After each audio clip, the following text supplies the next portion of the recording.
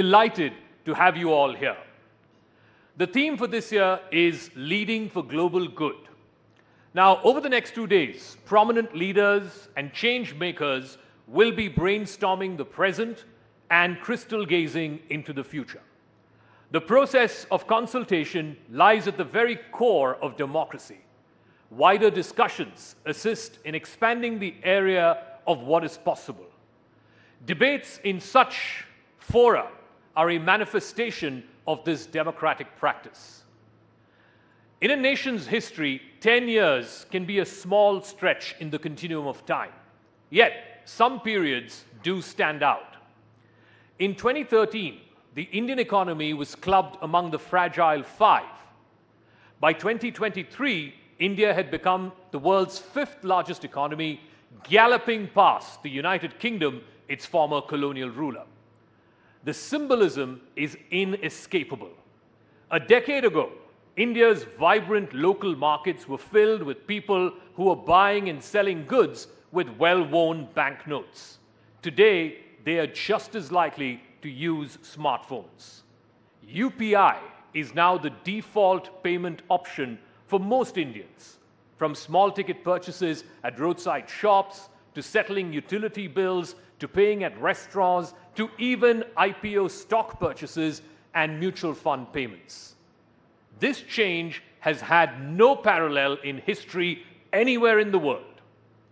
In 2023, Bharat entered the elite space club as the Chandrayaan-3 landed on the moon's south pole, making India the very first country to do so. 10 years ago, a usual bill mirrored the untidy patchwork of India's indirect tax structure. Today, the goods and services tax, the GST, has dramatically altered this by consolidating a web of levies into a single tax. India's infrastructure creation has become visible symbols of transformation. Whether it is ports, airports, highways, they've all turned India's image of a country with creaky roads into highway hotspots. This is acting as a powerful multiplier for the broader economy. It's connecting the hinterland with the metropolises.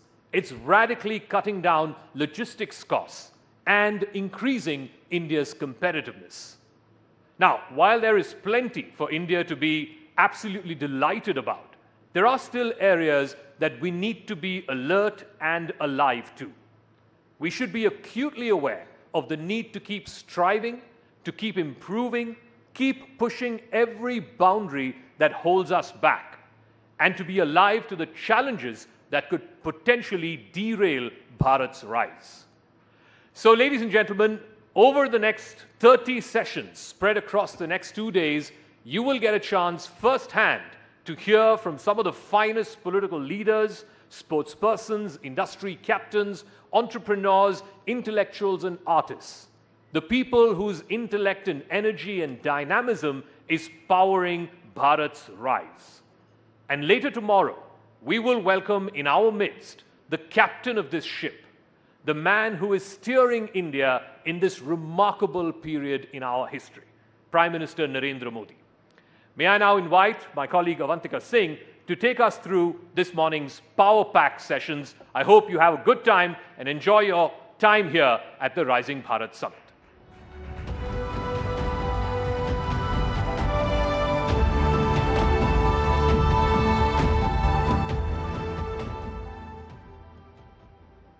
Thank you, Zaka, and a warm welcome, ladies and gentlemen, to the Rising Bharat Summit. Now, what is common among semiconductors, chip manufacturing, trains, railway stations, artificial intelligence, safety, data, and technology? The next session is with a leader who is in charge of putting India on the fast track of speed, safety, and technology, quite literally so.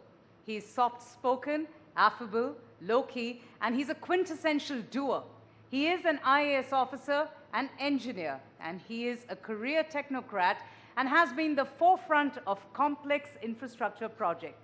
He truly believes that Indian Railways is going to play an important role in India's growth story. If you have been to a railway station lately, you would have seen the transformation. And if you have traveled on a train lately, you would have also experienced this massive change. Please put your hands together as I welcome our first guest for the morning, Minister Ashwini Vaishnav, who is with Railways and Communications and Electronics and Information Technology, for what promises to be a very exciting session. And may I please call on stage who will be moderating the session, titled The Transformers Taking India to a New Station. Let's have a huge round of applause, ladies and gentlemen. It's morning today. Thank you.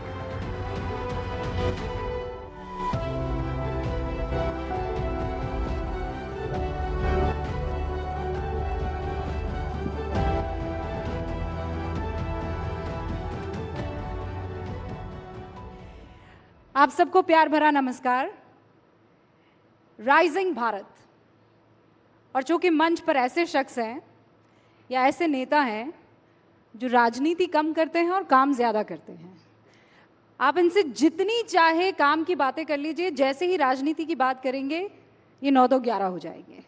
तो इसीलिए अगर इनको इस station पर रखना है तो काम की सारी बातें, और यही काम है जो राइजिंग भारत को उस जेनिथ तक लेकर जाने वाला है।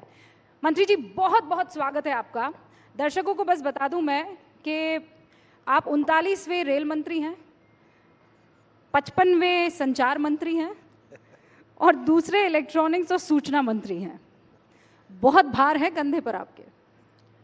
देखिए, जिस तरह से प्रधानमंत्री श्री नरेंद्र मोदी जी देश के लिए दिन रात मेहनत कर रहे हैं, अपना एक एक पल, एक एक क्षण देश के लिए समर्पित कर रहे हैं, तो हमारे जैसे कई कार्यकर्ताओं को लग जाना चाहिए, पूरी तरह से जुट ही जाना चाहिए। अश्विनी जी, जब 2047 की हम बात करते हैं, हम उस भारत की बात करते हैं जो विकसित हो चुका है, तो ईमानदारी से अपने दिल पर हाथ रखकर बताइए, एक रेल मंत्री अपने रेलवे नेटवर्क को उस वक्त कैसे पाता है? उस वक्त की ट्रेन हिंदुस्तान की जनता कैसे देख सकती है? देखिए, आज मोदी जी के 10 वर्ष के इस पीरियड में एक बहुत स्ट्रांग लेगेसी बनी है। आज मोदी जी की 10 वर्ष की लेगेसी और 25 वर्ष का प्लान, ये भारतीय जनता पार्टी का एक स्पष्ट जनता के सामने, भारत की जनता के सामने एक स्पष्ट मैसेज है। इस 10 वर्ष की लेगेसी में आप देखो, रेलवे में प्रैक्टिकली करीब करीब बहुत सारे राज्य 100% इलेक्ट्रीफाई हो गए। 40,000 किलोमीटर रेलवे का इलेक्ट्रिफिकेशन हुआ। 60 वर्षों में 20,000, 10 वर्षों में 40,000, करीब करीब आपके 30,000 किलोमीटर नए रेलवे ट्रैक बने। यानी जर्मनी का जितना रेलवे नेटवर्क है उतना रेलवे नेटवर्क भारत के रेलवे नेटवर्क में जुड़ा। पिछले साल 5,000 किलोमीटर जुड़े थे और इस साल भी, कल की रिपोर्ट में देख रहा था, 5,246 किलोमीटर कल तक रेलवे नेटवर्क में जुड़े। यानी हर साल एक स्विट्जरलैंड के बराबर रेलवे नेटवर्क भारत में जुड़ रहा है। टोटली नए जनरेशन की वंदे भारत ट्रेन्स आई, नमो भारत ट्रेन आई। आज वंदे भारत ट्रेन्स में हमारी जो मिडिल क्लासेस हैं और एस्पिरेशनल यूथ है, उनको एक ऐसा अनुभव मिल रहा है जो दुनिया के बेस्ट से बेस्ट रेलवे सिस्टम में मिलता। नमो भारत ट्रेन अपने आप में बहुत ही सक्सेसफुल है रीजनल ट्रांजिट के लिए। अब वंदे भारत स्लीपर आ रही है, वंदे मेट्रो आ रही है, अमृत भारत ट्रेन आ रही है। तो ये सब जो आपने देखा इन 10 वर्षों में विकसित भारत बनाने के लिए जो फाउंडेशनल एलिमेंट्स हैं, जो फाउंडेशन बनानी है, नींव बनानी है, वो नींव बनी है। अगले 5 वर्षों में इस नींव को और मजबूत करेंगे। मंत्री जी, मैं एक सेकंड आपको रोक रही हूँ। आप कह रहे हैं कि ये नींव 2014 में रखी गई है, इससे पहले फिर क्या हो रहा था? इससे पहले अगर रेलवे की मैं बात करूं तो रेलवे को एक दूध दोहने वाली गाय के बराबर समझा जाता था। ऐसी कंडीशन थी जिसमें रेलवे मिनिस्टर्स केवल किसी गाड़ी के स्टॉपेज या गाड़ी के एक्सटेंशन या नई गाड़ी के अनाउंसमेंट पे ध्यान देते थे। पटरियों की कैपेसिटी है कि नहीं, उसकी कोई चिंता नहीं होती थी। इस तरह से रेलवे का प्रशासन चला रहे थे तत्कालीन तब के रेलवे मंत्री और तब की सरकारें, जिसमें रेलवे फोकस नहीं था, पैसेंजर फोकस नहीं था, केवल अपनी राजनीति फोकस थी।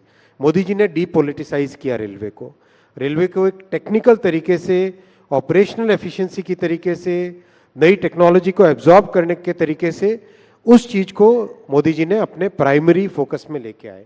रेलवे के बजट को मर्ज किया जनरल बजट में, जहां मात्र 15,000 करोड़ के आसपास मिलते थे जनरल बजट से भारतीय रेलवे को, आज 2,52,000 करोड़ रुपए का रेलवे का बजट सपोर्ट मिलता है।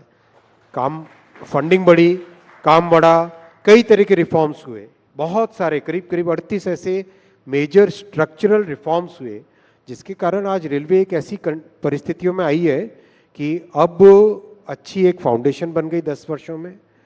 आने वाले 5 वर्षों में इस फाउंडेशन को और स्ट्रांग करेंगे, कई जो नई टेक्नोलॉजीज लेके आए उनको और ज़्यादा स्ट्रेंथन करेंगे, और उसके बाद में उसके आगे वाले 20 सालों में रेलवे एक अलग नया स्वरूप देखेगी। चेंजेस रेलवे स्टेशन पर नजर आ रहे हैं, यहाँ पर हर एक शख्स इस बात को मानेगा, लेकिन उसी रेलवे स्टेशन पर जब जाएंगे, ये बात सच है कि 41 वंदे भारत आ गई हैं, नमो भारत आ गई है, अमृत भारत आ गई हैं, स्टेशन पर आज भी जो यात्री है वो भीड़ को लेकर परेशान है, ट्रेनों में जो रिजर्वेशन है उसे लेकर परेशान है। ये कितना टाइम आप मंत्री जी बता सकते हैं कि एक वो वक्त आएगा जब साल भर में ये जो 700 करोड़ का आंकड़ा है यात्रियों का सफर करने का, वो 1000, 1200 या 1300 तक 2030 तक 1000 करोड़ लोग पैसेंजर्स रेलवे में ट्रैवल करेंगे, उस हिसाब से कैपेसिटी बना रहे। देखो, ट्रेन में और हाईवे में एक फंडामेंटल डिफरेंस होता है।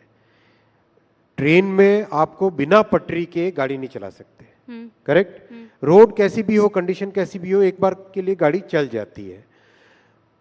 इसीलिए बहुत ज़रूरी है कि रेलवे नेटवर्क में ज़्यादा से ज़्यादा कैपेसिटी बढ़ाने के लिए जितने भी टेक्नोलॉजीज़ हैं, रेलवे के नई पटरियां बिछाना, ऑटोमेटिक सिग्नलिंग लाना, आपके कंप्लीट रेलवे के जो कंट्रोल सिस्टम है जिसको सेंट्रलाइज्ड ट्रेन कंट्रोल सीटीसी कहते हैं, उस टेक्नोलॉजी पे जाना, आपकी ट्रेन्स की एक्सेलरेशन डेसेलरेशन जो मतलब पिकअप और ब्रेक लगाने के बाद में रुकने की टाइम, उसको कम करना, 2x25 kV, बहुत मैसिव टेक्निकल वर्क है। उस पूरे टेक्निकल काम में जिस तेजी से काम चल रहा है, we are very comfortably, I can say with good confidence level, कि 2030 तक 1000 करोड़ पैसेंजर्स को हर साल कैरी करने की कैपेसिटी हो जाएगी। आज हम करीब करीब 700 करोड़ पैसेंजर्स को कैरी करते हैं साल में। रेलवे देश का अगर पूरा नेटवर्क देखो, ट्रांसपोर्टेशन की इकोनॉमिक्स देखो, तो ट्रांसपोर्टेशन में करीब 700 करोड़ रेलवे से जाते हैं, करीब करीब 250 करोड़ रोड से, हाईवे से जाते हैं, और करीब 35 करोड़ एरोप्लेन से जाते हैं। तो ये अभी ये नेटवर्क है, इसमें ये 700 करोड़ 2030 तक 1000 करोड़ होगा। अच्छा, इन सालों में ऐसा क्या हुआ है कि आपने इतनी तेजी से ये सारी ट्रेनें, चाहे वो नमो भारत हो, चाहे वो वंदे भारत हो, ये सिर्फ विल है या कुछ और भी चीज़ें थी जिसने इन एडिशन आपके इस काम को फास्ट ट्रैक पर ला दिया? 3 चीज़ें हैं। एक तो बहुत स्ट्रॉन्ग फोकस टेक्नोलॉजी लाने में, बहुत स्ट्रॉन्ग फोकस डीपोलिटिसाइज करने में रेलवे को, रेलवे का फोकस रेलवे की ऑपरेशनल एफिशिएंसी पे ध्यान दें, रेलवे में एक तरीके से काम करने की पद्धति बदली। दूसरा, फंडिंग इंक्रीज की मोदी जी ने। तीसरा, पीएम साहब ने बहुत स्पष्ट तौर पे कहा कि चाहे कितने भी कठिन फैसले लेने हो, फैसले लो, फैसले लेके, जैसे फॉर एग्जांपल एक नया रेलवे की मेंटेनेंस की पद्धति में नया एक सुधार हुआ है। पहले क्या होता था कि जिस दिन मेंटेनेंस करना है, मान लो पटरी है, पटरी पे डेली का डेली मेंटेनेंस करना पड़ता है, तो जिस दिन आपको मेंटेनेंस का काम करना है उसी दिन सारे कॉन्ट्रैक्टर्स, मशीन्स, स्पेयर मटेरियल, सब लेबर सब आते थे। तो सुबह से शाम तक मान लो वेट करते थे, 4 या 5 बजे तक मान लो परमिशन मिलती थी, कभी परमिशन नहीं भी मिलती थी, वापस चले जाते थे। ये एक ऐसी पद्धति जो 60-70 वर्ष तक चली। अब आज रेलवे में हर शुक्रवार को अगले 26 हफ्ते का, नेक्स्ट 26 वीक्स का डिटेल्ड प्लान बनाते हैं। नेक्स्ट 26 वीक्स मतलब जैसे जापान में मेंटेनेंस की पद्धति है, या जर्मनी में, या जो डेवलप्ड कंट्रीज है, विकसित या हर फ्राइडे करते हैं, वैसी की वैसी एडवांस्ड प्लानिंग अपना रेलवे भी कर रहा है।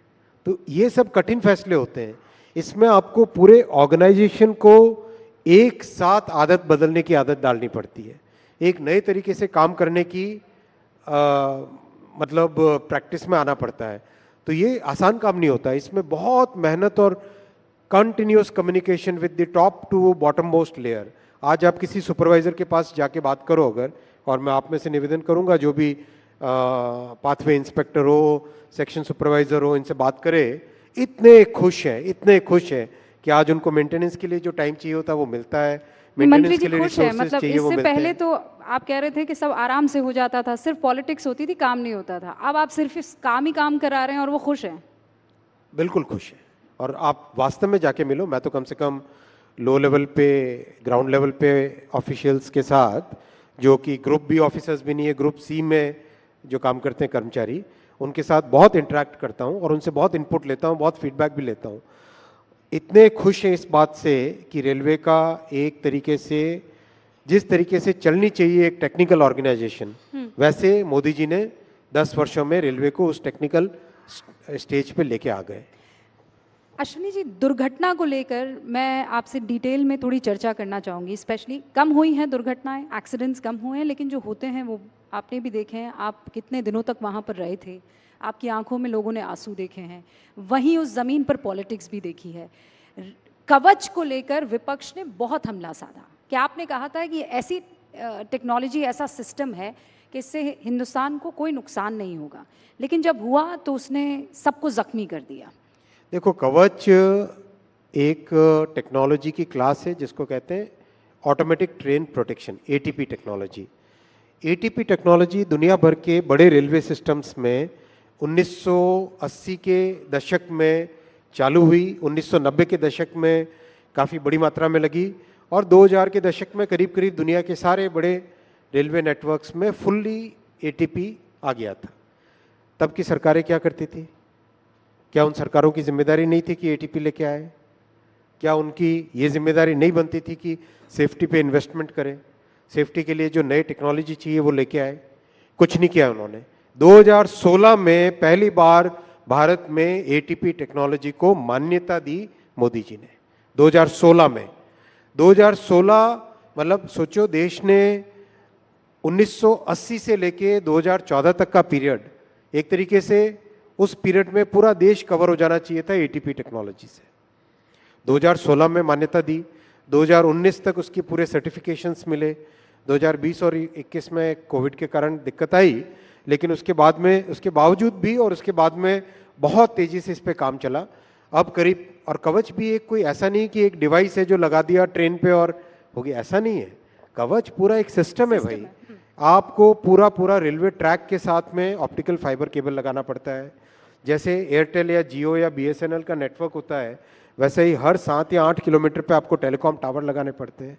उन टेलीकॉम टावर के ऊपर टेलीकॉम के डिवाइसेस लगते हैं, फिर ट्रेन के ऊपर डिवाइस लगता है, सिग्नलिंग सिस्टम के साथ पूरा इंटरेक्शन, इंटीग्रेशन करना पड़ता है। हर स्टेशन पे एक डेटा सेंटर बनता है, कंप्लीट डेटा सेंटर बनता है इसका, और फिर स्टेशन के डेटा सेंटर से पीछे कंप्लीट एक सेंट्रलाइज्ड ट्रेन कंट्रोल का data centre. It's very very complex technology. मतलब दुनिया भर के देशों में 20 से 25 साल लगे छोटे छोटे नेटवर्क, 8000, 10,000, 20,000 किलोमीटर के नेटवर्क्स, अपना 50, मतलब अभी 70,000, 75,000 किलोमीटर का नेटवर्क है। तो लेकिन इतनी तेजी से इसमें काम चल रहा है, नए नए जो मैन्युफैक्चरर्स हैं वो जुड़ रहे हैं, नए डिज़ाइनर्स जुड़ रहे हैं, कई तरह के इनोवेशंस कर रहे हैं, जिसमें कि जो स्टेशन की डिज़ाइन करनी है उस डिज़ाइन को ऑटोमेट किया जा सके।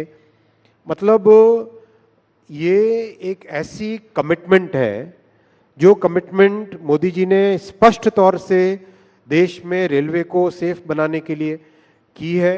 1,87,000 करोड़ का इन्वेस्टमेंट किया है 10 वर्षों में। अगर आप उसको कंपेयर करें तो 2.5 गुना ज़्यादा है उससे पिछले 4 से 14 में जितना इन्वेस्टमेंट था सेफ्टी पे, उससे 2.5 गुना ज़्यादा है, और उसका रिजल्ट भी दिख रहा है। वो रिजल्ट वेरी दिख रहा है। वेरी अनफॉर्चुनेट अगर बीच में लेकिन आगे और भी ज़्यादा प्रयास करके 100% सेफ्टी की तरफ बढ़ेंगे। एक कमिटमेंट बुलेट ट्रेन को लेकर भी है। अब अश्विनी वैष्णव जी, जब इतना गड्ढा है जिसको आप भरने का पूरा प्रयास कर रहे हैं, ऐसे में कई लोग ये कहते हैं कि क्या बुलेट ट्रेन की इस देश को आवश्यकता है? आप उन्हें क्या कहेंगे? बुलेट ट्रेन एक ट्रांसपोर्टेशन का मीन्स के हिसाब से मत समझिए आप इसको। बुलेट ट्रेन को अगर आप देखोगे, बुलेट ट्रेन आपके जिस पाथ पे चलती है, उस पाथ के सारे शहरों की इकोनॉमी को एक साथ जोड़ देती। मैं इसका उदाहरण बहुत अच्छा आपको दूंगा, जापान का। पहली बुलेट ट्रेन 1969 में जब चलनी चालू हुई, टोक्यो, नागोया, कोबे, क्योटो और ओसाका, ये सारे के सारी इकोनॉमीज मिलके एक इकोनॉमी बन जाती है। 550 किलोमीटर के आसपास का डिस्टेंस आप 2.5 से 3 घंटे में कवर करते हो।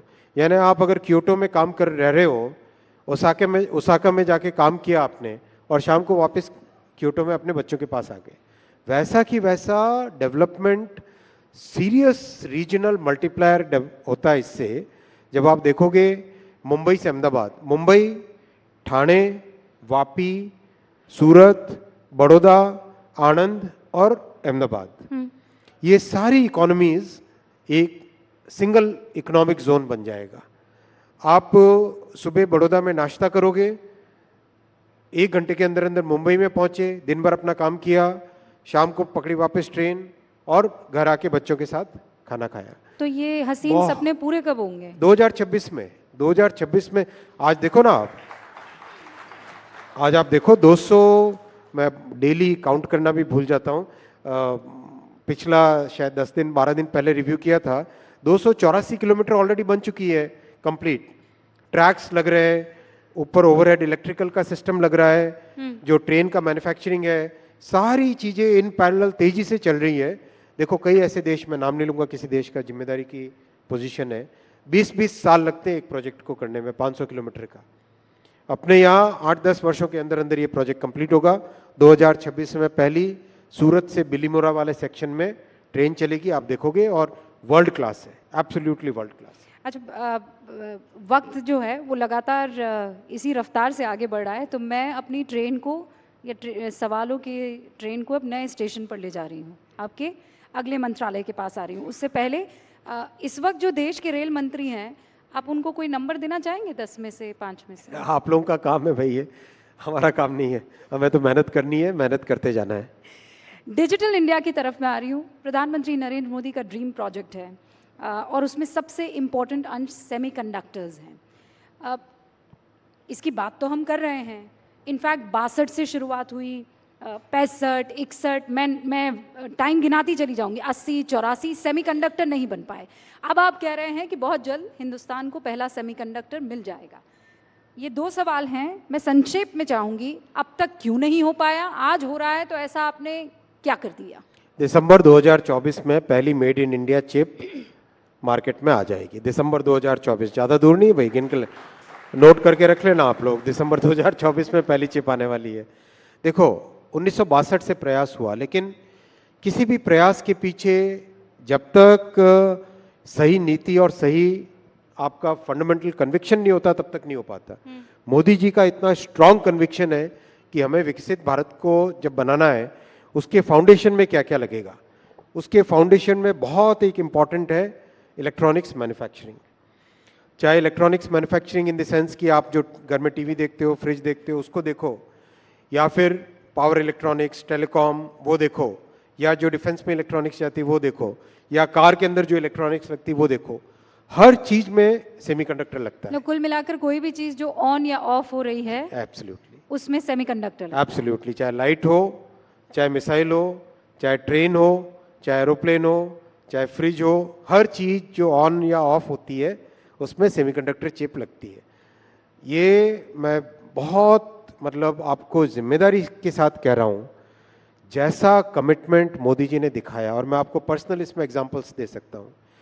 हम लोग सेमीकंडक्टर डिस्कशन के लिए जब आधे घंटे का या 45 मिनट का टाइम प्रधानमंत्री जी का मांगते थे, मैं आज सब पब्लिक के सामने कह रहा हूँ, कहना नहीं चाहिए, लेकिन पीएम साहब ने 3.5 घंटे तक टाइम दिया। हम 45 मिनट टाइम मांगते थे, वो 3 घंटे तक टाइम देते थे। एक एक लाइन बाय लाइन चीज पीएम साहब डिटेल में डिस्कशन करते थे।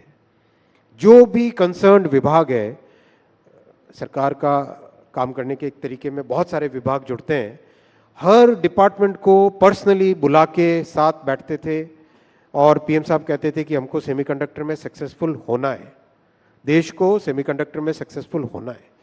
ऐसा कमिटमेंट इम्पॉसिबल है किसी दूसरे प्रधानमंत्री का। आप बोल रहे हैं कि इम्पॉसिबल कमिटमेंट सरकार की तरफ से, प्रधानमंत्री नरेंद्र मोदी की तरफ से दिख रहा है, लेकिन विपक्ष खासकर पी चिदम्बरम साहब ये कह रहे हैं ये जॉबलेस ग्रोथ है। वो ये कह रहे हैं कि जो कामकाजी संख्या है वो 50% से भी कम है और पिछले 9 सालों से ये आंकड़ा है। आप लोग ग्रोथ करते हैं, किसी को जॉब नहीं दे पाते। चलो मैं पी चिदम्बरम साहब को एक चैलेंज देता हूँ, आप मेरे माध्यम से, इस मंच के माध्यम से आप पी चिदम्बरम साहब को एक चैलेंज पहुंचाइए। EPFO, employ provident fund organisation, ये एक ऑर्गेनाइजेशन है जिसमें जो भी व्यक्ति काम पे जाता है उसका एक रजिस्ट्रेशन होता है, उसकी सैलरी में से डिडक्शन होता है और ऑर्गेनाइजेशन की तरफ से एक डिडक्शन होता है। एब्सोल्युटली ऐसा डेटा है जिस डेटा को कहीं पर भी हर जगह स्वीकार्यता मिलती है। ईपीएफओ के डेटा के हिसाब से जो नए लोग जॉब में जुड़े माइनस जो लोग जॉब से निकले प्लस जो लोग जॉब में वापस आए, कहीं एक बार निकल गए होंगे वापस आए, इसका जो नेट नंबर है वो टोटल जॉब अपॉर्चुनिटी बनी। ये तो सीधी गणित है, सिंपल सी गणित है। वो total job opportunities 6 lakh per month थी कुछ ही वर्षों पहले, आज वही on an average 12 lakh per month है। 12 लाख पर मंथ का मतलब साल के हुए 1,44,00,000, 12 into 12 144, 1,44,00,000 साल की जॉब अपॉर्चुनिटीज क्रिएट हो रही है।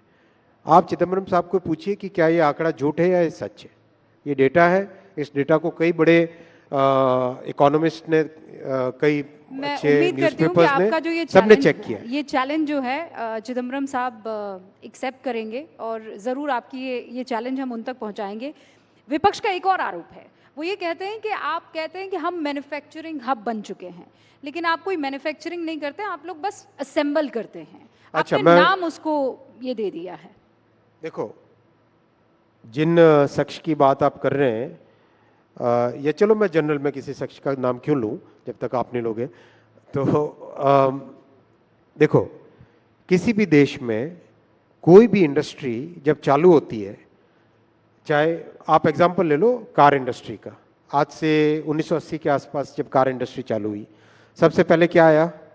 कार की सीकेडी बन के आई, जो कंप्लीटली नॉकडाउन यूनिट आता है। उसके बाद में क्या आया? SKD, semi knockdown unit. उसके बाद में क्या हुआ? कम से कम कुछ कंपोनेंट मैन्युफैक्चरर्स का इकोसिस्टम बना। उसके बाद में क्या आया? कई सारे कंपोनेंट इकोसिस्टम का मैन्युफैक्चरर बना, टियर 1, टियर 2, टियर 3 वेंडर्स बने। उसके बाद में क्या आया कि एक्सपोर्ट होने चालू हुए। ये एक साइकिल है, हर इंडस्ट्री की एक लाइफ साइकिल होती है। अगर यही लाइफ साइकिल कांग्रेस की सरकारें अगर 1980 में करने लग जाती, 1970 में करने लग जाती, तो आज देश की कहां पे परिस्थितियां होती। कांग्रेस ने पहले 4 दशक भारत के वेस्ट किए, 4 डिकेड्स भारत के लॉस्ट डिकेड्स बने, क्योंकि कांग्रेस की ऐसी पॉलिसीज थी जिसमें मैन्युफैक्चरिंग को एकदम गला घोंट के रखा गया, ऐसा कानूनों का मकड़ जाल बना के रखा दिया जिसमें कि कोई इंसान मैन्युफैक्चरिंग कर न सके। बस मतलब ऐसी परिस्थितियां थी 1990 से पहले तक तो, कि अगर आप अपनी कार की डिज़ाइन का हैंडल का डिज़ाइन चेंज करना चाहोगे तो आपको भारत सरकार के किसी अधिकारी के पास आके परमिशन लेनी पड़ती थी। ऐसा मकड़ जाल बिछा के रखा हुआ था। तो उस मकड़ जाल से निकले तो आप ये और सिंप्लीफिकेशन हो रहे हैं। अब बेबी स्टेप्स आज अपन ऐसी परिस्थितियों में है, हाँ, जिसमें मैन्युफैक्चरिंग हब बनने के लिए जो फाउंडेशन चाहिए वो फाउंडेशन ले डाउन हो गई है। अगले 5 वर्षों में आप देखोगे, देखो मैं आपको एग्जांपल्स देता हूँ, नंबर्स देता हूँ। नंबर्स लेना जरूरी है क्योंकि डेटा के साथ बात करनी चाहिए, केवल आरोप लगाने से आरोप नहीं होना है, डेटा के साथ बात करनी चाहिए। Mobile manufacturing practically negligible number था 10 साल पहले, आज कितना है?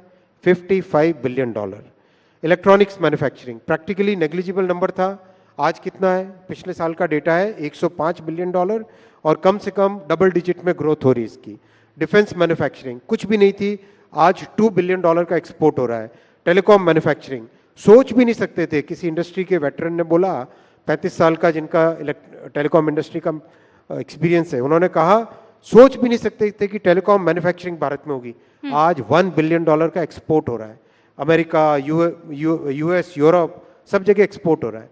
क्या बात करते हैं भाई कांग्रेस के लोग, जो अपनी इतने वर्षों तक जिन्होंने अपनी गलतियों को आज जवाब दे नहीं पा रहे हैं, और हम लोग मेहनत कर रहे हैं, जनता देख रही है, पब्लिक देख रही है, हम जब मेहनत कर रहे हैं तो उनके आरोप लग रहे हैं। किस बात की बात है ये? हमारे पास बस कुछ मिनट बचे हैं और मैं चाहती हूँ ये दो बहुत महत्वपूर्ण सवालों के आप जवाब दे दें। एक तो फैक्ट चेकिंग यूनिट को लेकर, मतलब सरकार ही अगर चेक करने लग गई तो कैसे चलेगा?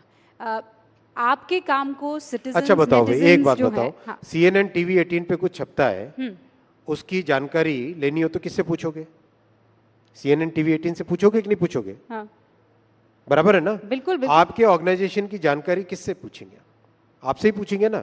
भारत सरकार की कोई भी न्यूज, किसी भी स्कीम, उसके बारे में पूछना तो किसको पूछोगे?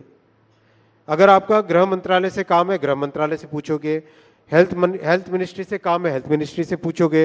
अगर आप कहोगे कि नहीं ये पावर मिनिस्ट्री से संबंधित प्रश्न है, पावर मिनिस्ट्री से पूछोगे।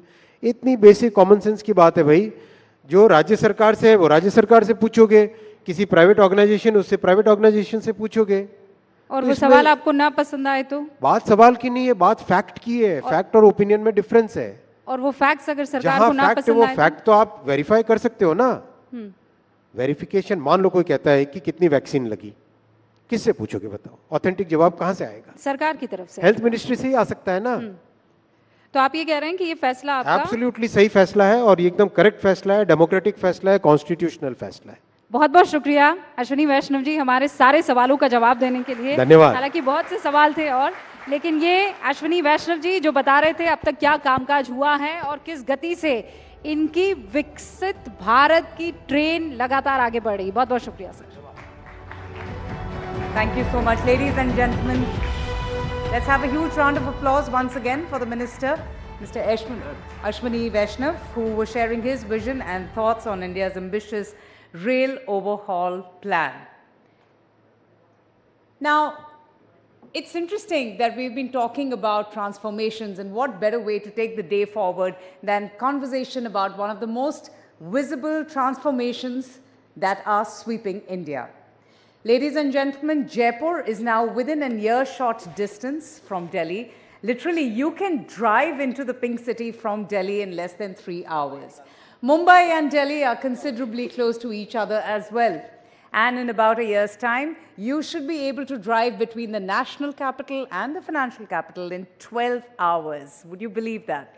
Soon, you will be able to drive from Delhi to Dehradun in 2.5 hours, Delhi to Amritsar in 4 hours, Delhi to Srinagar in 8 hours. This, ladies and gentlemen, was unthinkable until not too long ago. Development indeed delivers. Good economics can be good politics too, or can they? Well, let's hear it from the person who has been making all this happen for India.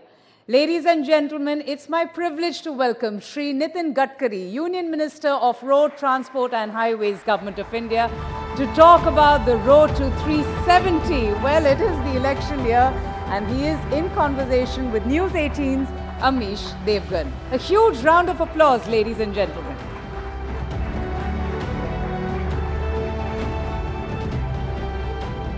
Welcome, sir.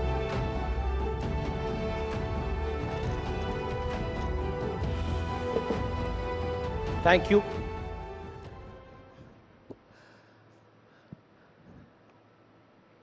और अब उस session की शुरुआत जिसका हमें काफी देर से इंतजार था।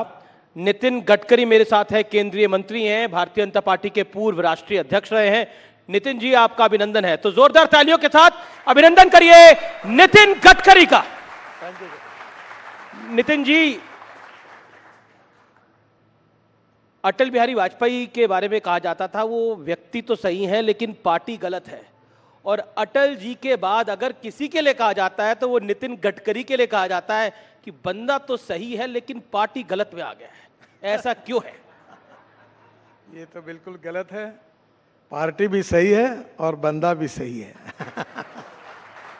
मैंने अपने जीवन की शुरुआत संघ के स्वयंसेवक के रूप में और विद्यार्थी परिषद के कार्यकर्ता के रूप में हुई, और जो भी मैं आज जो भी कुछ हूँ, जो मेरे में अच्छाई है, ये दोनों संगठन के कारण ही है। वो सब अच्छाई है। तो I am very much proud of my convictions, और मैं अगर अच्छा हूँ तो मेरी पार्टी अच्छी है, और मैं अगर अच्छा हूँ तो मेरी आइडियोलॉजी अच्छी है। यही बात मैं आपको कह सकता हूँ। लेकिन आपको नहीं लगता आप राजनीति में गलती से आ गए?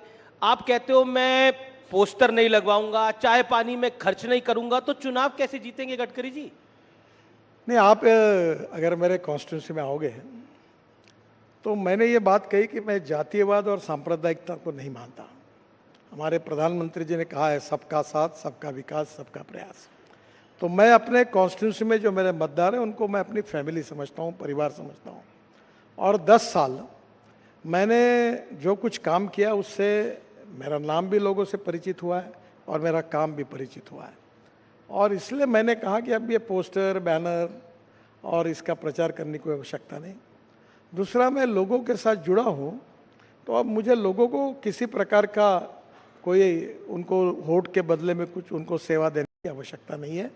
मैं लोगों से मिलूँगा, लोगों के घर जाऊँगा, पदयात्रा निकालूंगा, जो बुजुर्ग लोग हैं उनका आशीर्वाद लूँगा जी, और हाउस टू हाउस और मैन टू मैन कैंपेन करूँगा। और मेरा विश्वास है कि मैं अच्छे मार्जिन से चुनाव जीतूंगा, ऐसा मेरा विश्वास है। इस बार 3 हैट्रिक लगनी है।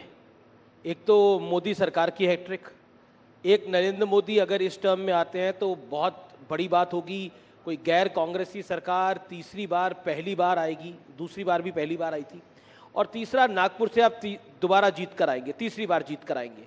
तो कितनी कठिन ये डगर लगती है, मोदी की तीसरी टर्म और आपका तीसरी बार लोकसभा जीतना? देखिए, पहली बात तो मोदी जी प्रधानमंत्री बनने ही वाले हैं, ये तय है। दूसरी बात यह है कि हम 400 पार जाने वाले, ये भी तय है जी, और मैं भी चुनाव जीतने वाला हूँ, ये भी निश्चित है। ये भी लेकिन नितिन गडकरी में ऐसा क्या है कि विपक्ष के नेता मुरीद हो जाते हैं? मैं पीछे अखबार में पढ़ रहा था कि सोनिया गांधी ने आपकी तारीफ कर दी, ऐसा क्या है? देखिए, ये मुझे भी आश्चर्य है, क्योंकि पार्लियामेंट में जब मेरे डिपार्टमेंट पर 75 सांसद बोले अलग अलग पार्टी के, सबने मुझे धन्यवाद दिया, सबने अभिनंदन किया, तो मुझे भी आश्चर्य लगा। तो एक तो सीधी बात यह है कि जो कानूनी काम है, नियम के अनुसार है, वो सबका होना चाहिए, और गलत काम होगा तो अपने का भी नहीं होना चाहिए। तो मैं रोड बनाता हूँ तो एक कॉन्स्टिट्यूंसी में रोड बनाओ और दूसरों को छोड़ दूँ, ऐसा तो नहीं होता। तो जो भी लोग मेरे पास समस्या लेकर आते हैं, मैंने सबका काम करने का प्रयास किया, तो उसके कारण उनके मन में उसका समाधान है, यही शायद उसका कारण होगा। एक चीज जो आप में नहीं बदली, जो मैंने आपका पहली बार इंटरव्यू किया था साल 2011 में, जो मुझे ध्यान में आता है, मुंबई में आपके घर पे, और आप तब राष्ट्रीय अध्यक्ष बने थे भारतीय जनता पार्टी के, तब भी आप बेबाक थे और अब भी आप बहुत बेबाक हैं। ये इतनी बेबाकी कभी भारी नहीं पड़ती आपको, या पड़ जाती है? नहीं, आप एनालिसिस कर सकते हो मैं कैसा हूँ। मैं जो सवाल पूछते हैं उसका नम्रतापूर्वक जो सही है वो जवाब देता हूँ, और मुझे लगता है जो सच है वो बताता हूँ। तो मुझे नहीं लगता कि इसमें कोई समस्या है। लेकिन विपक्ष कुछ ना कुछ निकालता रहता है। नहीं, एक बात ये होती है कि मैंने, और सोशल मीडिया ब्लॉगर्स भी कुछ लिखते रहते हैं। नहीं सर, कुछ लोग तो ऐसा है कि जो न बोला वो मुंह में डालकर उसको एक आदमी अपने मीडिया पे लिखता है, अपने साइट पर, और फिर दूसरे लोग उसको उठाकर लिखते हैं। तो सही में किसी ने जो बोला है उसके डिटेल में जाना चाहिए, देखना चाहिए, और फिर उसके ऊपर प्रतिक्रिया देनी चाहिए। एक सवाल जो मैं आपसे पूछना चाहता हूं कि आप बेबाक हैं, तो प्रधानमंत्री के सामने भी बेबाक रहते हैं, गृह मंत्री अमित शाह के सामने भी बेबाक रहते हैं? नहीं, निश्चित रूप से जब बातचीत होती है तो नम्रतापूर्वक अपनी बात प्रधानमंत्री सबसे सुनते हैं और तब रखते हैं, कोई अर्थ में अड़चन नहीं होती। मैं भी पार्टी का अध्यक्ष रहा, मेरे पास भी सब लोग उस समय अपनी बात रखते थे। तो हमारी पार्टी की एक पद्धति है जी, और उसमें सब अपना विचार रखते हैं, और अंतिम निर्णय फिर जो होता है सब मिलकर, या फिर प्रधानमंत्री या अध्यक्ष जो होंगे नेता, वो जो कहते हैं वो निर्णय होते हैं, उसमें आगे जाती है पार्टी। अब मैं आपको एक ये बहुत हेडलाइन स्टोरी रही, उद्धव ठाकरे का एक बयान, मैं वो मराठी में बयान है वो मैं आपको सुनवाता हूं और आपसे उसका रिएक्शन लेता हूं। उद्धव ठाकरे ने आपके बारे में, आपके विषय पे क्या बोला, आइए एक बार सुन लेते हैं उद्धव ठाकरे का बयान। युतीमध्ये जे मेहनत करत होते त्या नितीन गडकरींचं नाव त्याच्यामध्ये नाही। अहो नितीनजी सोडून द्या भाजपा, राहा उभे, आम्ही महाविकास आघाडीकडनं तुम्हाला निवडून आणतो। दाखवा महाराष्ट्राचं पाणी, दाखवा महाराष्ट्राची धमक, दाखवा महाराष्ट्र दिल्ली समोर कधी झुकला नाही। अब नितिन जी कह रहे हैं कि आइए हम आपको एमवीए से टिकट दे देंगे, महाराष्ट्र दिल्ली के आगे कभी झुकता नहीं है। देखिए, पहली बात तो ये है जी कि पार्लियामेंट्री बोर्ड की जब मीटिंग हुई तो मध्य प्रदेश, गुजरात और उत्तर प्रदेश के पदाधिकारियों के साथ चर्चा होकर निर्णय होगा। अब मैं महाराष्ट्र से लड़ता हूँ तो मेरे महाराष्ट्र के प्रदेश के पदाधिकारी आकर उनसे चर्चा ही नहीं हुई थी, तो पहले लिस्ट में स्वाभाविक रूप से मेरा नाम आने की संभावना नहीं थी जी। अब दूसरे लिस्ट में नाम आया। मैं भारतीय जनता पार्टी का कार्यकर्ता हूँ, लड़ूंगा तो भारतीय जनता पार्टी से ही लड़ूंगा, दूसरे कोई पार्टी में जाने का सवाल ही नहीं उठता। और इस प्रकार की ऑफर भी हास्यास्पद है, क्योंकि मैं अपने पार्टी के साथ जुड़ा हूं, विचारधारा के साथ जुड़ा हूं, इसी पार्टी में रहूंगा और इसी पार्टी में काम करूंगा। जी, लेकिन पिछले दिनों आपने कहा था कि किसी भी पार्टी की सरकार हो, एक चीज तय है कि जो काम करता है उसे सम्मान नहीं मिलता। ये क्यों कहा था आपने? ये मैंने ऐसा नहीं कहा था, यही गड़बड़ है जी। मैंने कहा सिस्टम में ऐसा होता है। जो मैंने विशेष रूप से सरकार में काम करने वाले लोगों के बारे में कहा था, उसके पहले भी मेरी प्रस्तावना उसके साथ थी कि अच्छा काम करते तो उनको सम्मान नहीं मिलता और बुरा जो काम करता है उसको सजा नहीं होती, क्योंकि सिस्टम इतनी कॉम्प्लिकेटेड है कि अच्छे आदमी को तुरंत अवार्ड नहीं मिलता और जो कुछ करता है उसकी इंक्वायरी होते होते इतने साल चले जाते हैं कि उसको सजा नहीं मिलती। ये उसका वाक्य था। इसका संबंध राजनीति से भी नहीं था। यही आप नहीं है, पर आप जैसे आपके जो बंधु है वो बिना रेफरेंस लेके इस प्रकार की बातों को फैलाते हैं। आजकल ना सोशल मीडिया का दोष भी सब मीडिया पर ही डाल देते हैं। अब सोशल मीडिया में तो बहुत कुछ चलता ऐसा नहीं होता जी। सोशल मीडिया पे जो गलत छाप के आता है उसको तुरंत लेकर रात को चर्चा का कार्यक्रम आप आयोजित करते हैं और उसको आगे लेके जाते हैं। ये समस्या है जी। मेरा अगला सवाल है, 2022 में आपने कहा था कि राजनीति को अलविदा कहने का बड़ा मन करता है, लेकिन कभी नहीं कहा था ऐसा। तो पर आपका बयान है ये। सर बिल्कुल गलत है। मैंने ये कहा था कि we need to redefine the definition of politics. केवल पावर पॉलिटिक्स, सत्ता कारण यानी पॉलिटिक्स नहीं है जी। समाज कारण, राष्ट्र कारण और विकास कारण ये भी पॉलिटिक्स है। और महात्मा गांधी जी ने जब देश को स्वाधीनता के लिए जो आंदोलन किया था वो भी आंदोलन राजकारण था। तो हम लोग 80% समाज कारण करें और 20% सत्ता कारण करें। और आपने परसों भी देखा होगा, मैं दिव्यांगों को मैंने 87 चेयर बांटी, मैंने करीब 50,000 हार्ट के ऑपरेशन। मैंने आज आपका सुबह ट्विटर देखा, उस पर आपने एक वीडियो ट्वीट करा है। एक लड़की के दिल में एक होल था, उसका आपने ट्रीटमेंट कराया है अपनी कॉन्स्टिट्यूएंसी के अंदर। वाकई मतलब वो जिसे कहते हैं कि बहुत मार्मिक विषय है ये सारे। लेकिन पॉलिटिक्स की अगर हम बात करें नितिन जी, तो राज ठाकरे दिल्ली में है और राज ठाकरे अगर दिल्ली में है तो कुछ तो बड़ा चल रहा है। तो क्या अलायंस होने की बात है? देखिए, मुझे आज सुबह ही राज ठाकरे जी का फोन आया था, पर वो दूसरे काम के लिए आया था। उनके पासपोर्ट का काम था, वो हो गया, इसलिए धन्यवाद देने के लिए आया था। बाकी तो वो आज पासपोर्ट, एनडीए का पासपोर्ट नहीं, उनका पासपोर्ट। अच्छा। बाकी उनका क्या बातचीत होगी क्या नहीं, ये तो आज होगी तब निर्णय होगा, मुझे पता नहीं इसके बारे में। लेकिन आप चाहते हैं राज ठाकरे आए? देखिए, इसका निर्णय पार्टी करेगी। आपका मन क्या है? नहीं, मेरा कोई व्यक्तिगत मन नहीं होता। पार्टी के पदाधिकारी, पार्टी के अध्यक्ष और पार्लियामेंट्री बोर्ड, प्रधानमंत्री जो निर्णय करेंगे वो करेंगे। महाराष्ट्र में सीट बंटवारे को लेकर काफी सवाल जवाब हो रहे हैं, काफी सोर्सेज के हवाले से खबर आती है, लेकिन अब आप सामने बैठे हैं तो मैं पूछ ही लेता हूँ, चल क्या रहा है वहां पर? कोई नहीं, सब ठीक चल रहा है। लगभग बंटवारा हो गया है। शिंदे जी खुश है? हाँ सब। और चुनाव तक क्या होता है, जब तक कैंडिडेट तय नहीं होते हैं जी, तब तक एक सीट है, 10 उम्मीदवार है, तो थोड़ा बहुत तो चर्चाएं होती रहती है, थोड़ा बहुत विवाद होते रहता है, ये ऑब्वियस है। और मुझे लगता है कि अभी लगभग फाइनल हो जाएगा और हम लोग मिलकर लड़ेंगे और महाराष्ट्र में हमको बहुत शानदार जीत मिलेगी, ऐसा मेरा विश्वास है। एनडीए बहुत सालों से गठबंधन है, लेकिन इस बार एक नया गठबंधन बना है, इंडिया अलायंस, लेकिन वो बनने से पहले ही लड़खड़ा गया। आपको इंडिया अलायंस कैसा दिखता है, क्योंकि महाराष्ट्र में एक बड़ी चुनौती है? मैं अपने पार्टी को और अपने अलायंस को देखता हूँ। मेरी एक फिलॉसफी ऐसी है जो मैं अक्सर लोगों को बताता हूँ कि 2 रेखाएं, एक आपकी और दूसरे की है। 2 मार्ग है रेखा बड़ी करने का, एक तो अपनी बड़ी करो या दूसरे की पूछने का काम करो जी। तो मैं अक्सर इस बात पे विश्वास रखता हूँ, अपनी बड़ी करो। और 10 साल मोदी जी के नेतृत्व में हमारी सरकार ने जो कुछ काम किया है जिसका लोग अनुभव लेते हैं। अभी मैं आ रहा था तो मेरे ट्विटर पर ये द्वारका एक्सप्रेस हाईवे बना जी, तो इतने लोगों में खुशी है कि इतने लोगों की प्रतिक्रिया मुझे प्राप्त हुई। तो हम 10 साल में जो हमने काम किया है उस सरकार में मोदी जी के नेतृत्व में, उसके भरोसे हमें सफलता हासिल होगी। हमें अपने पॉजिटिविटी और अपने काम को लोगों को बताना है, हमको बाकी निगेटिव बातों में जाने की कोई आवश्यकता ही नहीं है।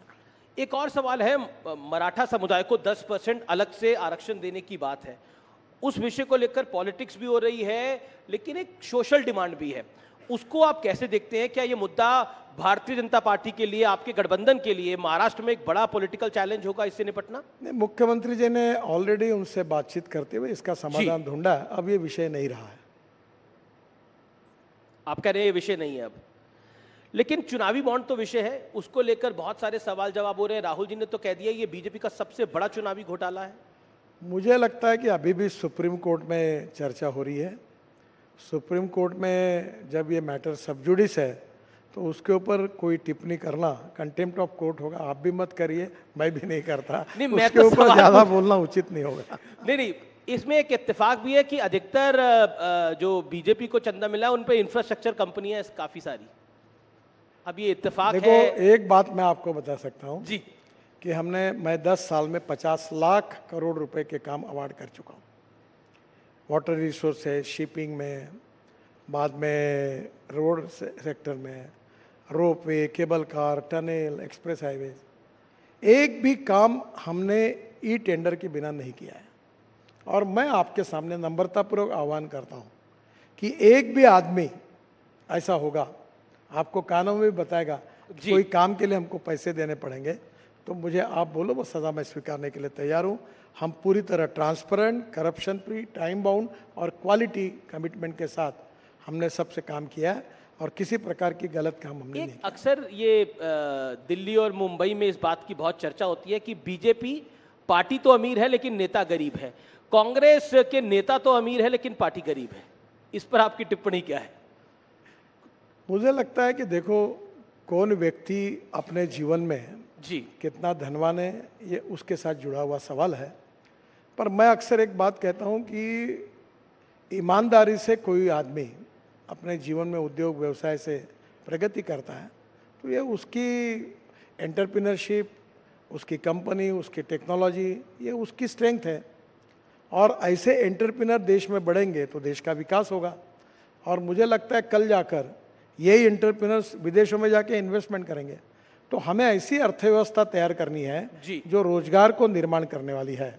और रोजगार निर्माण करना है तो कैपिटल इन्वेस्टमेंट लगेगी, एंटरप्रेन्योरशिप लगेगी, टेक्नोलॉजी लगेगी।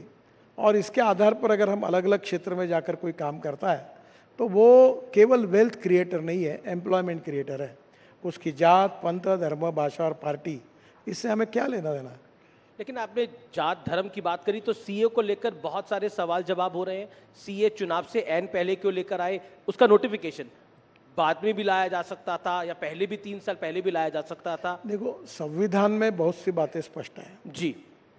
ये बिल्कुल स्पष्ट है कि जो हिंदू धर्म के हैं, बौद्ध धर्म के हैं, सिख धर्म के हैं या जैन धर्म के हैं, वो लोग अगर कहीं विदेश में जाएंगे जी तो उनको वहाँ से निकाल दिया तो उनको जाने का अधिकार वाला कोई देश नहीं है।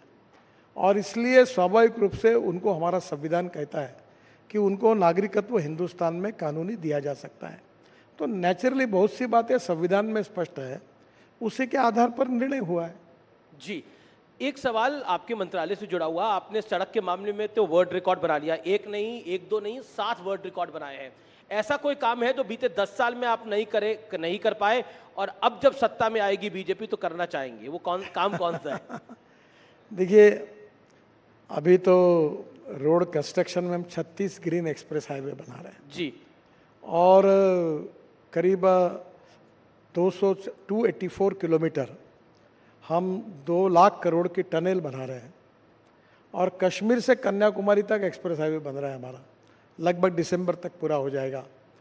अब हमारे यहाँ हमने पब्लिक ट्रांसपोर्ट और इलेक्ट्रिसिटी को चालू किया 260 जी। हम रोपवे, केबल कार, फेनिकुलर रेलवे बना रहे हैं।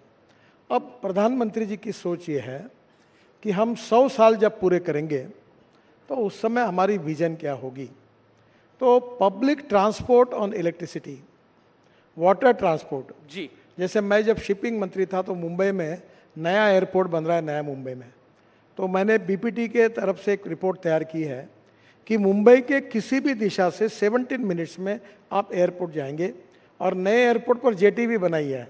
जी, जैसे टैक्सी है, एयर टैक्सी है, वैसे वाटर टैक्सी बनाई। और ये वाटर टैक्सी से आप वसई विरार से लेकर तो नरीमन पॉइंट से लेकर आप केवल 17 मिनट्स के अंदर नए एयरपोर्ट पे पहुंचेंगे। आपको इटली में एक वेनिस करके शहर है, जहां हम होटल में उतरकर पानी में ही अपना सामान रख के डायरेक्ट एयरपोर्ट पे उतरते हैं। तो उसी प्रकार की कल्पना है। तो पब्लिक ट्रांसपोर्ट में एम्फीबियस सी प्लेन मैंने प्रयोग किया था कि पानी पे उतरा हवाई जहाज। जी, तो ट्रांसपोर्ट सिस्टम में काफ़ी बड़ा रिवोल्यूशन होगा। और विशेष रूप से इंडिजिनस फ्यूल के आधार पर पब्लिक ट्रांसपोर्ट में, जैसे बड़ी बस है, तो मैं अभी बेंगलोर में स्टडी कर रहा था कि हमारे यहाँ बेंगलोर में हवा में चलने वाली डबल डेकर बस, उस प्रोजेक्ट को हम स्टडी कर रहे थे कि जो ऊपर के ऊपर चले, क्योंकि रोड बड़ा नहीं कर सकते। तो अब नेचुरली मेट्रो की कॉस्ट पर किलोमीटर 350 करोड़ आती है, और मैं जो टेक्नोलॉजी की बात करूँ 20 से 25 करोड़ रुपए आती है। तो नए नए टेक्नोलॉजी का उपयोग करके अभी ये धौला कुआं से मानेसर तक बीच में ऊपर में पॉन्ड सिस्टम का भी हमने बीच में स्टडी किया था। तो ये नई नई जो टेक्नोलॉजी है ट्रांसपोर्ट सेक्टर में, वो भविष्य की टेक्नोलॉजी है, और उसके बारे में हमारे यहाँ कुछ अध्ययन भी हुआ। हम 670 रोड साइड एम्यूनिटीज बना रहे हैं। जी, पर मुझे अगर पूछोगे तो एक काम कौन सा करना चाहते हैं आप? मैं 2024 में एक काम इन सब में सबसे अच्छा कोई कर सका जी, तो 2014 में जब मैं मंत्री बना तो 1 करोड़ लोग आदमी आदमी को खींचने का काम करता था। एक तो साइकिल रिक्शा था या कंधे पे लेके आदमी धोने का काम का, बिहार में, बंगाल में, नॉर्थ ईस्ट में। मैंने मैकेनिज्म ड्रिवन ई रिक्शा लाया, और आज मुझे खुशी है कि 1 करोड़ लोग जिनका शोषण हो रहा था उनको मुक्ति मिली, और ई कार्ट और ई रिक्शा चला रहे, और उनको एक प्रकार से मानवीय शोषण से मुक्ति मिली। तो मैंने बहुत express highway, tunnel, road, bridges बनाए, पर ये काम जो है ये मेरे लिए सबसे अच्छा है। आपके दिल के करीब है, लेकिन एक राउंड हमारे दिल के बड़ा करीब है, और ये फोटो राउंड है, और इसमें कुछ तस्वीरें आएंगी और आपको उसका रिएक्शन दे रहा है। और मुझे भी पता नहीं है फोटो कौन कौन सी लगाई है इन लोगों ने। पहली फोटो देख लेते हैं कौन सी आ रही है।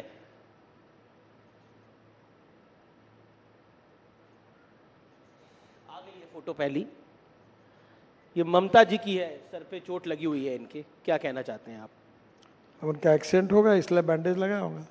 जी, अगली फोटो देख लेते हैं कौन सी आ रही है।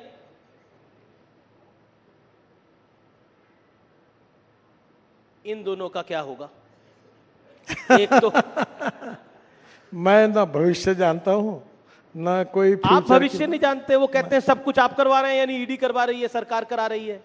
देखिए, ईडी अपना काम कर रही है जी, और वो अपना काम कर रहे हैं। हम अक्सर इस बात पे विश्वास रखते हैं कि हमारा भविष्य भगवान के हाथ में है। आपका नहीं, बिल्कुल भविष्य तो भगवान के हाथ में, लेकिन इनका भविष्य क्या है मुझे मालूम नहीं। आपको मालूम मैं भविष्य वेत्ता थोड़ी हूँ, जिसका क्या होगा मुझे क्या जी पता। अगली तस्वीर देख लेते हैं कौन सी आ रही है। अब ये इंडिया अलायंस है मुंबई में, आपके घर में ये सब एक साथ आए थे। इनका भविष्य क्या दिख रहा है आपको? देखो, इनका भविष्य अच्छा है ही नहीं। नहीं है अच्छा। ये पूरी तरह इस चुनाव में इनकी पिटाई हो जाएगी, और हमें 400 पार जगह मिल जाएगी, और बेचारे उनमें से अनेक लोग फिर निवृत्त हो जाएंगे राजनीति से। जी, अब अगली तस्वीर जो है वो नेताओं की नहीं है, अब वो फिल्मी, क्योंकि आप महाराष्ट्र से आते हैं, माया नगरी है, मुंबई है, तो कुछ फिल्मी कलाकारों की है। पूछते हैं आपसे कि आपके कौन पसंदीदा है। Next please. अब रणबीर कपूर पसंद है, रणबीर सिंह पसंद है, या विक्रांत मैसी पसंद है आपको? नहीं, मैं मेरी जनरेशन के हीरो को मुझे जो चॉइस है उसी में बोलना गडकरी। तीनों भी अच्छे हैं। एक तो पिक करिए ज्यादा अभी। अच्छा, लास्ट फिल्म किसकी देखी इन तीनों में से? और रणवीर की देखी थी मैंने। रणबीर की देखी। हाँ। कौन सी? वो जो एनिमल नाम नहीं, वो जो हमारे पेशवे के ऊपर जो थी ना रणवीर। अच्छा अच्छा अच्छा अच्छा अच्छा, रणवीर बाजीराव बाजीराव मस्तानी। अच्छा अच्छा, आपने भी पॉलिटिकल दिया इसका जवाब पूरी तरह से। अगला देख लेते हैं किसकी तस्वीर आ रही है। ये हीरोइंस की हैं। आप पसंद, मतलब आपको इनमें से किसकी फिल्म देखी? तापसी पन्नू है, आलिया भट्ट है, कियारा आडवाणी है। नहीं, इन तीनों के भी फिल्में मैंने नहीं देखी। नहीं देखी? तीनों टॉप हीरोइन है देश की। देखो एक बात बताता हूँ, ये जनरेशन के हीरो हीरोइन अलग अलग होते हैं जी। अब हमारे जनरेशन में हमको तो अमिताभ बच्चन यही हमारा फेवरेट हीरो था। तो कॉलेज में किसका ट्रेंड फॉलो करते थे आप? कॉलेज में, जब कॉलेज में थे तो किसी का ट्रेंड फॉलो करते होंगे। अमिताभ बच्चन को। अमिताभ बच्चन का फॉलो करते थे। मैंने एक बार उनको भी कहा कि मैंने जंजीर 3 बार देखा, आनंद 3-4 बार तो देखा। Bell bottom pants, long collar सब डालते थे। वो फाइटिंग के पिक्चर पसंद आते थे उसे।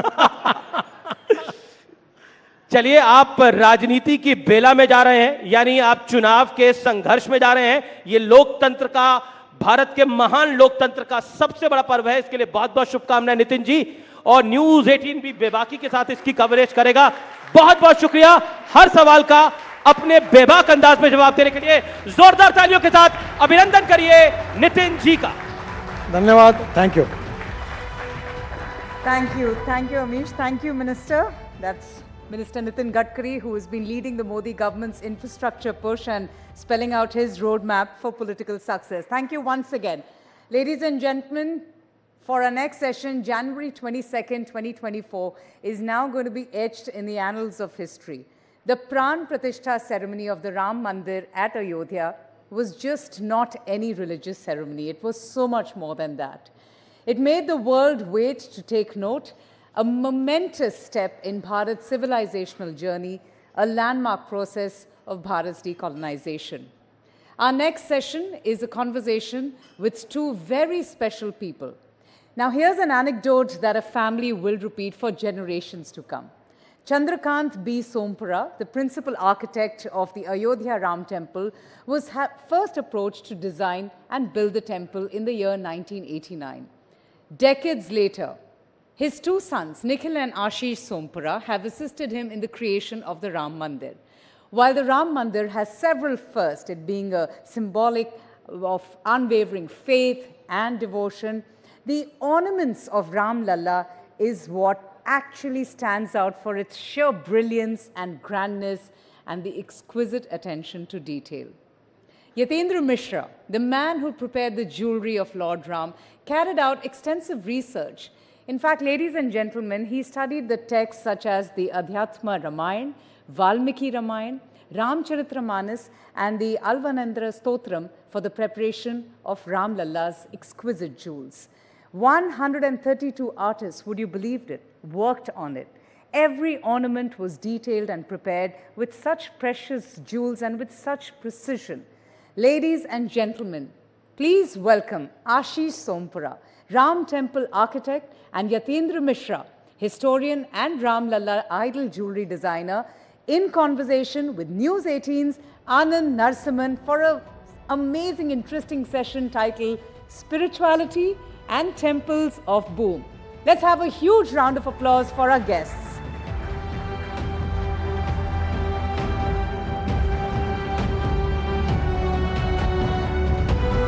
Welcome. Thank you, Anand.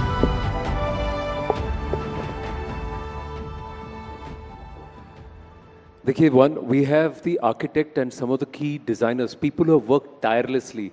Can we please be a little generous in our welcome on the Rising Bharat Summit? Thank you. आप लोगों का बहुत बहुत आभार और आपका बहुत बहुत धन्यवाद for making the time, Ashish ji and Yatendra ji. Thank you. Ashish ji's father, his brother, they are all instrumental in reviving a shaili, which is one of the 3 remaining shailis of construction of temples. तो आशीष जी वहीं से शुरू करते हैं, फिर यतेंद्र जी will come to the effort that's gone behind Ramlala. Ayodhya से तो आपका एक और भी connection है, so we'll talk about that too. But how important is this shaili, the Nagara shaili? Somnath temple, Akshardham temples, and now temple of Ramlala. Shailis are basically divided from the south to north. It's divided the Indian continent, the whole Indian, the original Indian continent. It's been divided in the north, middle, and the southern. And each and every shaili is being like, the basics are the same, but according to the climatology, according to the geographical condition, according to the material what you are getting, from that part, it has been developed in certain ways. But the Naga shaili, which is like the northern side, from the whole, if you can say the Gujarat, the Madhya Pradesh, Uttar Pradesh, and all that, that is covered by the Naga shaili. And Vaseras, yeah, which is on the Odishan style, and the Dravidian style is in the south, basically. The concepts are different, the material is different, but I can say one thing, Nagar Shaili is been developed in certain way that it has been architecturally well developed thing. शैली है जो पूरा का पूरा शैली जो है वो एक बहुत well developed है, क्योंकि इसमें particularly हर एक भगवान के लिए, हर एक चीज़ के लिए, क्योंकि हमारे नॉर्थ में जैनिज़्म भी है, हिंदुइज्म भी है, लेकिन हर एक का उस नागा शैली के अंदर हर भगवान का भी एक शिखर स्टाइल है, एक अलग इंडिविजुअलिस्टिक अप्रोच दिया गया है उसके अंदर, एक आर्किटेक्चर का पर्टिकुलरली. सो नागा शैली इज़ अ वेल डेवलप्ड शैली in northern part. So obviously, और राम मंदिर भी नॉर्दर्न इंडिया में है, तो उस शैली का चयन उसी टाइम से पिताजी ने कर लिया था कि 1989-90 में जब ये डिज़ाइन हुआ था कि नागा शैली में इसका मंदिर बनना है. पर उस 80 के दशक में जब चंद्रकांत जी ने इसकी कल्पना की थी, ये जो शैली है क्या ये विलुप्त हो रही थी? What has this boom of construction of temples done? इसके पीछे की जो कहानी है, क्योंकि मंदिर तो सबको दिख रहा है, उसके पीछे की कहानी आज हमें बताइए. नहीं, ऐसे विलुप्त नहीं कह सकते हैं, विलुप्त नहीं हुई थी, क्योंकि माय ग्रेट ग्रैंडफादर जिन्होंने सोमनाथ बनाया था वो भी नागा शैली का है. वो एक उसमें भी नागा शैली में भी शांतार प्रसाद और निरंधार प्रसाद अलग से एक शैलियाँ हैं उसमें से, तो सोमनाथ टेम्पल भी उन्होंने उस टाइम पे बनाया था, तो विलुप्त नहीं हुई थी, लेकिन प्रैक्टिस बहुत कम थी उस टाइम पे. बहुत फ्यू कुछ फैमिलीज थी, या ऐसा कह सकते हैं कि कुछ लोग मतलब ट्रस्ट थे या वही सब बनाते थे. लेकिन डेफिनेटली राम मंदिर के बाद इसके अंदर काफ़ी कितने कारीगरों ने काम किया है इस पर, रामलला पर? राम मंदिर के अंदर अगर मैं कारीगरों की पर्टिकुलर बात करूं तो कम से कम 5 से 6 हज़ार कारीगरों ने काम किया है. 6,000 कारीगर, 6,000 आर्टिजन्स, यानी 6,000 परिवारों की जीविका इस मंदिर के निर्माण से चल भी रही है. डेफिनेटली, और जीविका चलना ये बहुत मतलब बड़ी चीज़ हो गई अब लोगों को लिए कि अभी मंदिर कंस्ट्रक्शन, टेम्पल कंस्ट्रक्शन इतना ज़्यादा हो रहा है कि पहले क्या था कि मंदिर के कंस्ट्रक्शन कम होते थे, तो उनके फैमिली के लड़के जो ये काम करते हैं, क्योंकि ये भी एक जनरेशन के बाद जनरेशन वाला काम था, तो बहुत कम होते जा रहे थे. लेकिन इसके बाद अभी इतना रिवाइव हुआ है कि काफ़ी लोग अभी इसके अंदर आ रहे हैं और इसके काम के लिए मतलब लोग बड़े हैं इसके अंदर काम के लिए. मैं देखने जाऊँ तो कि कारीगरों की जो कमी थी वो भी पूर्ति हो रही है, उसकी पूर्ति हो रही है. तो there are more people turning to this as a profession. तो एक अगर आपको, क्योंकि 108 वहाँ पर पिलर्स हैं, राम मंदिर के हर लेवल पर 108 पिलर्स हैं, तो एक पिलर को गढ़ने में, तराशने में, उसको बनाने में कितना समय लगता है? देखिए, बेसिकली उसमें 2 पार्ट है. एक पार्ट जो है कार्विंग वाला पार्ट, जिसको बोलते हैं हम नॉर्मल कार्विंग, और दूसरा पार्ट है उसके अंदर मूर्ति काम. तो मूर्ति काम वाला जो काम होता है वो इंस्टॉलेशन के बाद होता है, क्योंकि वो बहुत फ्रिजाइल हो जाती है, तो उसको ट्रांसपोर्टेशन में तब इंस्टॉलेशन के टाइम पे हम उनको नहीं हैंडल कर सकते हैं, तो वो एक बार इंस्टॉलेशन होने के बाद ऑन साइट वो काम होता है.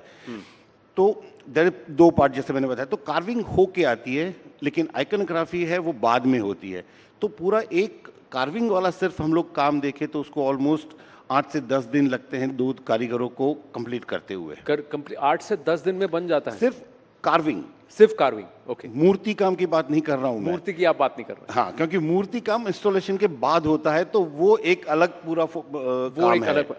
यतेंद्र जी, एक बात बताइए, राम मंदिर ही तो है, ठीक है, केस जीत लिया गया, मंदिर बन गया, why make such a big deal out of it? बहुत लोग ये कहेंगे. What's the importance of this time? लोगों के एक बात का जवाब देने के लिए शायद मैं यहाँ नहीं हूँ. लोग क्या कहते हैं, इससे राम मंदिर को फर्क नहीं पड़ता. आस्था की बात है, भारत के एक सांस्कृतिक प्रतीक की बात है राम जी की. और जिस आइकोनोग्राफी की आशीष जी बहुत सभ्यता से, बहुत संकोच से बात कर रहे हैं, वो बड़ा कठिन और पेचीदा काम है. क्योंकि एक आइकोनोग्राफी जब डिफाइन होती है, हम सब लोग साथ में उसको देखते हैं जब, तो अगर एक आइडल, एक कोई कथा प्रसंग उसमें चुन लिया गया है, हर मंडप का अलग अलग सिस्टम है कि रंगमंडप, फिर नृत्य मंडप, आगे जाकर गुड़ी मंडप तक जाता है। किस कल्पना के तहत पूरी शास्त्र सम्मत ढंग से राम कथा को जिस तरह से वहाँ दिखाया जा रहा है, तो सिर्फ राम ही नहीं है, रामलला तो हैं ही गर्भगृह में विराजे हुए, लेकिन गर्भगृह की जो परिकल्पना है उसके चारों तरफ जो 10 दिक्पाल बनाए गए हैं वो एंशिएंट फिलॉसफी से लेकर के आए, जो दशों दिशाओं के पालक हैं। और अगर आप ये जरा विवरण बताइए कि where is it inspired from, is it mentioned? ये पूरे मंदिर में, अगर आप मंदिर पे जाएंगे और बाहर से ही शुरू करेंगे सिंहद्वार से और अंत तक जाएंगे और बाद में परकोटे तक आएंगे, तो करीब भारत के जितने भी प्रकार की जो आइकोनोग्राफी, मूर्ति विज्ञान में माइथोलॉजी का जो पार्ट है, चाहे वो श्रीमद् भागवत महापुराण का मामला हो, अध्यात्म रामायण का मामला हो, रामचरितमानस और वाल्मीकि रामायण है, वो तो मौजूद ही है। विष्णु के इनकारनेशन की भी बात है कि विष्णु के महाअवतारों का वर्णन है, दशों दिशाओं का मामला है, कौन से मंगल प्रतीक हैं जो वैष्णव परंपरा में, जो वैष्णव सेक्ट में चलते हैं, वो सारी चीज़ें दिखाई जा रही हैं। फिर जब परकोटे की बात आती है तो हम लोग एक भारत दर्शन यात्रा जैसा दिखा रहे हैं, जिसमें धर्म, मजहब, पंथ, संप्रदाय से ऊपर उठकर जितने भी प्रकार की बड़ी बातें भारत में हुई हैं, जिन्हें हम टॉर्च बेयरर लोगों की बात कहते हैं, कथाएं कहते हैं, जिनसे प्रेरित हुआ जा सकता है, तो युवा जाकर के उनसे जुड़े और देखे कि हमारे यहाँ याज्ञवल्क्य और गार्गी का संवाद भी होता था, हमारे यहाँ अष्टावक्र जनक को जाकर के कुछ ज्ञान की बात करते थे। तो एक तरीके से एक ये मिक्स ब्लेंड है स्पिरिचुअलिटी और रिलीजन के साथ दर्शन का भी। तो भारत जिस रूप में बना है, भारत की जिस रूप में उपयोगिता है, मुझे लगता है कि मंदिर उसको बहुत अच्छे से प्रदर्शित कर रहा है।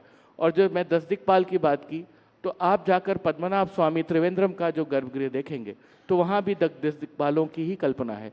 तो सोमपुरा परिवार ने ये काम बहुत अच्छे से किया कि जो पारंपरिक ढंग से हजारों साल की परंपरा में जो नागर शैली का जो बेस्ट आर्किटेक्चर था, जिसका स्पिरिचुअल एस्पेक्ट भी था, उसको हम लोग राम मंदिर में लेकर आए। आशीष जी, राम मंदिर इन अयोध्या, अक्षरधाम इन अक्षर पुरुषोत्तम स्वामीनारायण मंदिर इन अबू धाबी, रॉबिन्सविल में बना है, विश्व भर में अब मंदिर बन रहे हैं। सब काम आप ही करेंगे तो बाकी कौन करेगा?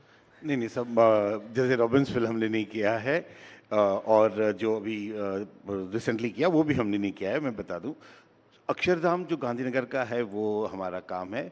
और वैसे मैं कह सकता हूं कि हमारा परिवार ब्लेस्ड है कि सोमनाथ से लेके गुजरात के तीनों जो माओ के बड़े मंदिर है, पावागढ़ है, बहुचरा जी है, अंबाजी है, सारे काम हमारे परिवार के थ्रू हैं। वो एक ऊपर वाले का आशीर्वाद ही है कि हम कर रहे हैं। तो यानी इसमें भी अब कंपटीशन आ गया है? कंपटीशन जैसे कंपटीशन कोई चीज़ नहीं है इसके अंदर। बेसिकली सोमपुरा एक हमारा पूरा एक कम्युनिटी है। इस कम्युनिटी में मेजॉरिटी लोग अभी तक इस काम से जुड़े हुए थे। पहले तो सारे के सारे इसी काम से जुड़े हुए थे, लेकिन जैसे बीच में एक क्वेश्चन आया कि जिसमें मंदिरों का काम बहुत कम हो गया, ये हो गया, लोगों को ऐसा लगा कि ये काम करना मतलब पत्थरों पे कार्विंग करना वो थोड़ा नीचा समझने लगे लोग, तो उनके परिवार के लोग फिर दूसरे और बिजनेस में जाने लगे, वो करने लगे। लेकिन हमारा परिवार इससे जुड़ा रहा। तो आपको कभी ऐसा नहीं लगा I don't want to do this, ये हो गया, ये टाइम इज ओवर? नहीं, ऐसा कभी नहीं लगा, क्योंकि हमारे परिवार में जैसे बोलते हैं ना कि बच्चा जब पैदा होता है ना, हम लोग यही देखते रह आ रहे हैं, पापा को यही बात करते देखते आ रहे हैं, घर में यही चीज़ें होती रहती है, सब किताबें वही पढ़ी रहती हैं। तो बचपन से ऑलमोस्ट यही लोगों के दिमाग मतलब यही था कि इसको आप एक प्रोफेशन की तरह देखते हैं कि इसको भी आप एक आध्यात्मिक कंट्रीब्यूशन की तरह देखते हैं कि देखिए this is what I am contributing towards Bharat spirituality? इसको कैसे देखते हैं आप? देखिए, आध्यात्मिक तो होता ही है और एक प्रोफेशन भी है हमारा, उसमें भी मना नहीं कर सकते हम लोग, क्योंकि जो हमारी जीविका आती है उसी से आती है। तो हम लोग ये भी नहीं कह सकते कि हमारा प्रोफेशन नहीं है, लेकिन डेफिनेटली एक अटैचमेंट तो होता ही है। जब आप कहते हैं ना कि जब बच्चा जब बड़ा होता है तो उसके सामने जो होता रहता है ना वो उसके मस्तिष्क में छप जाता है।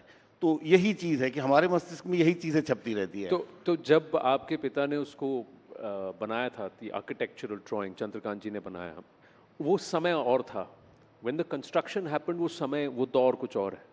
सो डिड यू थिंक कि if I am going to be involved in the construction of the temple, मैं इसे ऐसे बनाना चाहूँगा?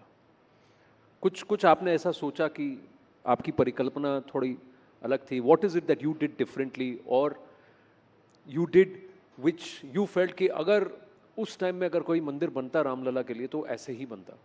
नहीं, देखिए, जो उस टाइम पे पिताजी ने डिज़ाइन किया था वो उस टाइम और उस समय के लिए परफेक्ट था, क्योंकि वो 30 साल पहले उसका डिज़ाइन हुआ था। तो उस समय के हिसाब से उन्होंने जो डिज़ाइन किया था वो पहले गर्भगृह, गौड़ मंडप, नृत्य मंडप और एक सिंह द्वार वही किया था। लेकिन जो 30 साल का जर्नी रहा राम मंदिर का पूरा, उसके अंदर उसको जो मतलब मीडिया से, सब लोगों से जो मिला, लोगों की आस्था जुड़ती गई उसके साथ धीरे धीरे, तो जो जब कंस्ट्रक्शन की बारी आई, जब उसके बाद में, तो फुटफॉल हम लोग जो सोच रहे थे वो बहुत ज़्यादा बढ़ गया था। तो डेफिनेटली सोल वही है, आप कह सकते हैं कपड़े थोड़े नए बनाए गए हैं, बस दैट्स इट। हाँ, कपड़ों से पता। रामलला कैसे जेवर पहनते हैं, ज्वेलरी या कपड़े पहनते हैं? How did you decide that Yatendra ji? Because Ram ji का वर्णन तो अधिकांश तो वनवास में है, he is in matted locks and you know barely wearing anything. एक उनके राज्याभिषेक से पहले और जब वो बालपन में थे, तो how did you decide how Ramlala should be dressed? बहुत अच्छी बात है आपने पूछा। राम जी का जो एक चरित्र है और जो उनका स्वरूप है वो तो वनवासी राम का ही है, कि उसी वजह से वो सबके नायक हैं। लेकिन ये भूलना नहीं चाहिए कि वो रामलला अपने मंदिर में है, यानी अपने पिता अपने माँ के भवन में है, 5 साल के हैं। 5 साल का बच्चा जो अपने पिता के यहाँ है और जो राजकुमार है वो राजोपचार के साथ ही रहेगा।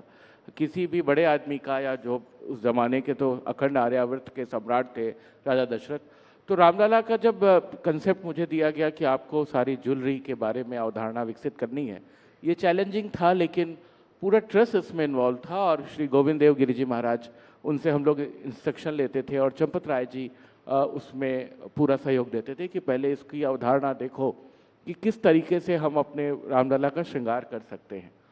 तो श्रृंगार के लिए जो सबसे प्रमुख टेक्स्ट हैं, सबसे पहले तो अध्यात्म रामायण ही, जिसके बेस पर तुलसीदास जी भी अपनी बात करते हैं।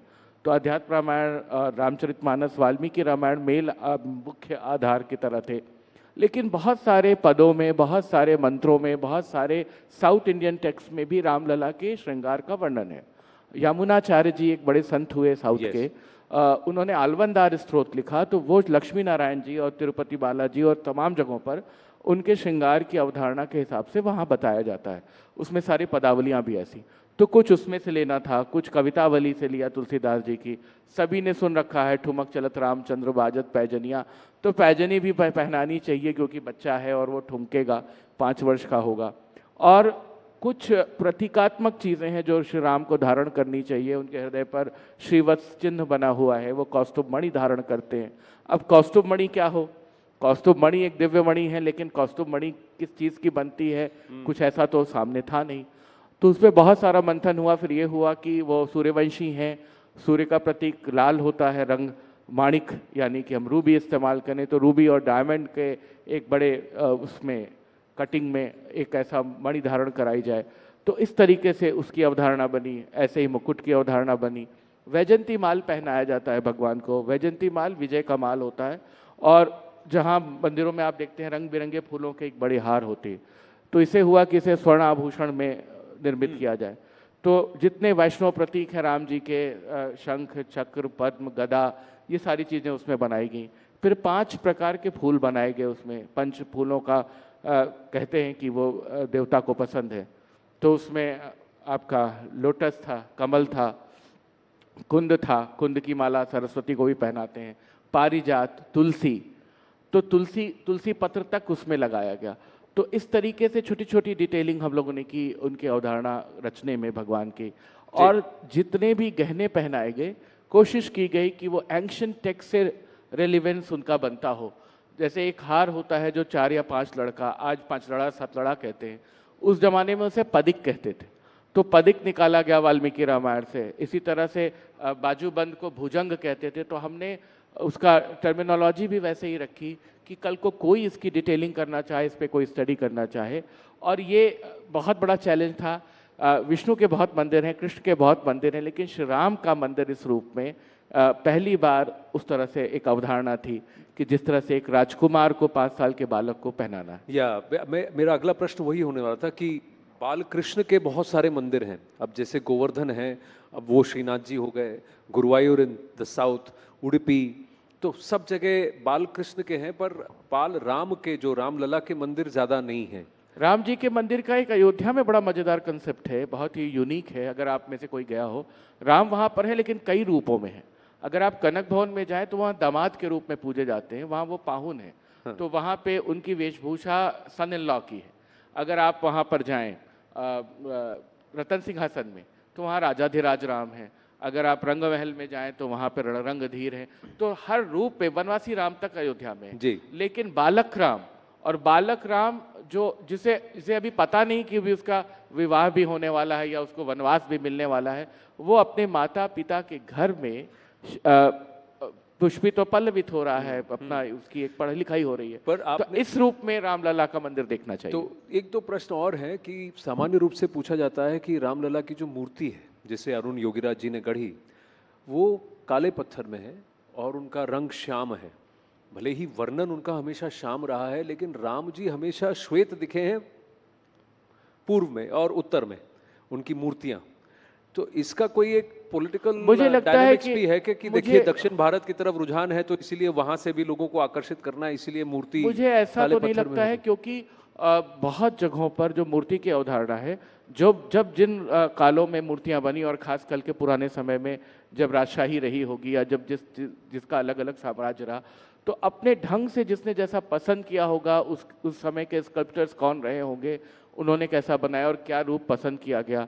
आशीष जी जानते हैं, हम सब लोग उसमें थे जब 3 लोगों ने मूर्तियां बनाई और 3 लोगों में से एक का चयन हुआ। तो एक मूर्ति तो पांडे जी की मूर्ति तो सफेद पत्थर पे ही बनी थी। हाँ, बनी थी सफेद पत्थर पे। तो अब वो तो ट्रस्ट ने तय किया कि कौन सी मूर्ति होगी। और मुझे लगता है कि ये मेरा थोड़ा सा स्पिरिचुअल जवाब है इसका कोई पॉलिटिकल कनोटेशन नहीं लेना चाहिए। रामलला ने खुद तय किया किस मूर्ति को आना है मंदिर में।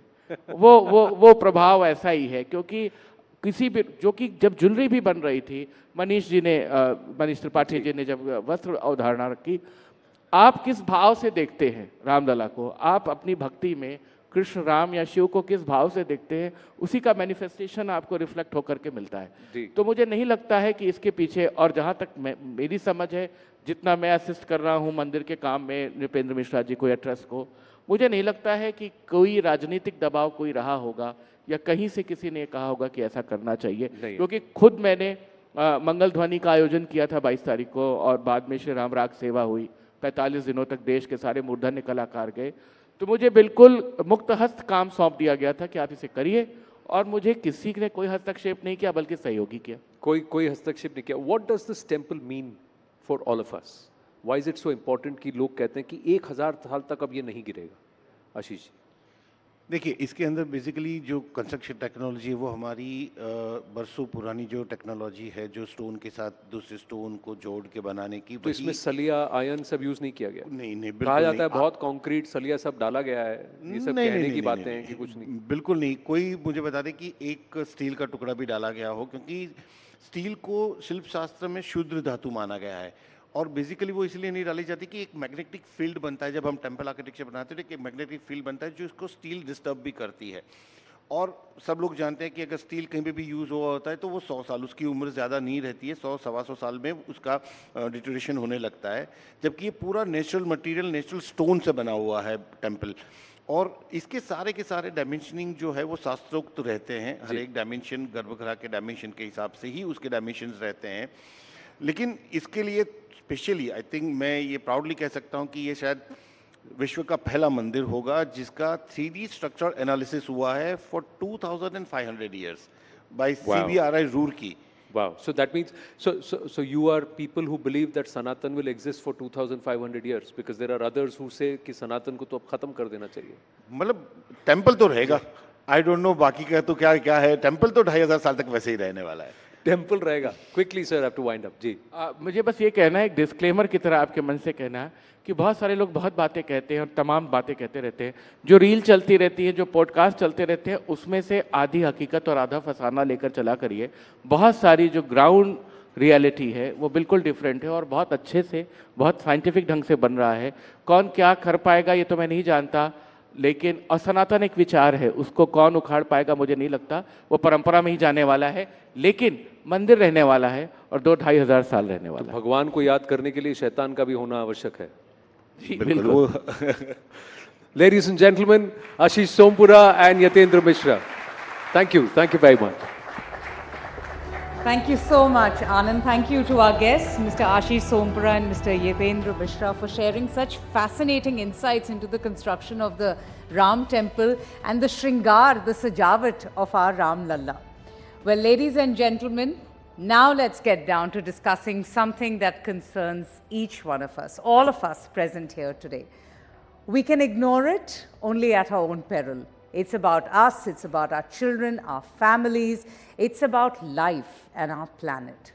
The changes that are sweeping the world could come at a cost, and this has also pitched sustainability and climate change to the mainstream of global policy making and business decision making.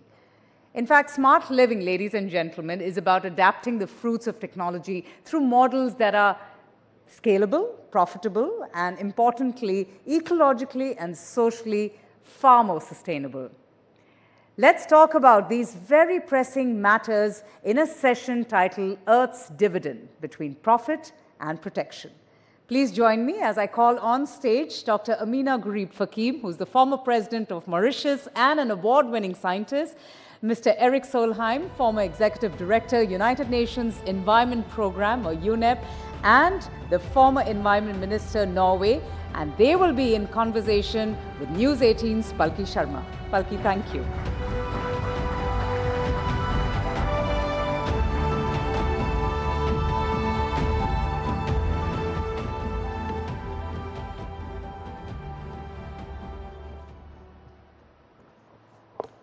Good afternoon, namaskar.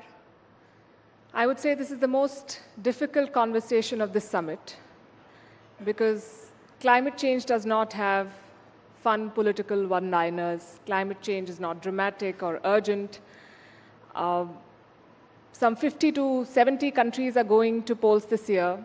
I'm not sure climate change is an election issue in even 5 of them. It's a footnote in most policy documents. It's everyone's problem, yet no one wants to solve it. Summers are getting hotter, winters are getting colder, freak weather is becoming more common, billions are being lost in economies the world over, climate refugees pose the next big challenge, and some countries face extinction. So what we want to ask today is, what will it take for us and our world to take climate change seriously? With me are two very well-qualified and eminent personalities to talk about this. Amina Gurib Fakim, former President Mauritius, also a biodiversity scientist. And Erik Solheim, former Executive Director of the United Nations Environment Programme with an extensive career focusing on climate change. Welcome to Rising Bharat and to India. Amina Gurib Fakim, the world is talking a lot more about climate change, but is this talk translating into policy in action? Are we doing better at mitigating the climate crisis than we were, say, 10 years ago? Good morning, and again, Palki, thank you. Thank you. It's a great pleasure always to be back in India. I'm here in India, and we are heading precisely towards the COP29, which will be held in Baku this year. You've mentioned something very important, the climate crisis. I think we all acknowledge that climate change is a threat to the world, to our survival on this planet. And are we taking it seriously? If we are to look at the crisis, the COVID crisis, I think it gives us an idea. It's a harbinger of what's to come in the future.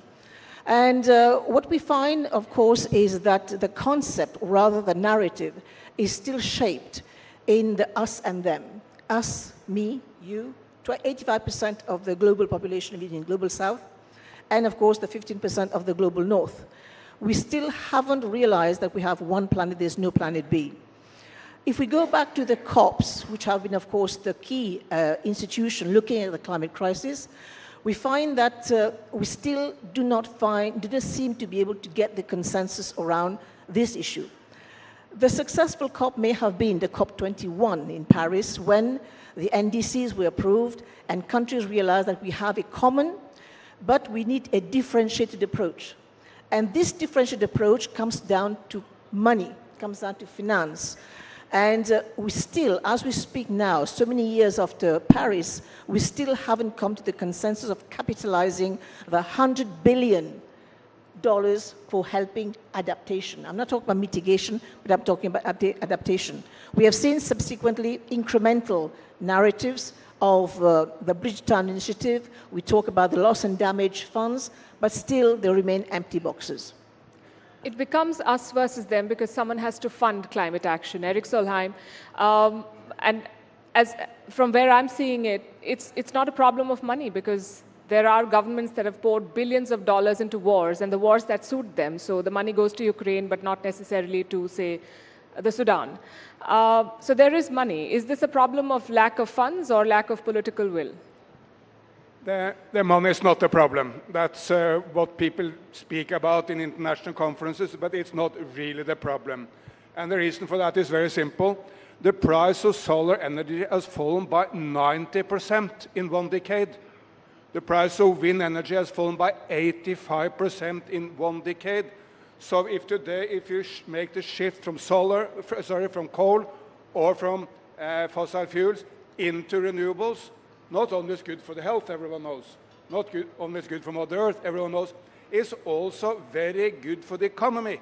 It's cheaper, and that's why the calculus of the past was a thing of the past. In the 20th century, if you wanted to grow the economy, there was no other way than coal. That's why Europe did it, America did it, China did it, and India started doing it. But today you can grow the economy by renewables, and frankly, this is why Prime Minister Modi is now leading India in the right direction. Because, mind you, he gets the big picture right.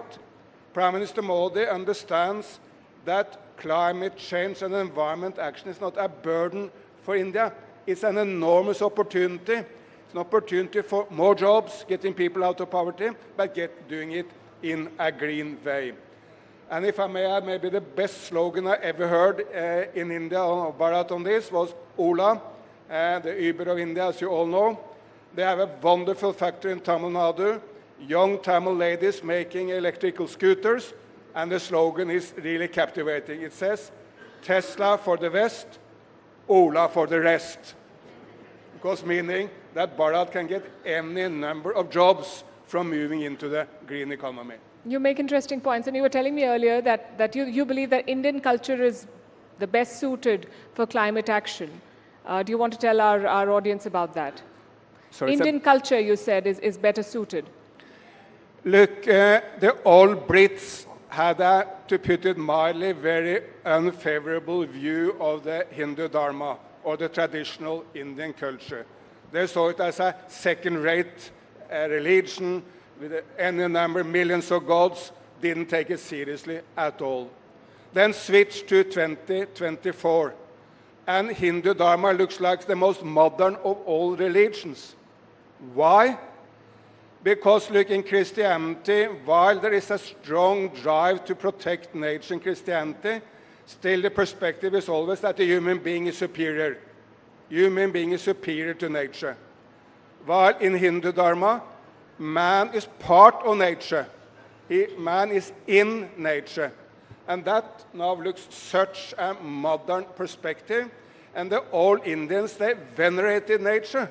They did it even to the extent of making God half animal, half human. I mean, Ganesh, half elephant, half human, Hanuman, half monkey, half human. And can there be a stronger signal of the unity of man, humans, and nature than making God half nature, half human? So what the Brits spoke so negatively about 100 years ago is now looking as the most modern of all global thought systems. That's a very interesting perspective. Amina Gurib Fakim, your thoughts on what India is doing, and countries like India, even China, have developmental requirements. Same with Mauritius. As the president, I'm sure you've seen this firsthand, the challenges that climate change poses to you and your people. So you have to find a way to balance the two. How do you think these countries are doing? First of all, I just pick up to what Eric has just said.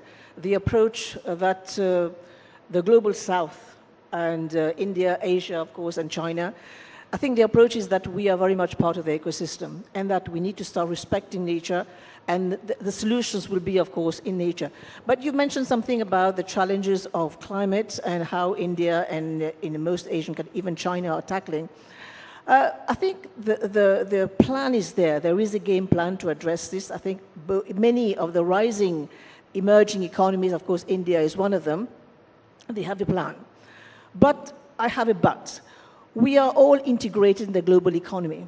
And this, of course, is the lifeblood of any country, is to see to it that trade increases so that jobs can be created. And my concern is that because of the competition, because of the moving geotectonic plates around the world, especially now that India and China are rising, is that there could be a break to this rise. And the break will come because when we start tying down trade to the climate. It's a good point, but there is a downside to it. It can become a break. I mean, also have to bring in Africa, because this is where I hail from, is that there will be a tendency to link up trade to cleaner technologies. And those countries that haven't played catch up, they will find big problems in terms of precisely benchmarking themselves to that level to see to it that trade happens. And that's what I fear will be the tendency moving forward. And I think this is where I think India, I'm sure, is already mindful of the way that she's going to progress in the future, because India is set to become, of course, now we are fifth, is going to be, of course, higher in the ranking of emerging economies. So this is something that has to be borne in mind. You mentioned the debate on who is going to take responsibility, and that also brings us to the point of historical responsibility, and there are countries that have contributed more to emissions. Do you think that's a valid point that the global south makes, and do you feel let down by rich countries that do not put their money where their mouth is? Absolutely. I mean, if you look at the continent of Africa, it has been less than 3% in terms of global emission. The global north has been 25% as we speak. There has been an initiative to capitalize the fund, and here I make a pledge for more funds for adaptation. And where we are falling short is that the needs of the global south, excluding China, is $1 trillion per year. And I don't see any country or any institution that is able to actually match and bring forward this amount of fund. So this will be the race. And again, the 100 billion which has come on board since Paris hasn't been capitalized. We still have a gap. And if you look at 100 billion in the world global economy of 100 trillion, it's not a lot. But I don't see the will or the appetite to take this risk to help poorer countries adapt. And this is where we are failing, because the future of the world will depend on the growth in the global south. And of course, the prosperity in global south matters. If you take one item like immigration, we find that how much this is impacting, of course, the global north and, of course, the global south economies. Is it domestic politics, Eric Solheim, that impacts this? Because, you know, we've seen climate deniers take high offices. We've seen the former US president who's in the race again. We've seen others. We've seen that when governments change, and now we're looking at many elections across the world, some regimes come with more intense and focused climate policies and others do not. And we know that climate action requires consistency. So do you think domestic politics plays a role, and how can we change that? Look, first of all, of course, no one should blame India or the global south for climate change. The emissions of the United States of America up to this point are 25 times Indian emissions per capita. So stop blaming the global south. By the way, American emissions are also 8 times Chinese emissions per capita. So get that out of the picture. The one thing the environment movement gets wrong, in my view, is it sometimes framing the message as a message for the young and trendy. But the message cannot be just for the young and trendy in Mumbai or Bengaluru. It must also be for the farmer in Uttar Pradesh, or for the coal worker in Jharkhand, or for the housewife in Telangana. I mean, it must be for the people. And the message is sometimes also so incredibly boring, it doesn't really work. So we need a better messaging to the people. And we need to do it much more about the love for nature, make it a lot more fun, a lot more exciting, and maybe the most important of all, get out the message that the green transformation is a help to the people. It's not a cost. It's an enormous achievement. Let me just give you a few examples from India itself. In Gujarat Desert, the Adani Group is now building the biggest individual solar and wind plant in the world. It's as much energy as all the hydropower consumption of my nation, Norway, and we are fully fueled by hydropower at a very, very high level of consumption. That one plant is as much as we consume overall in Norway. Then, in Omkareshwar, in Madhya Pradesh, at the Narmada River, L&T and Hartex Solar and other companies are building the biggest floating solar in the world. Amazing. It's as much as 4 times the most controversial hydropower plant, again, in my nation, Norway. So it's big. And when Prime Minister Modi came back from Ayodhya, from the Ram Mandir, his first step was to say, look, Ram was about energy. Can I serve the people of India better than launching an initiative for 1 crore, 10 million rooftop solar? The initiative is already out there. Go into the internet and Google it and look into whether you can apply for it yourself. So, and of course, all these are beneficial to the people, creating jobs, creating prosperity, and making sure that India do not need to pay for oil from Norway, or from Russia, or from Saudi Arabia, but can use the money for the people back home. But we need to change the conversation from a very boring, very centered on a few young people in the city conversation to this amazing conversation of how all people, also farmers and workers, everyone will benefit from the green transformation. So change the conversation. That's an interesting point again. Amina Gurib Fakim, we cannot talk about climate change and not mention big oil. And it's interesting that the last COP summit was hosted by one of the biggest oil producers in the world. There is again a debate on whether we should co-opt them, and can petrodollars meaningfully fund green transition? Is that the only way forward now? Palki, there is a lot of conversation about oil. And I think last COP in Dubai, they had big problem actually getting the wordings right in terms of phasing out oil. And unfortunately, if we call them down to brass tack, it will be difficult to phase out oil immediately.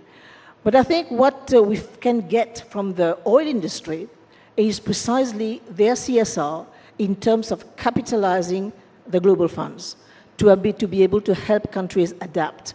And I think this is where we make a pledge, because we are in election year in the United States, in India, in many of the major countries, we are going to go for election. So capitalizing the Green Fund will not be a priority for many countries. We are, of course, running out of time, but we make a pledge to the big corporations. And this is where the SDGs make a difference vis-à-vis the MDGs, because this is where we call for the contribution of the private sector. So if the private sector can help come on board and help capitalize the fund and help us reach this $1 trillion so that this global south can help adapt, because again, I will say, the global north depend on the global south because we provide the branch on which we are all sitting for our own survival. So it's in our interest to find the funds to help adapt, because mitigation is already happening. Also, COP summits tend to have a very big participation, 70,000 in the Dubai summit, which I understand that they want to bring more voices on board, but it makes consensus that much more difficult. You mentioned the private sector. There's increasingly a pitch with sustainable products that are being pushed out in the market.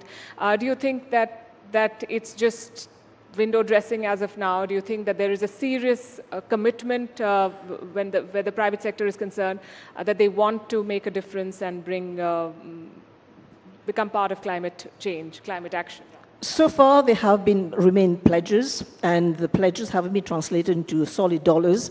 But I think when you look at a country like India, for example, which has a very big agriculture base, while we actually lambast agriculture as being an emitter, I think India can play a key role in transforming the ag sector into a net absorber. And this with these tools that India can bring in terms of technology, and India has got very strong institutions in terms of addressing this, I think it can be a great boon in terms of addressing the climate crisis and become a net absorber and also create jobs. And here I have a special plea to make, because agriculture also means women, and we need to empower women to bring them on board to become these game changers in terms of addressing the climate crisis. Eric Solheim, I have some data. Gen Z, 81% of them, according to a survey, the young generation, said that they were very concerned about climate change, and they've talked about climate anxiety. Another set talks about the multiplication of climate-related litigation. People are taking their governments to court. What is your message to the youth? Do you think that making climate action legally binding and forcing policymakers to look at this is the only way forward now? I mean, all in favor of that. I mean, cannot be agree more than to any global agreement which will enforce regulations on climate. However, there is no need to wait for that, because acting on climate in India or any other place is creating more jobs, saving money on the global on the budget, and creating a much healthier and better society. So there's no need to wait for someone else. But if I may, since we come maybe to the close of the conversation, also make a couple of challenges to India, and what are the main issues India need to work on to do even better. I think one is still red tape. It takes too long to get permissions for renewable energies. That's, by the way, not just an Indian problem. It's a massive problem in the United States, in Europe, everywhere. One of the biggest wind makers in Europe told me, look, it takes a lot longer to get the permission to construct offshore wind than it actually takes to put up the windmills. And I think one reason why a state like Gujarat seems to be front in the lead in India, maybe that they got the relationship to business right at an early stage. It's a more efficient system, a more business-friendly system. Tamil Nadu is also in the lead, maybe for some other similar reasons. So cutting red tape is essential. And the other, which may not be so popular to talk about in India, is the relationship to China. Because China is 60% of everything green in the entire world. Don't look to the West. They're far behind India. The only nation in the world which may be ahead of India is China. China is 60% of wind, solar, hydropower, electric cars, electric batteries, high-speed rail, whatever you look to, China is dominating. I think I'm going to interrupt there. Just one second on that. So the relationship between China and India is key, because tapping into this technology for India, while at the same time onshoring the jobs here. I mean, people in Bharat need jobs, so that is a first-rate issue for the development of renewables. India-China is a whole different conversation. Time is up, but I want one last word from you, your message to climate deniers. Climate is happening, climate change is happening, and I think all the indicators are pointing to this. But what I would like to see is more power, more technology, more finance to help us all together ride because time is running against us. And let's empower the youth, because I think it's their planet at the end of the day. So we need to empower them. We need to empower women to actually bring on board the changes that we'd like to see. Thank you. Right. As they say, we are the first generation to feel the impact of climate change, and we may be the last generation that can do something about it. Thank you very much for your thoughts and for being here today. Thank you so much, Dr. Kapil, Mr. Solheim. Thank you for your time. That was indeed a very insightful and informative session on climate change, which is the greatest threat that the world is facing, and its devastating consequences if not addressed at the earliest. Palki, thank you so much as well. And ladies and gentlemen, we're going to get ready now for our next session. It's going to be with a person who's among the most talked about political figures in Eastern India these days. His career, ladies and gentlemen, took a definitive turn when on November 27, he decided to quit the Indian Administrative Service, or IAS, and he formally joined the party in power in the state. And during the past decade, He has played a key role in implementing several marquee projects, including the Sri Mandir Parikrama project, the renovation and restoration of ancient and some revered temples throughout the state, and the Mo Sarkar, which interestingly is an initiative to establish the dignity of the common citizen in government offices. Well, he now holds a cabinet rank position as the chairman of 5T, a charter of governance emphasizing transparency, technology, teamwork, and time leading and transformation. Some say that he is the chief minister in waiting. Well, he just could well be that. Let's hear it from the man himself. Please join me as I welcome Mr. V.K. Pandian, who is the chairman 5T Odisha, for a session titled P2P, Odisha's new mantra, in conversation with News18's Zaka Jacob.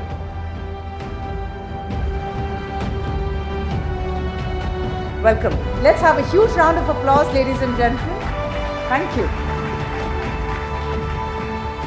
Ladies and gentlemen, there are bureaucrats and there are bureaucrats and there are politicians and there are politicians. We are extremely privileged and honored to be having Mr. V.K. Pandian. He was just telling us in the green room that this is his first live interview on any news platform. So can we have a round of applause? Thank you. Thank you. Sir, it's very difficult to get a chance to interview you because you've always been sort of behind the scenes and, you know, operating, of course, for the Chief Minister. What made you decide to take that plunge? You're now right front and center in public life. You've decided to enter politics full-fledged. What made you make that switch? I am with the Chief Minister of Odisha for the last 12 years in his office, and before that I used to be the collector of his district called Ganjam. I was inspired by him. The first reason I would say is that I was totally inspired by his commitment to the cause of people, commitment to public service. But 1 year back, if some of my friends have asked, somebody has asked my friends that whether Mr. Pandian will join politics, everyone would have laughed. I would have also laughed about that. After COVID, the grievance cell of Chief Minister's office was closed for, as a precautionary measure. So after that, Chief Minister wanted that we should go to the villages, we should go to the people and do grievance. So 1 year back, we started that exercise of touching all the assembly constituencies and blocks for grievance redressal of people. So when I went there, I realized that there is a strong connect with people and I'm not being treated like a bureaucrat there. It was a little more than a bureaucrat. I was embarrassed in some places. So I came and told Honorable CM, and he also saw the videos of people, how they respond to me, how they connect with me, the emotions overflowing. And then the inner calling came that, okay, maybe I should not be covered by that screen of bureaucracy. I should come out and help my guru, the Honorable Chief Minister of Odisha, as a nice disciple. So tell us a little bit more about your guru, your father figure. I mean, he will, by the middle of this year, become the longest ever serving Chief Minister in the history of India. He's already gone past Jyoti Basu. I think he'll go past Pawan Chamling by the middle of this year. It has never happened in the history of India. And you have seen firsthand why it has happened or what makes him tick. So tell us, what is the success of his longevity? I don't know throughout the world you have any parallel of a democratically elected leader continuing in a space as popular as the Chief Minister of Odisha and winning election after election with a higher margin instead of anti-incumbency having pro-incumbency. And he is now going to touch 2.5 decades. He started in a decade when newspapers were ruling the roost, then came internet, then social media. So all these eras of public scrutiny he has stood. And his popularity ratings are the highest in the country for any chief minister. So I would say that one of the main reasons for his success is that he doesn't see politics as politics. He sees it as public service. And people also don't see him as a political leader. They see him as somebody who is there to serve them. I think that is the connect he has with people and which has made him very popular. What is the connect that you have? Of course, you've worked under him as a bureaucrat, you were his private secretary, you were district collector in his home district before that. But more than that, at a personal level, clearly something has inspired you to make that political plunge. It's a blessing to work with a great soul like him. I consciously use the word soul. It's more of values. It's not about a great leader doing great work. Many people will do great work. There may be great administrators, there may be great planners. This Chief Minister, Mr. Naveen Patnaik, has a great soul. I consider it as a blessing to be with him for more than a decade. And I thought as a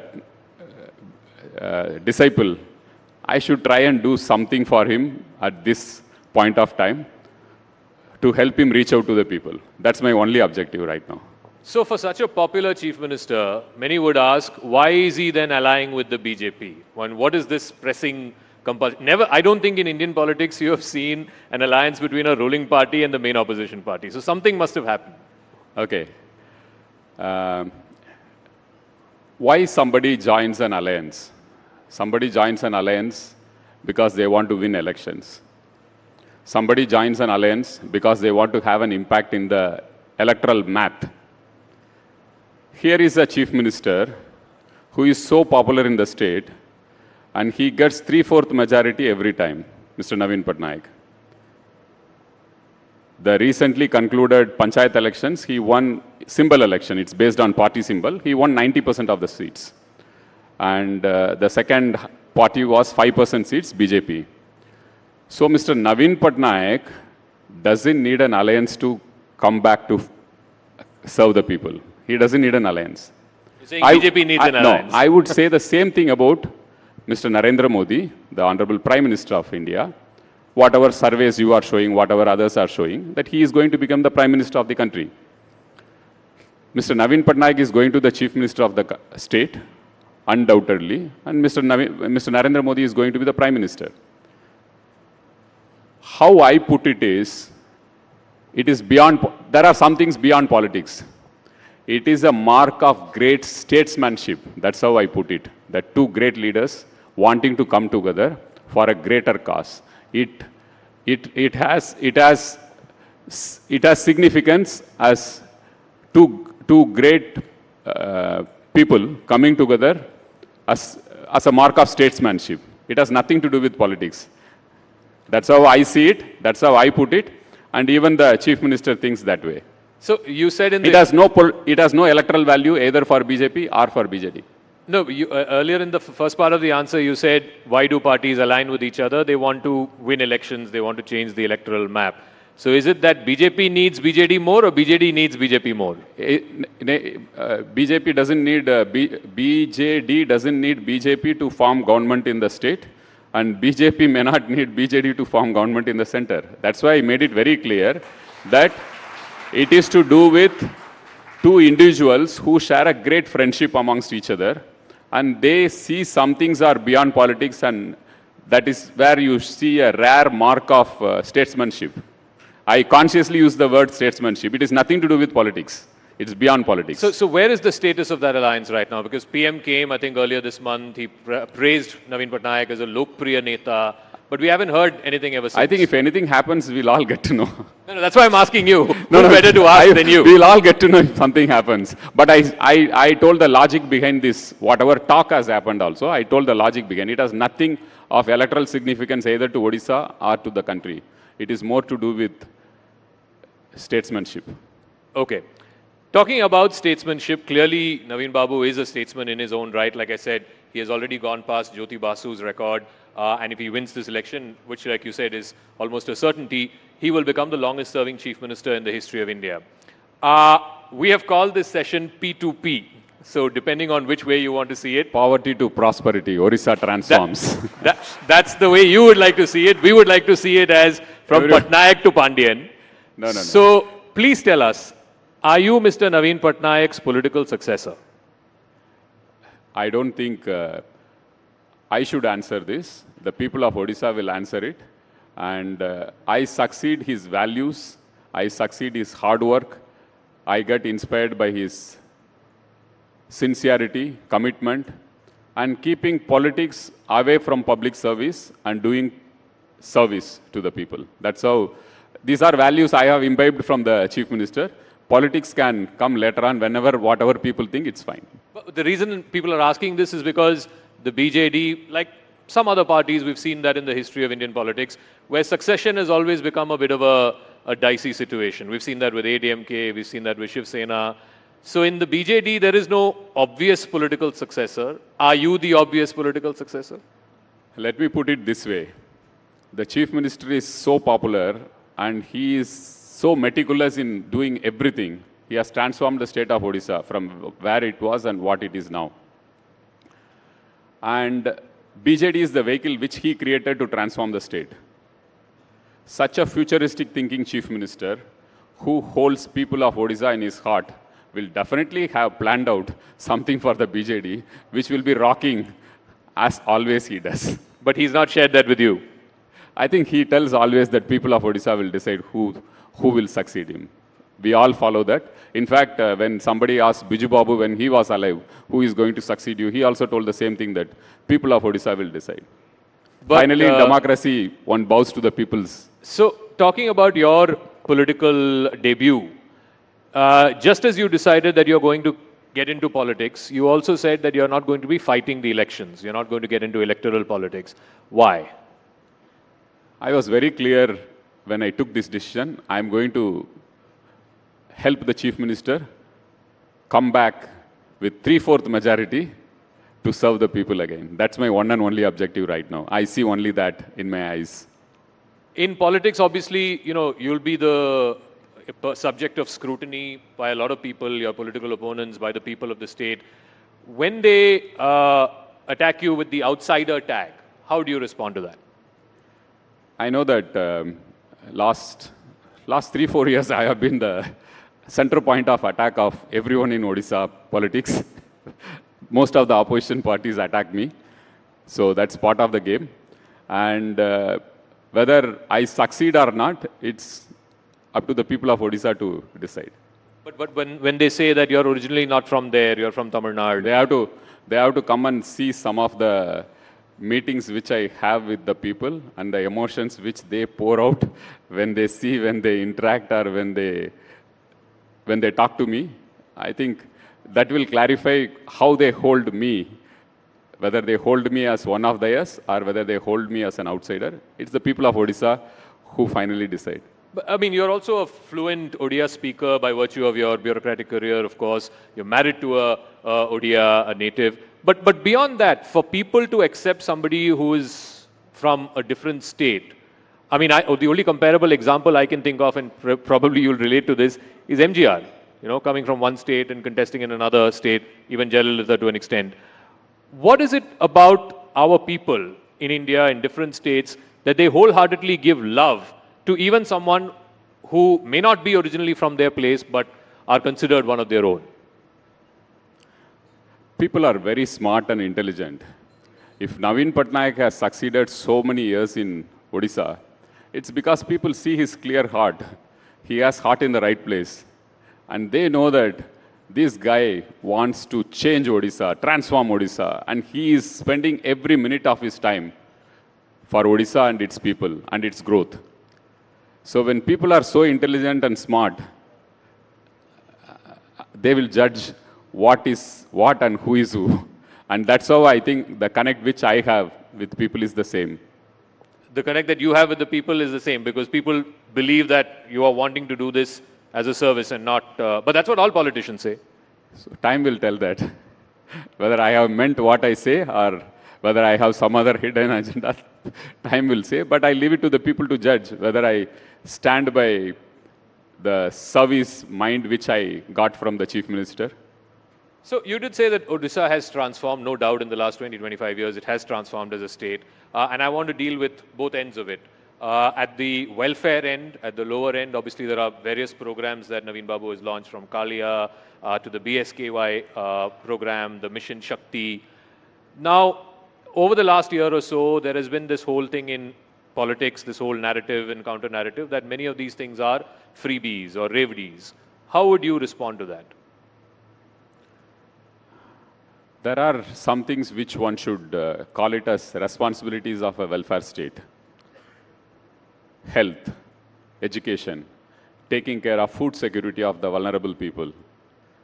All these one should, even United States does, take care of health, take care of education. You have public schools, you have public hospitals. What the Chief Minister has done is, why there should be a quality difference between a public school and a private school. He invested in public schools, transformed the public schools, like private schools are better than private schools. I'll be happy to share that we have about 8,600 high schools in the state. We have transformed all the 8,620 high schools in the state. We don't have blackboards in these schools. We have smart boards like these, digital boards in these schools. And we have science labs, class science labs, modern laboratories, libraries, e-libraries at high school level. So he wanted to empower the people of Odisha to make them dream big for their children. Because 70 to 80% of the children will always be dependent on public schools. So he transformed the public schools and made it as good or better than private schools. He also transformed the hospitals, public hospitals, government hospitals, as good as or better than private hospitals. So this is where he spends money. So health, education, food security, these are things which any government should do for its population, and people are happy about it. And if you want to take the state to the next level, 70% of the population who are dependent on public institutions should have the best access to public institutions. When you do that, you actually empower the people and make them dream big. That's when a state will go forward. I also want to ask you about the Sri Mandir Parikrama project, which is the temple heritage corridor project, the restoration of the Puri Jagannath temple, as well as other temples. You were telling us a short while back, there are 10,000 temples that have been revived and restored in the state. How would you respond to the charge that why should a secular state be in the business of restoring or reviving temples? I think it's part of our culture. Temples reflect, temples are an integral part of your culture. It reflects your history. You draw strength from your faith you have on these temples. You get peace there. So it is but natural for a government to honor the faith of people. In a democracy, people's faith is reflected in vote. When you are voted to serve them, it's important that you honor their faith. If Muslims have faith in mosque, restore their mosque, restore their burial grounds. If Christians have faith in churches, restore their churches which are broken during cyclone. Odisha is prone for cyclone. If Hindus have faith in temples, restore their temples. If Sikhs have faith in Gurudwara, do that. And we have a huge tribal population who have faith in their tribal gods. The Chief Minister has restored almost every symbol of religious institution of the tribals as well. So it is honoring the faith of people. So you call it a secular, I call it a spiritual governance, which the Chief Minister believes in. It's a spiritual governance. It's not secular governance. You have to run the extra mile to take care that people's faith is honored. You don't think this will be a point of difference between you and the BJP because you split the alliance in 2009 after the Kandhamal riots? That is a communal issue. There is a difference between being communal and spiritual. Here the Chief Minister has protected, preserved, conserved religious institutions of all religions. That's what I meant by spiritual governance. You honor the faith of people. I also want to talk about, and of course, a lot of our viewers are well acquainted with this. Odisha has, of course, become a big hub, a big center for sports and sports promotion, particularly hockey. You've got world-class stadiums now in Rourkela, in Bhubaneswar, the Hockey World Cup. You hosted the Hockey World Cup. What explains Odisha and particularly your Chief Minister's love for sports? I believe you are also a sports Yeah, I'm also from sports candidate. hostel. I was trained to be a professional athlete. I left I was a middle distance runner and left halfway through because my father asked me whether you want to continue as a sports person and end up in railway stations as TTE after playing nationals, or you want to go a little further. That was the ecosystem which sports has. Unfortunately, we have improved a bit on it, but still a long way to go for India to make our sportsmen into professional sports. And regarding your question about hockey and Odisha, half of the Indian team at one point of time, or 30% of the Indian team, had players from Odisha.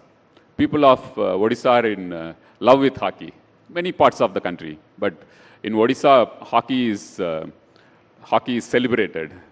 You will get, even for local matches, you will get such huge crowds for hockey. Our chief minister is also used to be a hockey player, used to be a goalkeeper. And his father had told a very interesting anecdote, linking hockey and the Indian national movement. Linking hockey and the Indian freedom movement. Indian freedom movement, right. So when India was not conceived as a country, we were fighting for our independence.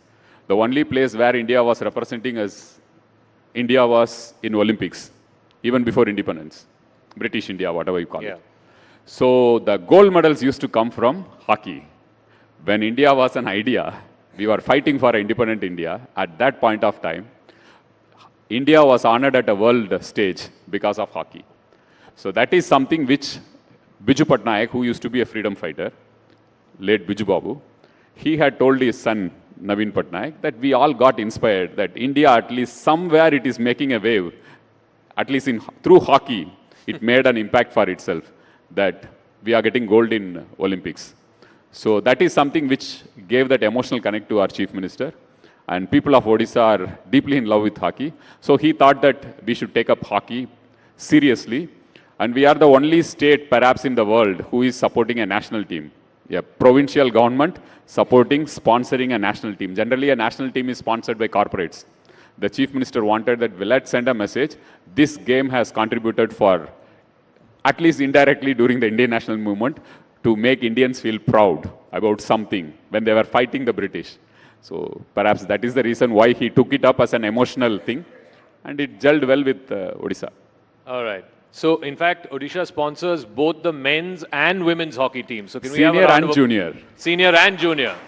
So that is an incredible thing. It's generally corporates who sponsor teams, but here you have a state government sponsoring. So finally, Mr. Pandey. And after 38 years, 40 years, India won a medal in last Olympics in Beijing. Correct. After Odisha sponsored. Of course, the credit goes to our players, the support team and everyone, but Odisha had a small role in that. Odisha had a small role in India getting a medal after 3 decades.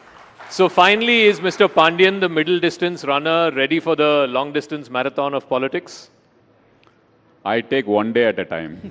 I don't see anything long term. In human life, you should take one day at a time, not then you are stressful. This is something which I learned from our chief minister. Very spiritual. Take next minute. Live in the moment, present moment. So for this day and for the last 25 minutes, Mr. Pandian, thank you very much for joining us here at the Rising Bharat Summit. Thank you. Ladies and gentlemen, can we have a round of applause? Thank you so much for that very important advice. Live each day. And that was Odisha's influential bureaucrat, now serving the people of the state with utmost dedication and selflessness and sharing his vision for the state's development. Well, ladies and gentlemen, since the morning we have had some fascinating discussions over some thought-provoking issues and some burning topics. You can dig deeper over lunch, which will now be served at the Shahjahan Hall. So take a break, enjoy yourself, enjoy the scrumptious meal, and we will have you back soon after lunch. Thank you so much.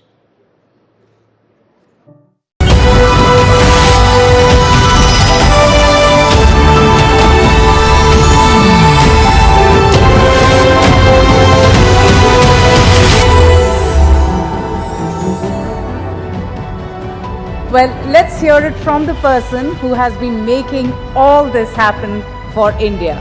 Ladies and gentlemen, it's my privilege to welcome Shri Nitin Gadkari, Union Minister of Road Transport and Highways, Government of India, to talk about the road to 370. Well, it is the election year and he is in conversation with News18's Amish Devgan. A huge round of applause, ladies and gentlemen.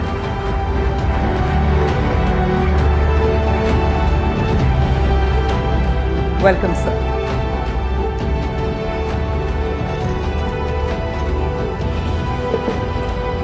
Thank you.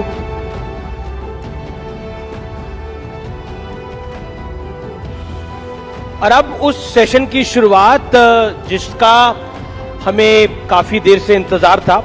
Nitin Gadkari मेरे साथ है, केंद्रीय मंत्री हैं, Bharatiya Janata party के पूर्व राष्ट्रीय अध्यक्ष रहे हैं। नितिन जी, आपका अभिनंदन है, तो जोरदार तालियों के साथ अभिनंदन करिए नितिन गडकरी का। नितिन जी,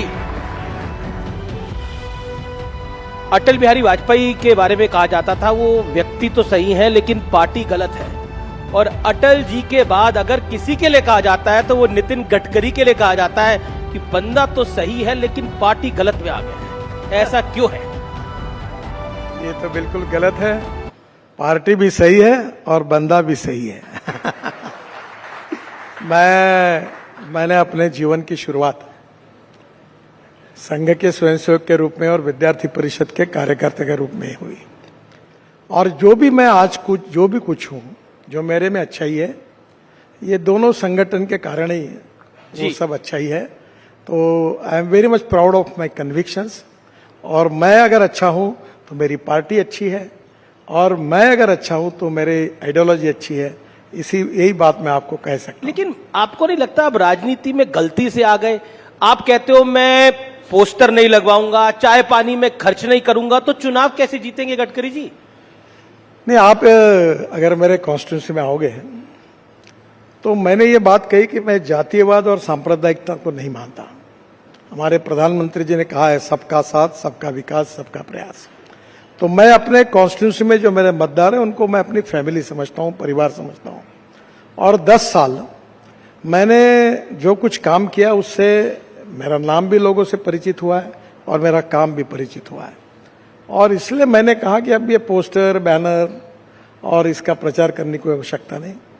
दूसरा, मैं लोगों के साथ जुड़ा हूं, तो अब मुझे लोगों को किसी प्रकार का कोई उनको वोट के बदले में कुछ उनको सेवा देने की आवश्यकता नहीं है।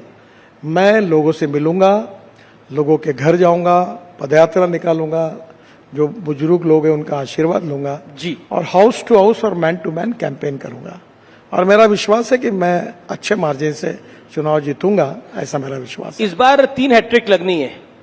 एक तो मोदी सरकार की हैट्रिक, एक नरेंद्र मोदी अगर इस टर्म में आते हैं तो बहुत बड़ी बात होगी, कोई गैर कांग्रेसी सरकार तीसरी बार पहली बार आएगी, दूसरी बार भी पहली बार आई थी, और तीसरा नागपुर से आप दोबारा जीत कर आएंगे, तीसरी बार जीत कर आएंगे।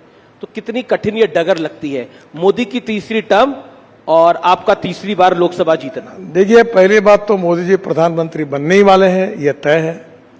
दूसरी बात यह है कि हम 400 पार जाने वाले, ये भी तय है जी, और मैं भी चुनाव जीतने वाला हूं, ये भी निश्चित है। ये भी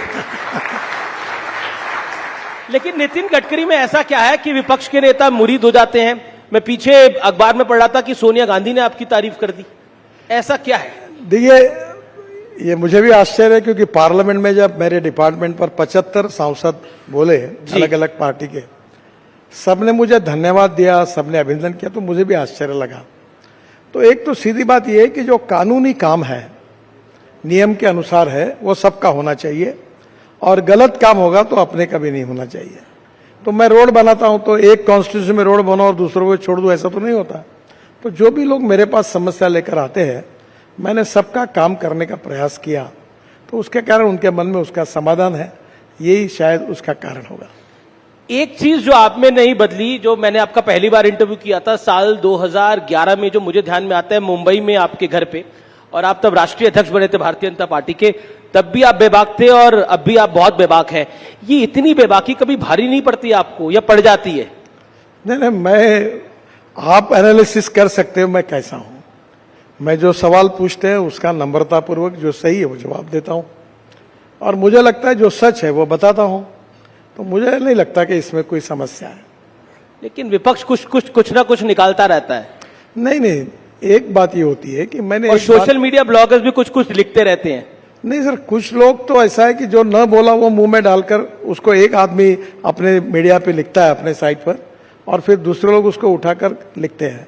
तो सही में किसी ने जो बोला है उसके डिटेल में जाना चाहिए, देखना चाहिए, और फिर उसके ऊपर प्रतिक्रिया देनी चाहिए। एक सवाल जो मैं आपसे पूछना चाहता हूं कि आप बेबाक हैं तो प्रधानमंत्री के सामने भी बेबाक रहते हैं, गृह मंत्री अमित शाह के सामने भी बेबाक रहते हैं? नहीं, निश्चित रूप से जब बातचीत होती है तो नम्रतापूर्वक अपनी बात प्रधानमंत्री सबसे सुनते हैं और तब रखते हैं, कोई अर्थ में अड़चन नहीं होती। मैं भी पार्टी का अध्यक्ष रहा, मेरे पास भी सब लोग उस समय अपनी बात रखते थे। तो हमारी पार्टी की एक पद्धति है जी, और उसमें सब अपना विचार रखते हैं और अंतिम निर्णय फिर जो होता है सब मिलकर, या फिर प्रधानमंत्री या अध्यक्ष जो होंगे नेता, वो जो कहते हैं वो निर्णय होते हैं, उसमें आगे जाती है पार्टी। अब मैं आपको एक ये बहुत हेडलाइन स्टोरी रही उद्धव ठाकरे का एक बयान, मैं वो मराठी में बयान है वो मैं आपको सुनवाता हूं और आपसे उसका रिएक्शन लेता हूं। उद्धव ठाकरे ने आपके बारे में, आपके विषय पे क्या बोला, आइए एक बार सुन लेते हैं उद्धव ठाकरे का बयान। युतीमध्ये जे मेहनत करत होते त्या नितीन गडकरींचं नाव त्याच्यामध्ये नाही। अहो नितीनजी सोडून द्या भाजपा, राहा उभे, आम्ही महाविकास आघाडीकडनं तुम्हाला निवडून आणतो। दाखवा महाराष्ट्राचं पाणी, दाखवा महाराष्ट्राची धमक, दाखवा महाराष्ट्र दिल्ली समोर कधी झुकला नाही।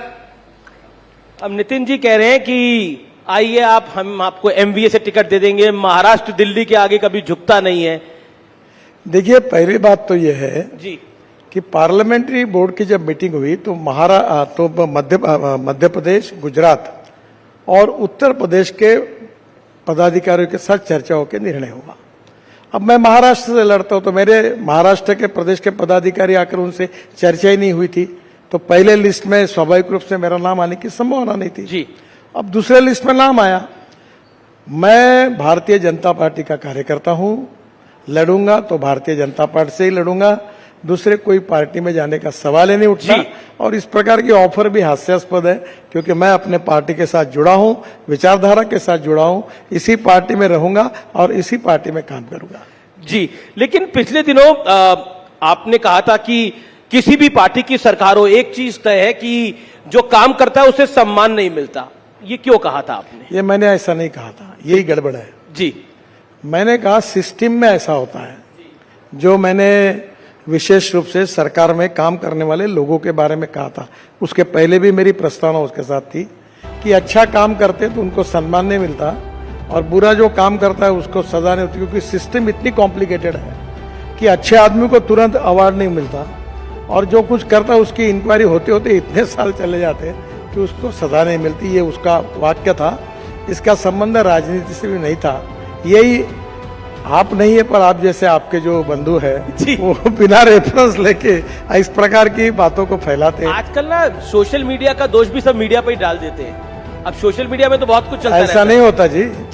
सोशल मीडिया पे जो गलत छाप के आता है उसको तुरंत लेकर रात को चर्चा का कार्यक्रम आप आयोजित करते हैं और उसको आगे लेके जाते हैं। ये समस्या है जी। मेरा अगला सवाल है, 2022 में आपने कहा था कि राजनीति को अलविदा कहने का बड़ा मन करता है, लेकिन कभी नहीं कहा था ऐसा। तो पर आपका बयान है ये सर बिल्कुल गलत है।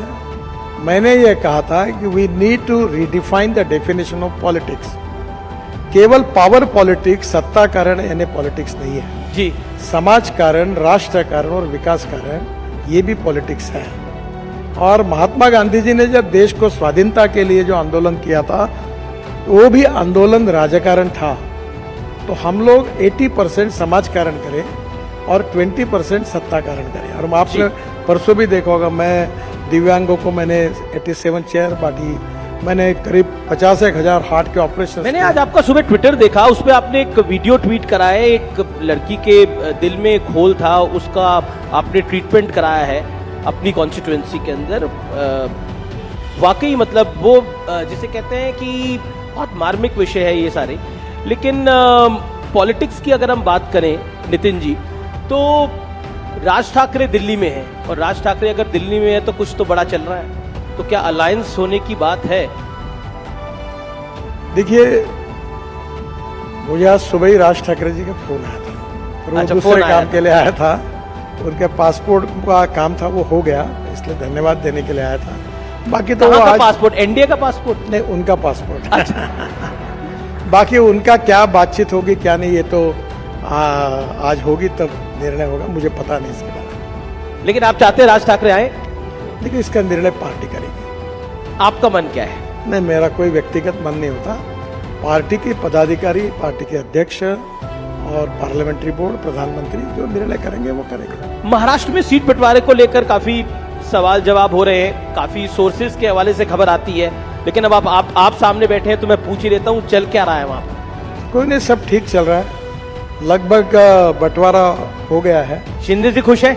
हाँ सब, और चुनाव तक क्या होता है, जब तक कैंडिडेट तय नहीं होते हैं जी, तब तक एक सीट है, 10 उम्मीदवार है, तो थोड़ा बहुत तो चर्चाएं होती रहती है, थोड़ा बहुत विवाद होते रहता है, ये ऑब्वियस है।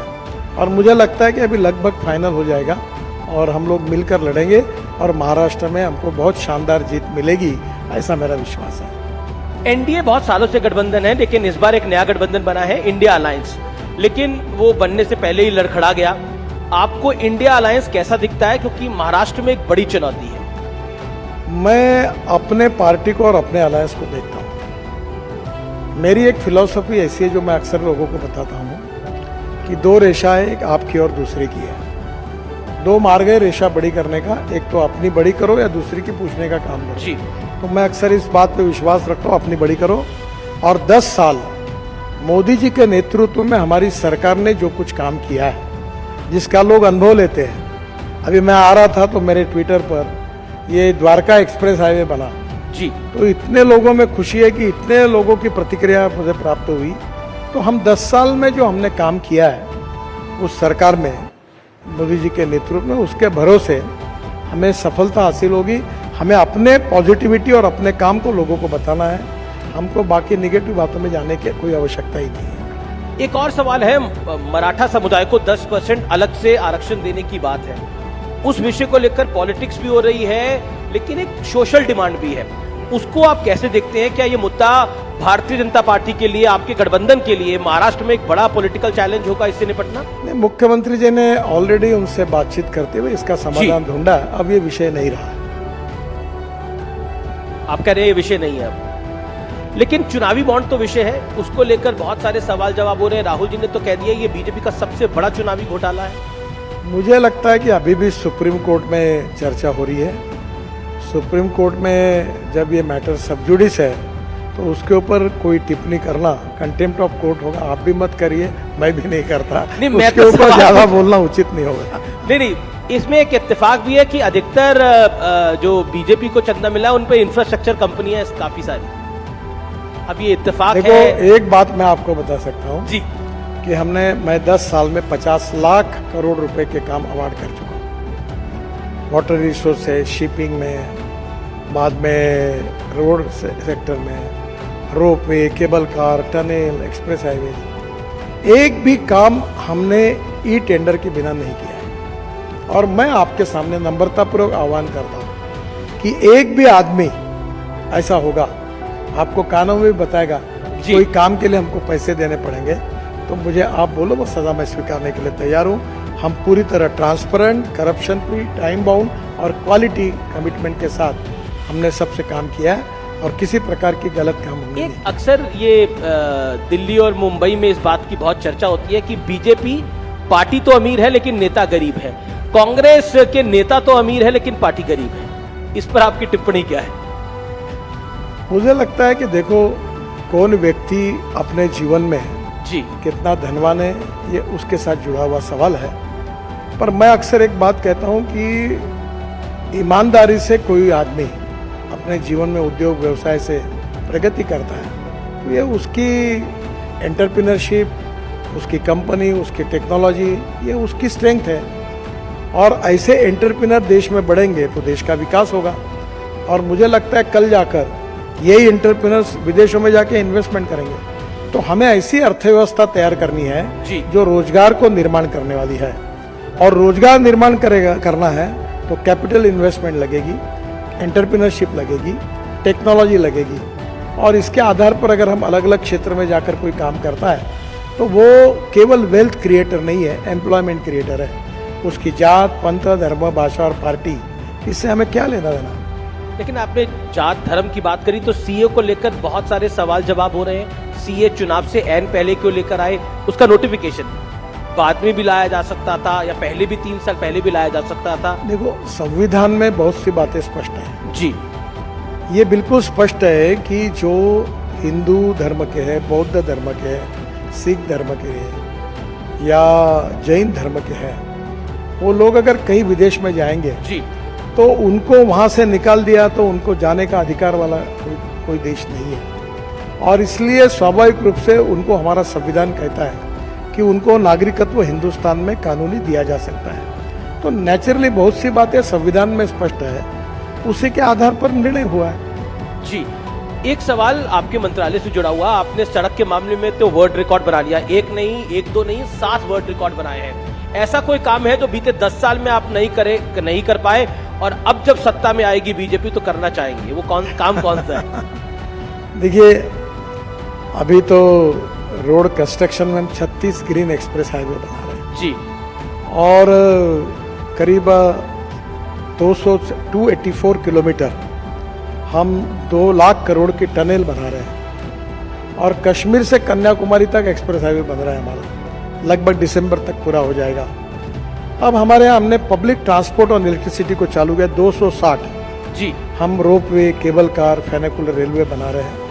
अब प्रधानमंत्री जी की सोच ये है कि हम 100 साल जब पूरे करेंगे तो उस समय हमारी विजन क्या होगी।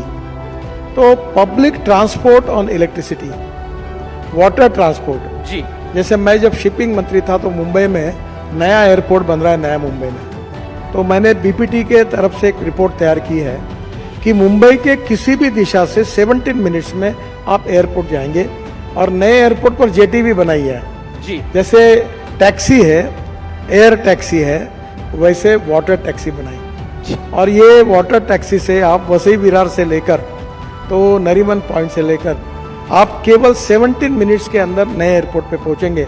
आपको इटली में एक वेनिस करके शहर है जहां हम होटल में उतरकर पानी में ही अपना सामान रख के डायरेक्ट एयरपोर्ट पे उतरते हैं, तो उसी प्रकार की कल्पना है। तो पब्लिक ट्रांसपोर्ट में एम्फीबियस सी प्लेन मैंने प्रयोग किया था कि पानी पे उतरा हवाई जहाज जी, तो ट्रांसपोर्ट सिस्टम में काफ़ी बड़ा रिवोल्यूशन होगा, और विशेष रूप से इंडिजिनस फ्यूल के आधार पर पब्लिक ट्रांसपोर्ट में जैसे बड़ी बस है, तो मैं अभी बेंगलोर में स्टडी कर रहा था कि हमारे यहाँ बेंगलोर में हवा में चलने वाली डबल डेकर बस, उस प्रोजेक्ट को हम स्टडी कर रहे थे कि जो ऊपर के ऊपर चले, क्योंकि रोड बड़ा नहीं कर सकते। तो अब नेचुरली मेट्रो की कॉस्ट पर किलोमीटर 350 करोड़ आती है, और मैं जो टेक्नोलॉजी की बात करूँ 20 से 25 करोड़ रुपए आती है। तो नए नए टेक्नोलॉजी का उपयोग करके अभी ये धौला कुआं से मानेसर तक बीच में ऊपर में पॉन्ड सिस्टम का भी हमने बीच में स्टडी किया था। तो ये नई नई जो टेक्नोलॉजी है ट्रांसपोर्ट सेक्टर में, वो भविष्य की टेक्नोलॉजी है, और उसके बारे में हमारे यहाँ कुछ अध्ययन भी हुआ। हम 670 रोड साइड एमिनिटीज बना रहे हैं जी, पर मुझे अगर पूछोगे तो एक काम कौन सा करना चाहते हैं आप? मैं एक काम इन सब में सबसे अच्छा कोई कर सका जी, तो 2014 में जब मैं मंत्री बना तो 1 करोड़ लोग आदमी को खींचने का काम करता था। एक तो साइकिल रिक्शा था या कंधे पे लेके आदमी धोने का काम का, बिहार में, बंगाल में, नॉर्थ ईस्ट में। मैंने मैकेनिज्म ड्रिवन ई रिक्शा लाया, और आज मुझे खुशी है कि 1 करोड़ लोग जिनका शोषण हो रहा था उनको मुक्ति मिली, और ई कार्ट और ई रिक्शा चला रहे, और उनको एक प्रकार से मानवीय शोषण से मुक्ति मिली। तो मैंने बहुत express highway, tunnel, road, bridges बनाए, पर ये काम जो है ये मेरे लिए सबसे अच्छा है। आपके दिल के करीब है, लेकिन एक राउंड हमारे दिल के बड़ा करीब है, और ये फोटो राउंड है, और इसमें कुछ तस्वीरें आएंगी और आपको उसका रिएक्शन देना है। और मुझे भी पता नहीं है फोटो कौन कौन सी लगाई है इन लोगों ने। पहली फोटो देख लेते हैं कौन सी आ रही है।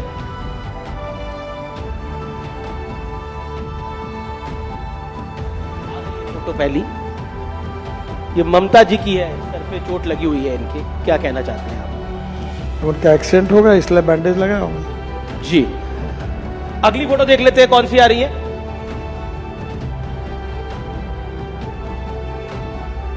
इन दोनों का क्या होगा?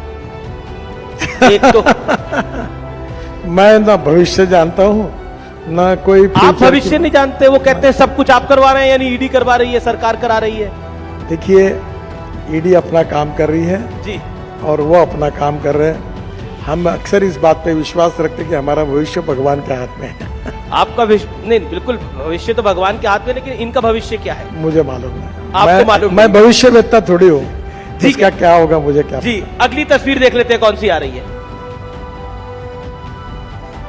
अब ये है मुंबई में, आपके घर में ये सब एक साथ आए थे, इनका भविष्य क्या दिख रहा है आपको? देखो, इनका भविष्य अच्छा है ही नहीं है अच्छा। ये पूरी तरह इस चुनाव में इनकी पिटाई हो जाएगी, और हमें 400 पार जगह मिल जाएगी, और बेचारे उनमें से अनेक लोग फिर निवृत्त हो जाएंगे राजनीति से। जी, अब अगली तस्वीर जो है वो नेताओं की नहीं है, अब वो फिल्मी, क्योंकि आप महाराष्ट्र से आते हैं, माया नगरी है, मुंबई है, तो कुछ फिल्मी कलाकारों की है। पूछते हैं आपसे कि आपके कौन पसंदीदा है। Next please. अब रणबीर कपूर सिंह पसंद है या विक्रांत मैसी पसंद है आपको? नहीं, मैं मेरी जनरेशन के हीरो को जो चॉइस है उसी में बोलना गडकरी। तीनों भी अच्छे हैं। एक तो पिक करिए। ज्यादा अभी अच्छा, लास्ट फिल्म किसकी देखी इन तीनों में से? और रणवीर की देखी थी मैंने। रणवीर की देखी, कौन सी? वो जो एनिमल नाम नहीं, वो जो हमारे पेशवे के ऊपर जो थी ना, रणवीर। अच्छा अच्छा अच्छा अच्छा, रणवीर बाजीराव मस्तानी। अच्छा अच्छा, आपने भी पॉलिटिकल दिया इसका जवाब पूरी तरह से। अगला देख लेते हैं किसकी तस्वीर आ रही है। ये हीरोइंस की हैं, आप पसंद, मतलब आपको इनमें से किसकी फिल्म देखी? तापसी पन्नू है, आलिया भट्ट है, कियारा आडवाणी है। नहीं, इन तीनों के भी फिल्में मैंने नहीं देखी। नहीं देखी? तीनों टॉप हीरोइन है देश की। देखो, एक बात बताता हूँ, ये जनरेशन के हीरो हीरोइन अलग अलग होते हैं जी। अब हमारे जनरेशन में हमको तो अमिताभ बच्चन, यही हमारा फेवरेट हीरो था। तो कॉलेज में किसका ट्रेंड फॉलो करते थे आप? कॉलेज में, जब कॉलेज में थे तो किसी का ट्रेंड फॉलो करते होंगे। अमिताभ बच्चन को। अमिताभ बच्चन का फॉलो करते थे। मैंने एक बार उनको भी कहा कि मैंने जंजीर 3 बार देखा, आनंद 3-4 बार तो देखा। Bell bottom pant, long collar सब डालते थे। वो फाइटिंग के पिक्चर पसंद आते थे उसे। चलिए, आप राजनीति की बेला में जा रहे हैं, यानी आप चुनाव के संघर्ष में जा रहे हैं। ये लोकतंत्र का, भारत के महान लोकतंत्र का सबसे बड़ा पर्व है। इसके लिए बहुत बहुत शुभकामनाएं नितिन जी। और न्यूज 18 भी बेबाकी के साथ इसकी कवरेज करेगा। बहुत बहुत शुक्रिया हर सवाल का अपने बेबाक अंदाज में जवाब देने के लिए। जोरदार तालियों के साथ अभिनंदन करिए नितिन जी का। धन्यवाद। Thank you. Thank you Amish, thank you minister.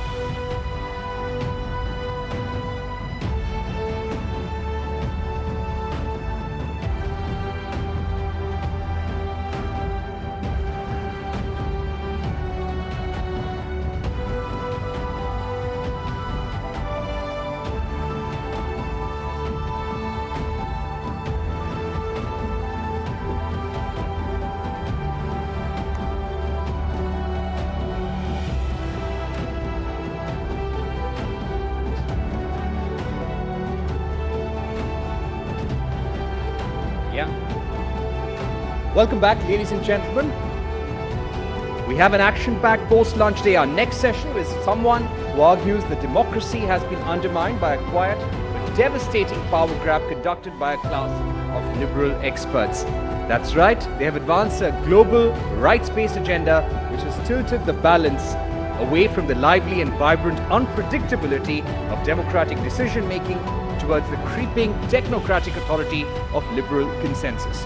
Populism represents, he contends, an imperfect but reinvigorating political blood that has the potential to sweep away decades of institutional detritus and rejuvenate democracy across the West. He has been a repeated victim of the cancel culture. Most recently, he has learned that his Philistine column has been cancelled by Quadrant magazine when he saw the March issue.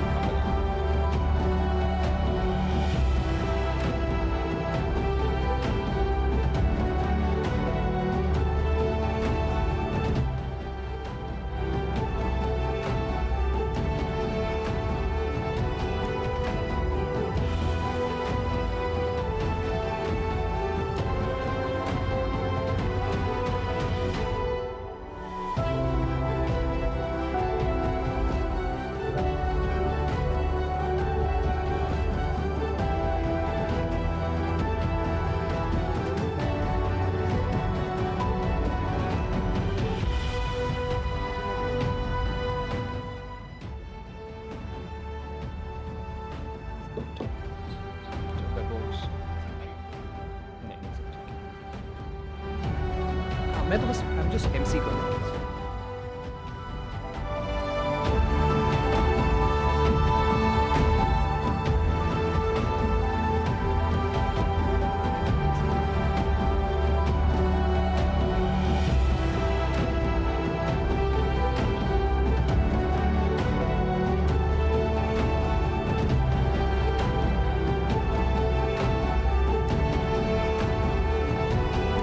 Yeah, I can hear you. Mohit, whenever you can just put up the prompter again, I just check it once. I just want to see the coordination between the three prompters.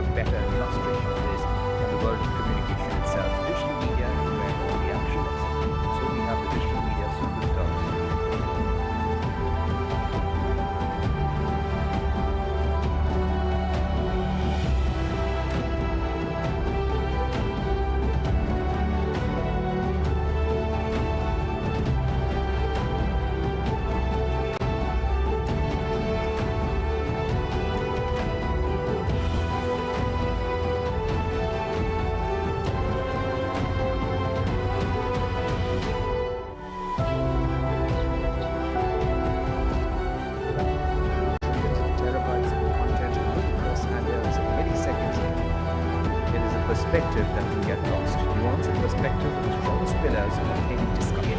Let's hear it from Mandir. Let's indulge in some investment talk, shall we? Private equity, venture funding, and the investment universes are having their moments, albeit with a bit of rough and tumble lately. This involves moving funds across asset classes and geographies. What are the changes taking place in the investment landscape today and the evolving technologies in the world of finance, private capital, and money? Let's welcome Ashish Agrawal, Managing Director and Country Head Jefferies, Ramesh Damani, Western Investor and member Bombay Stock Exchange, Shweta Jalan, Managing Partner and Head of Advent International in India, Harsha Raghavan, Managing Partner, Converge Finance, to talk about turbocharged markets, micro moves, macro moves,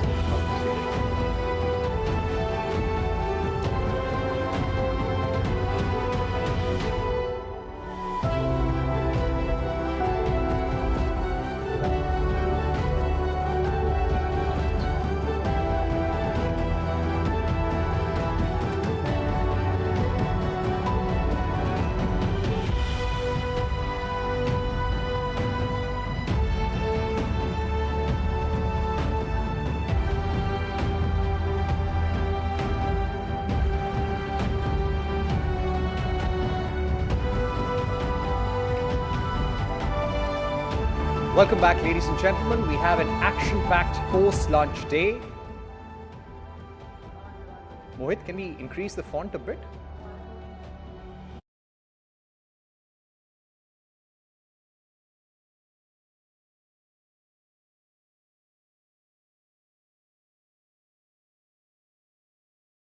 Yeah, Mohit. Mohit, see if you can increase the font slightly. Yeah, okay.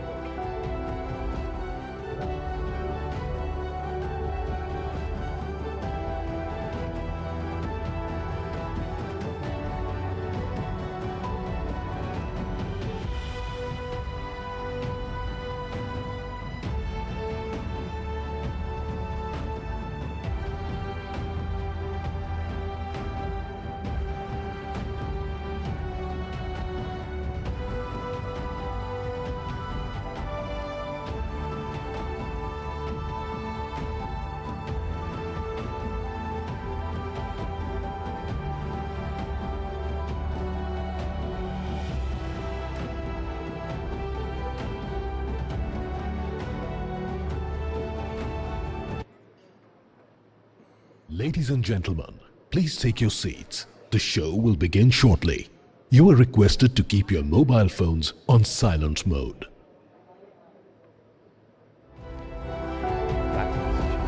Action-packed post-lunch day. Our next session is with someone who argues that democracy has been undermined. Welcome back, ladies and gentlemen. We have an action-packed post-lunch day. Our next session is with someone who argues that democracy has been undermined by a quiet... Yeah, this is perfect. Yeah. Welcome back, ladies and gentlemen. We have an action-packed post-lunch day. Our next session is with someone who argues that democracy has been undermined by a quiet but devastating power grab conducted by a class of liberal experts. They have advanced a global rights-based agenda which has tilted the balance away from the lively and vibrant unpredictability of democratic decision-making towards the creeping technocratic authority of liberal consensus. You can move a little faster. Radhika, I'm on stage. I'm on stage only. Acha, he's not there, so now we only call Bruce passports, huh? Okay.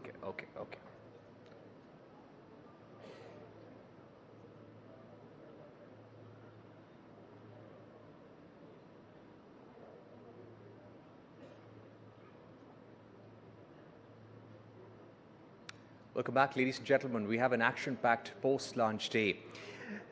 Our next session is with someone who argues that democracy has been undermined by a quiet but devastating power grab conducted by a class of liberal experts.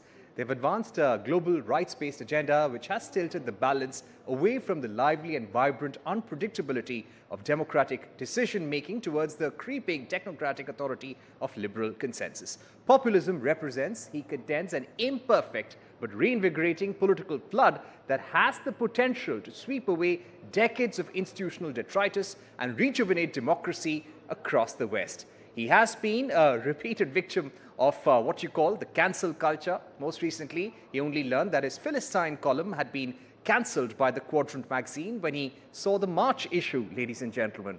Please welcome Salvatore Babones, sociologist and associate professor, University of Sydney, for a session on half-truisms, prejudices, and misinformation. He will be in conversation with Rahul Shivshankar. No, I was gently, deliberately speaking a little low because we haven't started yet. Yeah. It'll be fine when I start. Yeah. I think we are good, yeah. We're good to go. Yeah, hi, sir. Everything is perfect. Yeah. Thank you.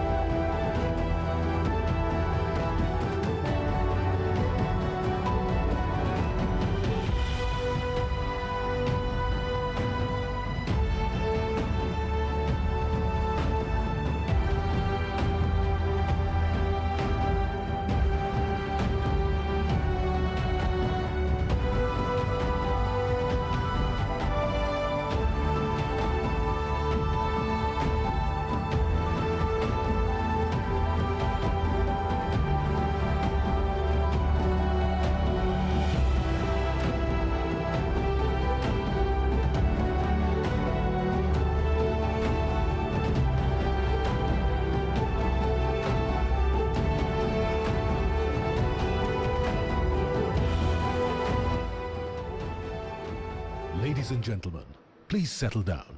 The show is about to start. You are requested to keep your mobile phones on silent mode. Photographers are requested not to use flash.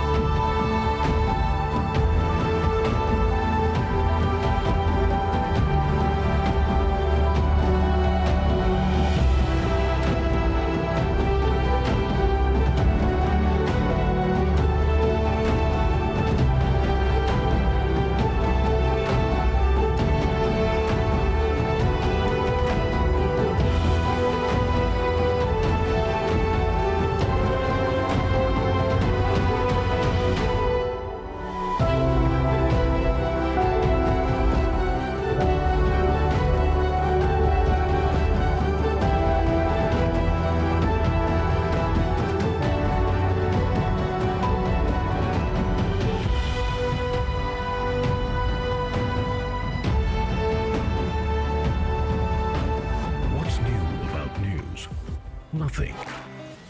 That's until we stepped onto the scene. Instead of playing the game, we became the game.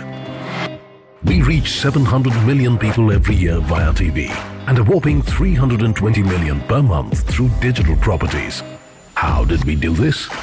We went global.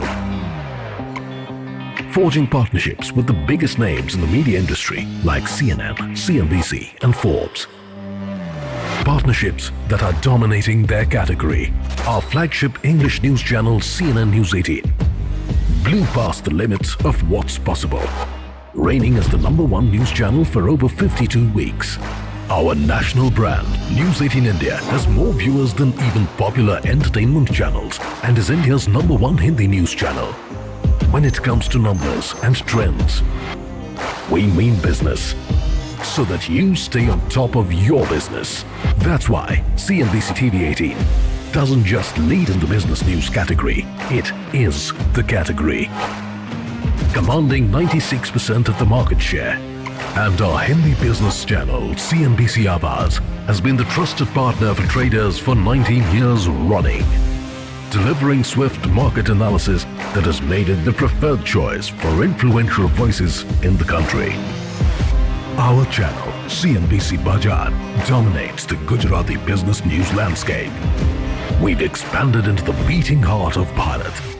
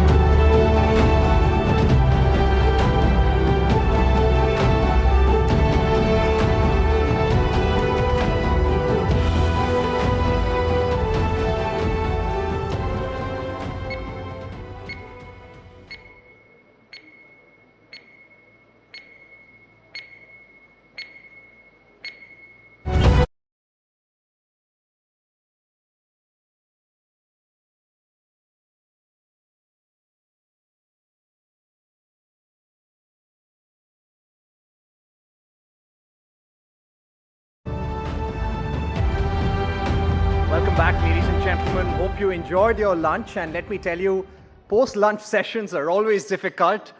When you've eaten well, and to keep the energies up is really difficult. And I hope all of you are ready, because this is going to be an action-packed afternoon. And let me just get a sense of how the audience is doing. Are you all there with me? If yes, then say a loud yes. All right, great to hear that. And let's get the session going. It's going to be an excellent afternoon, I can assure you. Yes, our next session is with someone who argues that democracy has been undermined by a quiet but devastating power grab conducted by a class of liberal experts. They have advanced a global rights-based agenda which has tilted the balance away from the lively and vibrant unpredictability of democratic decision-making towards the creeping technocratic authority of liberal consensus. Populism represents, he contends, an imperfect but reinvigorating political flood that has the potential to sweep away decades of institutional detritus and rejuvenate democracy across the West. He has been a repeated victim of the cancel culture. Most recently, he only learned that his Philistine column had been cancelled by Quadrant magazine when he saw the March issue. Please welcome, ladies and gentlemen, Salvatore Babones, sociologist and associate professor, University of Sydney, for a session on half-truisms, prejudices, and misinformation. He will be in conversation with Rahul Shivshankar.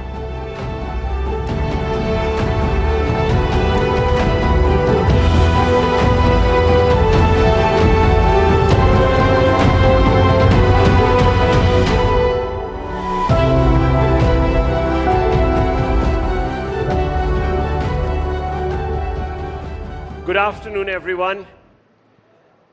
Let's hope you can stay with us in this conversation. We'll try to keep it interesting and digestible, not that you need much more.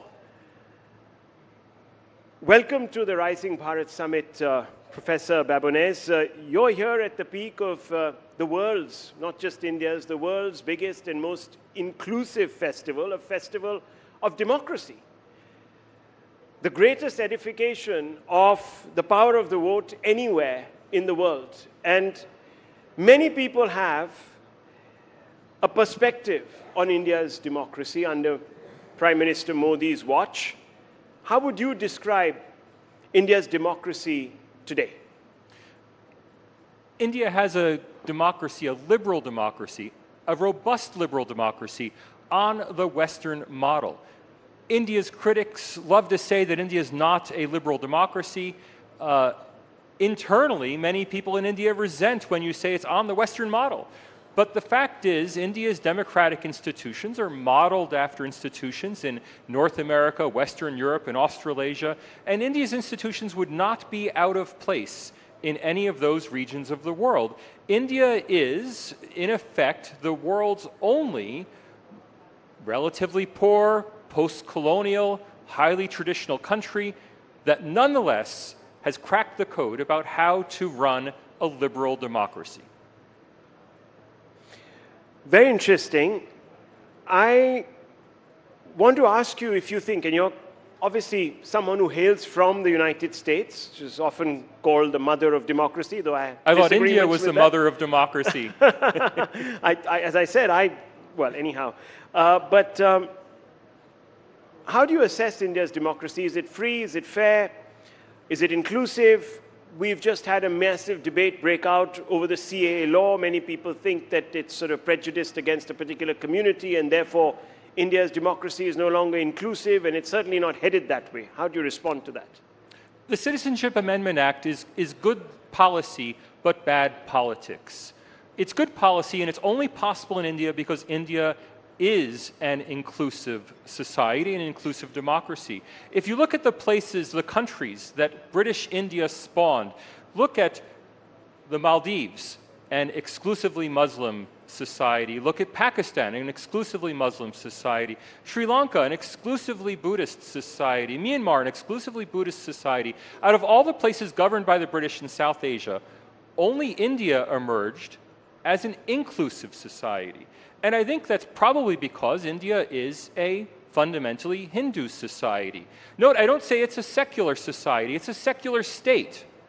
but India's Hindu society was able to support a secular state in a way that those Muslim and Buddhist societies were not able. All of those countries started out as secular states, but all of them have become thoroughly exclusive and thoroughly religious in their state institutions. Now, the Citizenship Amendment Act is there because people from all around the region, not only the three countries in the Act, Afghanistan, Pakistan, and Bangladesh, people from all around the region want to seek refuge in India because of India's traditions of liberty that are not present in their own countries. That says a lot about the character of India, but it also says a lot of the character of the neighbors. The only sad thing is that the CAA, and I'm just going to be very frank here, has been weaponized for political gain. It's clearly been reauthorized here during an election season. It's being used to gain votes, and it's being used to divide people. It's a good law being used for bad purposes. Well, I mean, that's obviously an interesting point of view because many people say that the people who are critical of the CAA were the greatest espousers of a law of that nature. But, you know, that's left for another day. It's a good law. There's not a problem with the law. There's a problem with seeking political advantage out of the plight of refugees. When is a good time to save refugees who are being persecuted? Yeah, 10 years ago is a good time. Okay. Yeah. Let's move the needle a little forward. Gothenburg's based VDEM's 224 report labels on multiple metrics India as, quote, one of the worst autocratizers, unquote. In fact, it pegs India to a level last seen in 1975, can you believe it, when Indira Gandhi declared a state of emergency. How are VDEM and your assessments so widely different? Aren't they interviewing enough Hindus? Look, the Varieties of Democracy Institute is a highly reputable European research institution based at Gothenburg University in Sweden. They have, however, set up a highly flawed statistical methodology for measuring democracy. They have 5 chief indicators. 2 of them is does a country have elections and is everybody allowed to vote, are evaluated on a purely pro forma basis, meaning that, for example, Vietnam gets a perfect score for its elections, despite the fact it only has one political party that's allowed. Now, VDEM has recently rated India number 110 in the world, which I think is a travesty, but it's not VDEM doing the rating. Most of the differentiation in VDEM is based on their survey results. They survey mostly political scientists, mostly in the country being studied. So primarily Indian political scientists being asked to evaluate India on a series of subjective indicators. The places where India now rates worse than during the emergency include the independence of Electoral Commission, include freedom of speech and association, and include academic freedom. Now, I just read an article in the New York Times. I do a lot of historical research. I just read an article in the New York Times from 1975, which said that students at Delhi University were applauding the emergency because now school could return to normal. Which is to say, those people who embraced the Indira Gandhi regime, they're today, or their children today, are now evaluating the emergency as having been a good time for academic freedom. Why? Because all those right-wing activists were arrested. And at a time when thousands of students were arrested during the emergency, VDEM rates India better for academic freedom than it does today. There's another agency that says that press freedoms in India are at a level less than in Afghanistan. You should have said Pakistan. Yeah. Okay. Is the methodology to blame, or is it bias, as some claim? Look, worse than Venezuela, worse than the Palestinian territories, 20th worst in the world. Pretty much only China and Saudi Arabia and Iran get worse position than India. Maybe the most egregious, Hong Kong is placed 20 ranks above India for press freedom. Hong Kong, where, of course, the Chinese Communist Party has outlawed all opposition press. Again, we have to ask, who's doing the rating? The Reporters Sans Frontières, the organization that produces the Press Freedom Index, does not directly evaluate countries. They send a survey out to journalists. Rahul, were you surveyed in this survey? No, I just want to ask anyone. Was anyone here surveyed in that survey? Was any mainstream Indian journalist surveyed by Reporters Sans Frontières? I doubt it. Now, I don't know. Of course, they won't divulge who their survey takers are, and for good reason. They don't want them to face violence or face pressure. But we'd like to know, is Reporters Sans Frontières surveying journalists at major metropolitan newspapers and television channels, or are they surveying journalists at radical, critical websites? I strongly suspect the latter. Of course, we'll never know, but that's how we get India rated so low for press freedom. It's not because actual reporters like you are rating press freedom low. It's almost certainly because of the pool of people who form the Reporters Sans Frontières pool of survey takers. So there's confirmation bias. That's what you're suggesting. When it comes, I mean, are these people just wanting to project that, or why aren't they going further afield? No, look, they represent the interests of their members. Are you a member of Reporters Sans Frontières? No. Well, if you joined, if all the other journalists in the room joined, you could then ask to participate in this survey. But in fact, Reporters Sans Frontières has a constituency mostly among radical Marxist journalists, and they're the people who answer the survey. And I have to stress, it's India's journalists who are rating India low. It's not the French office, head office, that's rating India low. But can you actually blame these surveys when so many of our politicians go abroad and they sit in some very, very storied institutions, and they denote India as an electoral autocracy also? There is a positive feedback loop here. They're saying India is an autocracy, thus India gets reported to be an autocracy, thus people get the impression India is an autocracy, thus they can point to the New York Times or the Washington Post and say India is an electoral autocracy. Look, in America we have the same problem. Both Joe Biden and Donald Trump have criticized US elections as being meaningless, fraudulent. Joe Biden actually said no better than those of the totalitarian regimes of the 20th century. We don't take that seriously.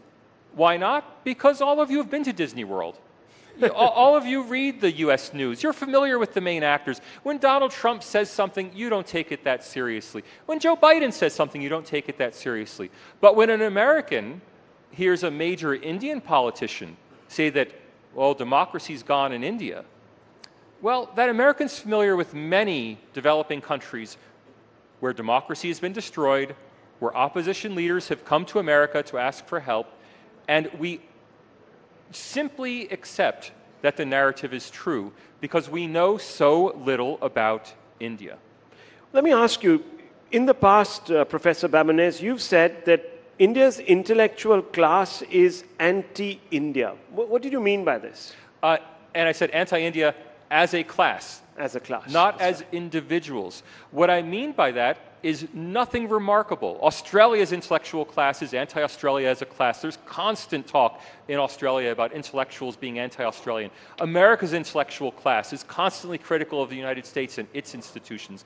There's nothing surprising about that. I said that as an explanation because I wanted Indians to understand that all of the negative reporting about Indian democracy does not originate with Western experts who are independently coming to India to evaluate your country. It originates with Indian intellectuals who are writing for Western outlets, Indian intellectuals who are coming to speak at Western academic conferences, Indian origin intellectuals who are writing in Western academic journals and telling us that India is no longer a democracy. And we believe them because we don't know India. Well, many people say that some of these intellectuals, or call them what you think, have hypothecated themselves to foreign influence, and the name of George Soros and beyond him some Western intellectuals and governments are bandied about. Is this hyperbole, or are there malevolent forces that are promoting these individuals to say all these nasty things and color Bharat's rise? Look, there are malevolent forces, but there are malevolent forces against every country. It's nothing unique to India. George Soros is a favorite bugbear of people around the world, and I'll tell you, Dr. Jaishankar loves nothing better than being criticized by George Soros, because then he can get on television and defend India against these evil Western manipulators. The fact is, George Soros doesn't tell academics what to think.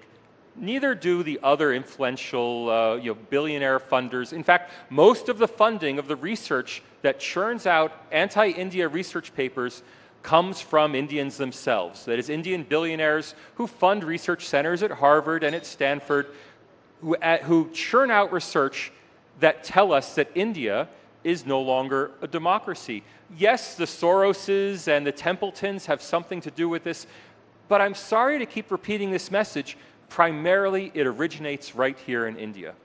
Well, so let's explore that, because there are people like Rajiv Malhotra who wrote a book. He's a commentator, etc., and he said, quote, agenda-driven political activism posing as academic research, red-washed by corporate money, unquote, is what's really driving this. There's a sort of and that coupled with sort of a woke takeover of our institutions, especially the ones, and some people have gone on like him to quote Ashoka University and others internationally like Harvard and UPenn, etc., etc. You get a lot of stuff coming out from them. Look, he's not wrong. Malhotra is a very smart guy, and I recommend his book, Snakes in the Ganga. But the fact is that if you're an Indian industrialist and you simply want to support the best social science research on India, what do? You go to the top professors in India. You go to the top Indian origin professors at Harvard, Yale, Stanford, Chicago, and you ask them, who should we be supporting? Where should we put our money?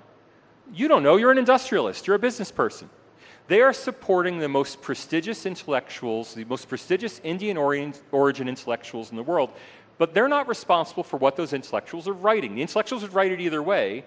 The signal boost comes from the Indian industrialists and others. Some of the money comes from the Gulf, so part of the money comes from India itself. There's a strange bedfellows aspect to this. A big part of the money comes from Middle Eastern funders who fund organizations, typically South Asian studies departments, that intentionally use the term South Asian studies instead of Indic studies in order to diminish the role of India in South Asian studies. And some of the money comes literally from missionary foundations.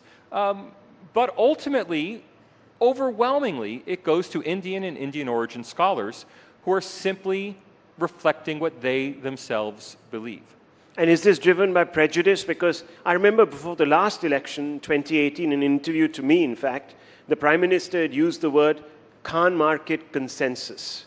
He says, this is what they all belong to. And they have an agenda against me personally. Look, and that gets sort of amplified. But it's no different than in other countries. Imagine in the United States, how many social scientists support Donald Trump? You can probably count them on one hand, right? It's not but Modi's not Trump. It's not a phenomenon that's unique to India. What is unique to India is the extreme politicization of this.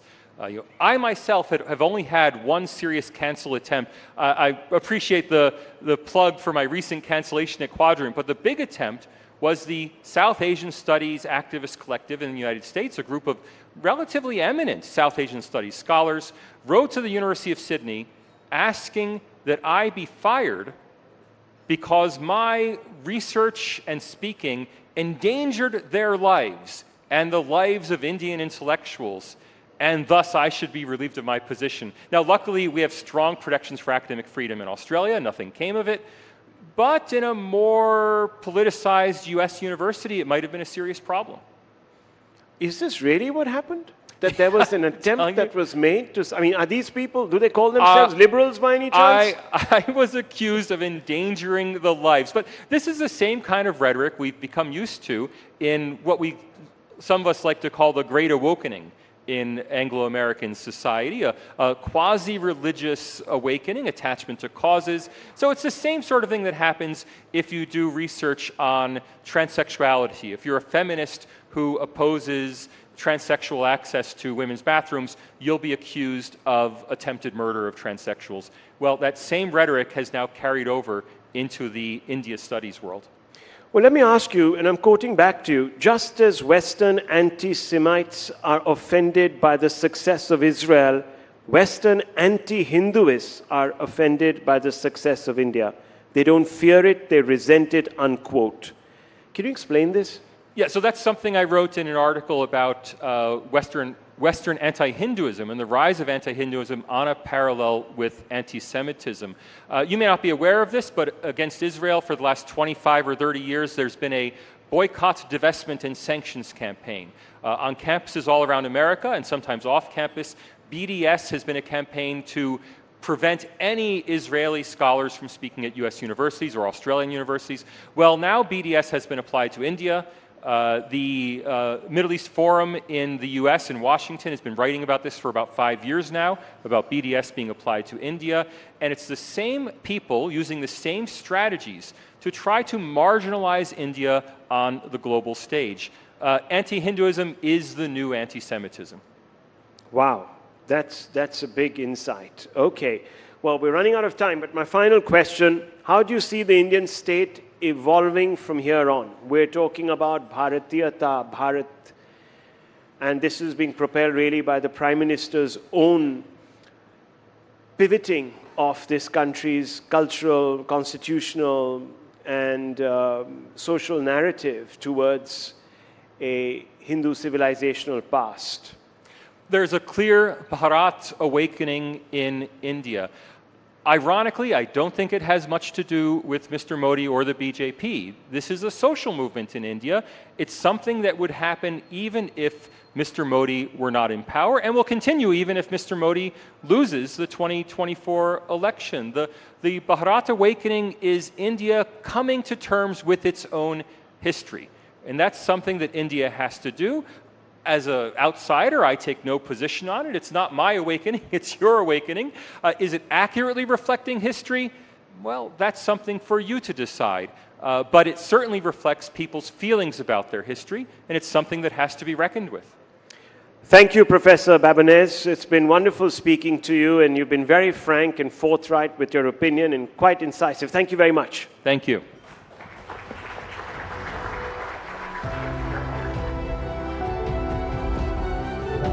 Thank you so much, Salvatore and Rahul, for that excellent discussions. Gave us a lot to think about.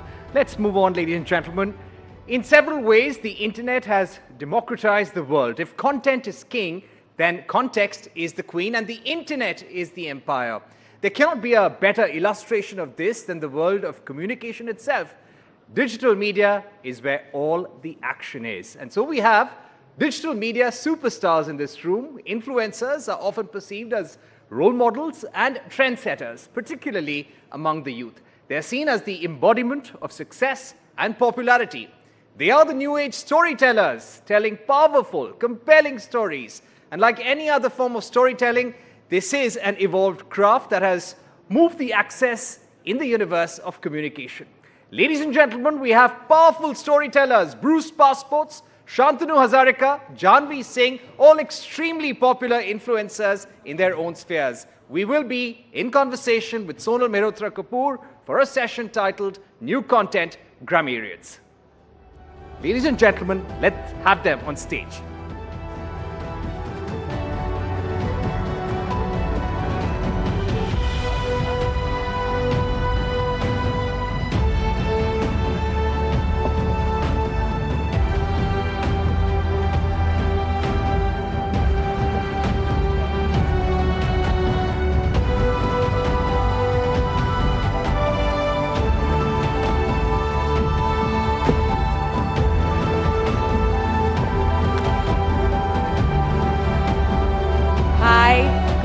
Everybody, thank you so much for being here. We've had a heavy duty session, but it's time to sort of spice things up a little bit. It's time to talk about things that we all see now all around us, things we love to scroll, we love to watch, we love to forward, but also this time understand the faces behind them. This time also understand the stories behind them. Now the trajectory or the spectrum of influencing in the country has moved many-fold. Last year, on the Rising Bharat platform when we had this conversation. It was about how celebrities now wanted to be influencers. We're talking at a time right before elections where we want politicians, where we see them sort of also understanding the language, speaking the language of influencers. Big smile on their faces there. We recently had awards where the Prime Minister himself awarded different categories and different people on what spectacular work this young India, young Bharat is actually doing. Some of them are sitting with us right here on the stage. I want to begin the conversation by giving all of you a little bit of an introduction for everybody over here and also understand their story and also give you a bit of perspective on what is this influence that they bring into the whole conversation. My first question is to Janvi. Janvi, if you guys don't know already, was awarded the fashion icon with a heritage touch from the Prime Minister himself. You must have seen that very famous, yes, please, come on, don't be shy. You must have seen that meme where Janvi went in her mode and tried to touch Prime Minister's feet. The Prime Minister reciprocated and touched her feet instead. And she, like this 20-year-old that she doesn't look it, all shy, has lots to say about that. So Janvi, by the way, for all of you who don't know, is just 20. And on her page, the content that she speaks about is on saris, different kind of saris, where they come from, and in that mode, tell you a little bit about culture, tell you a little bit about heritage of India. Isn't that quite beautiful? So Janvi, firstly, welcome, and tell us, how did it all really start? Sari, is this sari influencer? Can I call you that? Like, is that a phrase now? Yeah, I think you can call me that, and I would love to be, right? So I think, I mean, fashion is subjective, but मुझे लगता है मेरे लिए fashion है अपने culture और अपने heritage को represent करना. If I can represent my state or any other particular state in Bharat, and I think Bharat इतना सुंदर देश है, इतने सुंदर textiles है, prints हैं, and कहीं ना कहीं आजकल वो लुप्त हो रहा है, खत्म सा हो रहा है, right? तो बहुत सारे कॉमन प्रिंट्स हैं जो हमें पता है ना. A lot of us know Banarasi and then Paithani and maybe पटोरा, but there are few more textiles जो लोगों को नहीं पता है. There is ikat, Ajrak, like कोसा, मेखला. So ये जो प्रिंट्स हैं वो ना भारत में कहीं खो रहे हैं. एंड मेरा जो साड़ी से प्यार है वो बहुत ज़्यादा है, और मुझे लगा कि अगर मैं इतनी इंटरेस्टेड हूँ you know, to know about the textile and the culture, so ऐसे बहुत सारे लोग होंगे. So I thought let's start a series and even I'll get to learn कि भारत में कितनी अलग अलग साड़ीज़ हैं, एक साड़ी को बनने में कितना समय लगता है, कितनी वैल्यूबल है. क्योंकि अगर हम इतिहास में भी जाके देखें, बिकॉज मैं कंटेंट बनाती हूँ तो मेरा कंटेंट स्क्रिप्चर्स के अराउंड भी होता है, राइट? तो महाभारत में भी अगर हम जाके देखें तो माँ द्रौपदी और महाभारत के समय में माँ रुक्मणी शुरू ही हुई थी. तो ये सभ्यता कितनी पुरानी है ना. तो वहाँ से ये शुरू हुई and then it came to Ramayan also, जहाँ माता सीता, माता कौशल्या भी हैंडलूम पर बने हुए हाथशाल, हाथ शिल्प पर बनी हुई सिल्क की, रेशम की साड़ियाँ पहना करती थी. So I want to revive culture back in India and to represent sari proudly. So this is the new cool. The new cool. See, you're getting applause straight away on that. So, you know, when I met Janvi and I said, when you meet a 20-year-old influencer, what is the image that comes to mind?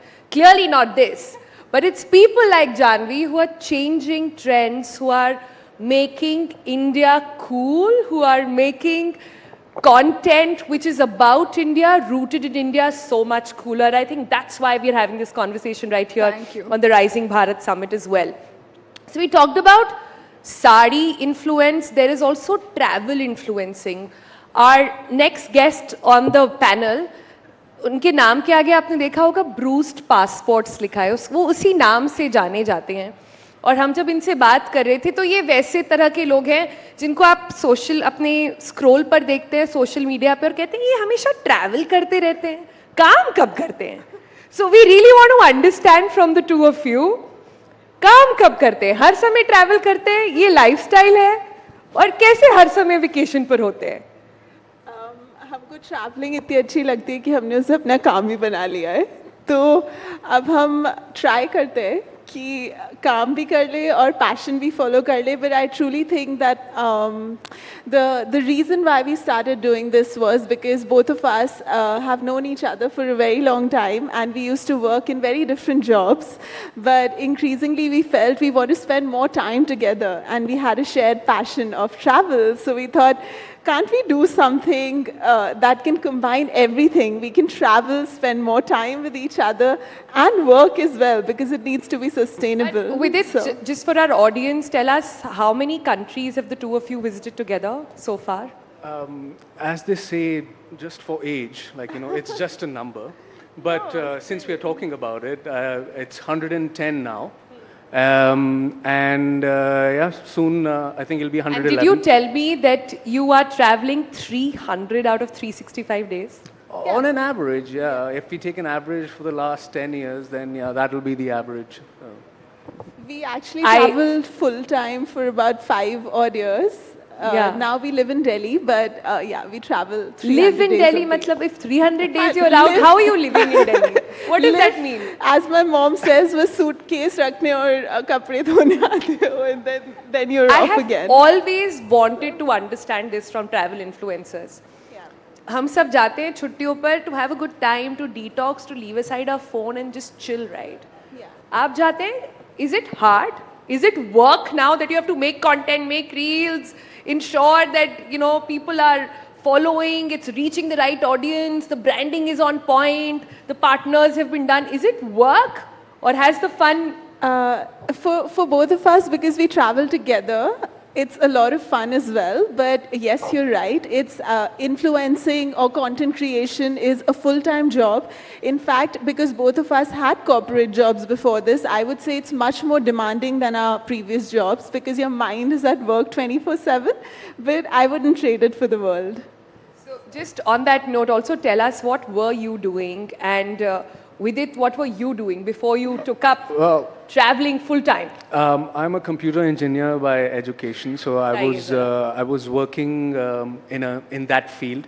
Savi is a PhD in English literature. I actually used to teach at Delhi University, so I yeah, used to teach BA and MA students at Delhi University. From computers to a camera, you know. I think they say, like, if you're passionate about something, then you can definitely make it your profession. So an engineer, a PhD student is now a full-time influencer, and that is the reality. They're happy about it, and they love it, and it's a sustainable job.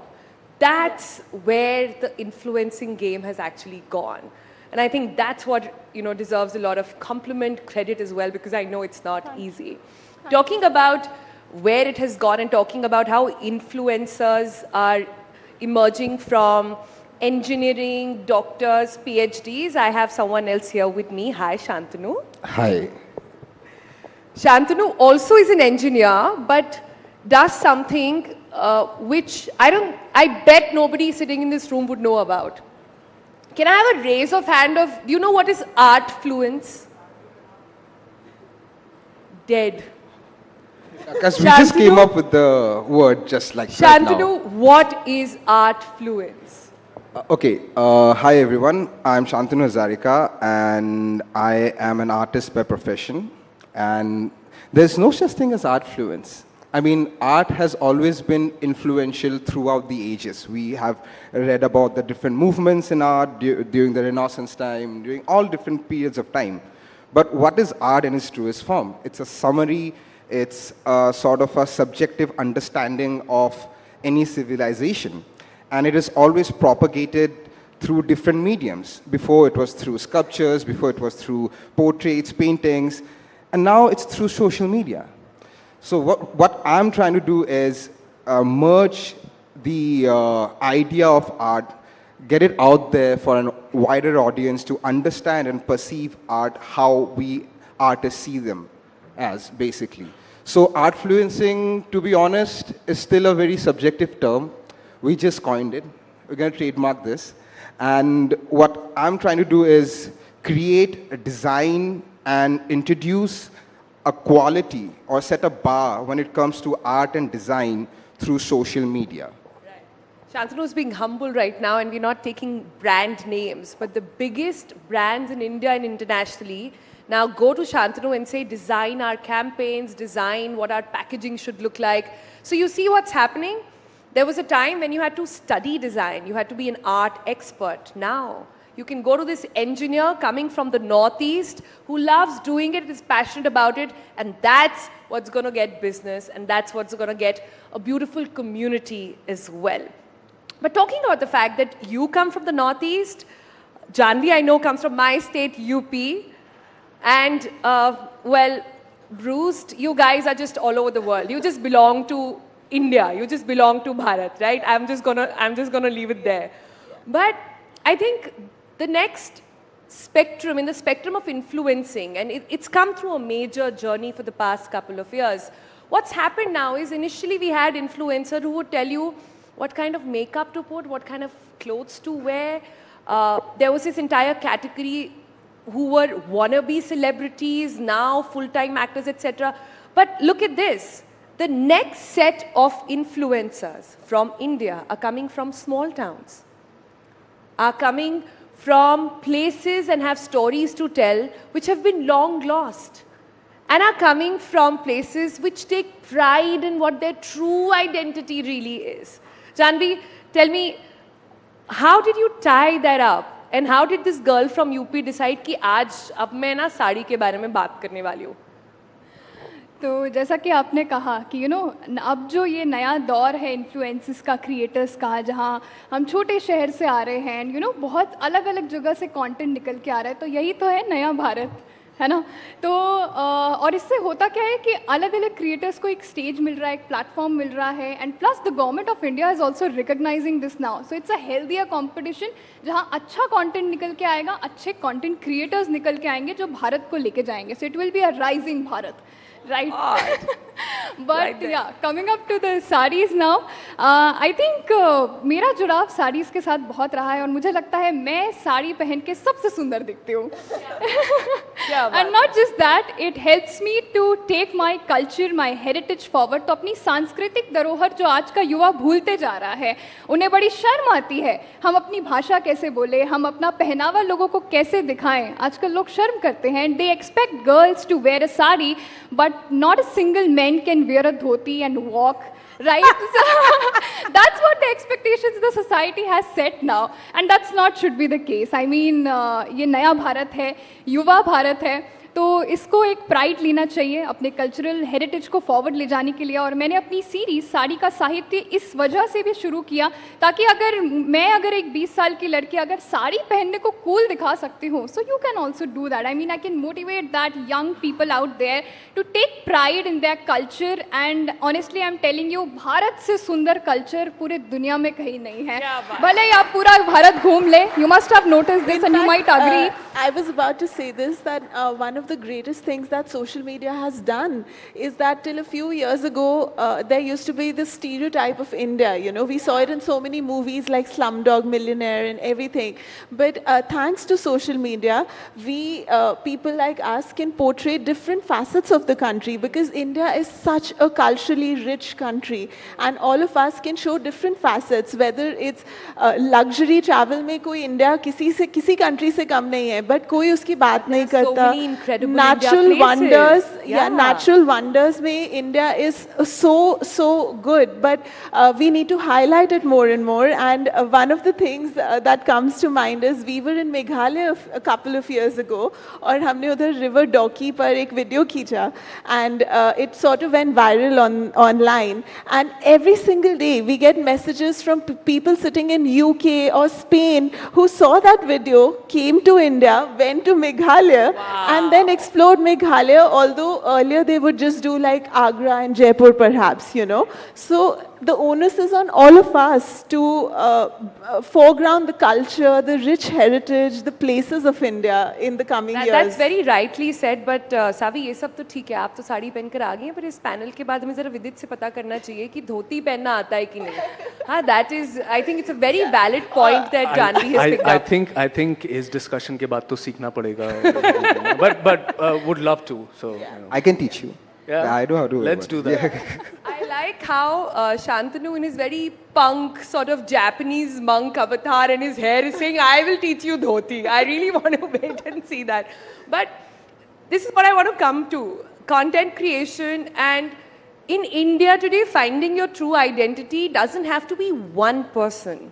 You can be as desi as Janvi, as cool desi as she said, as cool desi as Janvi. You can be as punk as Shantanu, but you will still find a community that will feel a sense of belonging with you. And thus the onus, which is what I want to bring everybody's attention to. A lot has been said about influencers and the influence they have and what do they do with it. एक बहुत infamous dialogue है, बोला गया था किसी platform पे कि influencers तो बिकाऊ हैं. कोई भी brand जाके उनको कितने भी पैसे दे सकता है and they'll say whatever, right? So has that changed in the industry? Shantanu, why don't you pick that question? Is there a conscious thought now on what idea, what brands, what kind of thinking are you really going to put out through yourself and through your brand? See, the thing is, what has happened over time is the influencer market is sort of saturated. Now, when you're talking about brands, they understand the importance of marketing and branding in a very subtle way. It has to be universal in nature, right? It can't be like, okay, I'm watching an ad. It shouldn't be evident that I'm watching an ad. It beats the purpose of influencing anything. So what happens in that scope is you have to build your own brand, which is organic, which is natural. And to have that, you need to have a core audience. So there are few things which a community will always relate to. Joy, pain, and salvation. So I come from a place where we have seen all three of those things. And pride. And of course, pride. Like Janvi said, pride in our own culture. So if you sort of can capitalize on 4 different, or maybe one of those things, you can start relating to people more. Be it through art, be it through social media, be it through travel, be it through any medium, whatever you call it. So the moment you start building that particular sense of collectiveness among a group of people, be it a small group of people who listen to same kind of music, maybe have been through same kind of experiences, so you start building a niche. And that niche will give you that originality. And that's what the brands look for. They want to be more niche in their approach, and they want to also encompass that organic nature of influencing people. So the days of putting an advert out or hiring an influencer just because they have 1 million followers is gone. Now what they look for is the authenticity. Numbers don't matter anymore. It's how organic your reach is. Is that true? Numbers don't matter? Nope. Most of them are bots. I would say authenticity definitely matters more than numbers, because it's like, it's a story on your page, you know, as the panel says, we are storytellers and the story of our lives is on our page. So brands really, really look for that. They don't look for somebody who's doing one mobile phone ad one day and then another the next day, for sure. But Vidit, tell me this. Yeah. When do you, since you are the brand, you are the influencer, when do you stop being the influencer? When do you start being that person? Or that Lakshman Rekha simply does not exist? I think the onus of drawing that line is actually on the influencer, because we know people who do this like first thing in the morning and even on Saturdays, Sundays. But for us, it was very clear right from the beginning that we weren't leaving one corporate rat race to get into another. So, you know, we made it a point to kind of draw that line that 2 days in a week, we are not, like weekend, not necessarily that Saturday and Sunday, but sometimes because of work, Sunday has to be dedicated to work. So we take Monday off. You know, so I think it's really up to the content creator or the influencer to draw that line. And there's no like clear definition of where it starts and where it stops. But yes, at the end of the day, it does kind of permeate into, you know, a lot of the things that you do and a lot of times throughout the week. But I think as Shantanu said, if you're being authentic with your audience, it feels so effortless. Sometimes you're working, but it doesn't even feel like work because you're actually putting a very authentic part of yourselves out into the world. So the boundaries are also very blurry sometimes. You have to be up for it because if I am going on holiday, I don't want my phone around me. I don't know how you guys do it. But moving on, we're coming to the closing of this session. I want a quick sort of last comments on where is this going? We also see a lot of, like you said, we have saturated the content across platforms, more and more platforms, more and more content, more and more influencers, so to say. There are also a lot of one-time hits and one-time wonders. So where is this going and what next for influencing? Like I said, Bollywood now acknowledges, politicians acknowledge, brands, of course, acknowledge. What next now in this influencer journey? Shantu, you, and then I'll go around. I think the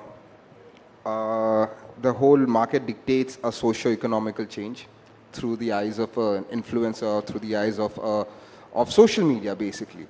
That's the greatest influence we can have, right? So I think it's about reform, it's about socio-economical change that can be brought about through the strong powerful. medium. Change and reform through influencing. That's powerful. Yeah, I think that's where we're headed. Like, be it any political party, be it any sort of form of rules or any ministry, there's always a social media handle, right? So, for example, I've worked with the Ministry of Culture. So they have an ongoing social media campaign regarding stuff. So people have recognized the importance of it. And I think it's slowly seeping into the whole reform movement. And it is an independent industry which is going to grow as we are growing as artists and influencers, and we have to deal with it. Janvi? I think it is just the beginning what you're looking at right now, and because अलग-अलग content creators सामने आ रहे हैं, अलग-अलग content सामने आ रहा है, which is taking the country forward for sure. But I also think over the time it will be like अगर आप अपनी audience के साथ, अपने content के साथ valuable है, so it will be a long game for sure. Value add. Yeah, value addition is the key, and value will create virality in the long run also. So that consistency and authenticity, as we discussing the previous question also, कि मेरे लिए वो लक्ष्मण रेखा नहीं है. I am the same person on social media and offline also. So I'm the same. And फिर अगर आप इतने authentic होते हैं ना, तो it is actually very effortless to put out content in a long run also. So काम नहीं लगता है, as they used to say, right? Yeah. काम तो लगता है. I mean, building on that, you can put up a facade for a day or two, a month max. But when you're putting out content, जैसे जानवी कह रही हैं कि रोज अगर डालना है, तो वो facade रहेगा नहीं ज़्यादा time तक. You know, your authentic self will come out. Closing comments now, yeah. Viditya, then Sabi. I just think that the idea of celebrity that all of us grew up with, movie stars, etc., is dissipating now. There are it's a very fluid concept. So all of us decide what niche we want to cater to, what our community is. So overnight virality is also not a bad thing, because that might help somebody like this tea seller that we were talking about before the panel. It might democratize and bring so much empowerment to a community. And I think that's what's important to remember, that all of us are thriving in our little niches and doing the best we can for our little communities out there. That's nice. Exactly. With it, yeah. The lady said it all.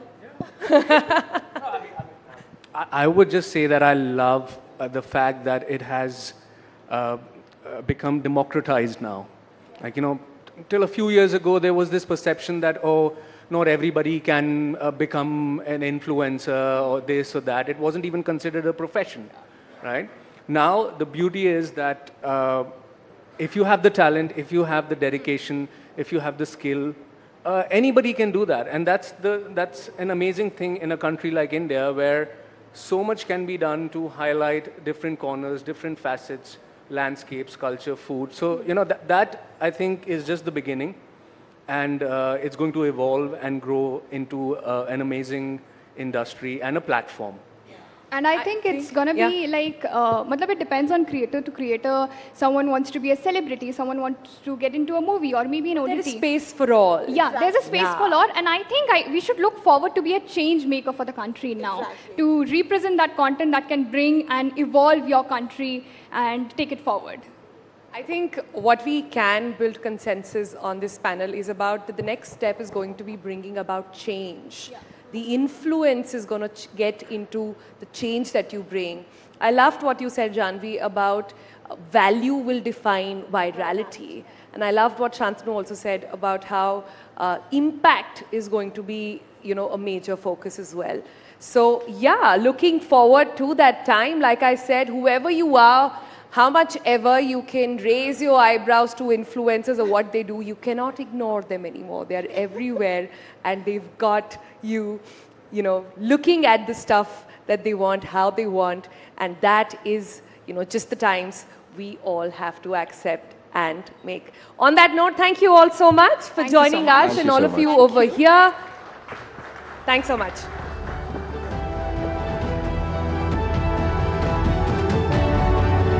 Thank you so much, Sonal, Shantanu, Janvi, Bruce Passports. What inspirational stories, ladies and gentlemen, and what really caught my eye, that all these influencers, Shantanu, Janvi, Bruce Passports, all of them are people who challenged the norm. They left their careers, they left everything a normal person would do in terms of a job in the private sector or government.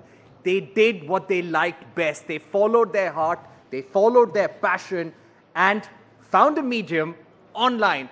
And ladies and gentlemen, I bet all of these people can teach our politicians more than a thing or two when it comes to storytelling and influencing people. They really know their products well.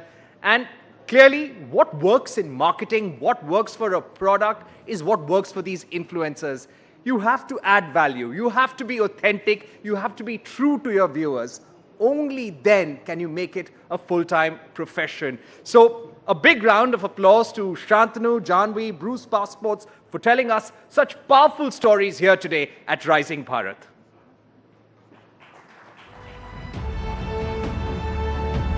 And ladies and gentlemen, very shortly we are going to be starting our next session in an era of information explosion when trillions of terabytes of content move across handhelds in milliseconds. It is the perspective that can sometimes get lost. Nuance and perspectives are the strongest pillars of any discussion. And that's what we are going to focus on over the next half an hour. Let's hear it from Ram Madhav, President, India Foundation, Francois Gautier, journalist and author, Dr. Pawan Verma, diplomat and author. You've seen these people on television several times. This session is titled The Twa Factor, and they will be in conversation with Rahul Shiv Shankar. Gentlemen, please welcome on stage with a big round of applause. Rahul, it's over to you.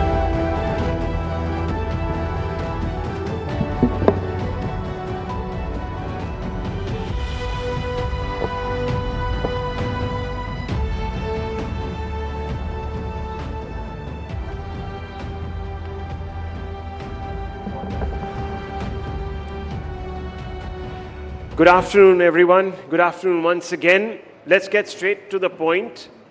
The only Twa factor being talked about in Bharat presently is Moditva, which is a derivative of Modi and Hindutva. The ideological left in this country is extremely upset. They say the Prime Minister has captured the hearts and minds of Indians by peddling Hindutva, which is a divisive, Hindu supremacist political ideology. That's what they say. How did a word that is itself derived from Hindu and Twa, Twa really essentially means essence, come to be so resented by a section of the intellectual class in this country? Let's ask this of some of the finest authorities on the roots of our Hindu Dharmic civilization. I have the honor of speaking to each one of them, and we have the privilege of listening to their point of view. Dr. Ram Madhav, let me begin with you first. there's a lot of misinformation about the word Hindutva to begin with. It is attributed to Mr. Savarkar, but it was coined, as it turns out, by a great son of Bengal, Bankim Chandra Chattopadhyay, in his treatise Anand Mat. The same work that gave us Vande Mataram. Chattopadhyay himself was a product of the Renaissance, the Bengal Renaissance. First, tell us what the word Hindutva means in its unadulterated apolitical sense as defined by people like Chattopadhyay. No, firstly, let me make a humble correction. It's no longer a lot of misunderstanding.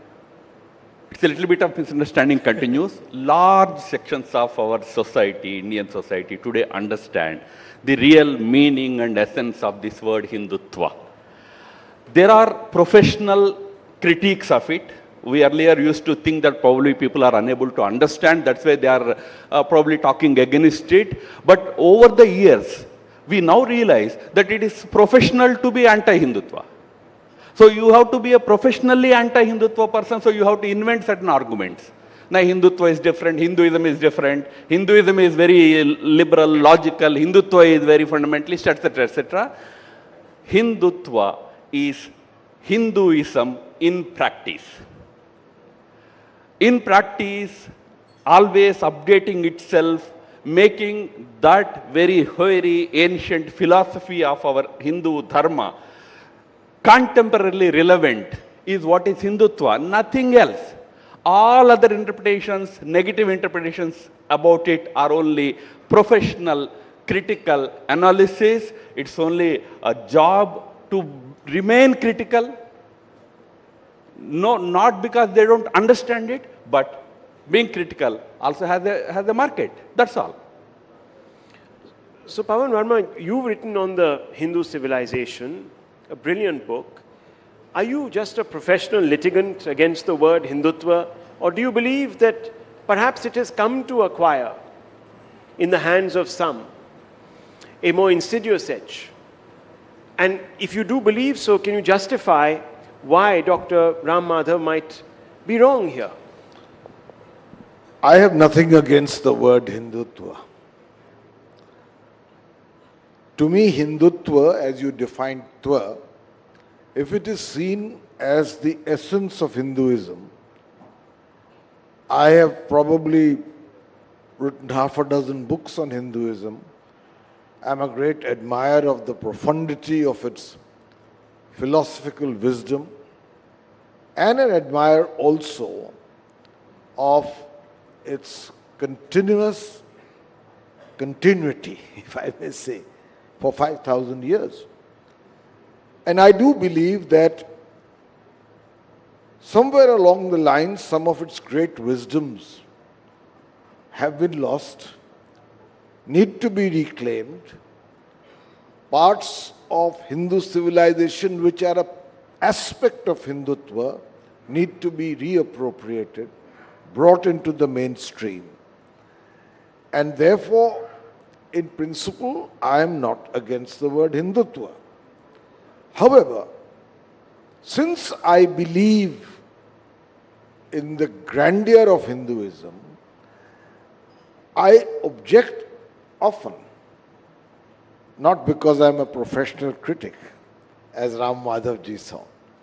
I object to Hinduism's grandeur, whether it's called Hindutva or anything else, to the lowest common denominator, by which I mean that for political purposes, if the very spirit and essence of Hinduism's ultimate glory is simplified deliberately to the point where it becomes a set of shibboleths, what to eat, what to wear, how to dress, how many times to go to the temple, who to worship, in what form, and particularly for women, for them to conform to the notion of some thekedars of Hinduism, to the concept of chaste Hindu Nari.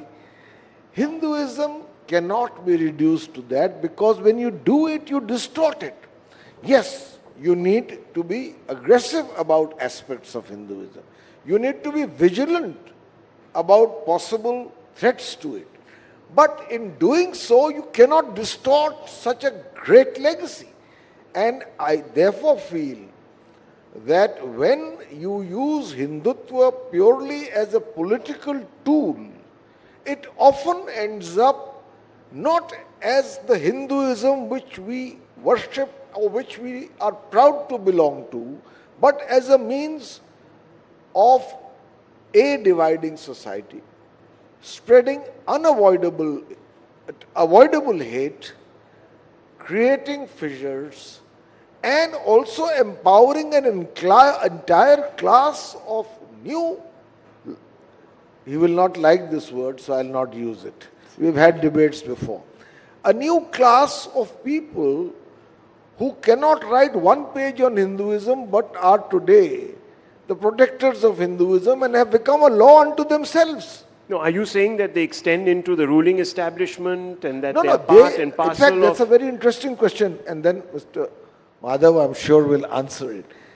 You see, the ruling party, in my view, and has played a role of deliberate ambiguity with organizations like the Bajrang Dal. I'm naming one. They encourage them to achieve short-term political goals in their aggression. If they go too far, they have the option to distance themselves from it. We were just having a discussion about this. And in this process, over 10 years of political power at the center, we have people today who in the name of Hindutva are distorting the very meaning, grandeur and conquering eclecticism of Hinduism. That I feel is wrong. But otherwise I have no problem with Hindutva. So you're saying there is a basis to adduce this sort of definition that Hindutva has been sort of twisted? No, as I said, look, if there is anything wrong happening in Hinduism, there is always scope and place for questioning and criticism. That is the very fundamental, quality of Hinduism that Mr. Pawan Verma knows very well. Questioning. Gandhiji said, continuous reform is the name of Sanatana Dharma. Hindu Dharma is the name in which continuous reform should happen. To that extent, it is fine. Does Hinduism not have asuras in it? Was Ravan not a great Hindu in that sense? But he was still an asura. He was to be opposed. He was to be killed.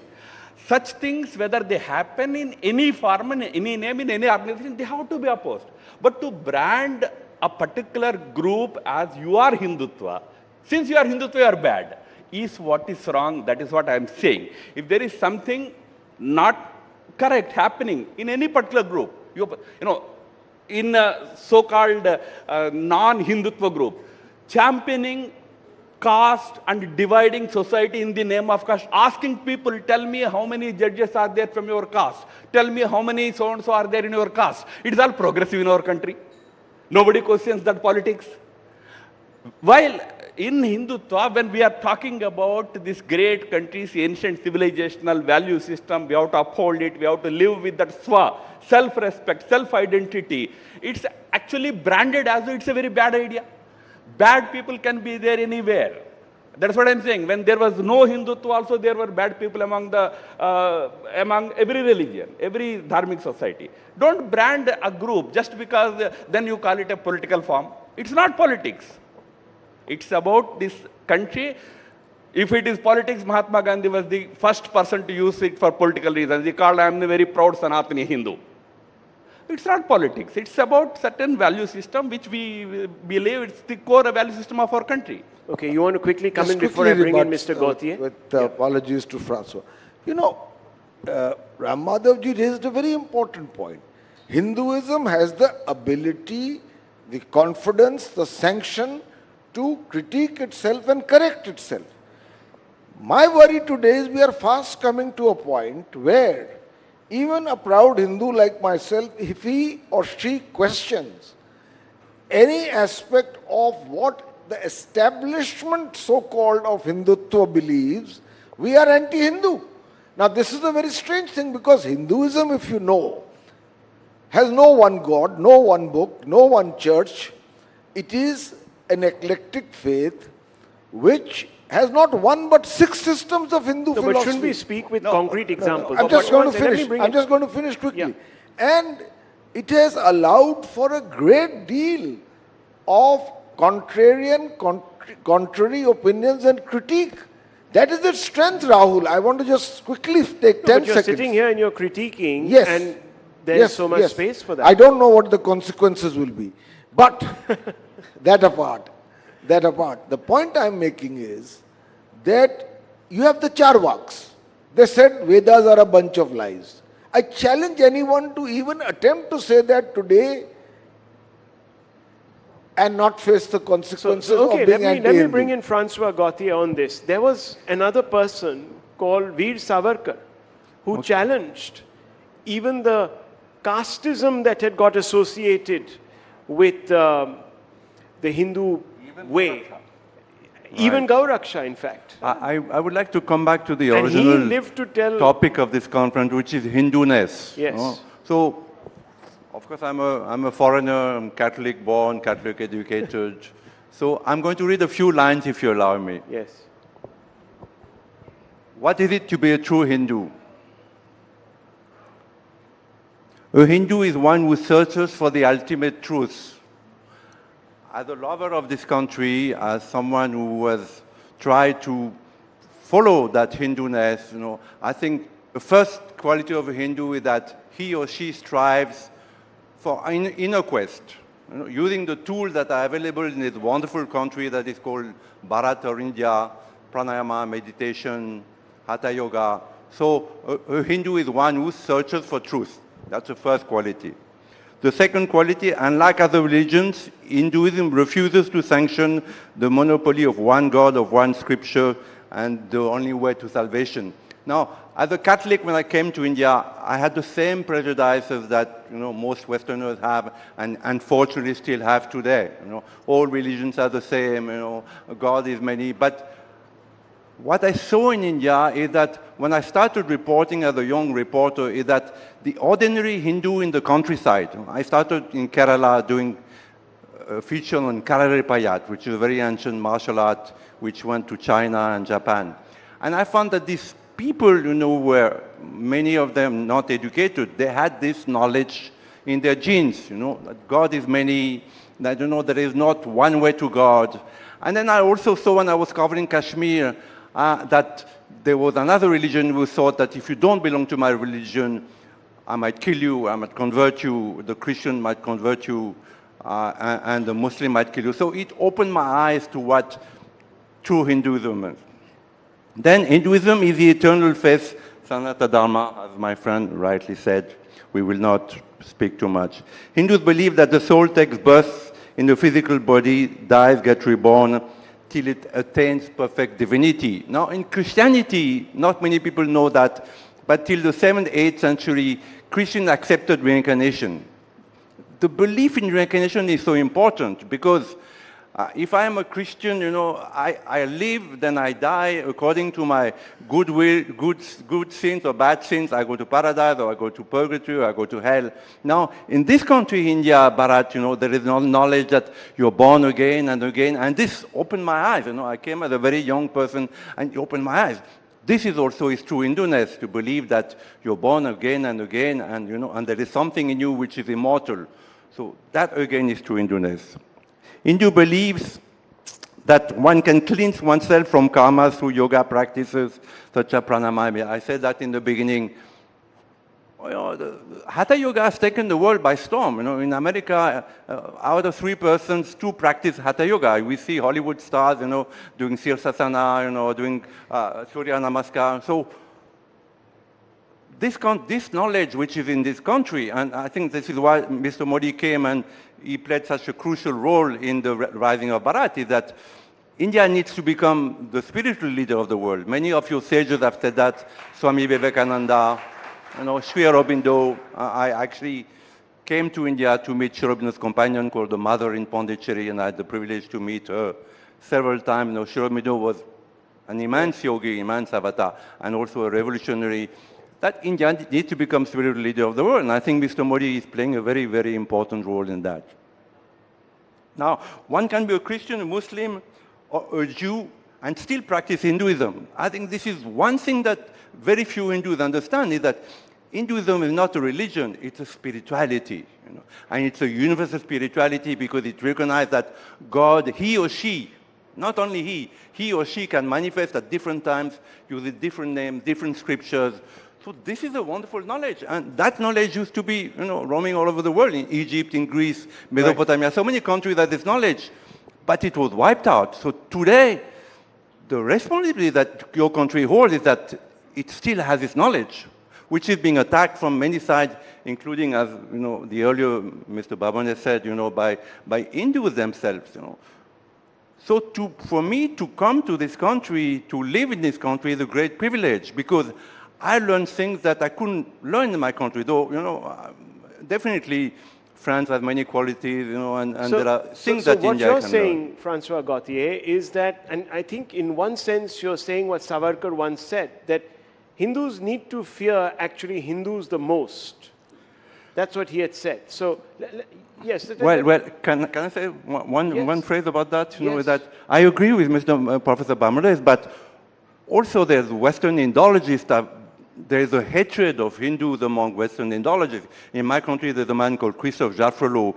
He's made his lifelong task of demonizing Hindus, the BJP, the RSS, Mr. Modi. They are the professionals, I said.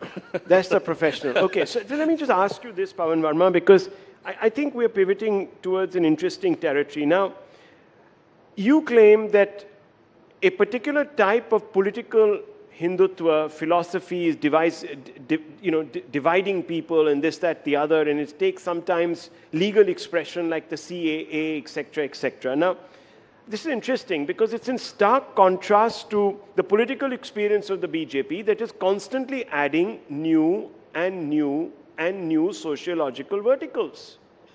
It's the only party that's actually growing. How can their worldview be so exclusive, yet it is attracting more and more people? So obviously what is said about it, and I'm not sounding like any apologist, I'm just saying, just look at the numbers. How can you say that they are championing something so exclusivist? Rahul, I don't think we should compare apples and oranges. Today's subject is the Twa factor in Hindutva. Why a political party is on the upswing and has won 2 decisive majorities in parliament is a very complex subject. First of all, it's the personality of Mr. Modi. Second, it is a narrative. Third, it is many of its achievements like welfareism. Fourth, it's an organization and cadre which permeates down to the grassroots. And fifth, there is also the Hindutva factor and hyper-nationalism, or what I often call proving yourself to be patriotic, otherwise you are not. Maybe there are factors like this. We are talking of Hinduism, and here I agree with what Francois says, that for anyone from an Abrahamic faith. No, I'm specifically addressing the point that you raised, because I was hearing Mr. Chidambaram speak a few days ago, where a question was put to him, why is it that the BJP is growing? Why is it that Modi is becoming more and more popular? And he said, well, there are a variety of reasons, just like you were. But the main reason is that this man has fed the poison of Hindutva. He didn't discriminate between what Hindutva was in his mind. He said it was the poison of Hindutva, which even the Supreme Court identifies with Hinduism, let me tell you. The J.S. Verma judgment, if you go back to it. So he says it is Hindutva. Now, if Hindutva was so divisive, so poisonous, why are the unsuspecting voters drinking it? No, so to answer your question, I have been the spokesman of the Ministry of External Affairs of a political party, the JDU. Yes. But I'm not Mr. Chidambaram's spokesman. So I just want to clarify that. He can say what he believes. To my mind, Mr. Modi is a popular leader, and it is also a factor of the opposition being spectacularly ineffective without a face or a narrative. Okay. So that these are factors that are different. They are in the secular realm as well. Where Hindutva is concerned, for anyone from an Abrahamic faith, the freedoms and the openness of Hinduism is a matter, can be a matter of great attraction and also be a matter of great miscomprehension. Now, when there is a religion, which Francois talked about, where the greatest reviver of Hinduism, Adi Shankaracharya, he says, na dharmo, na chartho, na kamo, na moksha, na mantro, na tirtham, na vedo, na yagna. None of these matter. All that matters is Chidananda Rupa, Shivoham, Shivoham. And by the way, he said, I am Shiva, I am Shiva. Another thinker in the Middle East, a Sufi thinker, he said, Anul Haq, I am the truth. He was beheaded. In Hinduism, it is not. So we need to preserve this grandeur of No, where is any dispute about it? Who is not preserving it in India? Is Hindutva not preserving it? You talked about Adi Shankara. Adi Shankara's one of the finest memorials is coming up in Madhya Pradesh, funded by the BJP government. Isn't it a great tribute to Adi Shankara and all that philosophy of Advaita of Adi Shankara?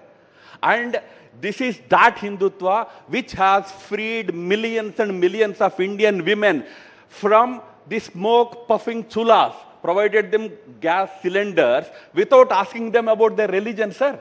Did we ask them whether you are a Hindu or not? Did we not give it to all religions?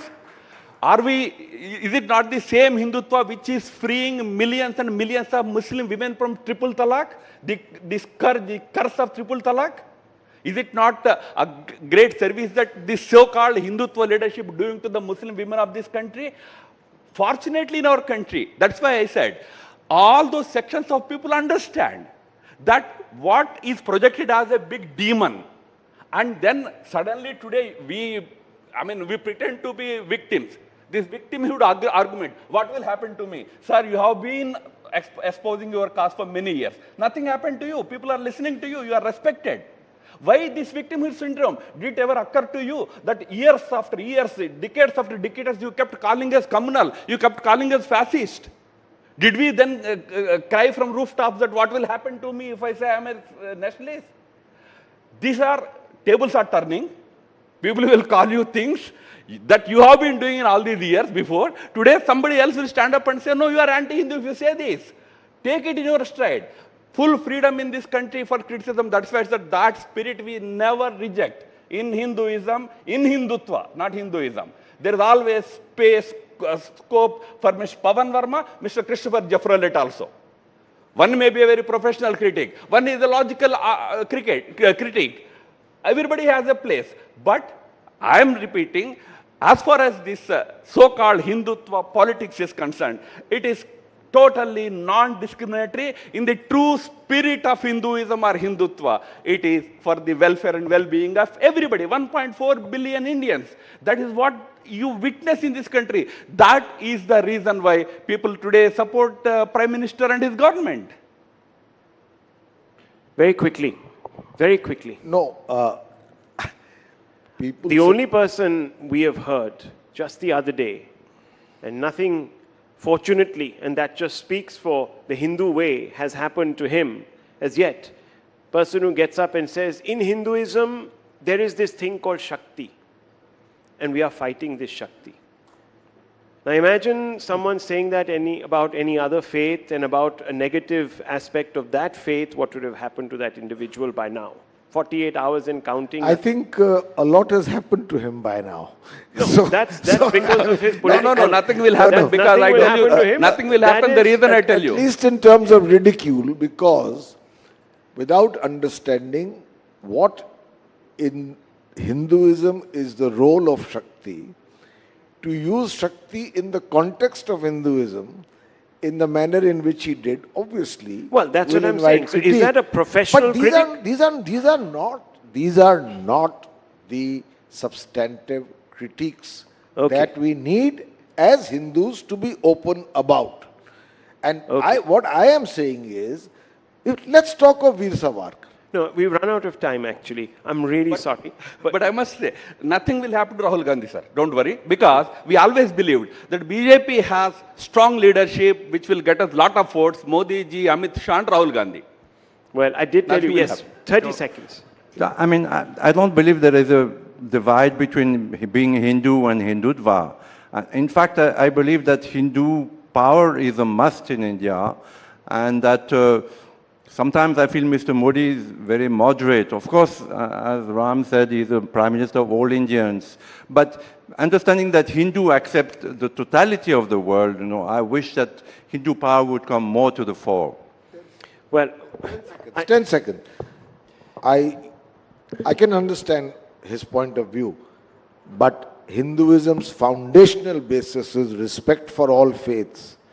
And I think that cannot be diluted. I think most people here will say is perhaps happening given the fact that a large number of people are not differentiated on the basis of their faith by government policies. I think that's the real test. The government comes in and it respects everyone, exactly, respects and enables everyone when they form policies. I can tell you a previous government, non-BJP governments who had policies that actually differentiated between people. I still haven't found one who can accuse this government, and I'm just being absolutely factual here. Any one of you thinks that there's one government policy that differentiates between people? One government policy, Indian citizens? Raise your hands. Well, we leave it at that. The proof of the pudding is in its eating. Thank you.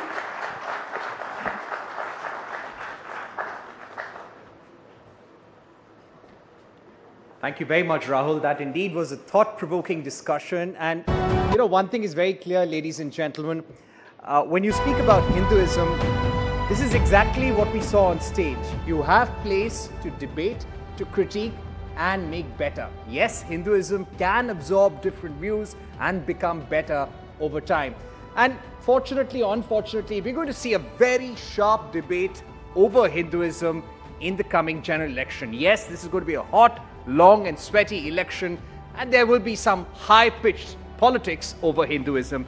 And this is exactly what the Prime Minister has been trying to avoid. Take away politics, take away the debate from religion and caste and focus it on the economy. Yes, he has been saying that we need to focus on the poor, the women, the youth and the farmers. And these are the forecasts in the country we need to focus on. And as we talk about the economy, ladies and gentlemen, let's indulge in some investment talk, shall we? Private equity, venture funding, and the investment universe are having their moments, albeit with a bit of rough and tumble lately. This involves moving funds across asset classes and various geographies. What are the changes taking place in the investment landscape and the evolving technologies in the world of finance, private capital and money? Let's welcome, ladies and gentlemen, Ashish Agarwal, Managing Director and Country Head at Jefferies, Ramesh Damani, veteran investor and member of Bombay Stock Exchange, Shweta Jalan, Managing Partner and Head of Advent International in India, Harsha Raghavan, Managing Partner, Converge Finance LLP, to talk about turbocharged markets, micro moves, macro moves, in conversation with CNBC TV 18's Managing Editor, Shireen Bhan. Let's welcome them on stage, ladies and gentlemen. This is going to be a fascinating discussion. There will be a debate on the economy as we get off the national election, and who better to discuss this? Shireen, over to you. Good afternoon, ladies and gentlemen. What an absolute pleasure it is to be back here at Rising Bharat. Thank you so much for being an incredible audience here, and we look forward to engaging with you on an issue that is occupying a lot of mind space and clearly generating a lot of headlines. I have a fabulous panel here with me this afternoon to talk about the trajectory that we are likely to see. It has been a record-breaking year for the Indian capital markets. To start with, we've seen the democratization of the Indian capital markets. The number of demat accounts in just the past 1 year up 34%. We've seen India emerge as one of the best performing markets in the world. We've seen record numbers in terms of mutual funds asset under management. Women are now participating in the Indian capital markets like never before. But to tell us what the road ahead looks like, what we can expect for India, for the Indian economy and for the Indian markets, without further ado, I'm going to start the first round with 90 seconds each to my panelists here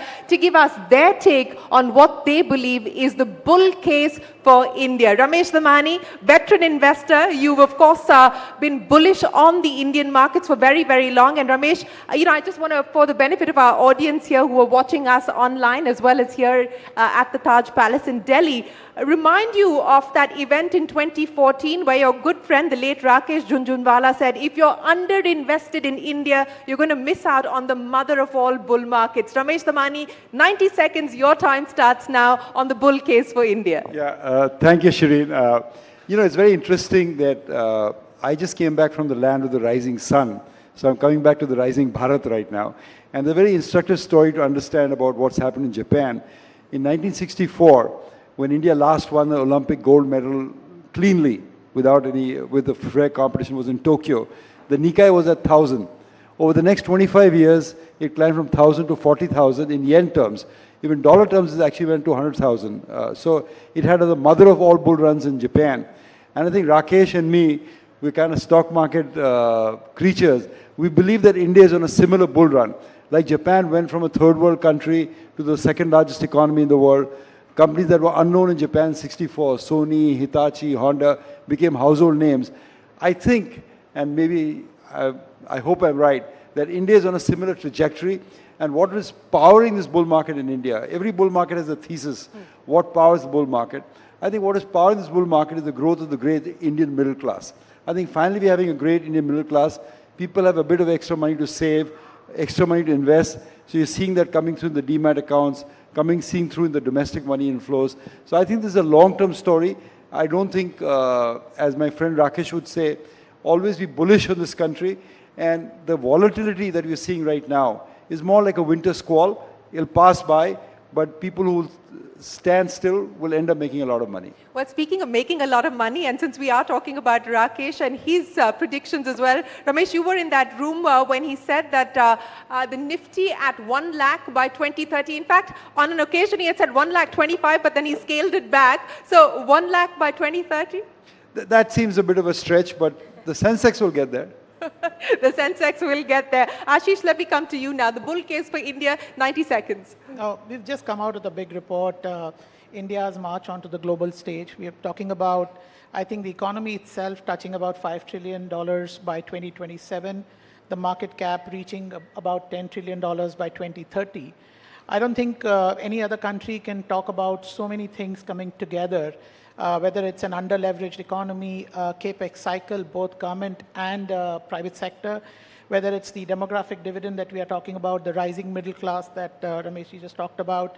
I think it's a lot more parallel to also what the US went through in the 80s, in terms of working population, savings habit. As you have more macro stability, lower inflation, the average saver tends to invest more in equities. And I think that's the biggest delta. One statistic that I think cannot be underappreciated at all is even after all these years of demat accounts going up, equity savings being there, the equity household savings is still about 5% of total savings, right? Gold is 16. So we have a long, long way to go. And we are not even counting as and when the FIs come back. So I think can't get more bullish than this. When do you see the return of the FIIs? I think it started a bit last year with a couple of large guys putting in sizable bets. I think a lot more will follow. If I'm not wrong, I think so far the India investments have been driven by EM funds taking disproportionate bets on India. I think the next 5 years will be about global funds stepping up big ticket investments into Indian equity. Well, I'll get you to elaborate more on that in just a second. But Shweta, let me talk to you about what we are seeing as far as the private equity mood is concerned. And the mood has been buoyant over the last few years, including for Advent specifically. You're looking to utilize another $5 to $10 billion of your capital in India over the next few years. Your bull case for India. So I believe India is not a story of 1 year or 2 years. I think it's a multi-decade growth story from here on, right? I think we have it'll be a pity if we don't capitalize on it, because we literally have, all flags are green at this point in time. So if you look at some things that both Ramesh and Ashish spoke about, right, our demographic profile, right, we have the largest probably working population of 900 million across any geography across the globe, right? And that just lends itself to a large consumption story for India.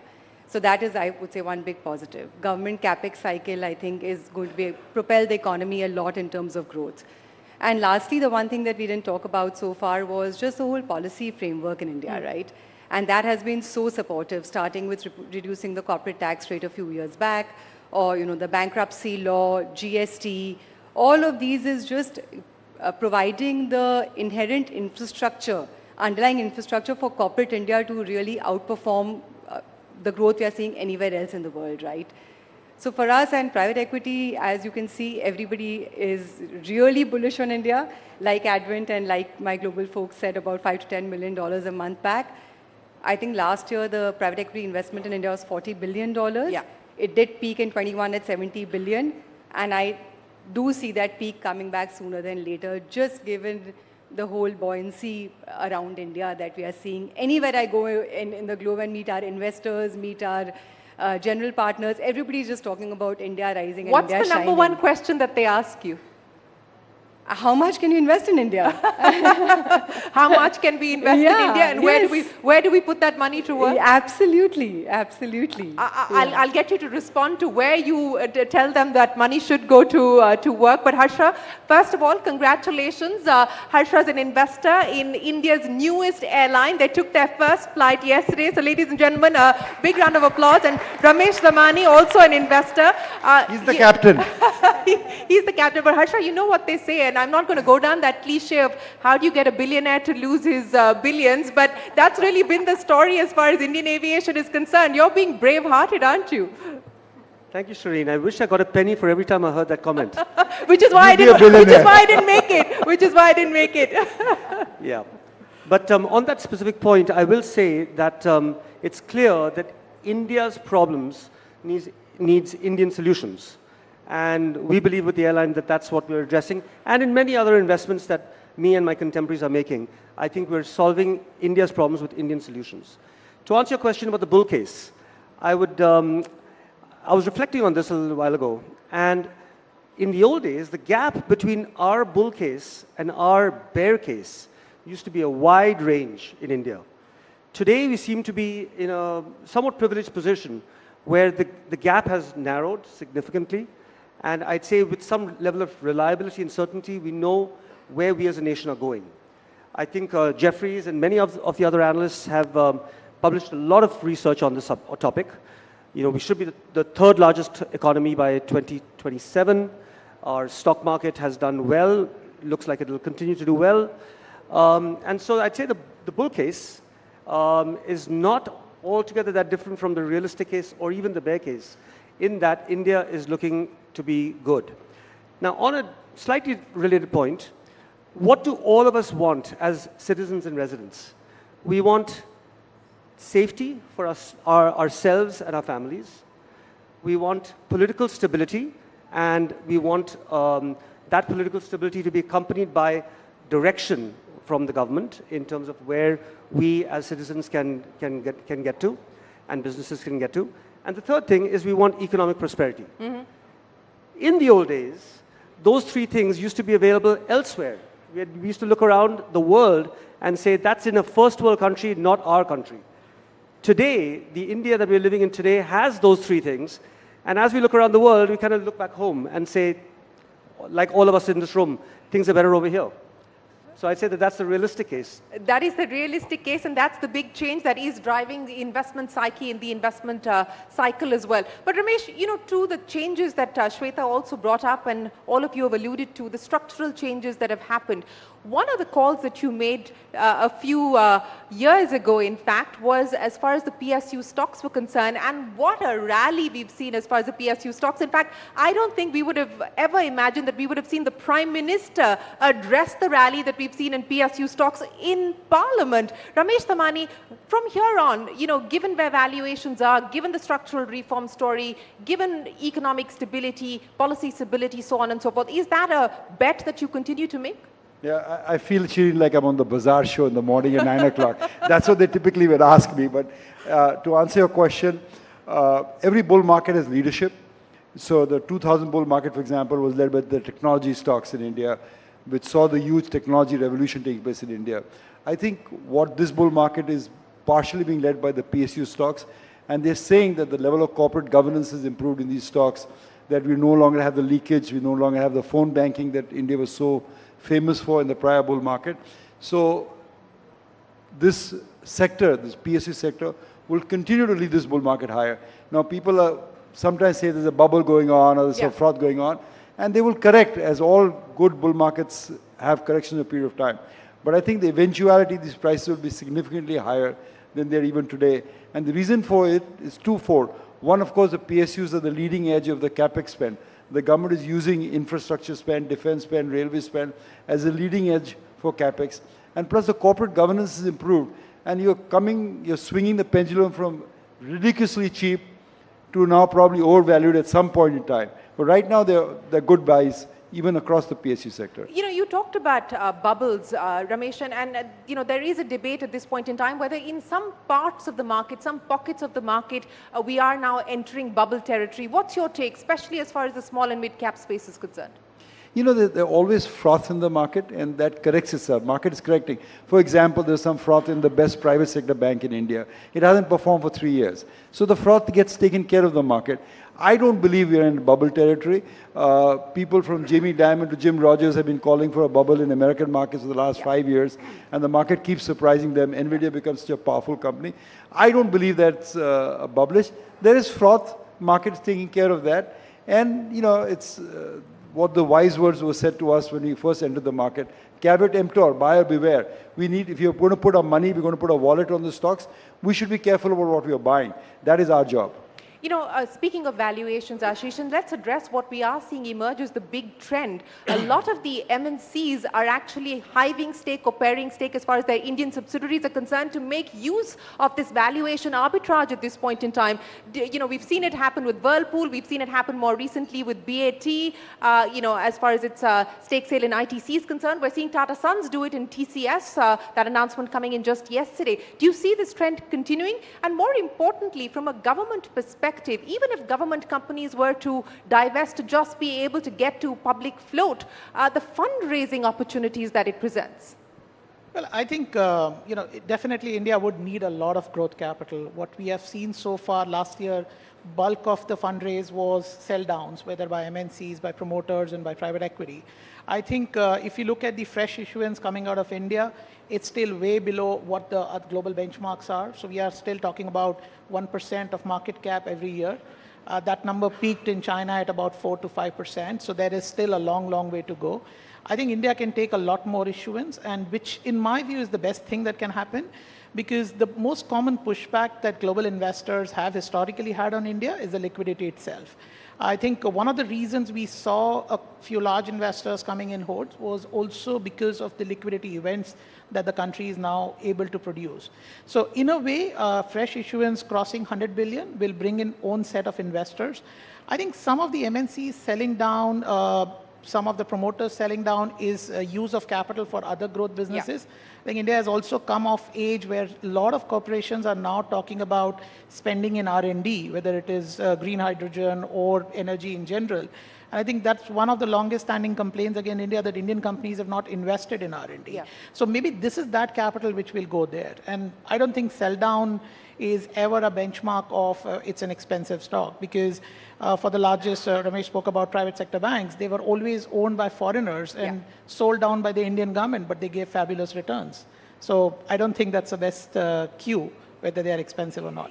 You know, Harsh, I want to pick up on the consumption theme that Ramesh, Ashish and Shweta spoke about as well. And yes, we are seeing the consumption boom take shape and propel growth, but in some pockets of the economy. I don't know if you looked at the latest numbers that Indus Valley, the consumption report had put together, but it's essentially the 30 million households that are really doing the buying, so to speak, and the aspirational India is the middle chunk, which hopefully will start to move from the 2,500 per capita to 5,000 per capita and then continue to drive consumption. What's the big consumption bet that you're playing on at this point in time, and where do you believe we are going to see value being unlocked? Shireen, the consumption, I'd say, is domestic consumption is one of the strengths of our nation today. We used to live in a paradigm where India had 4 metros. Somewhere along the way, we said maybe it's 5 now. Today, I'd argue that all the top 20 or 30 cities in India are all absolute metros. They all have metro systems.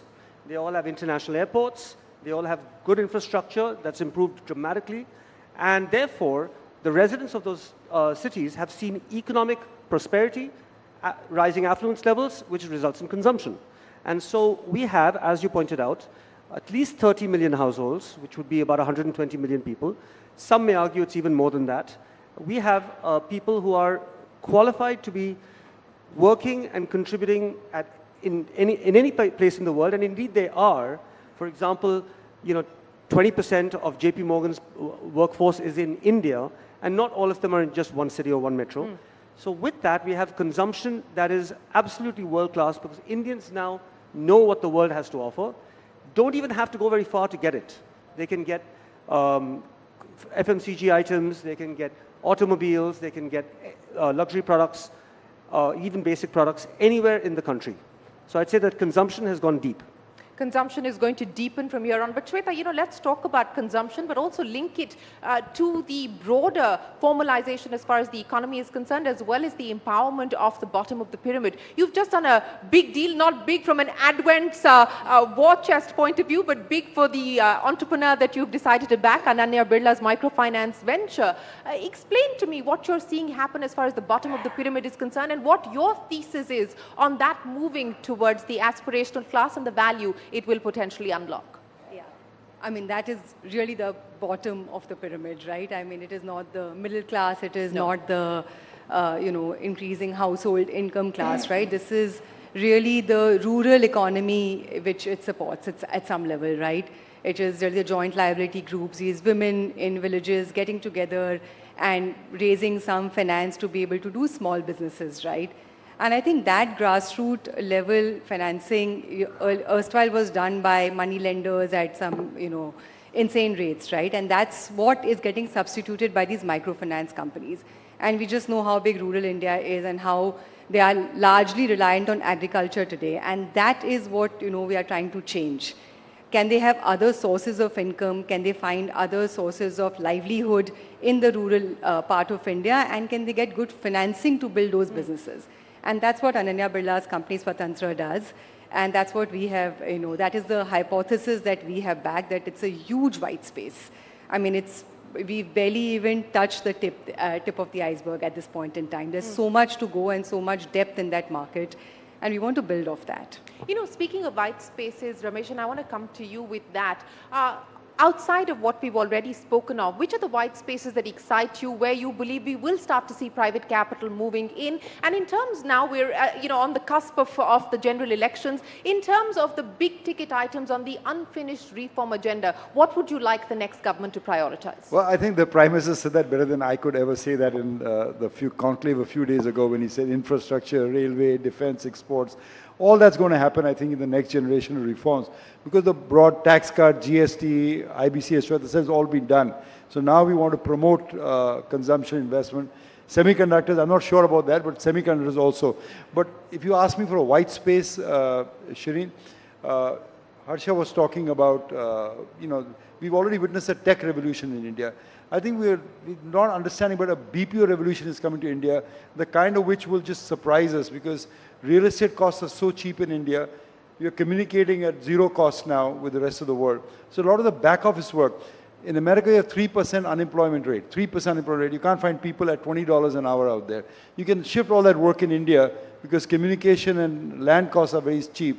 So I think India will become, we already a tech superpower, will become a back office superpower. I think we'll But aren't we already the back office superpower? You know, we've done nothing. We're just going to start. We're just barely getting started. I think we have focused more on tech, and I think not on high tech, but on tech, basic tech services economy.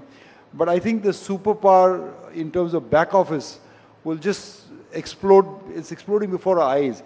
Because for the first time now, land costs are zero. Even in an AI world? Yeah, I think so, because a lot of this mortgage processing, all this basic stuff, will still require some human intervention. So in the AI world, yes, that is a black box that I'm not familiar with yet. But I think given the other things that are taking place in India, a stable regulatory environment, low land costs, good communication ability, satellite communication available, I think that will be a big boom industry. White spaces, the big themes, Ashish, that you believe are going to drive growth in the coming decade? I think real estate would be my number one choice. I think for the last decade or decade and a half, real estate or housing in general has been a beneficiary of the economic activity. I think the sides will turn. Housing will be the driver of economic activity over the next decade. So the entire value chain, right from a developer to building materials to financiers, I think that's going to be one of the largest contributors to the GDP. The other theme on the same lines we like is hard assets, so infrastructure. Hotels, airports, ports, hospitals.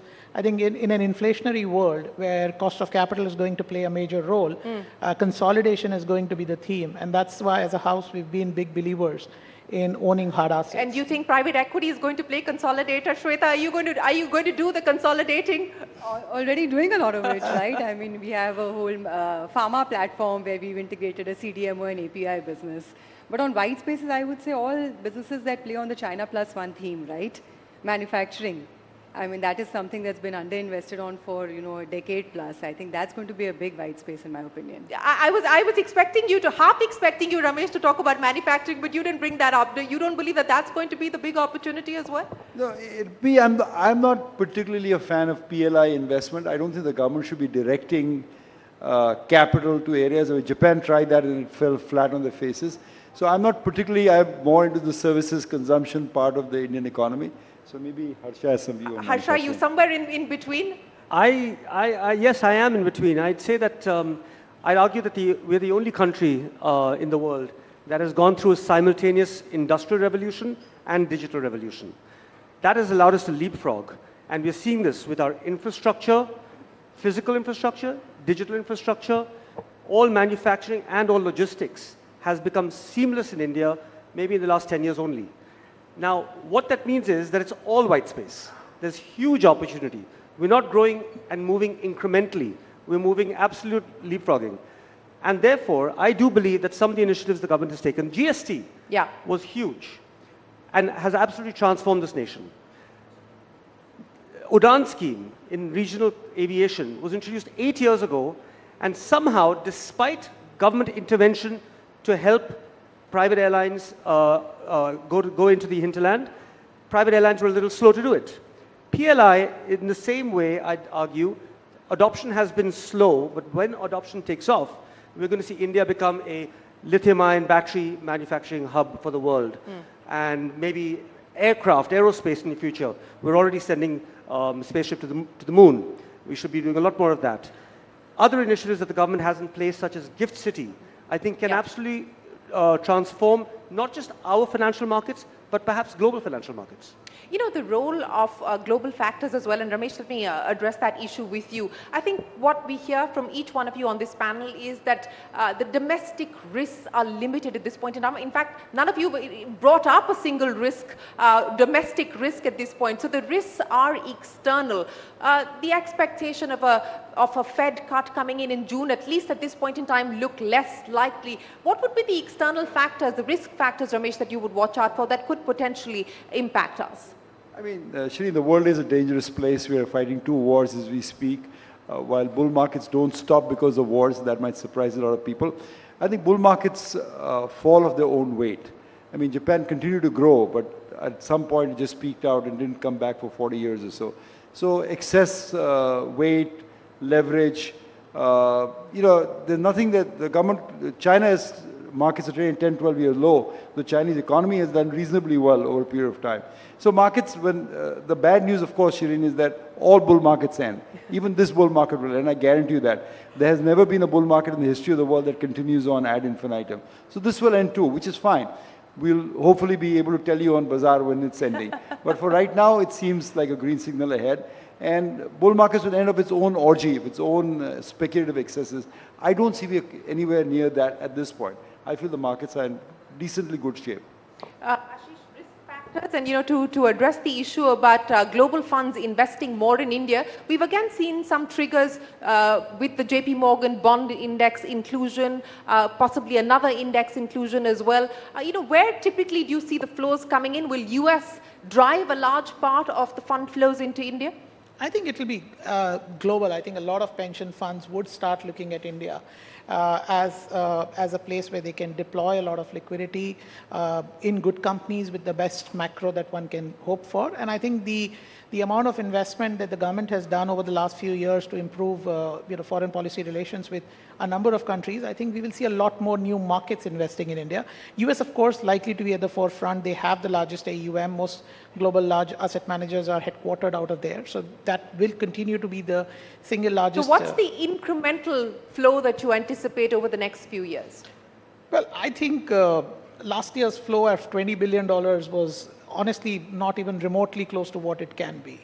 So we've been talking a lot about the domestic flows, and they have become very sizable in India, and I think they will continue to grow. But at the same time, I won't be surprised if the FII inflow into the country can go up 5 to 10x from where currently it is over the next few years. And I can tell you, I think most EM funds are overweight India. Yeah. Most global funds don't, many of them don't even own a single stock. So the kind of liquidity events we are seeing now is the perfect backdrop for them to come back into India in size. Okay.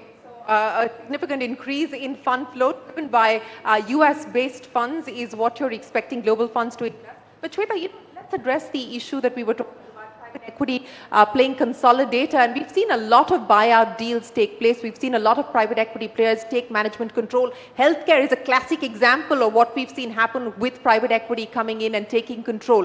Which are the other spaces that look exciting at this point in time from a private equity perspective? I hate to pick a sector typically because it's, today something is a flavor, today financial services flavor of the season, tomorrow healthcare is, day after industrials is, right? So I think the approach that private equity by and large adopts, including ourselves, is really bottom up, right? So we like, I would say by and large all themes in India, right? Whether it is consumption, healthcare, financial services, all kind of playing the underlying fundamental growth of India, right?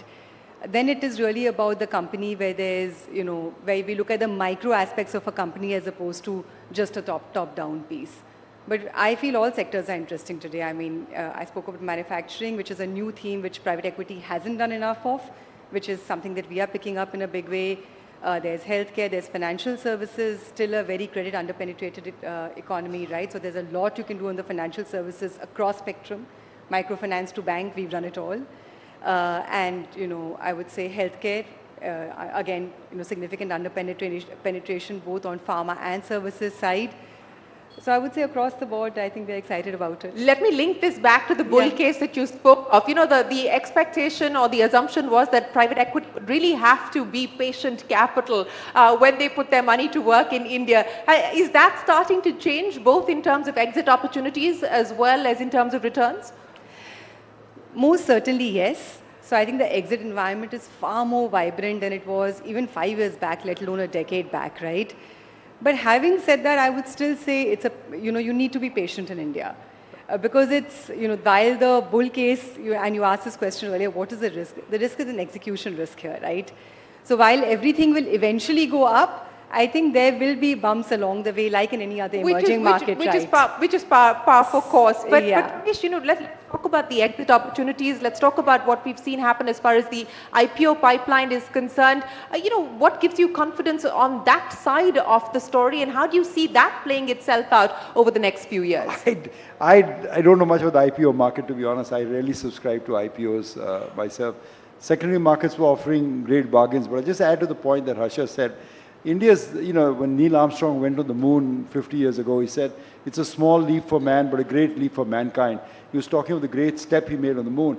I think digitization is a great leap forward. We're not understanding the full impact of what digitization meant. While I was coming in the plane, Shireen, I read this quote which said that in the near future, every product will be manufactured digitally and then physically. So that's a huge change that's taking place, whether in our BPO businesses, whether it's in our manufacturing businesses, whether it's in our country, in terms of delivering services to the corporate citizen. And India is amazingly, even as I speak to you, a leader in digital services, UPI, Aadhaar, Paytm, whatever. It's extraordinary what strides we made in the last 5 years in digitization. So I think there's one theme you want to latch on to this thing, it's digitization. Digitization, the big theme as far as Ramesh Tamani is concerned. Harsha, for the decade, since we are taking a more long-term view here as far as this panel is concerned, one headline that you would chase. I would chase the Indian consumer, who is a force to reckon with, both within India. We actually see that by virtue of the stock market and the retail participation there. We see that by virtue of the domestic consumption story. But the Indian consumer will be a global force. And we're seeing that with international travel and tourism, where the Indian consumer is already a global force. And we'll see it in many other categories as well. I'd say that it's a great time to be an Indian. It's a great time to be in India, and it's a great time to be an Indian as well. Ashish, I don't remember the last time I heard global CEOs of luxury brands like Bulgari talking about the fact that India is going to be one of their top 5 markets over the next decade. So that story is clearly booming. I mean, you can't get enough Mercedes off the shelves, you can't get enough watches and bags and so on and so forth off the shelves. How much of that is going to be thematically a theme that you see continuing to play out? I would still be, so I agree with Harsha on you have to follow Indian consumer, and that will be a global force. But I think the Indian consumer is also value conscious, so he's going to invest a lot more, is the hope, and the right thing to do, rather than just consume foreign luxury brands. Are banks going to find it harder now to get deposits, given the fact that we're seeing a lot of that money coming into the markets? Well, definitely, yes. That is the case, and that's, I think, one of the reasons why private banks, after outperforming for 2 decades, started underperforming, because it's no longer the first choice of savings for a lot of consumers. And I think that will be the trend going forward. The headline that you're going to chase, Shweta, over the next decade? Tough one.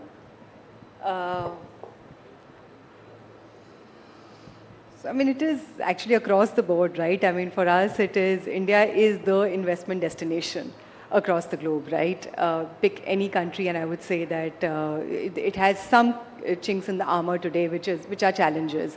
As it stands today, don't see too many of those in India. So I would say, double down on India. Just chase India. Double down on India. Double down on India. Yeah. But Ramesh, on the unfinished agenda, will it matter, for instance, if the next government were to do bank privatization or not?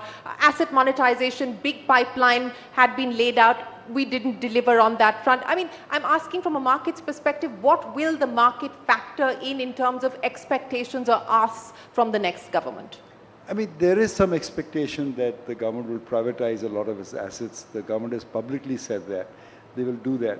But I think more important, we want good corporate governance. We want less corruption, less leakages, which I think this government has already delivered. If they do extraordinarily good privatization, like IDBI Bank is up on the block, if that is done in a fair, transparent manner, I think the market will be extremely enthused by that. And I think that depends on the majority that this government gets finally. If they get a good majority, I think they'll be able to put some thoughts through Parliament, which other governments could not do because of, say, paucity of numbers. Like what? What would the #1 priority on that front be? What you would like them to do? No, PSU privatization theme. I'm saying if they actually take that to the next level, the government has said that other than strategic defense and space, they will privatize all the PSUs. Yeah. It makes sense to me. But more importantly is the first step they've taken is to improve the corporate governance. I mean, the corporate governance improved dramatically in those PSUs. So that has enthused the market first on. That will actually be the icing on the cake.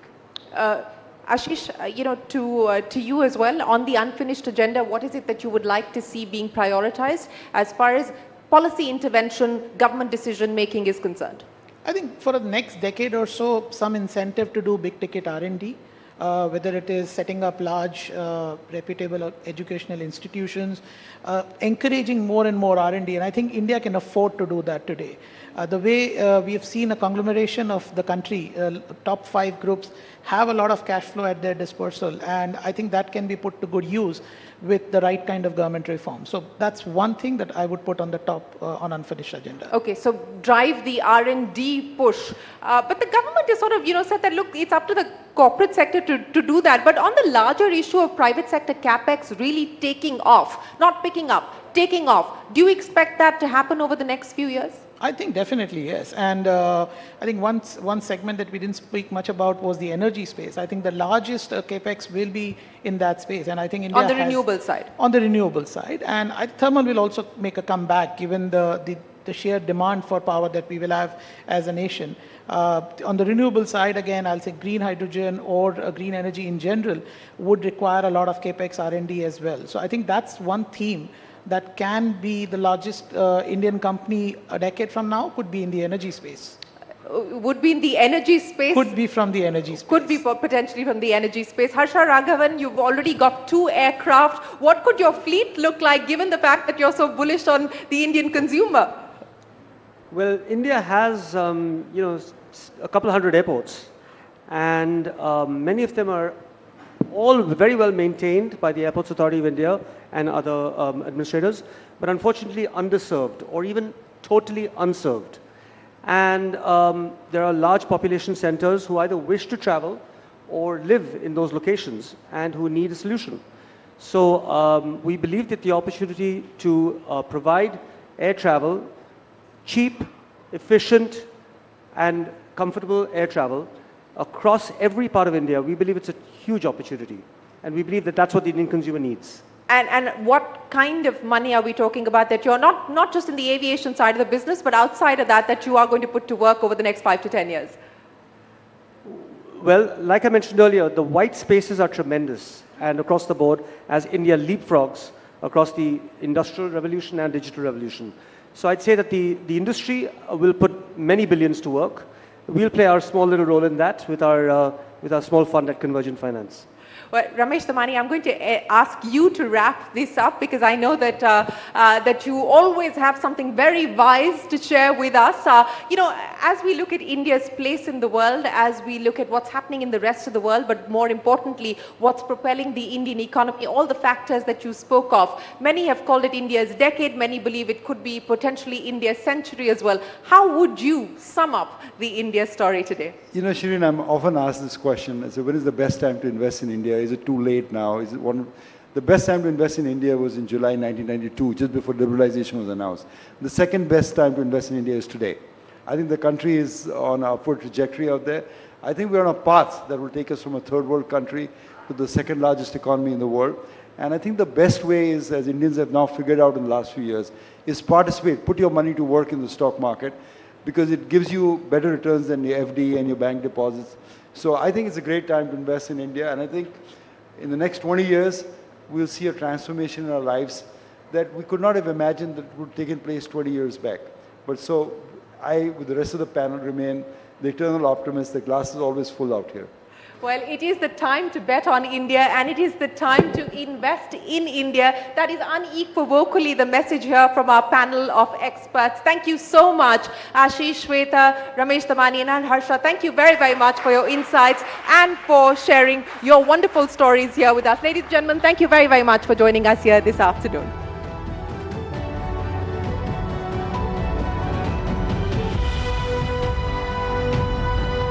Thank you so much, Shireen. That was an absolute masterclass on the stock markets, on investing. There is absolutely no doubt, ladies and gentlemen, that it is India's moment.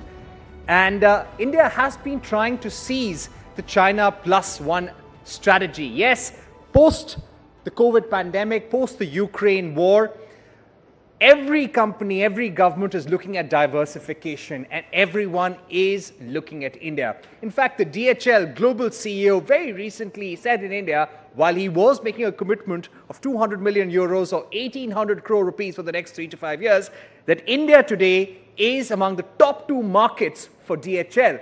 And there are at least 4 economies such as Vietnam, Indonesia and India which will benefit from the China +1 strategy. And India just needs to get this right. This China +1 window is going to be there for the next 3 to 4 years. And that's what everyone feels, that India must seize the moment. In fact, when it comes to Viksit Bharat, very recently the Prime Minister held a Council of Ministers meeting. And the message was, do not take a backseat just because we are going into elections. You need to keep on working, because when the budget is delivered in July, we will come out with a Viksit Bharat, or a developed India roadmap for 2047. And manufacturing, ladies and gentlemen, will have a big role to play. And we've been speaking about economic reforms, but let's also speak about the government's constitutional reforms, such as revoking special status for Jammu and Kashmir. And that brings me to our next topic. The serene environs of Dal Lake in Kashmir witnessed a thrilling spectacle recently as the valley hosted its inaugural Formula 4 car racing event.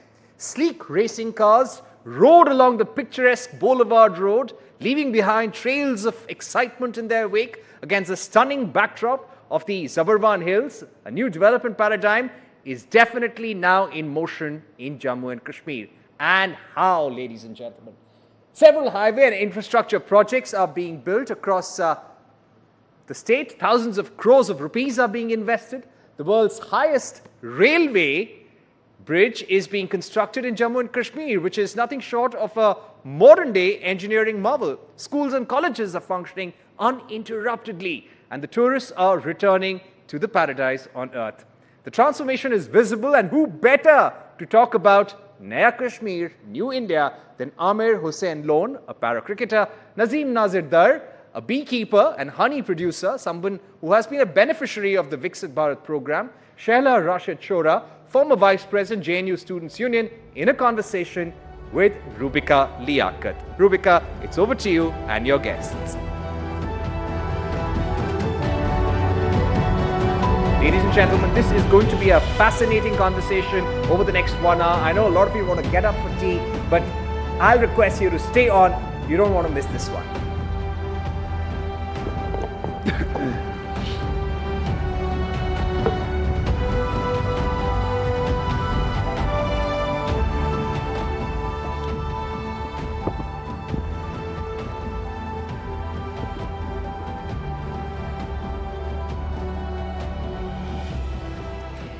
आप सभी का एक बार फिर से बहुत बहुत स्वागत है। नया कश्मीर, न्यू इंडिया।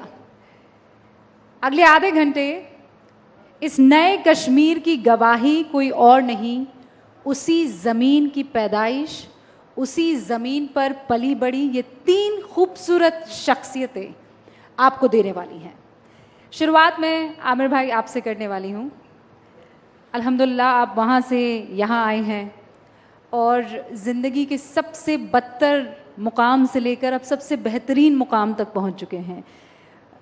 क्या सच में कश्मीर बदल गया है? बिल्कुल मैम, बिल्कुल, इसमें कोई शक नहीं है।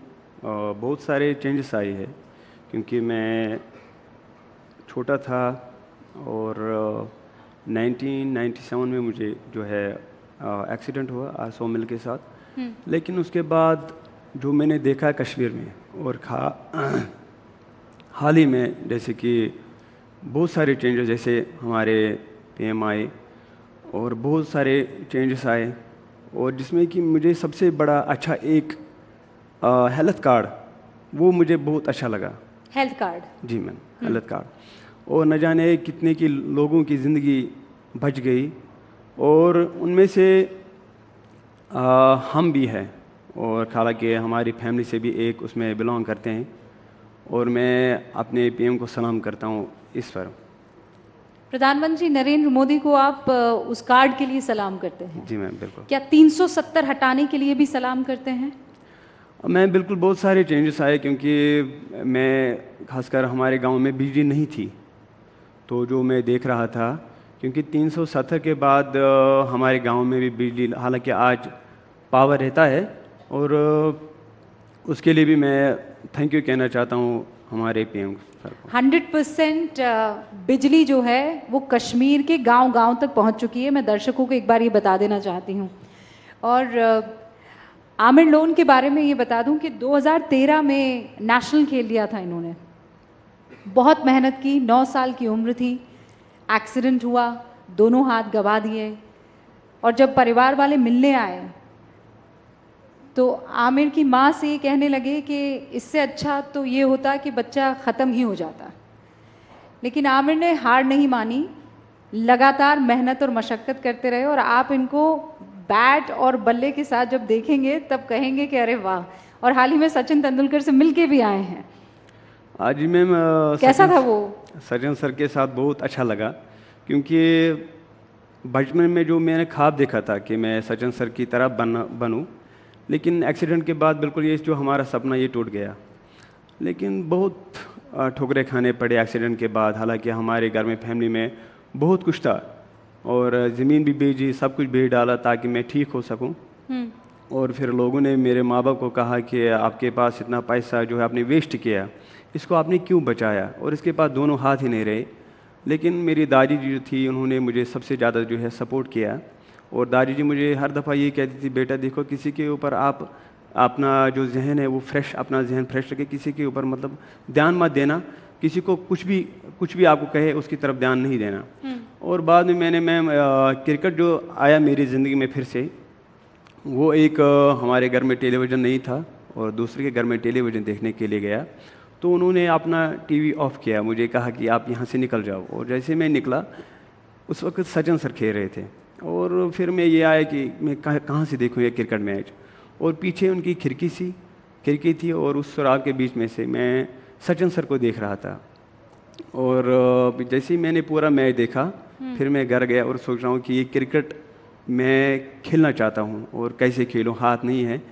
लेकिन मैंने दादी जी को कहा, दादी जी आप मुझे गेंद फेंकिए, और दादी जी को बिल्कुल गेंद नहीं आती थी, तो उन्होंने गेंद उठाई और बॉलिंग करने लगी, और मैंने बिल्चा उठाया, यहाँ अपने नेक और शोल्डर के दरमियान बिल्चा उठाया, और वहीं जाता था मैं खेलने के लिए। नहीं ऐसे नहीं चलेगा, वो करके आपको दिखाना होगा। हाँ, बल्ला लाया जाए भाई, बल्ला है हमारे पास?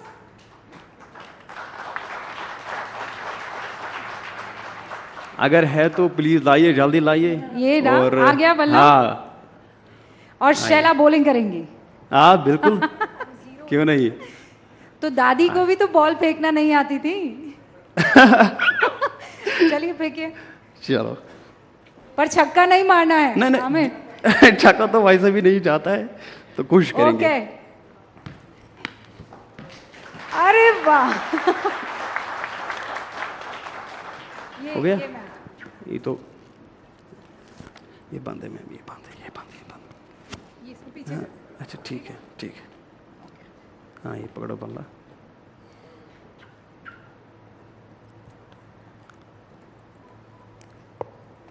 माशाल्लाह, वाह शैला, आपने तो गजब की बॉल फेंकी। ये कान से निकल गया जरा, ये देखिए।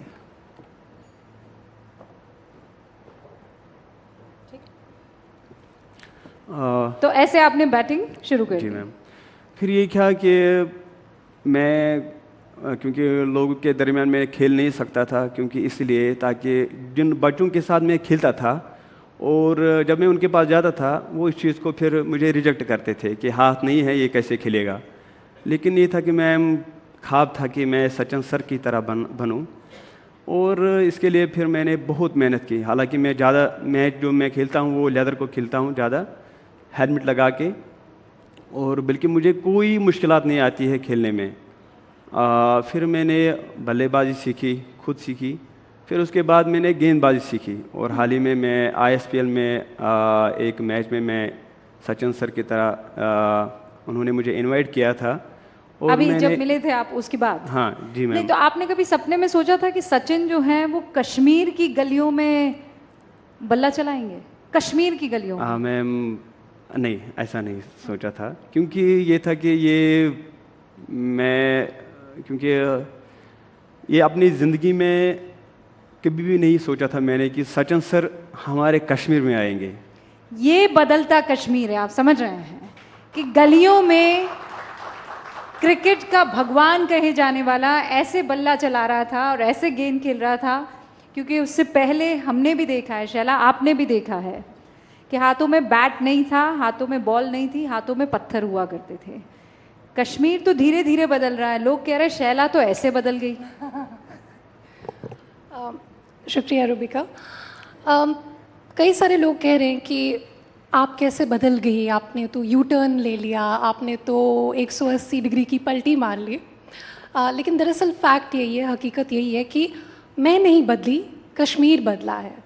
It's not I who has changed, it is things in Kashmir, it is the situation on ground that has changed. And I am only articulating that change. मैं सिर्फ उस change को acknowledge कर रही हूँ जो आप मेरी ज़बानी सुनेंगे। लेकिन आपने अभी देखा, आप खुद कश्मीर में थी, आपने देखा कि पीएम मोदी की जो रैली थी उसमें किस तरह से आम शहरी जो है वो कतारें लगाकर जो है वहाँ पे जा रहे थे। ये पहली बार ऐसा माहौल कि एक पॉलिटिशियन की रैली में जो है लोग खुद से जा रहे हों। देखिए, मैं ये नहीं कहूँगी, बहुत सारे लोग कहेंगे आपने तो जी पलटी मार ली, अब आप प्रो गवर्नमेंट हो गए हो। वो पॉइंट नहीं है, अभी भी बहुत सारे मसाइल हैं। मेरा जो मकसद है वो ये सिर्फ नहीं है कि हमें जो मरकज़ी हुकूमत है उसको मक्खन लगाना है, ऐसी कोई बात नहीं है। बहुत सारे मसाइल हैं जैसे बिजली के मसाइल हैं, पावर कट्स होते रहते हैं, बहुत सारे इश्यूज़ हैं, कैंडिडेट्स के मसाइल हैं। लेकिन the fact that these are our issues today, ये अपने आप में एक बहुत बड़ी बात है कि बिजली का मसला है, सड़क का मसला है। हालांकि बहुत सारा काम हो रहा है, सड़कें आपको नई दिखेंगी बनती हुई, आपको नए हाईवेज़ दिखेंगे बनते हुए, लेकिन ये अपने आप में एक बड़ा बदलाव है कि आज हमारे मसाइल ये हैं कि हमें पावर कट हो रहा है। आज हमारे मसाइल ये हैं कि हमें यहाँ पे जो है कहीं पे गड्ढा है, हमें उसको मैनहोल को फिल करना है। क्योंकि पहले अगर आप याद करें 10 साल पहले सिर्फ एक मसला होता था, आप वहाँ पे तशद्दुद देखते थे, वहाँ पे आज़ादी की मांग होती थी। आज पहली बार जो सिविक इश्यूज़ हैं वो सामने आए हैं, तो ये अपने आप में बदलाव होती है। बिल्कुल, तो लोगों की एक्सपेक्टेशंस होंगी, लोगों की शिकायतें होंगी। ऐसा नहीं है कि 24 घंटा जो है लोग मोदी करते रहेंगे, ऐसा कुछ नहीं है। लोग शिकायत भी करेंगे, लेकिन शिकायत अपनी हुकूमत से कर रहे हैं, शिकायत अपनी हुकूमत मान के, अपना मुल्क मान के उससे शिकायत कर रहे हैं। शैला, वो कौन सा पल था? क्योंकि मैं समझ सकती हूँ, आप JNU स्टूडेंट यूनियन के दरमियान हमने आपकी मुखालिफत की मुखरता और प्रखरता देखी है, और तमाम तरीके की बातें, मतलब अगर पीछे आप जाएं तो, लेकिन और उस पूरे सोच के साथ आगे बढ़ना, और फिर ये हिम्मत लाना कि नहीं, अब तक जो सोच रहे थे या जिस बात के लिए लड़ रहे थे वो शायद हवा ही था, वो जब गुब्बारा फूटा तो नया कश्मीर निकला। ये वो पल कब था जब आपने डिसाइड किया बस शैला, अब वक्त आ गया है? मैं ये कहूँगी कि ये एक लंबा प्रोसेस था, एक एवोल्यूशन था, जहाँ पे इश्यूज़ को देखा। कोविड के दौरान जो है हमारी दुनिया मतलब एक सिरे से जो है बदल गई। तो उसके दौरान बहुत सारी ऐसी चीज़ें हुई जो मैंने देखा कि मुखालफत जो हम करते हैं कई बार इश्यूज़ पे करते हैं और कई बार जो है बिना इशू के करते हैं। जैसे मास्क आ रही है तो अब मास्क की भी मुखालफत करनी है, वैक्सीन आ रही है तो वैक्सीन की भी मुखालफत करनी है, लॉकडाउन की मुखालफत करनी है।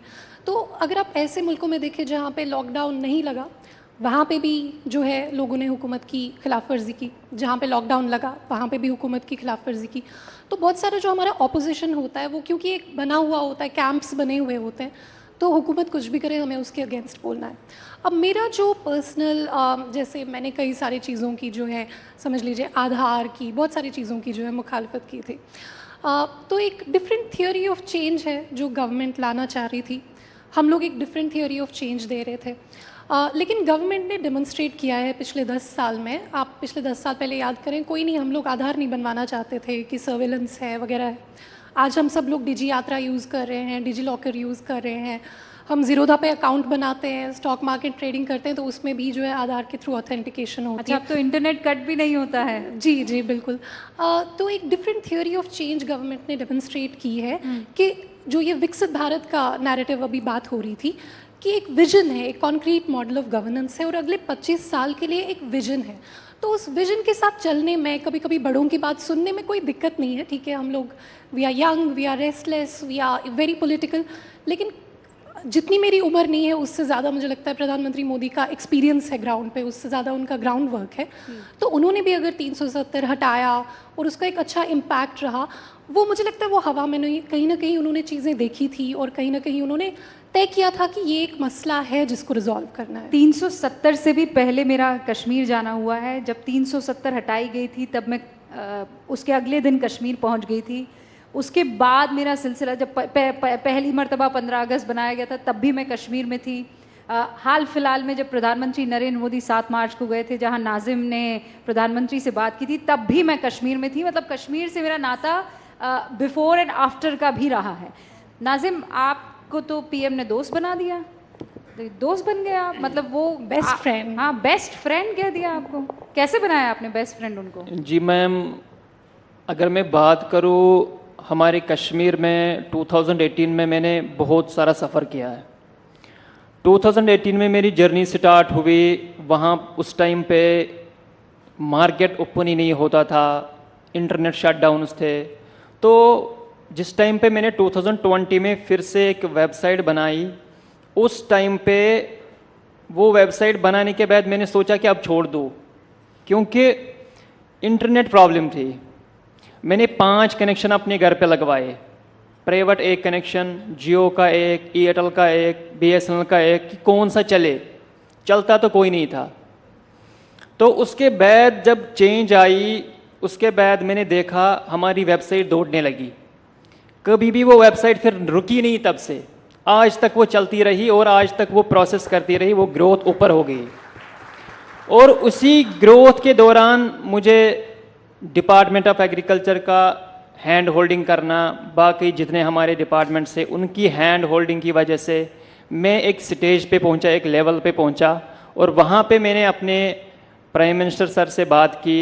और जब उन्होंने मेरे ये स्टोरी सुनी, उस स्टोरी सुनने के बाद उसने मुझे अपना फ्रेंड बनाया।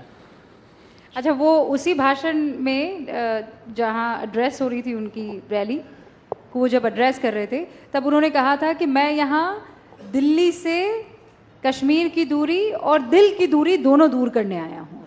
तो वो आपकी दूरी आज आपको महसूस होता है कि ख़त्म हो गई है?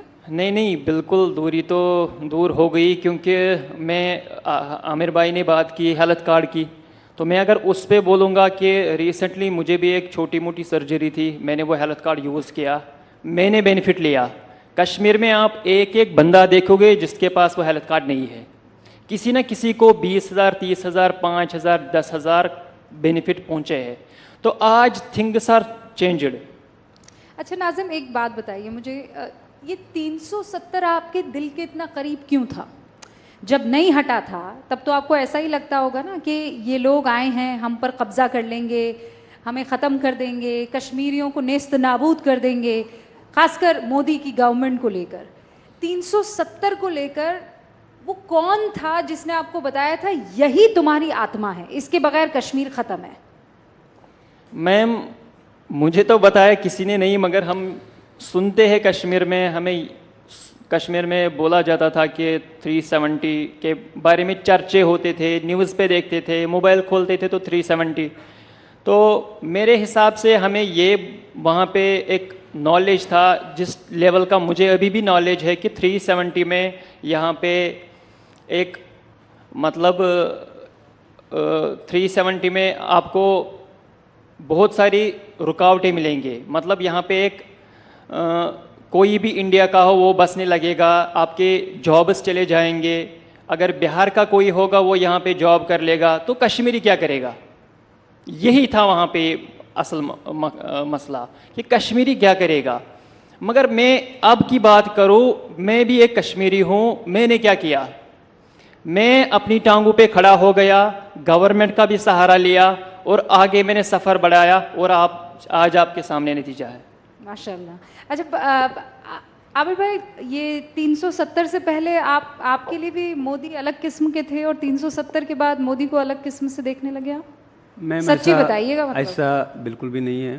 तो अगर मैं अपनी बात करूं तो मुझे फर्स्ट टाइम ऐसा हमारे मोदी साहब जो है, मैं जितने भी तारीफ़ करूं वो कम है। हालांकि मैंने ना किसी अगर मैं अपनी बात करूं, मैं किसी से पार्टी से बिलोंग नहीं करता मैम, और मैं क्योंकि इसीलिए नहीं करता हूं ताकि मुझे किसी से कुछ चाहिए, क्योंकि मैं रोज़गार के लिए गया, मैं खुद अपनी बात कर रहा हूं, रोज़गार के लिए गया, बोला, हालांकि मैंने 10+2 किया, फर्स्ट ईयर तक अल्हम्दुलिल्लाह मैंने पढ़ा है, लेकिन उसके बावजूद मैंने रोज़गार की मांग की, अल्लाह की कसम सर, ठोकरे, इतने ठोकरे खाने पड़े मुझे, ये मैं जानता हूँ।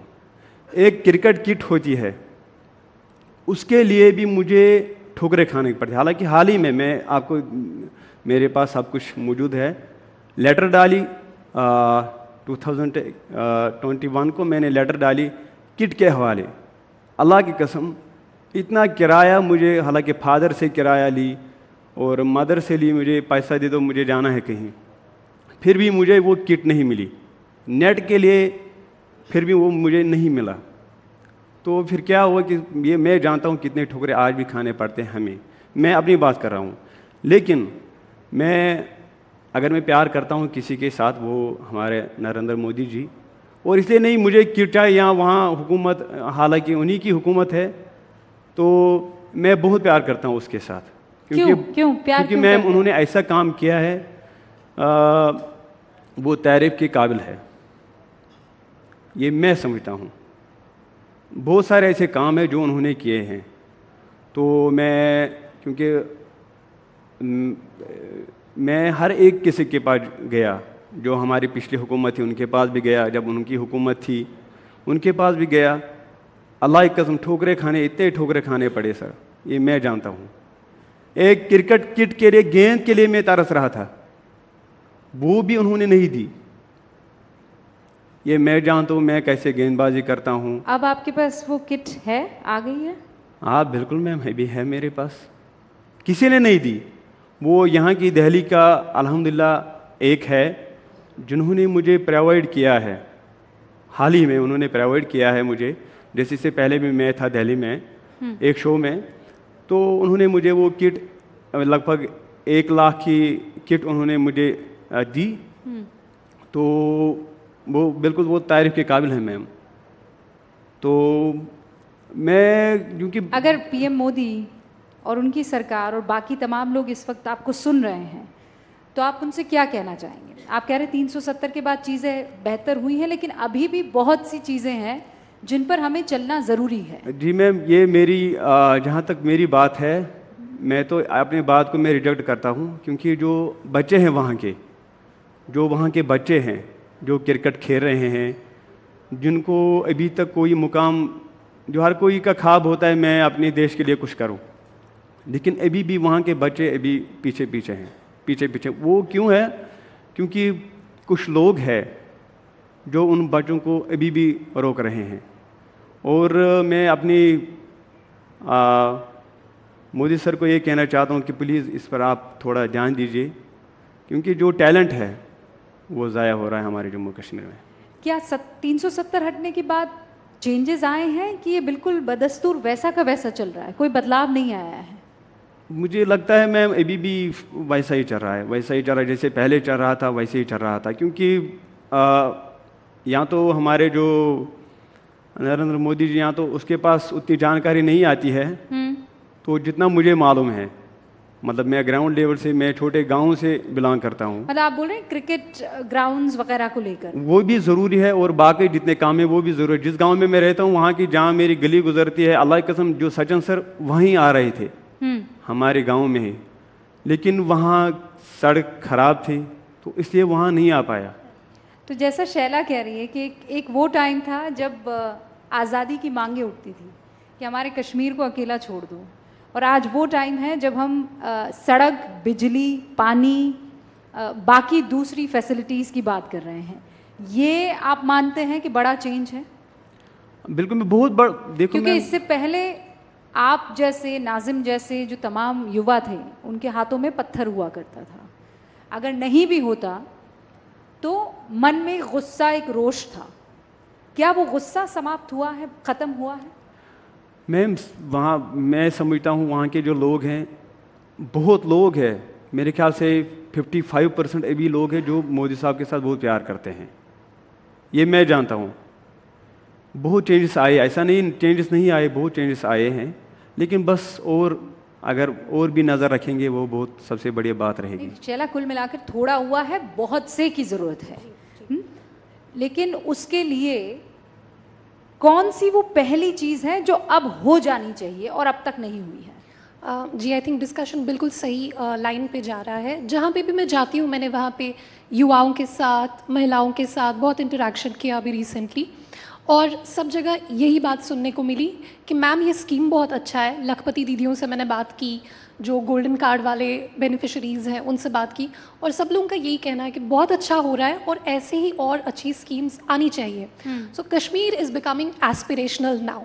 पहले इस तरह की डिमांड उठाना कि सड़क ठीक नहीं है या स्कीम आनी चाहिए, इसको माना जाता था कि आप गद्दार हैं, इसको गद्दारी माना जाता था। आज हम लोग ये डिमांड्स उठा रहे हैं, लाभार्थी बोल रहे हैं कि ये बहुत अच्छी स्कीम है, हमें और अच्छी स्कीम चाहिए मरकज़ी हुकूमत से। पहली बात ये। दूसरी बात जो आपने कहा कि अब क्या और होना चाहिए, मेरे ख्याल में जिस तरह से मैं देखती हूँ चीज़ों को, तो जो विकसित भारत का एक विजन है, विकसित भारत हमें 2047 हमारी आज़ादी को 100 साल हो जाएंगे, तो उस विकसित भारत के विजन में विकसित कश्मीर और विकसित जम्मू कश्मीर होना भी बहुत ज़रूरी है। उसके लिए जो मैं मानती हूँ सबसे इम्पॉर्टेंट चीज़ है वो है स्किल्स, क्योंकि हमारी लैंडलॉक्ड इकोनॉमी है, कोई हमारे पास पोर्ट नहीं है, कुछ हमारे पास कोई आउटलेट नहीं है ट्रेड का। तो हमारी जो कश्मीर है, हमारी सरजमीन पर जो एक चीज़ बहुत अच्छी चल सकती है वो है सर्विसेज सेक्टर।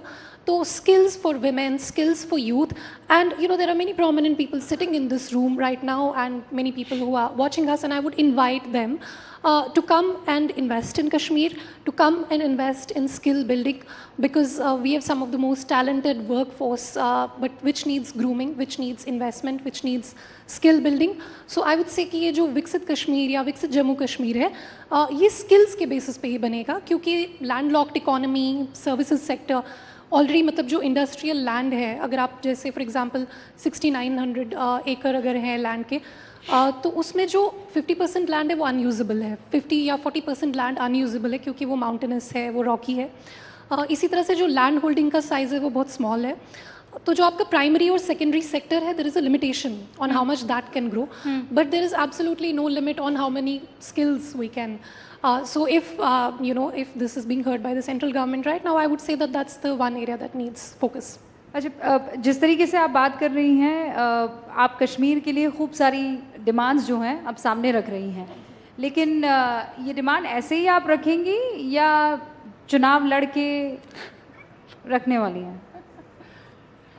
मैं एक आम शहरी की हैसियत से बात कर रही हूँ, एंड यू कैन अभी कर रही हैं, पर अगली बार जब मैं आपको इनवाइट करूँगी तो आम शहरी की हैसियत से आएंगी या MP बन के आएंगी?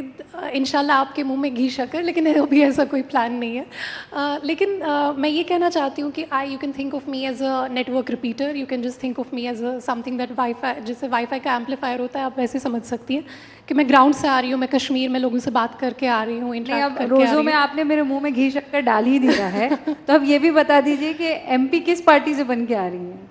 क्या शैला रशीद BJP ज्वाइन करेंगी?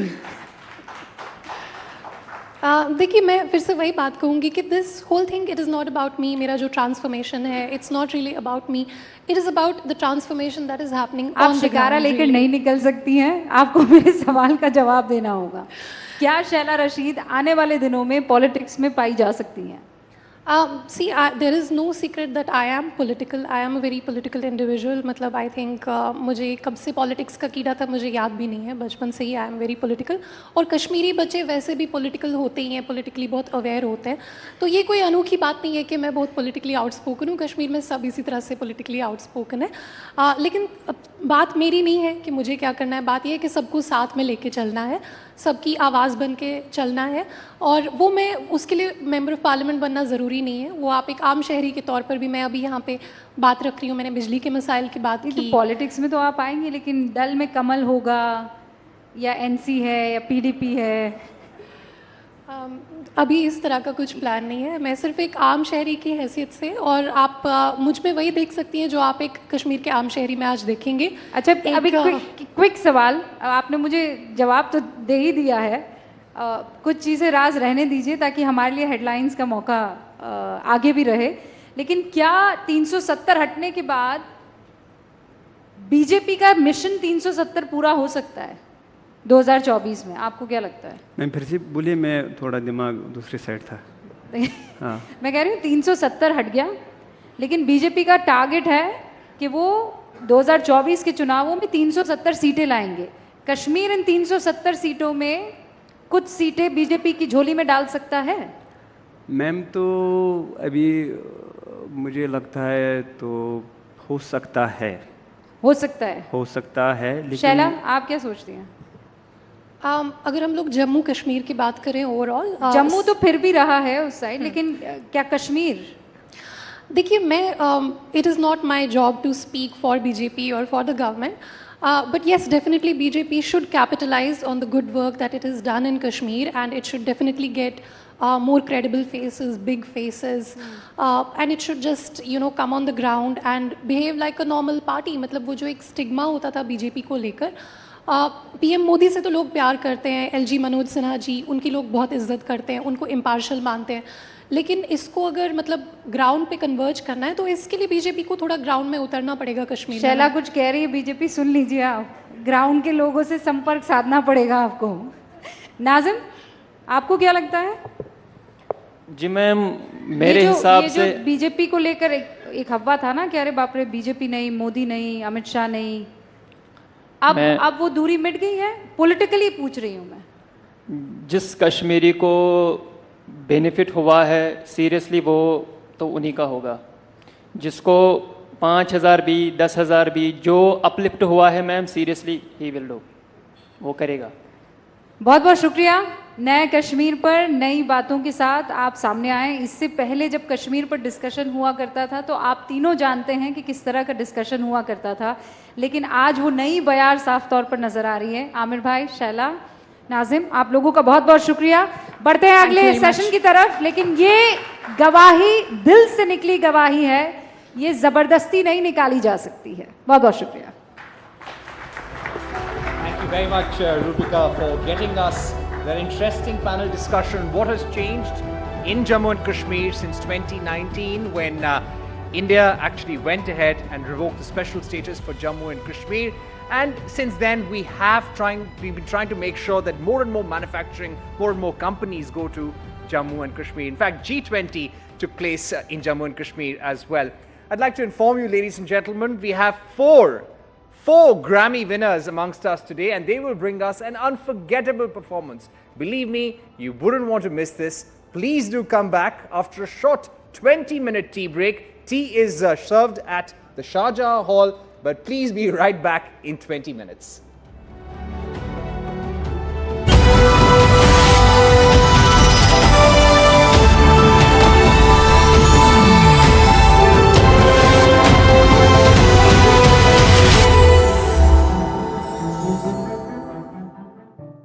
Please put your hands together as I welcome our first guest for the morning, Minister Ashwini Vaishnav, who is with Railways and Communications and Electronics and Information Technology, for what promises to be a very exciting session. And may I please call on stage Veena Liaquat, who will be moderating the session titled The Transformers Taking India to a New Station.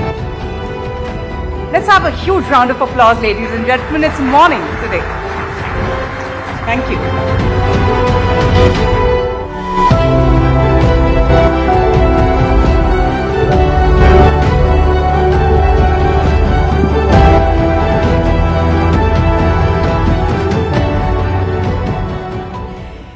आप सबको प्यार भरा नमस्कार।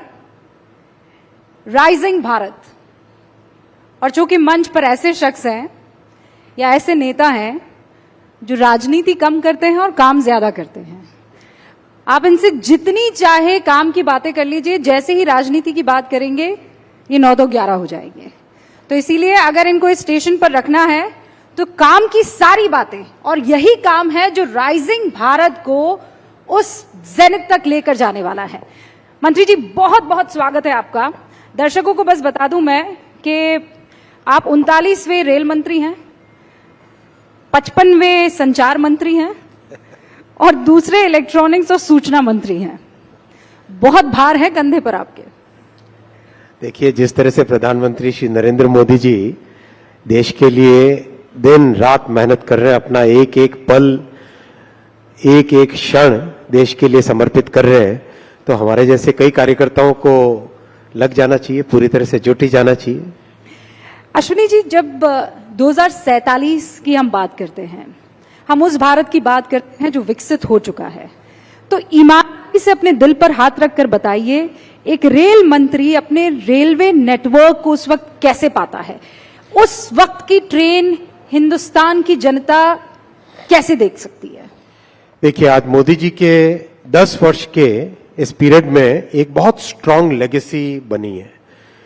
आज मोदी जी की 10 वर्ष की legacy और 25 वर्ष का प्लान, ये भारतीय जनता पार्टी का एक स्पष्ट जनता के सामने, भारत की जनता के सामने एक स्पष्ट मैसेज है। इस 10 वर्ष की लेगेसी में आप देखो, रेलवे में प्रैक्टिकली करीब करीब बहुत सारे राज्य 100% इलेक्ट्रीफाई हो गए। 40,000 किलोमीटर रेलवे का इलेक्ट्रिफिकेशन हुआ। 60 वर्षों में 20,000, 10 वर्षों में 40,000, करीब करीब आपके 30,000 किलोमीटर नए रेलवे ट्रैक बने।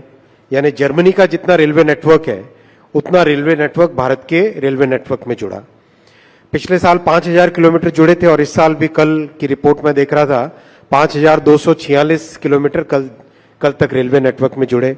यानी हर साल एक स्विट्जरलैंड के बराबर रेलवे नेटवर्क भारत में जुड़ रहा है। टोटली नई जनरेशन की वंदे भारत ट्रेन आई, नमो भारत ट्रेन आई। आज वंदे भारत ट्रेन में हमारी जो मिडिल क्लासेस है और एस्पिरेशनल यूथ है, उनको एक ऐसा अनुभव मिल रहा है जो दुनिया के बेस्ट से बेस्ट रेलवे सिस्टम में मिलता। नमो भारत ट्रेन अपने आप में बहुत ही सक्सेसफुल है रीजनल ट्रांजिट के लिए।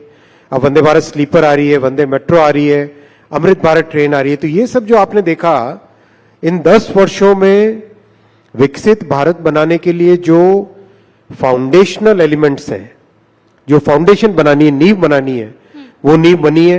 अगले 5 वर्षों में इस नींव को और मजबूत करेंगे। मंत्री जी, मैं एक सेकंड आपको रोक रही हूँ। आप कह रहे हैं कि ये नींव 2014 में रखी गई है, इससे पहले फिर क्या हो रहा था?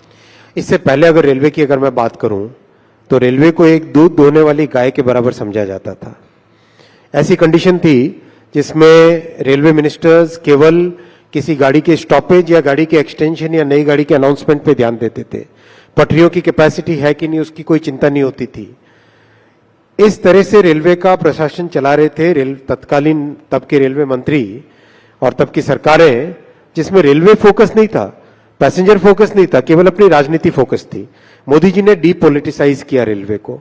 रेलवे को एक टेक्निकल तरीके से, ऑपरेशनल एफिशिएंसी की तरीके से, नई टेक्नोलॉजी को एब्जॉर्ब करने के तरीके से उस चीज को मोदी जी ने अपने प्राइमरी फोकस में लेके आए।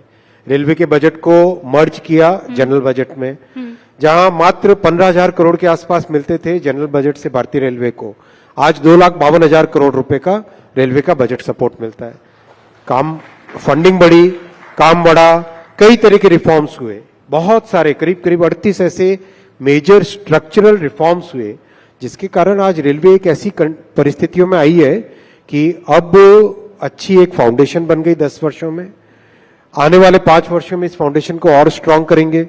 कई जो नई टेक्नोलॉजीज लेके आए उनको और ज्यादा स्ट्रेंथन करेंगे और उसके बाद में, उसके आगे वाले 20 सालों में रेलवे एक अलग नया स्वरूप देखेगी। चेंजेस रेलवे स्टेशन पर नजर आ रहे हैं, यहाँ पर हर एक शख्स इस बात को मानेगा। लेकिन उसी रेलवे स्टेशन पर जब जाएंगे, ये बात सच है कि 41 वंदे भारत आ गई हैं, नमो भारत आ गई है, अमृत भारत आ गई हैं। स्टेशन पर आज भी जो यात्री है वो भीड़ को लेकर परेशान है, ट्रेनों में जो रिजर्वेशन है उसे लेकर परेशान है।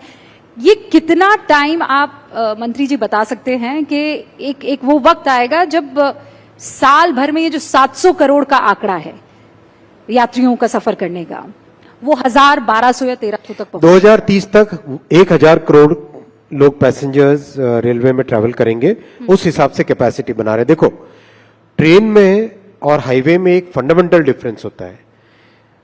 ट्रेन में आपको बिना पटरी के गाड़ी नहीं चला सकते, करेक्ट? रोड कैसी भी हो, कंडीशन कैसी भी हो, एक बार के लिए गाड़ी चल जाती है।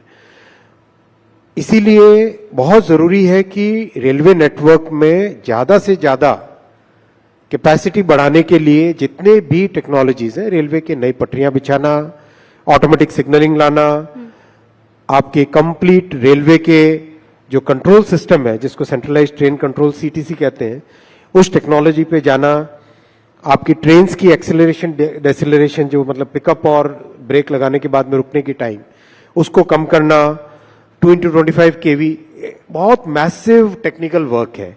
उस पूरे टेक्निकल काम में जिस तेजी से काम चल रहा है, we are very comfortably, I can say with good confidence level, कि 2030 तक 1000 करोड़ पैसेंजर्स को हर साल कैरी करने की कैपेसिटी हो जाएगी। आज हम करीब करीब 700 करोड़ पैसेंजर्स को कैरी करते हैं साल में। रेलवे देश का अगर पूरा नेटवर्क देखो, ट्रांसपोर्टेशन की इकोनॉमिक्स देखो, तो ट्रांसपोर्टेशन में करीब 700 करोड़ रेलवे से जाते हैं, करीब करीब 250 करोड़ रोड से, हाईवे से जाते हैं, और करीब 35 करोड़ एरोप्लेन से जाते हैं। तो ये अभी ये नेटवर्क है, इसमें ये 700 करोड़ 2030 तक 1000 करोड़ होगा। अच्छा, इन सालों में ऐसा क्या हुआ है कि आपने इतनी तेजी से ये सारी ट्रेनें, चाहे वो नमो भारत हो, चाहे वो वंदे भारत हो, ये सिर्फ विल है या कुछ और भी चीजें थी जिसने इन एडिशन आपके इस काम को फास्ट ट्रैक पर ला दिया? 3 चीजें हैं। एक तो बहुत स्ट्रांग फोकस टेक्नोलॉजी लाने में, बहुत स्ट्रांग फोकस डीपोलिटिसाइज करने में रेलवे का फोकस रेलवे की ऑपरेशनल एफिशिएंसी पे ध्यान दे। रेलवे में एक तरीके से काम करने की पद्धति बदली। दूसरा, फंडिंग इंक्रीज की मोदी जी ने।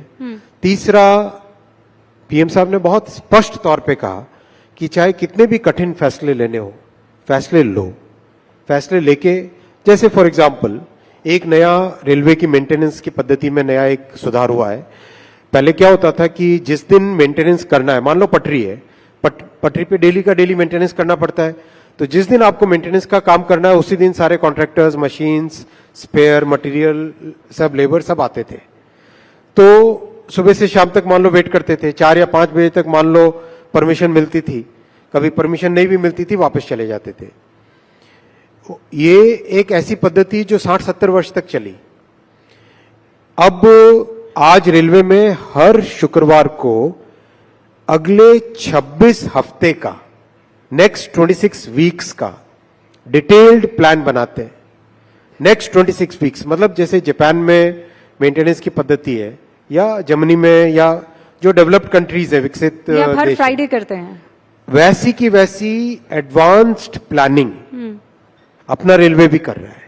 तो ये सब कठिन फैसले होते हैं, इसमें आपको पूरे ऑर्गेनाइजेशन को एक साथ आदत बदलने की आदत डालनी पड़ती है, एक नए तरीके से काम करने की मतलब प्रैक्टिस में आना पड़ता है। तो ये आसान काम नहीं होता, इसमें बहुत मेहनत और continuous communication with the top to bottom most layer. आज आप किसी सुपरवाइजर के पास जाके बात करो अगर, और मैं आप में से निवेदन करूंगा जो भी पाथवे इंस्पेक्टर हो, सेक्शन सुपरवाइजर हो, इनसे बात करे, इतने खुश हैं कि आज उनको मेंटेनेंस के लिए जो टाइम चाहिए होता है वो मिलता है, मंत्री जी खुश है। मतलब इससे पहले तो आप कह रहे थे कि सब आराम से हो जाता था, सिर्फ पॉलिटिक्स होती थी, काम नहीं होता था। अब आप सिर्फ इस काम ही काम करा रहे हैं और वो खुश हैं। बिल्कुल खुश है, और आप वास्तव में जाके मिलो। मैं तो कम से कम लो लेवल पे, ग्राउंड लेवल पे ऑफिशियल्स के साथ, जो कि ग्रुप बी ऑफिसर्स भी नहीं है, ग्रुप सी में जो काम करते हैं कर्मचारी, उनके साथ बहुत इंटरेक्ट करता हूं और उनसे बहुत इनपुट लेता हूं, बहुत फीडबैक भी लेता हूं। इतने खुश हैं इस बात से कि रेलवे का एक तरीके से, जिस तरीके से चलनी चाहिए एक टेक्निकल ऑर्गेनाइजेशन, वैसे मोदी जी ने 10 वर्षों में रेलवे को उस टेक्निकल स्टेज पे लेके आ गए। अश्विनी जी, दुर्घटना को लेकर मैं आपसे डिटेल में थोड़ी चर्चा करना चाहूंगी। स्पेशली कम हुई हैं दुर्घटनाएं, एक्सीडेंट्स कम हुए हैं, लेकिन जो होते हैं वो आपने भी देखे हैं। आप कितने दिनों तक वहां पर रहे थे, आपकी आंखों में लोगों ने आंसू देखे हैं, वहीं उस जमीन पर पॉलिटिक्स भी देखी है। कवच को लेकर विपक्ष ने बहुत हमला साधा कि आपने कहा था कि ऐसी टेक्नोलॉजी, ऐसा सिस्टम है कि इससे हिंदुस्तान को कोई नुकसान नहीं होगा, लेकिन जब हुआ तो उसने सबको जख्मी कर दिया। देखो, कवच एक टेक्नोलॉजी की क्लास है जिसको कहते हैं automatic train protection, ATP technology. ATP technology दुनिया भर के बड़े रेलवे सिस्टम्स में 1980 के दशक में चालू हुई, 1990 के दशक में काफी बड़ी मात्रा में लगी, और 2000 के दशक में करीब करीब दुनिया के सारे बड़े रेलवे नेटवर्क्स में फुल्ली एटीपी आ गया था। तब की सरकारें क्या करती थी? क्या उन सरकारों की जिम्मेदारी नहीं थी कि एटीपी लेके आए? क्या उनकी ये जिम्मेदारी नहीं बनती थी कि सेफ्टी पे इन्वेस्टमेंट करें, सेफ्टी के लिए जो नई टेक्नोलॉजी चाहिए वो लेके आए? कुछ नहीं किया उन्होंने। 2016 में पहली बार भारत में एटीपी टेक्नोलॉजी को मान्यता दी मोदी जी ने, 2016 में। 2016 मतलब सोचो, देश ने 1980 से लेके 2014 तक का पीरियड, एक तरीके से उस पीरियड में पूरा देश कवर हो जाना चाहिए था एटीपी टेक्नोलॉजी से। 2016 में मान्यता दी, 2019 तक उसके पूरे सर्टिफिकेशंस मिले। 2020 और 21 में कोविड के कारण दिक्कत आई, लेकिन उसके बाद में, उसके बावजूद भी और उसके बाद में बहुत तेजी से इस पे काम चला। अब करीब, और कवच भी एक कोई ऐसा नहीं कि एक डिवाइस है जो लगा दिया ट्रेन पे और हो गया, ऐसा नहीं है। कवच पूरा एक सिस्टम है भाई। आपको पूरा पूरा रेलवे ट्रैक के साथ में ऑप्टिकल फाइबर केबल लगाना पड़ता है। जैसे एयरटेल या जियो या बीएसएनएल का नेटवर्क होता है, वैसे ही हर 7 या 8 किलोमीटर पे आपको टेलीकॉम टावर लगाने पड़ते हैं। उन टेलीकॉम टावर के ऊपर टेलीकॉम के डिवाइसेस लगते हैं, फिर ट्रेन के ऊपर डिवाइस लगता है, सिग्नलिंग सिस्टम के साथ पूरा इंटरेक्शन, इंटीग्रेशन करना पड़ता है।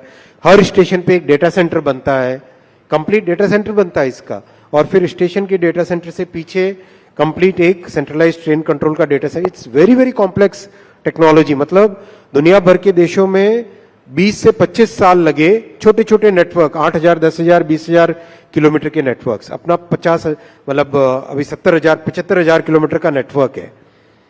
तो लेकिन इतनी तेजी से इसमें काम चल रहा है, नए नए जो मैन्युफैक्चरर्स है वो जुड़ रहे हैं, नए डिजाइनर्स जुड़ रहे हैं, कई तरह के इनोवेशंस कर रहे हैं, जिसमें कि जो स्टेशन की डिजाइन करनी है उस डिजाइन को ऑटोमेट किया जा सके। मतलब ये एक ऐसी कमिटमेंट है, जो कमिटमेंट मोदी जी ने स्पष्ट तौर से देश में रेलवे को सेफ बनाने के लिए की है। 1,87,000 करोड़ का इन्वेस्टमेंट किया है 10 वर्षों में। अगर आप उसको कंपेयर करें तो 2.5 गुना ज्यादा है उससे। पिछले 4 से 14 में जितना इन्वेस्टमेंट था सेफ्टी पे, उससे 2.5 गुना ज्यादा है, और उसका रिजल्ट भी दिख रहा है। वो रिजल्ट वेरी दिख रहा है। वेरी अनफॉर्चुनेट अगर बीच में लेकिन आगे और भी ज्यादा प्रयास करके 100% सेफ्टी की तरफ बढ़ेंगे। एक कमिटमेंट बुलेट ट्रेन को लेकर भी है। अब अश्विनी वैष्णव जी, जब इतना गड्ढा है जिसको आप भरने का पूरा प्रयास कर रहे हैं, ऐसे में कई लोग ये कहते हैं कि क्या बुलेट ट्रेन की इस देश को आवश्यकता है? आप उन्हें क्या कहेंगे? बुलेट ट्रेन एक ट्रांसपोर्टेशन का मींस के हिसाब से मत समझिए आप इसको। बुलेट ट्रेन को अगर आप देखोगे, बुलेट ट्रेन आपके जिस पाथ पे चलती है उस पाथ के सारे शहरों की इकोनॉमी को एक साथ जोड़ देती। मैं इसका उदाहरण बहुत अच्छा आपको दूंगा, जापान का। पहली बुलेट ट्रेन 1969 में जब चलनी चालू हुई, टोक्यो, नागोया, कोबे, क्योटो और ओसाका, ये सारे के सारी इकोनॉमीज मिलके एक इकोनॉमी बन जाती है। 550 किलोमीटर के आसपास का डिस्टेंस आप 2.5 से 3 घंटे में कवर करते हो। यानी आप अगर क्योटो में काम कर रहे हो, ओसाका में जाके काम किया आपने, और शाम को वापस क्योटो में अपने बच्चों के पास आ गए। वैसा की वैसा डेवलपमेंट, सीरियस रीजनल मल्टीप्लायर होता है इससे। जब आप देखोगे मुंबई से अहमदाबाद, मुंबई, ठाणे, वापी, सूरत, बड़ौदा, आणंद और अहमदाबाद, ये सारी इकोनॉमीज एक सिंगल इकोनॉमिक जोन बन जाएगा। आप सुबह बड़ौदा में नाश्ता करोगे, 1 घंटे के अंदर अंदर मुंबई में पहुंचे, दिन भर अपना काम किया, शाम को पकड़ी वापस ट्रेन और घर आके बच्चों के साथ खाना खाया। तो ये हसीन सपने पूरे कब होंगे? 2026 में। 2026 में। आज देखो ना आज आप देखो 200, मैं डेली काउंट करना भी भूल जाता हूं, पिछला शायद 10 दिन 12 दिन पहले रिव्यू किया था, 284 किलोमीटर ऑलरेडी बन चुकी है कंप्लीट। ट्रैक्स लग रहे हैं, ऊपर ओवरहेड इलेक्ट्रिकल का सिस्टम लग रहा है, जो ट्रेन का मैन्युफैक्चरिंग है, सारी चीजें इन पैरेलल तेजी से चल रही है। देखो कई ऐसे देश, मैं नाम नहीं लूंगा किसी देश का, जिम्मेदारी की पोजीशन है, 20-20 साल लगते हैं एक प्रोजेक्ट को करने में, 500 किलोमीटर का। अपने यहाँ 8-10 वर्षों के अंदर अंदर ये प्रोजेक्ट कंप्लीट होगा। 2026 में पहली सूरत से बिलीमोरा वाले सेक्शन में ट्रेन चलेगी, आप देखोगे, और वर्ल्ड क्लास है, एब्सोल्युटली वर्ल्ड क्लास। अच्छा, वक्त जो है वो लगातार इसी रफ्तार से आगे बढ़ रहा है, तो मैं अपनी ट्रेन को या सवालों की ट्रेन को अब नए स्टेशन पर ले जा रही हूँ, आपके अगले मंत्रालय के पास आ रही हूँ। उससे पहले इस वक्त जो देश के रेल मंत्री हैं, आप उनको कोई नंबर देना चाहेंगे 10 में से, 5 में से? आप लोगों का काम है भाई, ये हमारा काम नहीं है, हमें तो मेहनत करनी है, मेहनत करते जाना है। डिजिटल इंडिया की तरफ मैं आ रही हूँ। प्रधानमंत्री नरेंद्र मोदी का ड्रीम प्रोजेक्ट है और उसमें सबसे इंपॉर्टेंट अंश सेमीकंडक्टर्स हैं। इसकी बात तो हम कर रहे हैं, इनफैक्ट 62 से शुरुआत हुई, 65, 61, मैं टाइम गिनाती चली जाऊंगी, 80, 84 सेमीकंडक्टर नहीं बन पाए। अब आप कह रहे हैं कि बहुत जल्द हिंदुस्तान को पहला सेमीकंडक्टर मिल जाएगा। ये 2 सवाल हैं, मैं संक्षेप में चाहूंगी, अब तक क्यों नहीं हो पाया? आज हो रहा है तो ऐसा आपने क्या कर दिया? दिसंबर 2024 में पहली made in India chip market में आ जाएगी। दिसंबर 2024, ज्यादा दूर नहीं भाई, गिन के नोट करके रख लेना आप लोग, दिसंबर 2024 में पहली चिप आने वाली है। देखो, 1962 से प्रयास हुआ, लेकिन किसी भी प्रयास के पीछे जब तक सही नीति और सही आपका फंडामेंटल कन्विक्शन नहीं होता, तब तक नहीं हो पाता। मोदी जी का इतना स्ट्रांग कन्विक्शन है कि हमें विकसित भारत को जब बनाना है, उसके फाउंडेशन में क्या क्या लगेगा। उसके फाउंडेशन में बहुत एक इंपॉर्टेंट है इलेक्ट्रॉनिक्स मैन्युफैक्चरिंग। चाहे electronics manufacturing in the sense कि आप जो घर में टीवी देखते हो, फ्रिज देखते हो, उसको देखो, या फिर पावर इलेक्ट्रॉनिक्स, टेलीकॉम, वो देखो, या जो डिफेंस में इलेक्ट्रॉनिक्स जाती है वो देखो, या कार के अंदर जो इलेक्ट्रॉनिक्स लगती है वो देखो, हर चीज में सेमीकंडक्टर लगता है। कुल मिलाकर कोई भी चीज जो ऑन या ऑफ हो रही है, एब्सोल्युटली उसमें सेमीकंडक्टर। एब्सोल्युटली, चाहे लाइट हो, चाहे मिसाइल हो, चाहे ट्रेन हो, चाहे एरोप्लेन हो, चाहे फ्रिज हो, हर चीज जो ऑन या ऑफ होती है उसमें सेमीकंडक्टर चिप लगती है। ये मैं बहुत मतलब आपको जिम्मेदारी के साथ कह रहा हूं, जैसा कमिटमेंट मोदी जी ने दिखाया, और मैं आपको पर्सनल इसमें एग्जांपल्स दे सकता हूं। हम लोग सेमीकंडक्टर डिस्कशन के लिए जब आधे घंटे का या 45 मिनट का टाइम प्रधानमंत्री जी का मांगते थे, मैं आज सब पब्लिक के सामने कह रहा हूं, कहना नहीं चाहिए, लेकिन पीएम साहब ने 3.5 घंटे तक टाइम दिया। हम 45 मिनट टाइम मांगते थे, वो 3 घंटे तक टाइम देते थे। एक एक लाइन बाय लाइन चीज पीएम साहब डिटेल में डिस्कशन करते थे।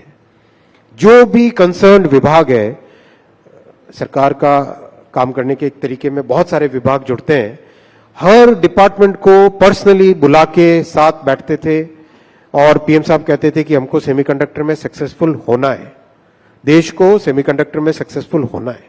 ऐसा कमिटमेंट इम्पॉसिबल है किसी दूसरे प्रधानमंत्री का। आप बोल रहे हैं कि इम्पॉसिबल कमिटमेंट सरकार की तरफ से, प्रधानमंत्री नरेंद्र मोदी की तरफ से दिख रहा है, लेकिन विपक्ष, खासकर पी चिदम्बरम साहब, ये कह रहे हैं ये जॉबलेस ग्रोथ है।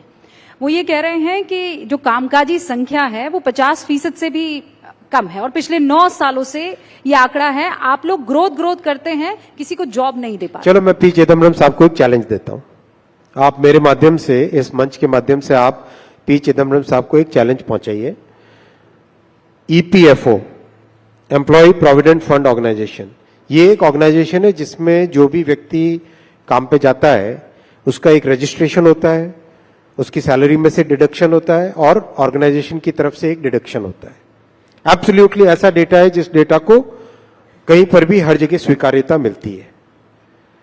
ईपीएफओ के डेटा के हिसाब से जो नए लोग जॉब में जुड़े माइनस जो लोग जॉब से निकले प्लस जो लोग जॉब में वापस आए, कहीं एक बार निकल गए होंगे वापस आए, इसका जो नेट नंबर है वो टोटल जॉब अपॉर्चुनिटी बनी। ये तो सीधी गणित है, सिंपल सी गणित है।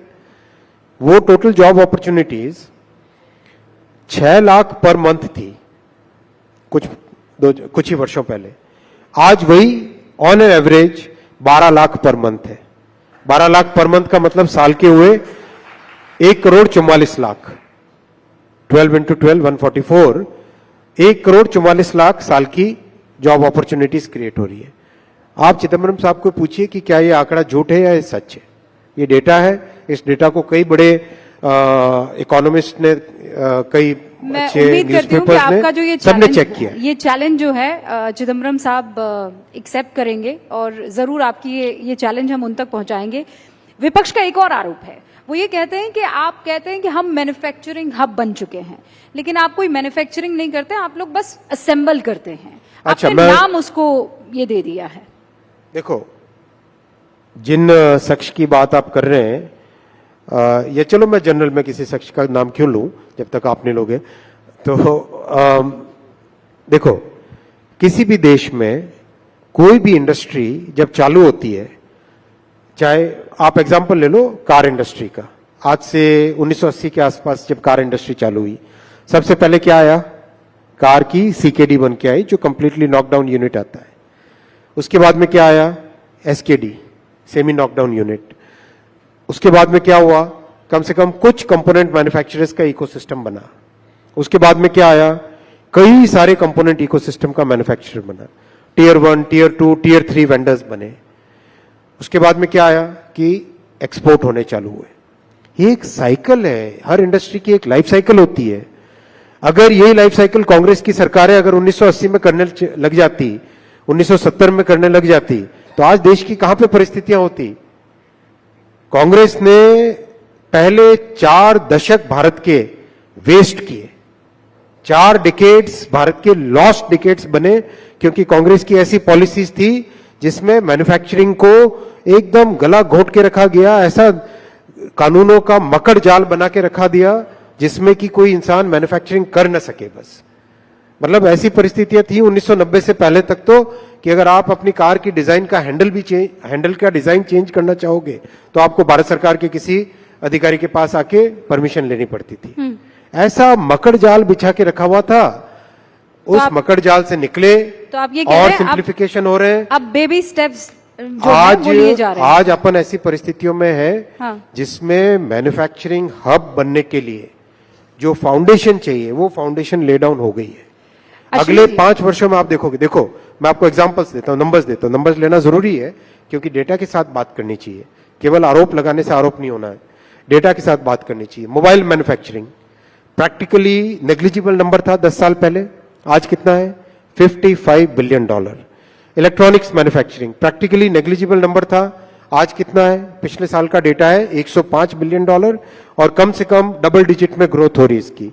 डिफेंस मैन्युफैक्चरिंग कुछ भी नहीं थी, आज $2 बिलियन का एक्सपोर्ट हो रहा है। टेलीकॉम मैन्युफैक्चरिंग सोच भी नहीं सकते थे, किसी इंडस्ट्री के वेटरन ने बोला, 35 साल का जिनका टेलीकॉम इंडस्ट्री का एक्सपीरियंस है, उन्होंने कहा सोच भी नहीं सकते थे कि टेलीकॉम मैन्युफैक्चरिंग भारत में होगी। आज $1 बिलियन का एक्सपोर्ट हो रहा है। अमेरिका, यूएस, यूरोप सब जगह एक्सपोर्ट हो रहा है।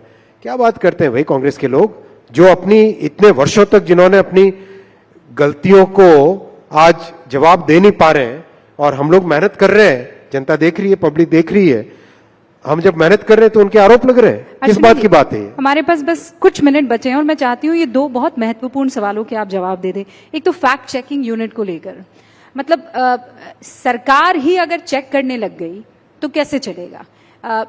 आपके काम को सिटीजन, अच्छा बताओ भाई, एक बात बताओ, हाँ। CNN TV 18 पे कुछ छपता है, उसकी जानकारी लेनी हो तो किससे पूछोगे? CNN TV 18 से पूछोगे कि नहीं पूछोगे? हाँ।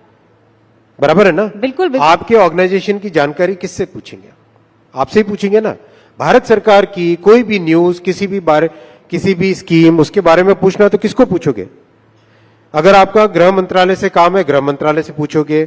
हेल्थ मिनिस्ट्री से काम है, हेल्थ मिनिस्ट्री से पूछोगे। अगर आप कहोगे कि नहीं ये पावर मिनिस्ट्री से संबंधित प्रश्न है, पावर मिनिस्ट्री से पूछोगे। इतनी बेसिक कॉमन सेंस की बात है भाई। जो राज्य सरकार से है वो राज्य सरकार से पूछोगे, किसी प्राइवेट ऑर्गेनाइजेशन उससे प्राइवेट ऑर्गेनाइजेशन से पूछोगे। और वो सवाल आपको ना पसंद आए तो? बात सवाल की नहीं है, बात फैक्ट की है। फैक्ट और ओपिनियन में डिफरेंस है। और वो फैक्ट्स अगर सरकार को ना पसंद आए, फैक्ट तो आप वेरीफाई कर सकते हो ना।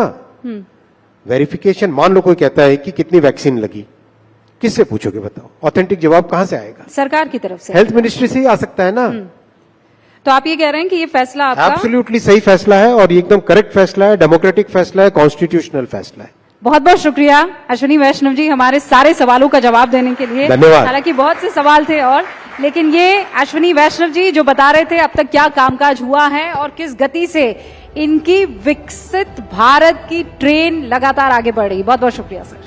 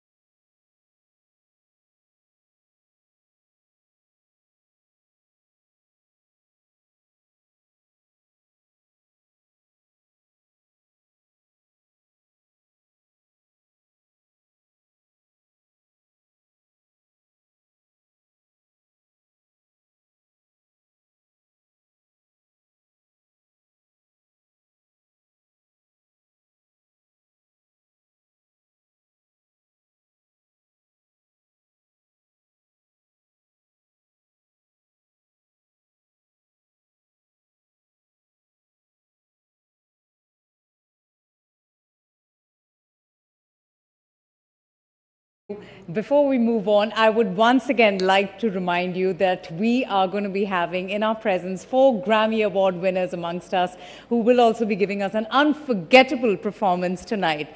Now, ladies and gentlemen, from religion to politics to economics, we've had a range of diverse conversations on issues that matter. In fact, one such burning hot topic was India versus Bharat. It was a political controversy that stirred the dynamics of a nation's name. So, Bharat, as the successor state to the Indic civilization, has remained a fascinating idea of research and debate. More so in recent history, when Bharatiyas have begun to undertake a critical decolonial study of Bharat's history, especially in the context of the very important constitution. So that, ladies and gentlemen, religiosity towards the document is moderated by a sense of proportion, perspective, and most importantly, purpose. Our next session is with a very distinguished person on decoding Bharatiya and Bharatiyata. Please welcome Jai Sai Deepak, lawyer and author, and also Anas Jamir, who is the advocate with the Supreme Court, along with CNN News 18's Rahul Shivshankar.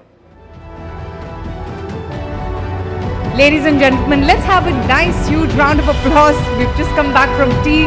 Let's have some enthusiasm. Rahul, thank you so much. Welcome, Jai Sai Deepak. Mr. Tanveer.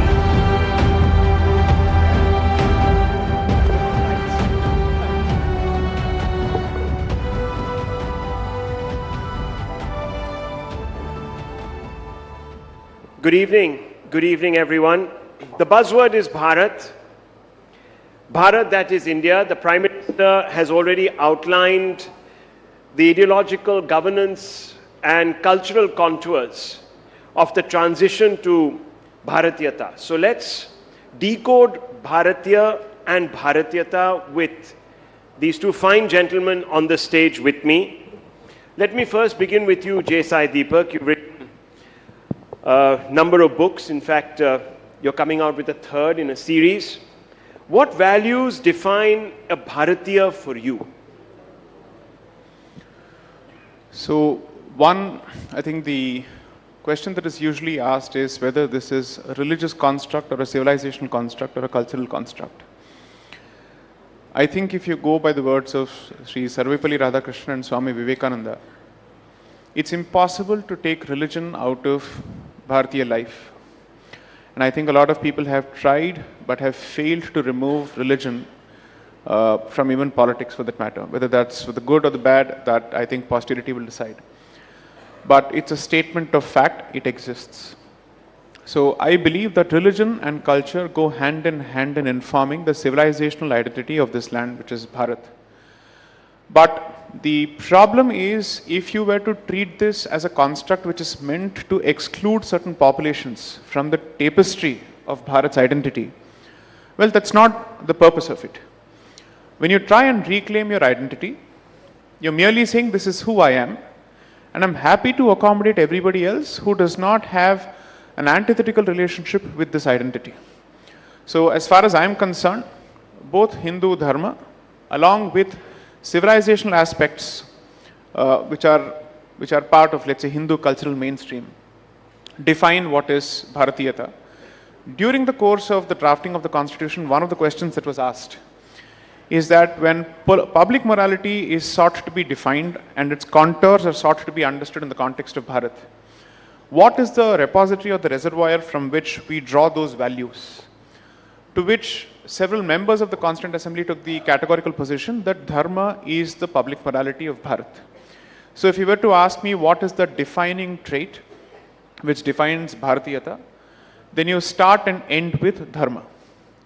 Now, unfortunately, since English is a language which is incapable of providing a decent translation for Dharma, it is typically and crudely and incorrectly translated or approximated to religion, which it is not. It's more a code of conduct, but it also has a certain set of principles which clearly trace their origins to the Hindu faith system or the agglomeration of Hindu faith system, so to speak.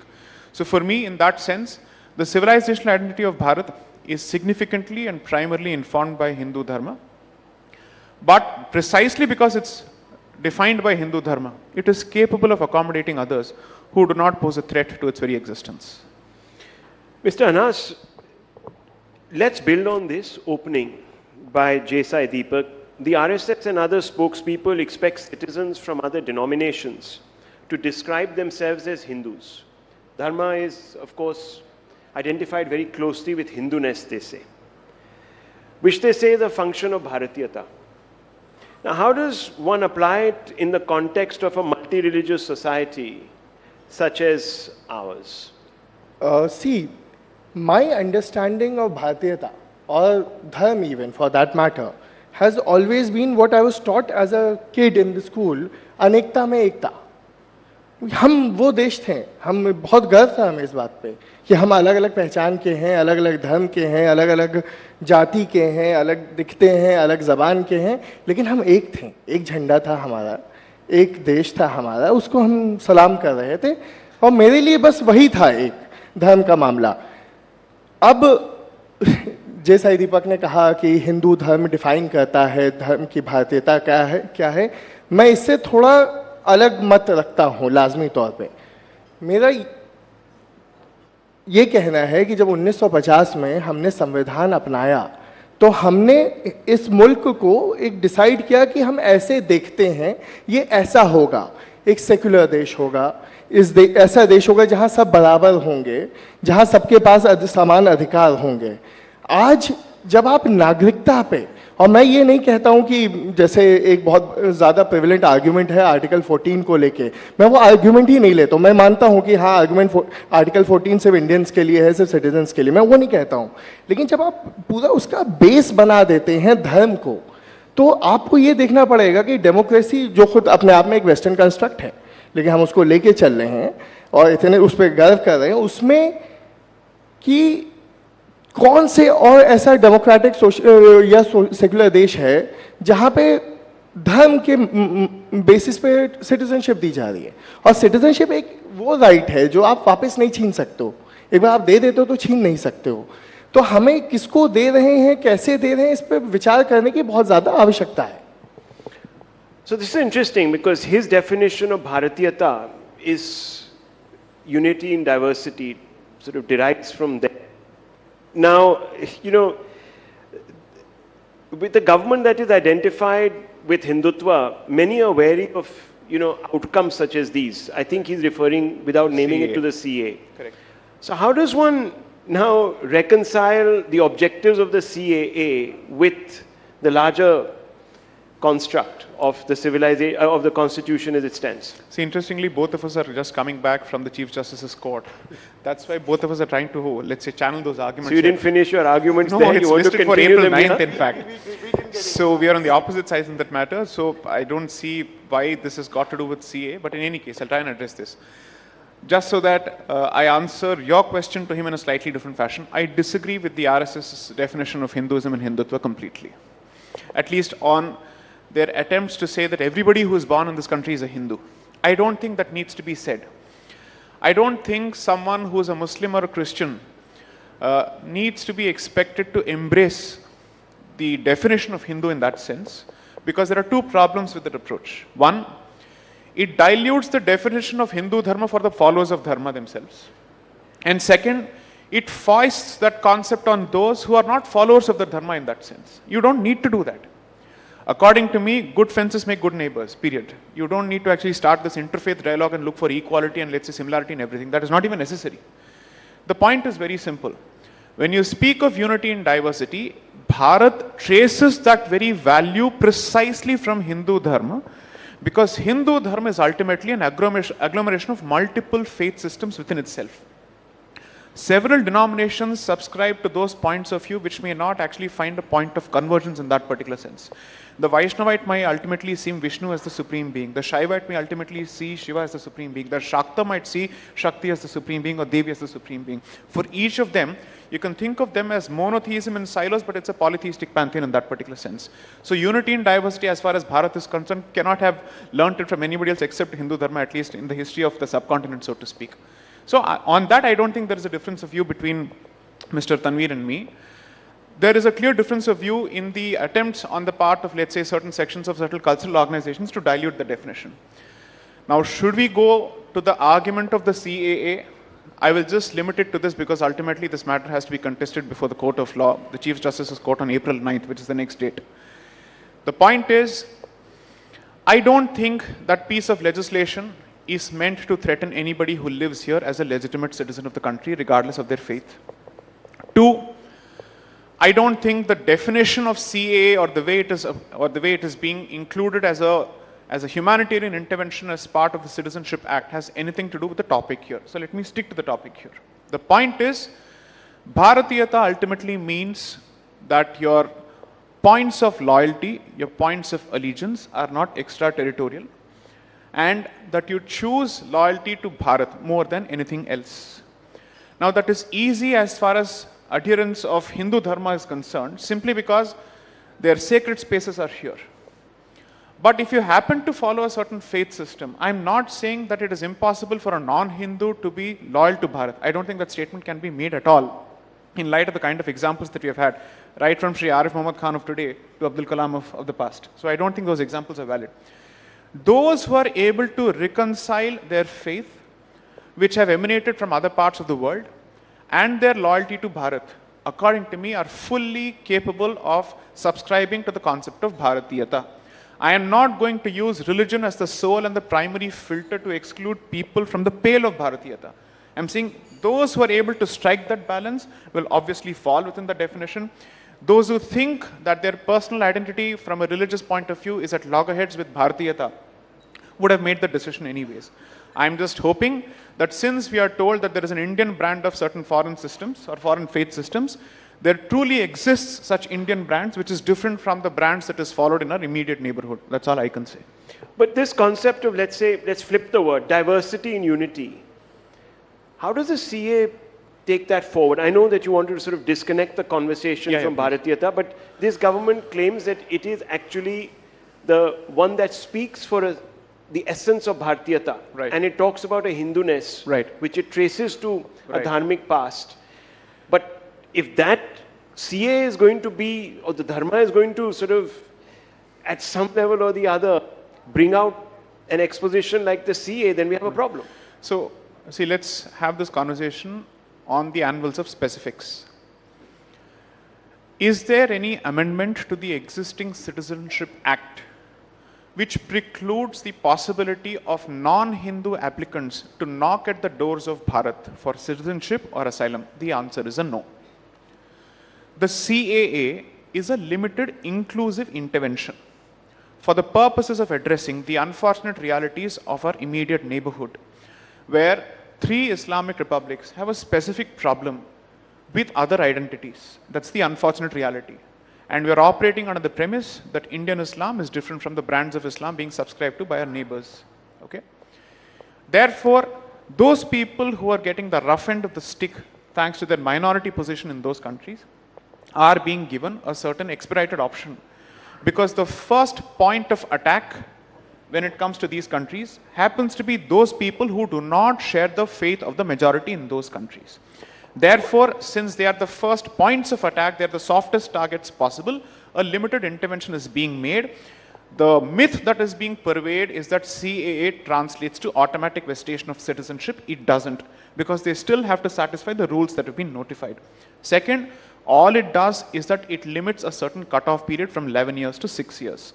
Two, my own criticism of the CAA, despite me supporting it in principle, is the cutoff date that has been prescribed, which ultimately translates to defeating the very humanitarian intention which is supposed to be the basis for the CAA. What is the point of limiting it to a particular date? Regardless of that, my argument still remains, I welcome it, because it doesn't take away anybody else's rights. It only makes sure that those people who are being kicked out are being welcomed as soon as possible. My criticism has also been the delayed notification of the rules. So because I am not the mouthpiece for any cultural or political outfit, I am at some liberty to criticize the proponents of the CAA themselves for the delay that they have caused after taking 8 different extensions from the parliament in the notification of the rules themselves.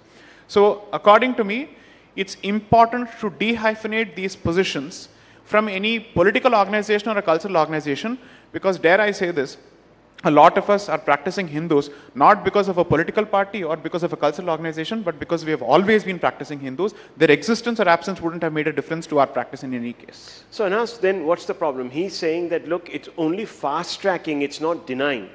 You can still come in if you're Muslims, if you're persecuted in various countries, in any country, you can still come here and seek refuge. See, to that extent, he's right. I'm also not denying that. It's not even fast tracking, let me tell you. The purpose stands defeated as of now. Because to take the advantage of CAA, the cutoff is December 2014, and you have to be in India 5 years prior, that is 2009. Now that would have fast tracked to 6 years instead of 12 years. We are in 2024, 10 years since 2014. It's already redundant, it doesn't help anyone. CAA neither helps anyone, it actually does create problem for those who are left out of NRC in Assam. Only particularly to Assam, it does create problem for them, and I will expound on that. But about the rest of the other things that Dharma and saying ki, you know, I don't know if you guys remember, there was this series called Panchayat. A very famous dialogue from that कि देख रहा है विनोद अंग्रेजी में बोल बोल के कैसा बात घुमा रहे हैं. तो ये वही वाली बात है कि अंग्रेजी में बोल बोल के कहने का तात्पर्य क्या था. जैसा ही दीपक मेरे भाई ने क्या कहा कि हिंदू आएंगे तो उनका भारतीय होना ज़्यादा आसान है. आप रोज खबर पढ़ रहे हैं राजस्थान से लेके लखनऊ से लेके हर जगह से हिंदूज हैं जिनको हमारी एजेंसीज अरेस्ट कर रही हैं आईएसआई का साथ देने को. तो एक किसी भी रिलीजन को, किसी भी रिलीजियस डिनोमिनेशन के लोगों को आप एक ब्लैंकेट वो थोड़ी दे सकते हो कि तुम आए हो, तुम हिंदू हो तो तुम अच्छे भारतीय होगे. ये कोई इसकी कोई यानी कोई सेंस ही नहीं बनता है इस बात का.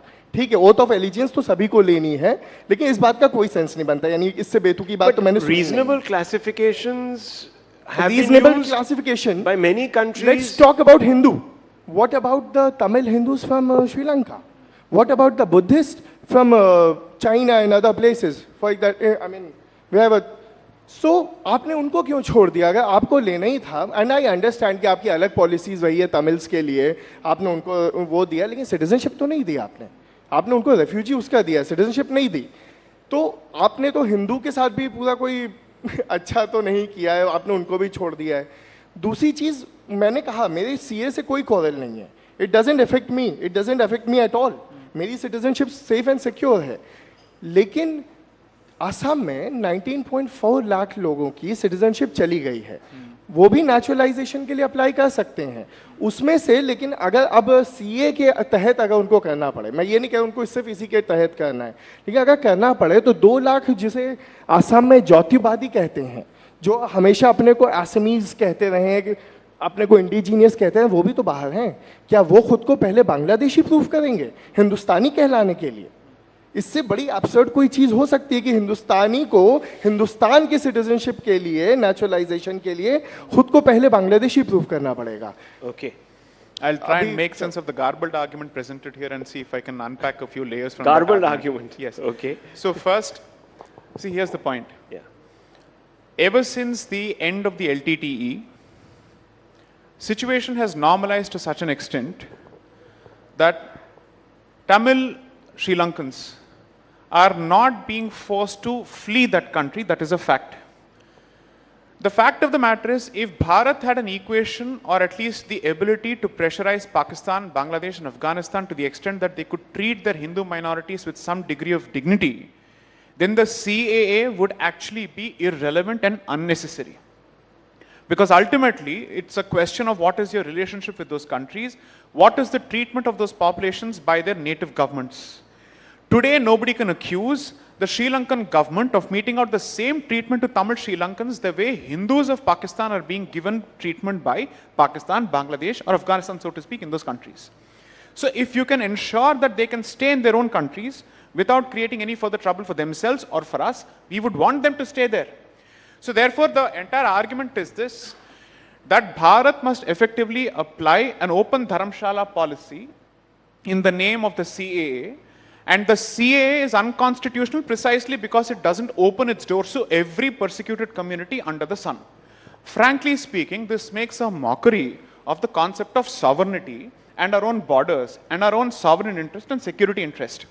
I have no reason to trust a Muslim from Pakistan, Afghanistan or Bangladesh, period. Because ultimately a choice was made, and therefore I will certainly view them with a certain degree of suspicion, a heightened degree of suspicion compared to people coming from the Hindu community in those states. That's a fact. But the Hindus in Pakistan stayed back in Pakistan. Here's the funny part. The Hindus in Pakistan stayed back in Pakistan. Their entire argument is the Hindus of Pakistan stayed back. Why? Here's the point. When Pakistan was created, the question was, how do we divide land for this area called Pakistan? So the existing population of Muslims in this country in undivided Bharat was taken into account based on the 1946 elections, and then the area was divided. Despite 90% of the population of Muslim community before 1946 voting for the state of Pakistan, the bulk of them stayed back. That's wrong. That's a fact. It's a fact. It's a documented fact. You don't get to actually deny these facts. It is out of context. So today we are being told, it loses the we are nuances. being told everybody who stayed back for purposes of patriotism. Sorry, 1946 elections proved whose allegiance were where. Secondly, here's the important thing. The Hindus of So you're talking about the 1946 Yes, I'm elections saying, why did and the Hindus stay results back there? in the Muslim provinces where a large number of Muslims voted for Ultimately, it's like this. Muslim Assume for a league. moment, you have a 6-bedroom house. Yes. Out of that, one portion of the family says, we are X number of people, we need 50% of the house. Ultimately, only 2 people shift to that portion of the house which is being given for 50% of the family. The rest of them stay back. Now, because we are constantly told that Dr. Ambedkar is the framer of the Constitution, and we are expected to constantly kowtow to him, why would Dr. Ambedkar speak of a complete exchange of populations after 1946 and after the elections if he wasn't aware of the ground reality when he was actually part of the drafting committee of the Constitution? So why is it that Ambedkar is selectively quoted and cited in other contexts? Why don't we quote him in this context? What did he say in his book, Pakistan or the Partition of Bharat? What did he say with respect to the reasons for population change? Why did he actually bat so vociferously for population exchange more than even Madan Mohan Malviya for that matter? Madan Mohan Malviya is the founder of the Banaras Hindu University in 1916. These are all people who were participants in the Sangathan movement. The one who openly wrote a book asking for exchange of the Muslim population of Bharat with the Hindu population of undivided Pakistan, so to speak, was Dr. Ambedkar. What is the response to that? So if you have a problem with this argument, go ahead, call Dr. Ambedkar an Islamophobe. We'll see what happens after that. No, I will not do that. I will not do that. Anyway, caste is a Western construct, my friend said earlier. Fundamentally, there was a whole movement, as you know. Let me put nuance to what he said. But they'll blame the two-nation theory on Savarkar and they'll leave Syed Ahmad Khan out of the picture. That's the traditional argument. When a man loses patience to listen, I know I have won. Okay. Of course you have won. No, please. First of all, see, this is what I learned during my days in debating. If a man attacks, see, this is the problem. This is the problem. We started with Bhartiyata. We started with Dharma. It ended up coming to Muslim from Pakistan. Like every single time. Is that Dharma? What about your own existence? Why are you not proud of that? I come from Banaras. संकट मोचन मंदिर के प्रांगण में खेला हूं मैं मुसलमान हूं, मैं 5 वक्त का नमाजी हूं, मैं सब रोजे से हूं, ठीक है, लेकिन मैं वो भारत को रिप्रेजेंट करता हूं। ज्ञानवापी वापस दे दीजिए, ज्ञानवापी वापस दे दीजिए, ज्ञानवापी पे चल रहा है, मथुरा वापस दे दीजिए, अरे आप सब ले लीजिए, अढ़ाई चोपड़ा वापस दे दीजिए, देखिए अदीना मस्जिद वापस दे दीजिए, 40,000 places, give it all back. I'm sure Banaras में ये मैं जीत चुका हूँ, ये मैं जीत चुका हूँ, यहाँ हो गई तकलीफ। अब आप सुनिए, मैं उसकी बात करता हूँ 1946 की। 1946 में इन्होंने कहा कि 2-4 लोगों ने वोट दिया, 2 गए। भाई वोट का अधिकार कितनों को मिला था? आपने उस टाइम पे भी अंग्रेजों ने ही दिया था, जो दया भाव था, या हम जीते थे, जो कह लो। But you can't deny the facts. No, I'm not denying. See. 80%. 80% कहाँ? I'm denying this. It's not 80%. 86. आपने 100 लोगों में, 100 लोग की जनसंख्या में से 10 को दिया वोट का अधिकार। वो 10 थे जमींदार जिनको मिला, जिनको कहते हैं कि अलीगढ़ के बच्चों की लौंडों की बदतमीजी है पाकिस्तान। हमेशा ये कहा जाता कि अलीगढ़ के लौंडों की बदमाशी है ये। तो ये वही था, पाकिस्तान तो अलीगढ़ के लौंडों की बदमाशी था। उन्हीं को तो आपने अधिकार दिया था वोट का। हम जैसे, चलो हमारे भी रहा होगा, हमारे ठीक ठाक घर से आता हूं मैं, लेकिन बाकी जो गरीब थे वो थे, उनको अधिकार नहीं मिला था, औरतों का अधिकार नहीं मिला था, एक तबके को मिला था। वो तबका पाकिस्तान चला गया, उसको वहां पे बहुत जमीन मिली है, वो बहुत अमीरी से, क्योंकि पाकिस्तान ने तो अपना जमींदारी एबॉलिशन भी नहीं किया, तो इन लोगों के पास जमीन है, वो वहां खुश हैं। हम आज तक उनका झेल रहे हैं, हमसे तो कोई मतलब ही नहीं था, हमारे पास तो वोट था ही नहीं। तो अगर वो इतने हम पे उसका इल्जाम क्यों है? sold on the idea of Pakistan, And if they now find that the idea is not a good one, in fact, they are getting actually discriminated in Pakistan, then it's not our responsibility to rehabilitate. It is not a responsibility for Hindus also. Sovereignty की बात हुई थी ना, अपने border की बात हुई थी. हिंदुस्तान की बात होती है तो हिंदुस्तान के लोगों की बात होती है. आप citizenship naturalization का आपके पास पूरा प्रोसेस था, 12 साल में पूरा होता था, एक बहुत अच्छा डेवलप किया था. पार्लियामेंट के पास वो राइट था, पार्लियामेंट के पास आज भी वो राइट है. 12 साल में मिलता है कि आप यहाँ पे 11 साल हिंदुस्तान में रहें, 1 साल आप लगातार रहें, या तो आप हिंदुस्तान में रहे हैं या हिंदुस्तान की सरकार की आपने सेवा की है. इसमें क्या बुराई थी? खैर आपने कहा चलो हम एक्सपेडाइट करेंगे, एक्सपेडाइट भी नहीं हो रहा है. Respond to that. इसमें क्या बुराई थी? This is just a political. Hindustan, he's just saying Hindustan has no civilizational obligation to the Hindus of Pakistan. Fair enough. That's what he keeps saying. 12 times he's just dropped the word Hindustan. Second, Aligarh के लॉन्डोंग की जो अय्याशी है वो भारत पे बहुत भारी पड़ी. Okay, बहुत भारी पड़ी. Millions of people lost their lives. Millions of women were raped and paraded naked. And this is dismissed as Aligarh ke London ki ayyashi. How insensitive to the people who actually done this. Millions में सारे हैं. That's the funny part. This is the Millions funny में part. कोई एक कौम नहीं है. Here's the funny part. So the point I'm trying to make is, we discuss the obligation that independent Bharat has an obligation towards Hindus and Sikhs living in undivided Pakistan. This discussion happens from 45, 46, 47 because the conversation has already started. After the Lahore resolution and Karachi resolution, it's absolutely clear that Pakistan has become a reality. So then on the questions start getting addressed. The Constituent Assembly starts, it's formulated in August 1946. Subsequently, once the conversations start, we actually keep a few seats open in the hope that Pakistan doesn't become a reality. That is the extent to which we went. When we realized this is not going to happen, we switched the conversation to ask the question, what do we do to those people who are being held hostage? Because the history of this period will show that Pakistan decided to use the non-Muslim population of that particular area as a hostage population to negotiate with Bharat.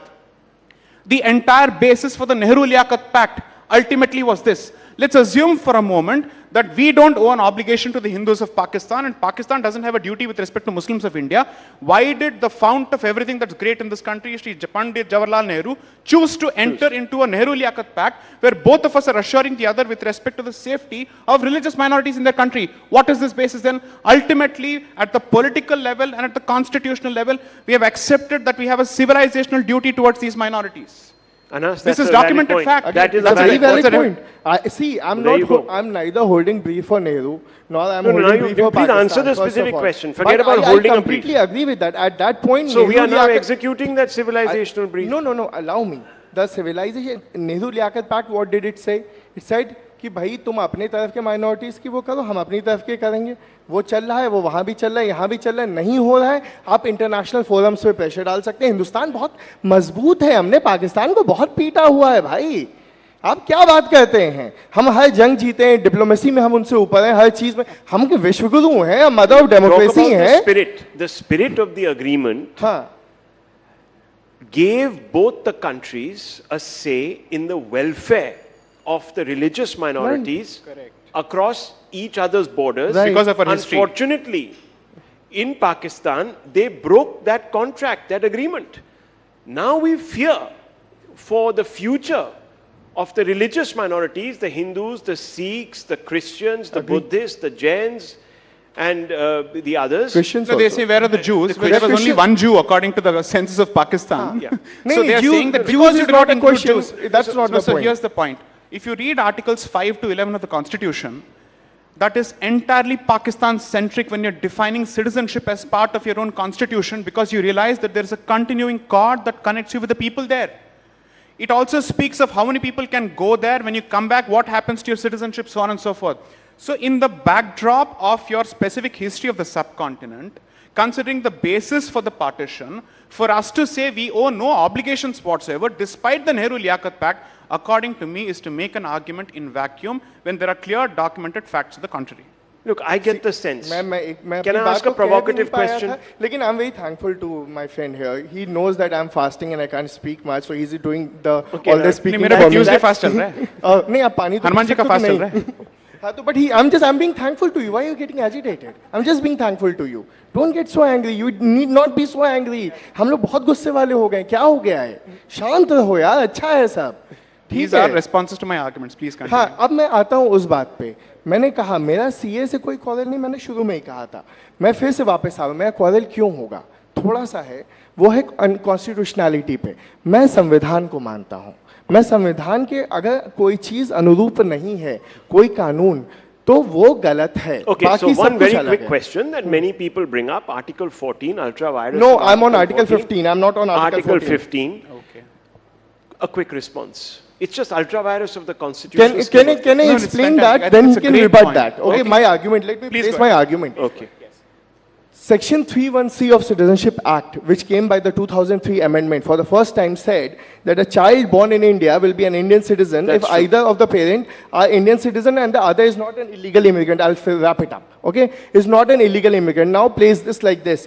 I am a Muslim, born after 2003. I'm an Indian citizen. My mother is not. Sure. My mother is an illegal immigrant. Similarly placed, there is a Hindu kid on the same footing. He can take advantage of the CA. I cannot. Article 15 says there cannot be a discrimination on the basis of race, religion, caste, gender, so on and so forth. 1 minute, 20 seconds. The problem with this argument is that a Pakistani Hindu refugee who has come through a legitimate refugee channel is being equated with a Bangladeshi Muslim immigrant who has come through the illegal channel as part of this particular definition. Talking about born in India. When Pakistani Hindu I'm talking about Indians. I'm not even talking about Pakistanis. A Pakistani Hindu refugee and an Indian parent, so to speak, when they combine, it's a marriage between an Indian citizen and a refugee within Bharat, which is recognized by Indian law. But when an illegal migrant wants to marry a citizen, that is not the same as a refugee marrying a citizen. That's point number one. Two, since we are constantly being told equal treatment, we should be concerned about the people here, we should always think about only the people here. What is my friend's position on the Uniform Civil Code? See, this obsession, I'll No, it's not an obsession. No, it's a legitimate See, question. jumping, Gyanvapi दे दो, ये कर दो. It's a matter of तुमने संविधान के पे, I raised a question on point of law, you did not respond. Mr. Anas, let's not change the goalpost. He's asked you a valid question. We've got 20 seconds. I'm asking you. The Constitution itself says we should give ourselves a uniform civil code. The Supreme Court itself. It is part of DPSP. Yes, it is not part of fundamental right. Sir, First, let me realize my fundamental rights. That is the priority. It is an objective of the Constitution of India. No, fundamental rights are the priority. First, give me that. It is a directive principle. You aspire towards that. The state aspires for that. It is an ideal that we must aspire to, as the Constitution also upholds many other ideals to aspire to. No, not time. You won't give me time to respond, and you. Please go ahead. 1 minute. See, no, you haven't even raised a question. What will I respond? No, I've asked you. I said, how are you saying that this is a... See, UCC is part of DPSP. मैं अभी fundamental rights की लड़ाई लड़ रहा हूँ. अभी मेरे पास खाने को नहीं है. इस देश में इतने लोग हैं जिनके पास मूलभूत चीजें नहीं हैं. So it's okay if exceptions are made for certain communities. Exactly. Those Preserve exceptions our can respective religious freedoms and give us the ability to oppose anybody else who is being actually affected in Pakistan. That's the simple Article 12, argument. which is part of fundamental right, protects my personal right. Okay, gentlemen, I didn't anticipate such passion, but we find that, but look, at least debate is alive in this country. So tell all those people out there that we can debate without fear or favor even the trickiest issues in India today. I'll leave it at this. Thank you very much. That's right, Rahul, and that's what makes it such a strong democracy. Rahul Shivshankar there, and our guests, thank you so much, Mr. Jai Sai Deepak and Anas Tanveer.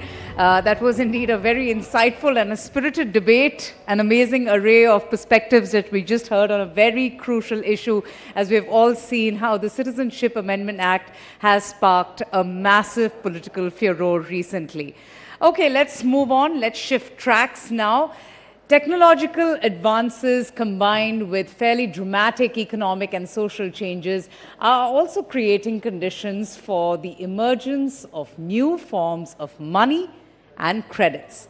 Ladies and gentlemen, central banks are rolling up their sleeves. They're also familiarizing themselves with these bits and bytes of digital money. So what lies ahead? Well, that's the big question that we would be finding answers to in our next conversation. Let's listen in from Ryan, McNerney, who's the CEO for Visa Inc., on the evolving money and payment trends.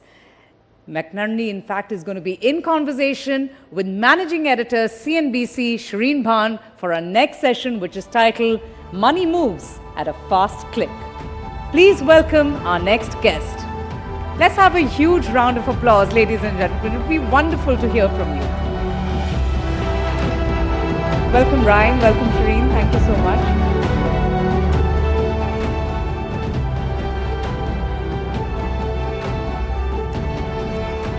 Well, it's great to be back on stage here in conversation with a global CEO who joins us here at the Rising Bharat Summit. Ryan, thank you so much for being here with us at the summit. We truly appreciate your time here. I know that you're here in India on a very short visit, so it means a lot to us that you've made time for us here. For the benefit of our audience here in this room, as well as those who are watching, just to give you a sense of the footprint that Visa occupies. In FY23, the Visa network enabled $15 trillion in total volume and 276 billion transactions. They operate across 200 countries, and of course India is a strategic market for Visa, and here's why. Outside of their home base, which is the US, India is the second largest employee base for Visa. So Ryan, it's great to get your insights on why you're bullish on India and what gives you confidence about the India digital story. Let's start with your visit to Mumbai. I believe you had quite the experience of using your digital payment system to buy some vada pav on the streets. I did. It's an honor to be here. Looking forward to the discussion.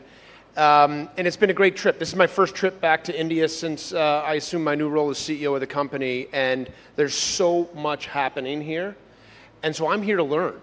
When I was in Mumbai, I was meeting with our partners and our clients, big banks, small banks, fintechs, big techs. I met with our employees who have lots of ideas on things that we can be doing better to help them in the market. And I got out and walked around. Sound boxes, QR codes, coffee shops. They wanted me to experience what's really happening here so that when we're back helping the team here in India, we really understand it. It was quite an experience. Did you expect it to be as smooth as it turned out to be? I had been told that it was smooth, but until you actually scan the QR code and see how quick it works, and you hear the sound box and the words that come out of it, and you see how that's helping the person who's running the small booth, it's very impressive. Speaking of impressive, let's talk about the UPI moment in India, and that's been the big sort of event. It's pre-UPI and post-UPI. That's how the digital payment network is being seen in India. Do you see UPI as competition, or do you see UPI as a collaborator? Well, first let me say, I think what's happened with UPI in India is nothing short of remarkable. I think it has accelerated financial inclusion in this country by more than a decade. The speed, the growth, the adoption, the user experiences that I was talking about, they're nothing short of remarkable. We see it as an opportunity for Visa. I believe that we can help build on the financial inclusion that has happened as a result of UPI and help turn that into financial empowerment. Help work with the banks in India, help work with the ecosystem in India to create new credit products, to help people grow up the credit ladder, help them build wealth, help empower them financially as a result of the great work that's happened with UPI in India. So given the fact that you believe that UPI presents itself as an opportunity and not necessarily merely as competition, what's the target that you've set for the India team? What's the plan in terms of incremental investments, in terms of expansion? As I pointed out, you've got about 4,000 employees here working in India, largely sitting out of your Bengaluru spaces, your Bengaluru offices. What was all of this going to mean now as far as Visa's future expansion in India? Yeah, well, first, I'm so proud of our team here. Our team in Bengaluru, our team in Mumbai, they are every day coming into work, serving our clients, serving our partners, and doing everything that they can do to not only help build new innovations for India, but increasingly to build products and services that we can export from India all around the world. We feel just so proud and so great about the team that we have here. I'll tell you, I leave India thinking I need to set the targets higher. set the targets higher, not for just the investment that we make as a company, but also the results that we expect of our team here. So I'll definitely take that back from my trip.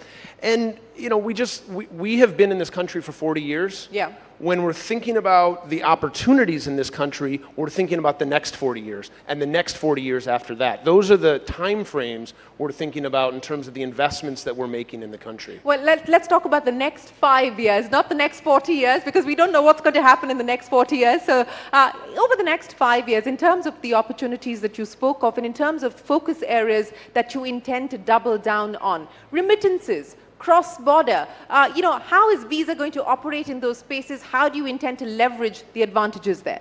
Yeah, first of all, if you just step back, for all of the success that you and I have been talking about with the digitization of payments in India, there's still more than $1 trillion in cash. So we're not a cashless economy by any measure. So we still have an opportunity to partner and to work to help digitize that cash.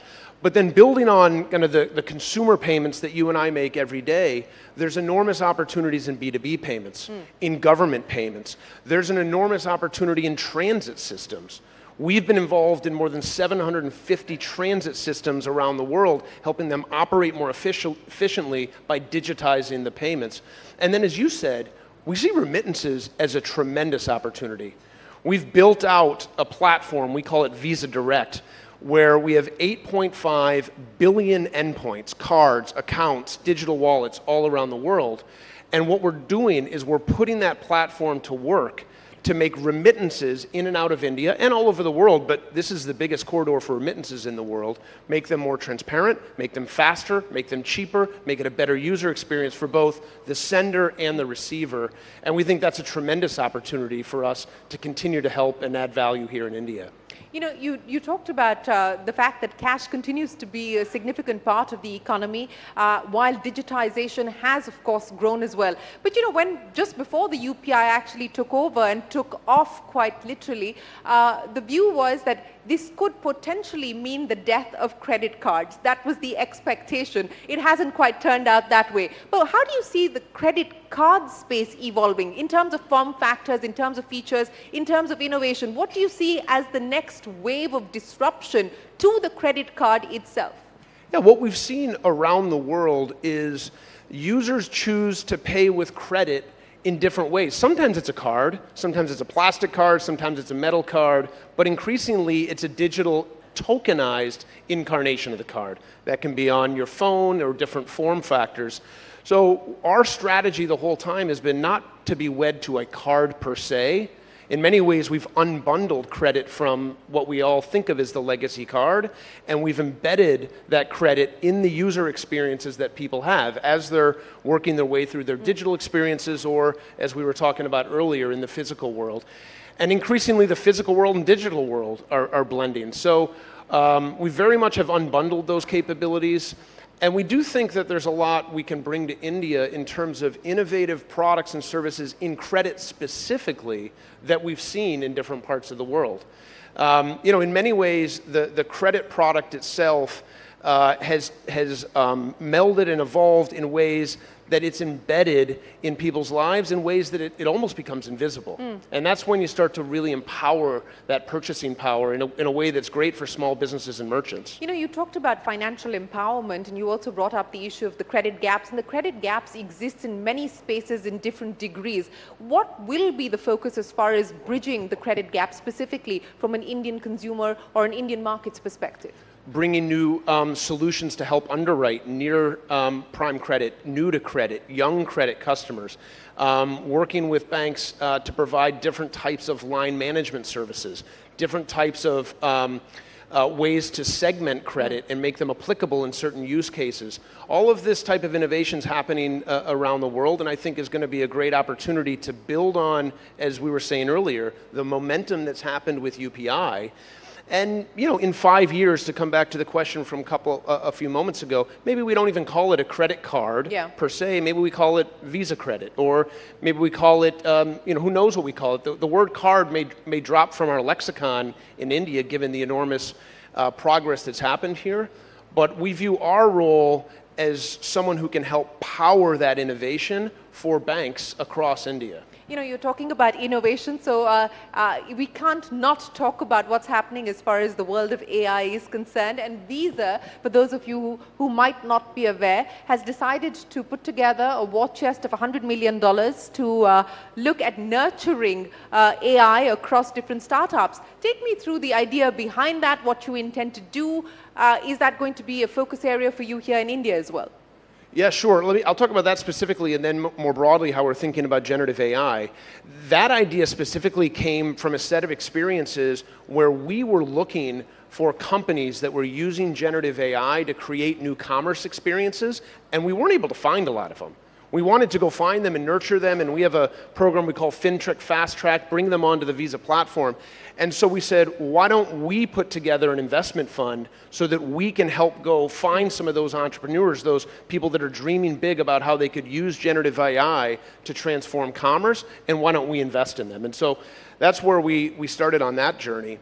If I back up, we're big believers in the power of AI. We've been a leader in AI for 30 years, using predictive AI to build our products and services, secure our network. We've been very aggressive in adopting generative AI in our company. We've made all of the tools and co-pilots available to our employees around the world. How much have you invested on that side? Oh, I couldn't give you the number, but if you went and talked to any one of our employees in India around the world and said, tell me about what Ryan's been talking to you about in generative AI. He's on us. Every team in Visa is expected to have a roadmap and a plan of how they're using generative AI to make their function more effective and more efficient. Finance, HR, products, obviously technology. So the use case at this point in time, efficiency and effectiveness, right? So it's about efficiency and effectiveness, but I think the real magic is when we're able to bring new products to market using generative AI. I'll give you an example. We have been using generative AI to take our transaction data and create what we call synthetic data sets. And what we're able to do with synthetic data sets is take the same fraud, risk, and cyber capabilities we've used on the Visa network and use those to identify fraud on real-time payment networks. And we found that we can identify scams and fraud using the same data and analytics from our experience in card payments and apply that to account payments and real-time payments, all because we have generative AI to create these new synthetic data sets and these new analytic tools. You know, let me just stick with that. Given what's happening in the Indian fintech space, specifically on the startup side, is that something that you're looking at closely? Does anything excite you there? Are we likely to see you fund anything on that side? Yeah, we've been, first of all, what's happened in India in the fintechs and startup space is extraordinary. We partner with most, if not all of them, to help them. We've invested in several of them here in India. I'm looking for more generative AI commerce companies, so if you find any as part of this conference, please let me know. We're looking to invest in them. That's the pitch. So if anyone's watching this, the global CEO of Visa is on the lookout for Indian fintechs who are focused on the generative AI space. Hopefully you'll start to get a lot of people writing into you, Ryan. That would make me extremely happy. Well, you know, since we're talking about fintech, let's talk about regulation in India.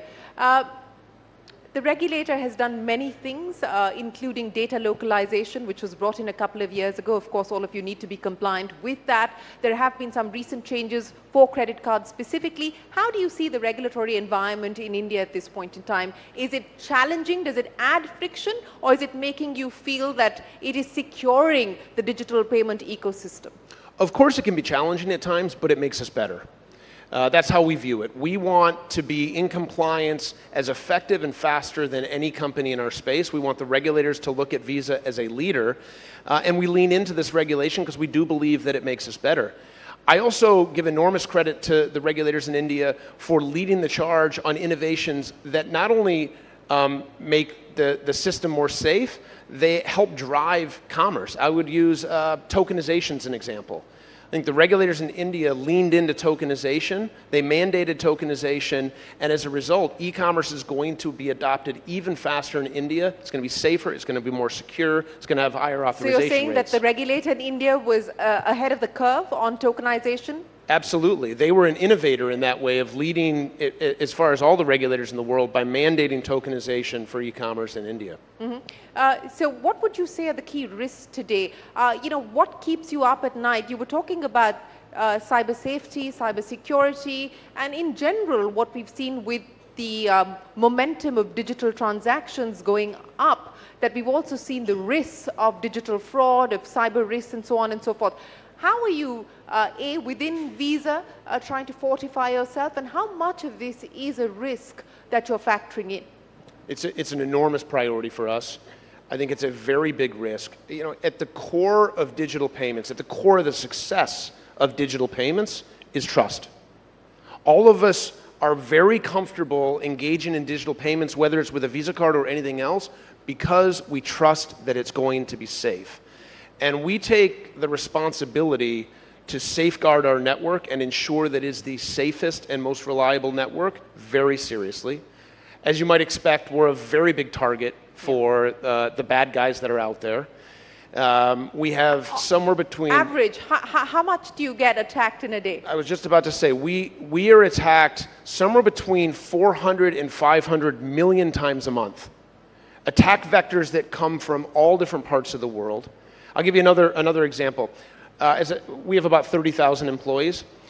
Every month, we stop 20 million emails that were meant to be sent to our employees, and we stop them before they get to them.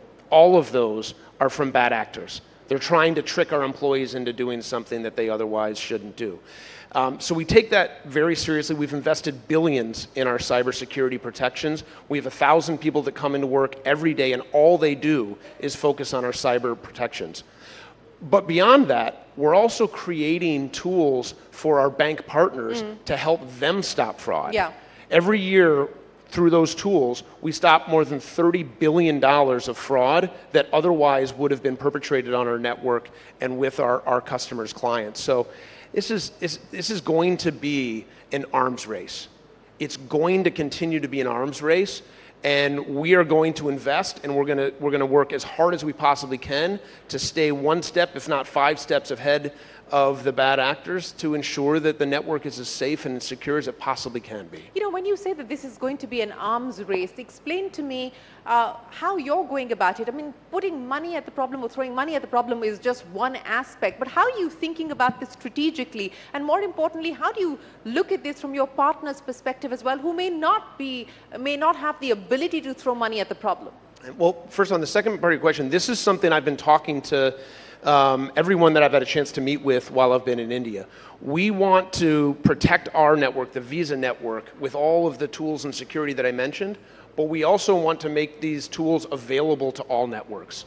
We want to make our services available to any network that's out there, because let's be honest, like all of the network of networks that we operate in across the world, and on this particular topic, we're all in this together.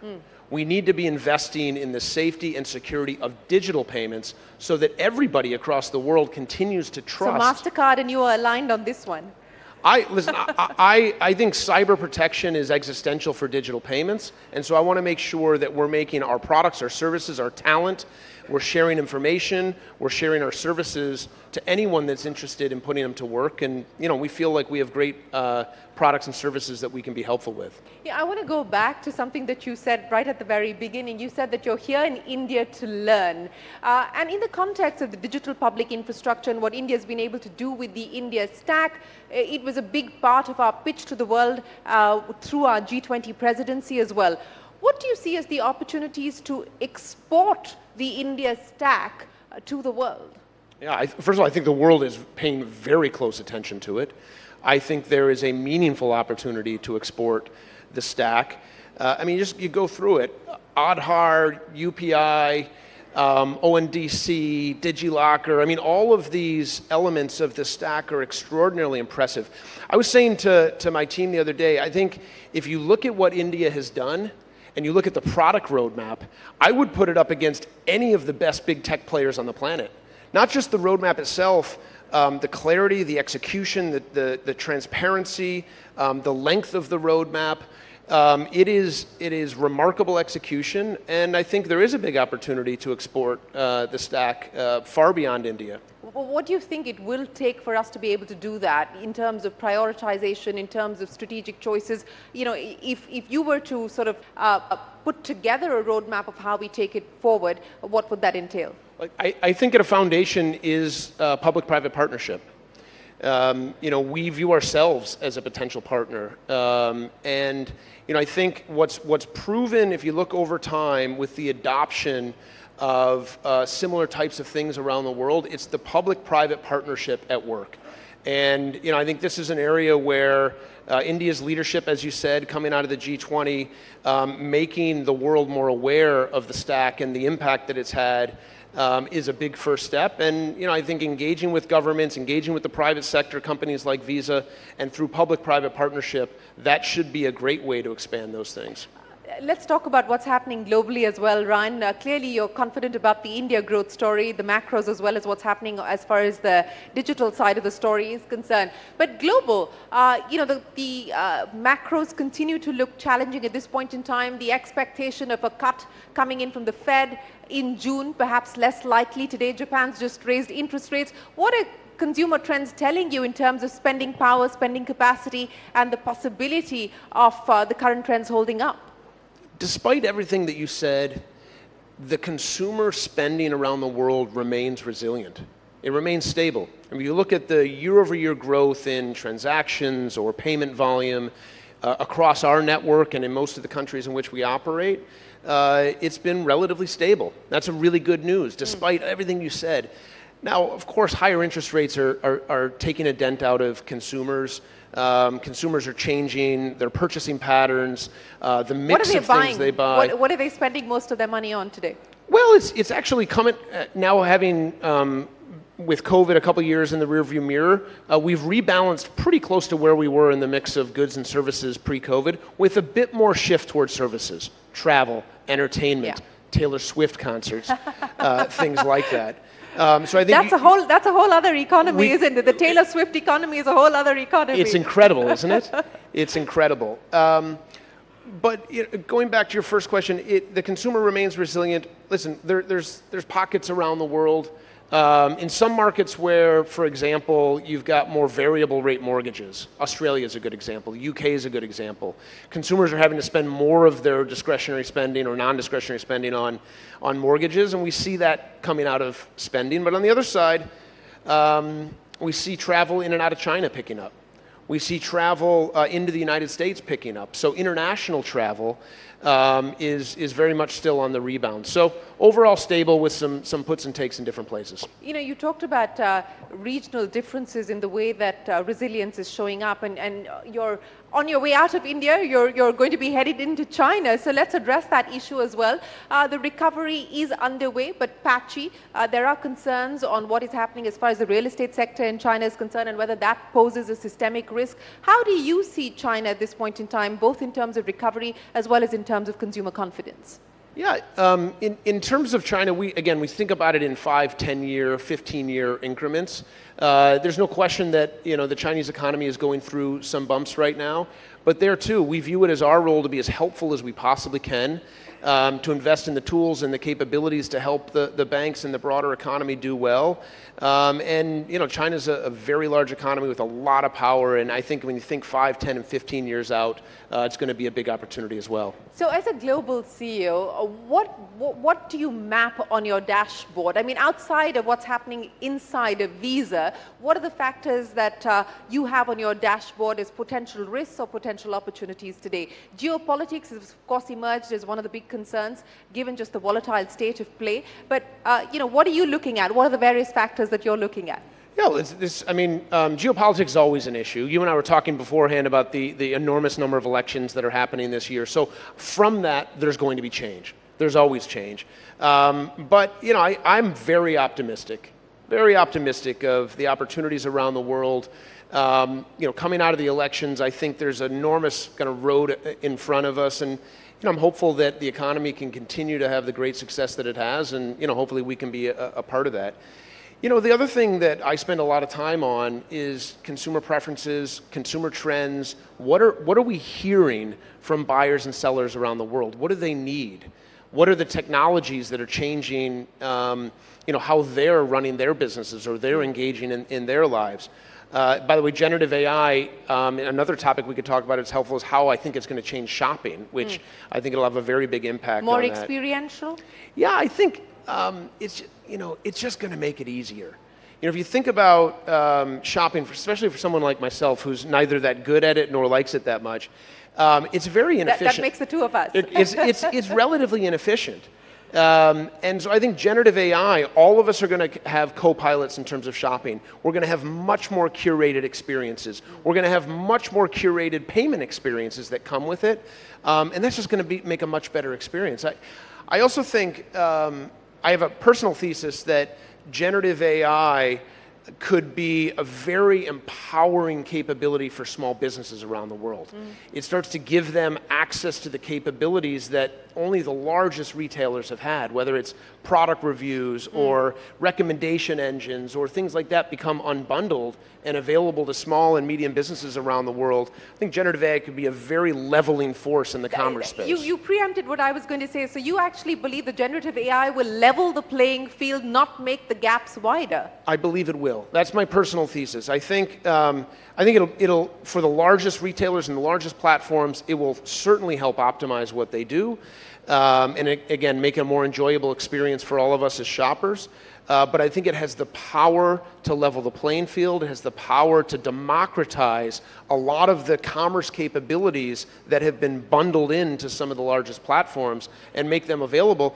And for you and I as shoppers, I think we're going to have much more broad views to inventory that's available in small and medium businesses, either in the cities that we live in or around us. You know, so who do you consider as competition today in a fintech world, in an AI-led world where every phone company wants to be a fintech player?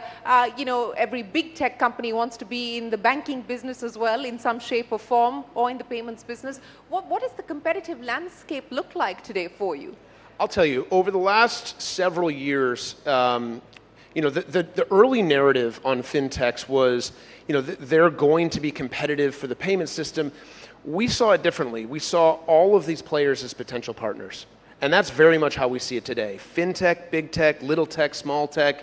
We view all of them as potential partners for Visa, and we view it as an opportunity to put our network to work to help them grow their business and ultimately meet whatever goal it is that they've set out for themselves. And I think if you go today, for example, down in Silicon Valley near where I live, and you talk to fintechs, you'll find most, if not all of them, Visa has become their most important partner.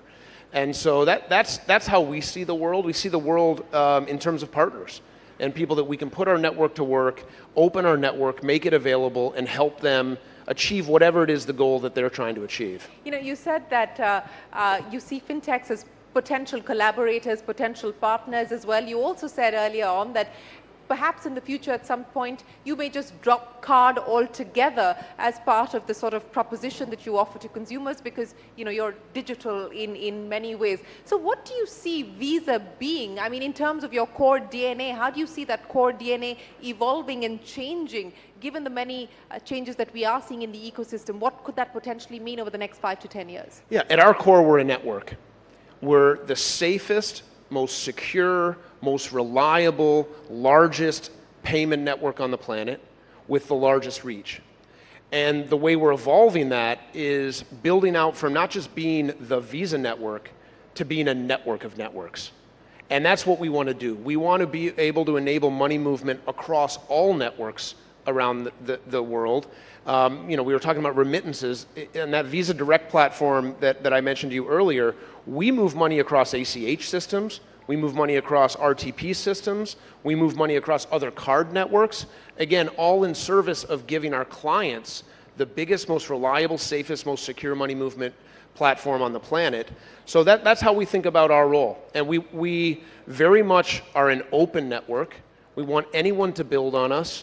whatever they can dream up, the products, the services that they can dream up, they know that they have the Visa network available to them to put their products and services to work. So do you see India then being an incubator of some of the innovations that you would hope for Visa to focus on in the future? An innovator, an exporter, there's no question about it. I mean, the fintech community here has had a very profound impact on Visa. And you know, we've collaborated, we've worked with them. How has it changed Visa? How have Indian fintechs changed Visa? Yeah, Indian fintechs have opened up our mind to the power of QR payments. So now we're looking at other markets around the world where QR might be the form factor that users prefer, buyers and sellers. So, well, okay, we don't need cards, we'll use QR, and that'll be the form factor that will then allow people to tap into the Visa network, as an example. And that very much came from the inspiration of what we've seen happen here in India. So, you know, speaking of inspiration, again, Brian, of course, has been with Visa for about 11 years now, held many jobs before that, but has been CEO for almost a year now. Feb is when you completed a year as CEO. You know, as CEO, managing people is, of course, an important aspect of your job as well, and especially when you manage people across 200 different countries. It's a complex job as well.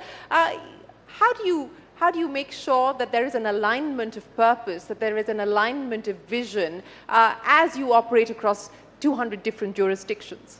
Yeah, in terms of alignment, I find it's about clear communication, always on communication, and just being able to listen and learn from our employees around the world about what's working well, what's not working well, and how we can help them do their jobs better. You know, when I get back to the US in a week or so, we're going to move into a new office. We actually call it our Market Support Center, not corporate headquarters. We call it the Visa Market Support Center. So if you ever come visit, you'll see that on the building. And I want people, when they come into work every day, to remember that we are serving our markets around the world. We're serving India, we're serving Brazil, we're serving England and Germany. And I want our employees to just remember that is our job every day, to listen, to learn, and to ultimately be in service of our markets around the world so that they can serve their clients and they can do the great things that they need to do here in India and around the world. So is there a Ryan-specific way of A, getting feedback, and B, incorporating feedback into driving change? Yeah, I try to be as approachable and open as I possibly can. For example, I just, actually on the flight over here, I just launched a new internal social media platform. Think about it that way. And I regularly am now going to start posting what I'm thinking, my ideas. I actually posted some pictures from my experience in Mumbai to all of our employees around the world. I showed them how the soundbox works. I showed them how the QR code works. And I encourage them to ask me questions on the platform, give me feedback on the platform. Sometimes they'll just comment on, did you drink the coffee that you bought? But I've started to get really good feedback on that channel, even just a week in. So I just try to be as approachable as I possibly can, as open as I possibly can to our team members, to ask them for feedback, to encourage them for feedback, to reward them when they give me feedback, and then do our best to incorporate that into our strategy, what we're doing, and then back to your original question, just be as clear and concise in communicating that out to our team as I possibly can be. So since you said that one of the things that you focus on is being clear and concise in communicating your message to the team, I'm going to end by asking you the message that you're sending or leaving your India team with. You said that you're going to probably up the targets given the opportunities and the potential that you see in India. What's the message to the India team on how they should leverage the India opportunity? India is an enormous opportunity. India has had incredible success. We are here to partner. We want to be an integral part of the India story. We want to put the Visa network to work in every way that we possibly can to help accelerate the progress in India, help move from financial inclusion to financial empowerment. And I'm going to give our team all the resources they need to do that. And they haven't given you a number just yet. They've given me some numbers. They've given you some numbers. Are you going to do better than the numbers that they've left you with? We're going to give them everything they need to be successful. Well, Ryan, thank you very, very much for joining us here. Ladies and gentlemen, the global CEO of Visa on their outlook. for India, as well as the opportunities that it presents for the Visa Network. Appreciate you joining us. We hope you have a fabulous trip back, and we look forward to seeing you back in India soon. It was fun talking to you. Thank you very much. Thank you so much. Thank you, Ryan. Thank you once again, Ryan. Thank you, Shireen. That was indeed a fascinating conversation. Ladies and gentlemen, just a quick reminder, we do have a very exciting evening lined up for you, so don't forget to be here. Just a quick reminder, we have 4 shining stars of India, 4 Grammy Award winners amongst us. It's going to be an unforgettable performance. It's going to be a very exciting night. I hope you all are enjoying. We've had an array of discussions. We have had and also a very diverse mix of guests since the morning. We started off with Nitin Gadkari, we started off with Ashwini Vaishnav, and of course we did have a lot of business talks and on the economy, but most importantly on religion. A burning topic these days, and of course a very contentious Citizenship Amendment Act.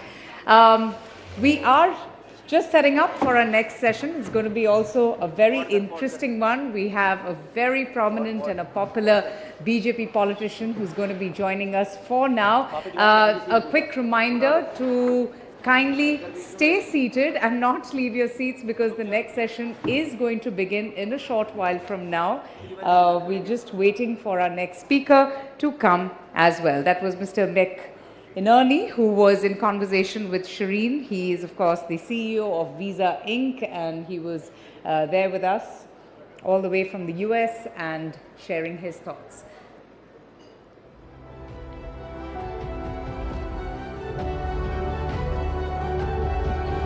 Well, we have had some power-packed sessions. I hope you all have enjoyed yourselves thus far. We have a scintillating performance that has been lined up as well, and I personally am looking forward to that as well. We have a very renowned and noticed musician and artist who will be here gracing the stage in a short while from now. So be seated. We will just begin a session in a short while from now.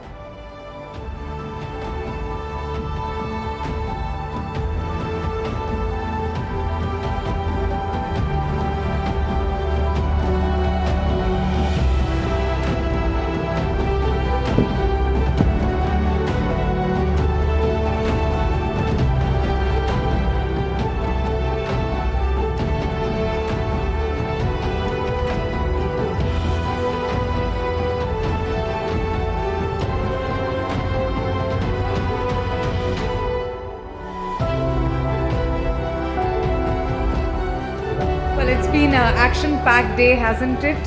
Since the morning, I have been really excited listening to all those stimulating conversations and also the discussions, some very fiery ones as well. My colleague Toya, in fact, has also been catching a lot of guests on the other side for social media. Toya, what is the kind of response that you're getting? How's it going for you and for all of our guests who have come today? So on the social media side over there, we're asking softer questions. So we're asking some of the politicians, for example, we've had on stage, who your favorite authors are, what's the music you've liked when you've grown up, because it's always exciting to discover that side too, and you can only do that really on the social media platform. Obviously, these areas are for the more serious conversations.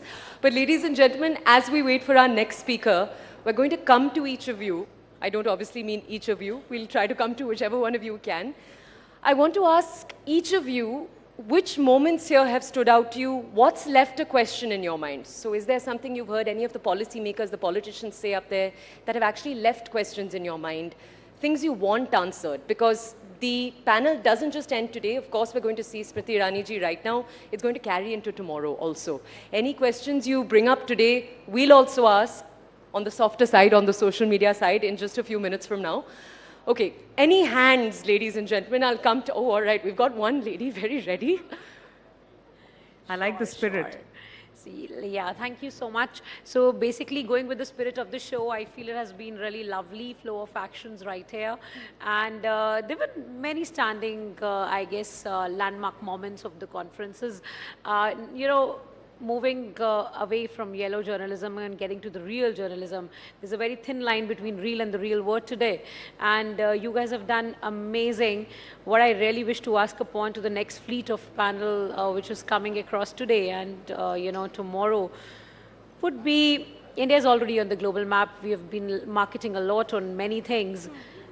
And we always say tall claims, we want to be this trillion economy and that. What next for the small businesses out there?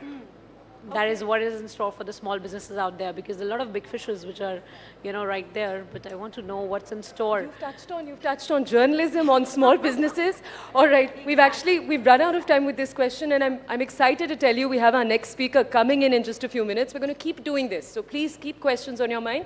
We'll see you in just a few minutes. But that was wonderful, ma'am. Thank you so much. And we, of course, will take your views. We would also ask those questions, and we are ready for our next session. Ladies and gentlemen, our next session is a conversation with one of India's most articulate and powerful leaders, in fact, Union Minister for Women and Child Development and Minority Affairs Minister, Srimati Smriti Zubin Irani, has seen her career's political innings take off ever since the 2014 elections, where she took the fight to Rahul Gandhi in Amethi, but most importantly, when she won that historic contest in 2019.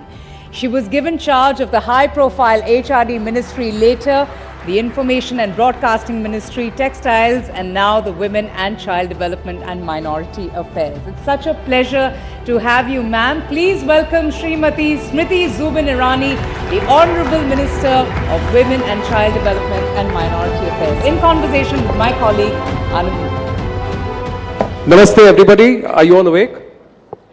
It's Miss Smriti Zubin Irani in the house. She deserves a bigger round of applause and welcome. So let's just... Thank you very much for gracing Rising Bharat. We're talking about a Viksit Bharat at 2047. Smriti ji, I just want to read out something which has just come fresh off the coals, if I may say that. This is what is being said.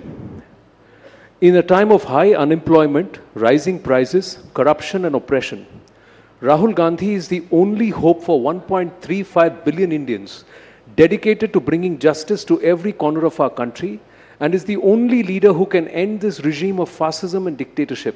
Hashtag only hope Rahul Gandhi. This is by Mr. P. Chidambaram. Your thoughts, ma'am? I think the sniggers in the audience speak louder than any statement that I can give.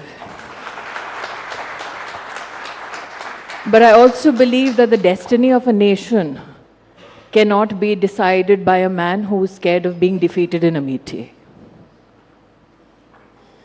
So a leader is one who does not leave his fleet behind.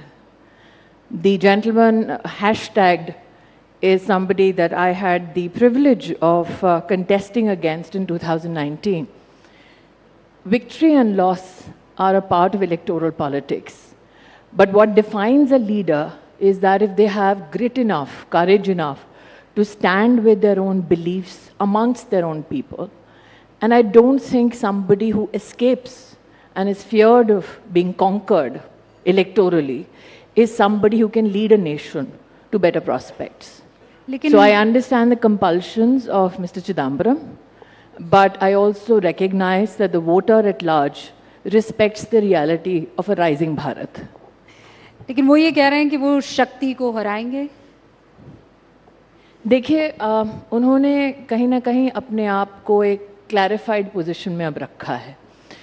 कहा है कि मैं उस शक्ति का उल्लेख नहीं कर रहा जिसका धर्म से कोई संबंध हो. लेकिन आज के एक एक्सपेंसिव कम्युनिकेशन और मीडिया के दौर में उनकी शब्दावली छुपी नहीं है किसी से देश में. ये पहली बार नहीं है कि उन्होंने मेरे धर्म हिंदुइज्म के खिलाफ कोई वक्तव्य दिया हो. लेकिन मेरा ये मानना है कि अगर वाकई में वो सेक्युलर हैं तो धर्म की आड़ में ना लड़ें, मुद्दों के आधार पर लड़ें. स्पष्ट रूप से पूरे राष्ट्र ने उनको सुना जब उन्होंने कहा कि शक्ति जिसका हिंदू धर्म में उल्लेख है वो उससे लड़ना चाहते हैं. तो मैं तो एक हिंदू के नाते इतना ही कहना चाहती हूँ कि आज तक जिसने मेरे धर्म को, मेरे आराध्य को ललकारा है, उसका क्या हश्र हुआ है. कोई रामायण, गीता, महाभारत पढ़ ले, उसको इस बात का अंदाज़ा हो जाएगा. लेकिन अगर कोई हमसे ये कहे कि हम उनके शब्दों को समझ नहीं पाए और शायद उनका उल्लेख जो था वो राजनीति के कॉन्टेक्स्ट में था, धर्म के कॉन्टेक्स्ट में नहीं, तो मैं जानना चाहती हूँ किस शक्ति से लड़ना चाहते हैं.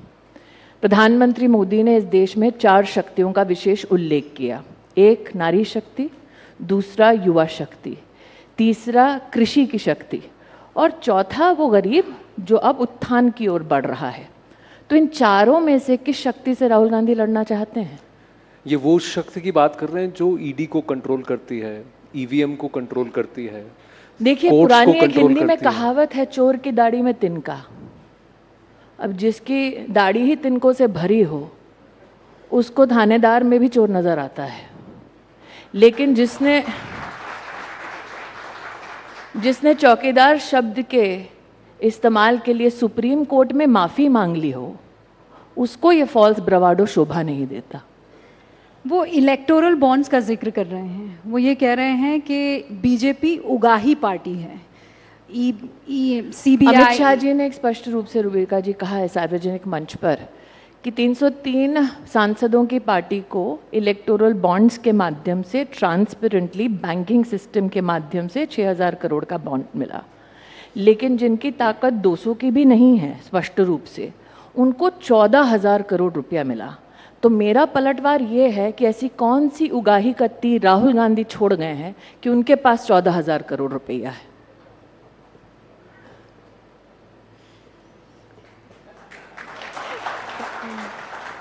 ये आप लोग रिएक्ट करिए, ऐसा नहीं है कि मत करिए। वो लोग चुनाव के दिन रिएक्ट करेंगे बटन कमल का दबा के, चिंता ना करें।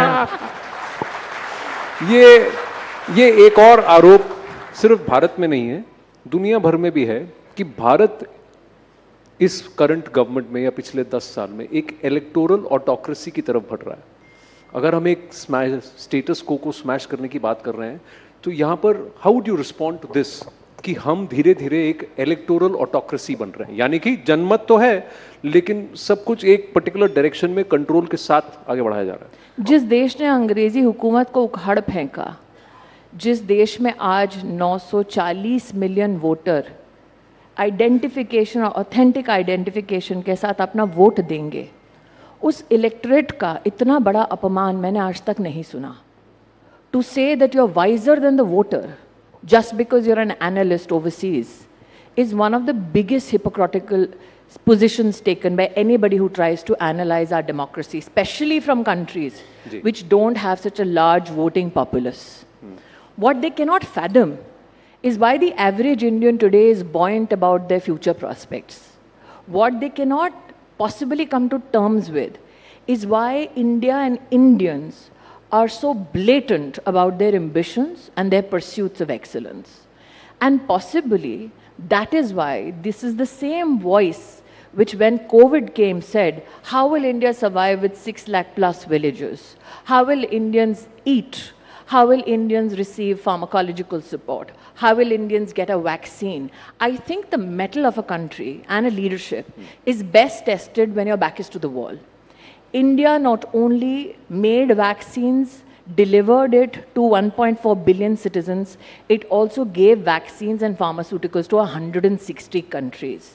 India is the only nation in the world today that at the doorstep of 800 million citizens consistently for the past 2.5 years is delivering free ration every month.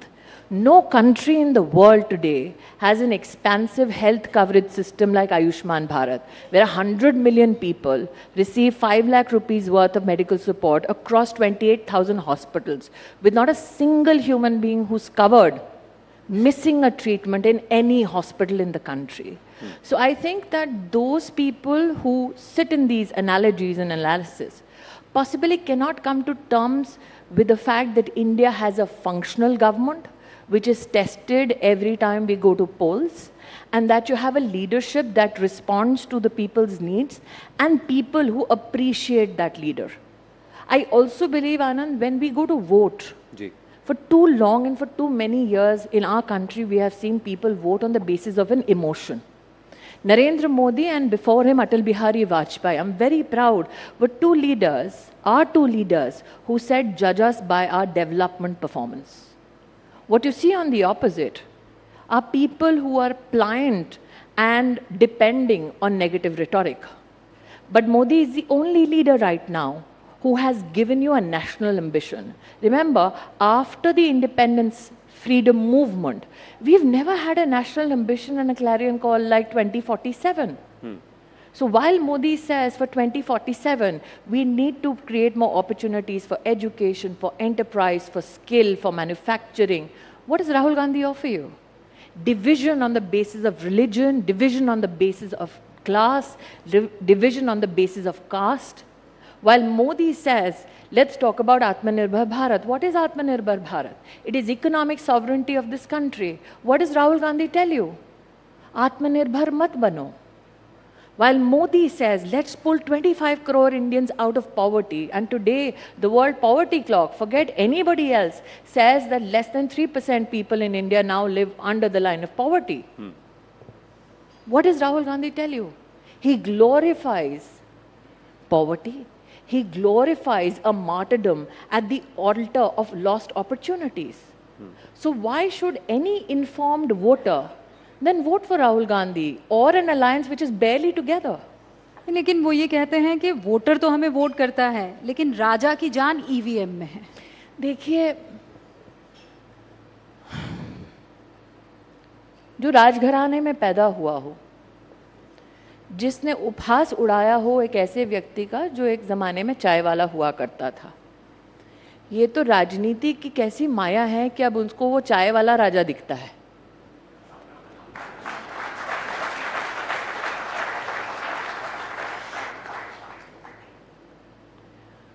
अब जितना मैंने राहुल गांधी को सार्वजनिक रूप से सुना है, कई चीज़ों में उन्होंने क्लैरिफिकेशन दी है। मैं एक क्लैरिफिकेशन मांगती हूँ। इलेक्शन कमीशन ऑफ इंडिया ने बार बार घोषणा की सार्वजनिक की, आइए टेस्ट कीजिए। क्या एक बार राहुल गांधी गए? बड़ा आसान है तोहमत लगाना, लेकिन आप किस पे तोहमत लगा रहे हैं? लोकतंत्र पर।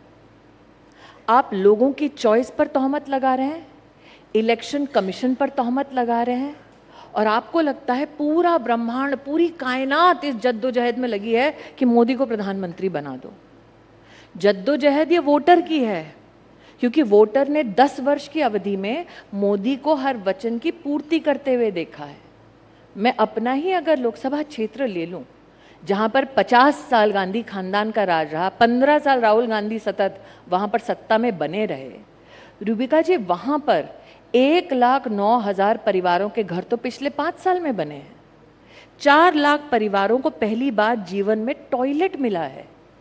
जहां 50 साल उनका खानदान रहा, अगर आप एक घर में मात्र 4 लोग गिन ले, 16 लाख लोगों के पास 25 लाख की आबादी में तो टॉयलेट नहीं दे पाया था ये खानदान, और ये ईवीएम पे शक कर रहे हैं।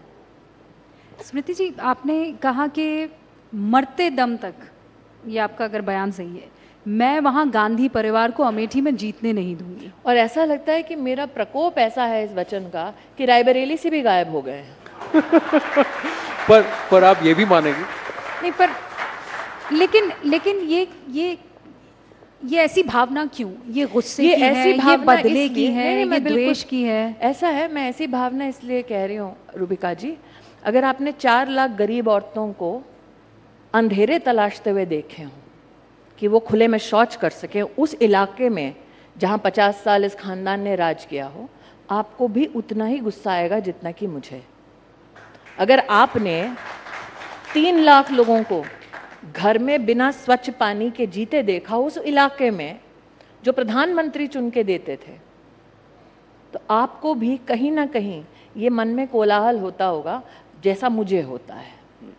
अगर आपने 4 लाख लोगों को बिना छत के देखा हो, आप जानते हैं जहां 50 साल गांधी खानदान का राज रहा, राहुल गांधी 15 साल वहां पर अपनी सत्ता जमा कर बैठे थे, 10 साल उनकी माताजी यूपीए की अध्यक्ष थी, उनके मित्र अखिलेश जी की सरकार उत्तर प्रदेश में थी। आपको पता है कि कलेक्टर के ऑफिस का शिलान्यास अमित शाह ने आकर किया। वहां पर पहला सीटी स्कैन का मशीन मोदी सरकार लाई, पहला डायलिसिस का सेंटर मोदी सरकार लाई, पहला ब्लड बैंक मोदी सरकार लाई, पहला पासपोर्ट का ऑफिस मोदी सरकार लेके आई। ये एक ब्लड बैंक नहीं बना पाए वहाँ। क्यों नहीं बना पाए? इच्छा नहीं थी। क्योंकि जब तक लोग इनके सामने गिड़गिड़ाते नहीं तब तक इनको वोट मिलता नहीं। आप कल्पना कर सकती हैं कि ये ऐसा खानदान है, इनकी राजनीति ऐसी है कि गरीब को इन मूलभूत सेवाओं से वंचित रखो। ताकत थी, साधन था, प्रोसेस में, पॉलिसी में इनका सहयोग था, चाहते तो कर सकते थे, जानबूझकर नहीं किया। लेकिन आप ये भी मानेंगी कि आपके वहां जाने तक उनको ही अमेठी चुनती थी, उनको ही रायबरेली ऑप्शन नहीं था, शायद ऑप्शन नहीं था टेनेसिटी का। और मैं बता दूं आनंद, ये कोई आसान लड़ाई नहीं है। मैं 2014 में जब पहली बार लड़ने गई थी, मुझे रहने को किसी ने जगह नहीं दी, मुझे सीमेंट के गोदाम के ऊपर एक कमरे में रहना पड़ा, इतना खौफ था उस खानदान का। मैं जब 2014 में पहली बार गई तब वहां पर 2 लोग खड़े होने के लिए राजी नहीं थे। प्रेम की भाषा नहीं बोली जाती थी, खौफ की भाषा थी अमेठी में। आप अगर कभी, मैंने कहा गांधी जी से, शरद यादव जी तो अब नहीं हैं, उनसे पूछे जिन्होंने अमेठी में कभी चुनाव लड़ा है, राजमोहन गांधी जी का आप इतिहास उठाकर देख लीजिए। लोगों को निर्वस्त्र किया गया है, गोलियां मारी गई हैं। अमेठी के विपक्षी कैंडिडेट पे आप इतिहास उठाकर देख लीजिए, गोली चली है भाई साहब। तो ये आज किसी को लगता है इन हाइंडसाइट कि अरे स्मृति ईरानी ने कोई सास बहू किया होगा इसलिए वोट पड़ गया। वहाँ 1,20,000 घरों में तो पहली बार बिजली मोदी ने दी है। आप बिलीव करेंगे, जहाँ 50 साल उनका राज था वहाँ 60% घरों में कभी बिजली नहीं थी। तो ऐसे इलाके में पहली बार चुनाव लड़ना कोई साधारण चुनाव नहीं था वो। तो जब आपको कहा गया कि आप वहाँ चुनाव लड़िए, या अब आपको कहा गया है कि अब कहीं ना कहीं आपने अमेठी को अपना घर बना लिया, आपका गृह प्रवेश घर बनाया है, गृह प्रवेश हुआ है, उसकी आपको बधाइयाँ, लेकिन उसमें भी आपको 5 साल लग गए। हाँ, तो वो अटल जी की कविता है ना, हार नहीं मानूंगा, रार नहीं ठानूंगा, काल के कपाल पर लिखता हूँ मिटाता हूँ, गीत नया गाता हूँ।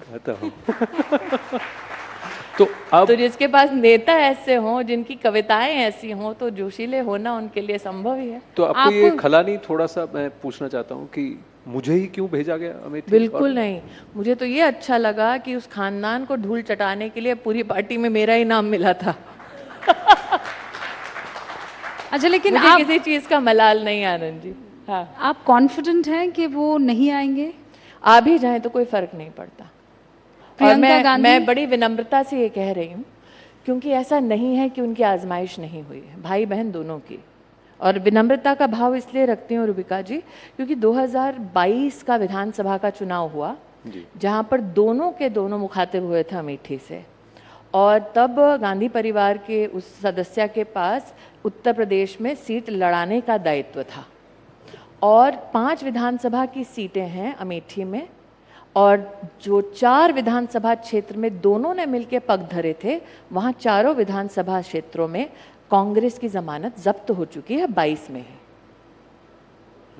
2019 में कांग्रेस पार्टी अकेली नहीं लड़ी थी, अखिलेश जी, मायावती जी संग उनके रहे थे, तीनों ने मिलके मेरे सामने चुनाव लड़ा था भाजपा के सामने।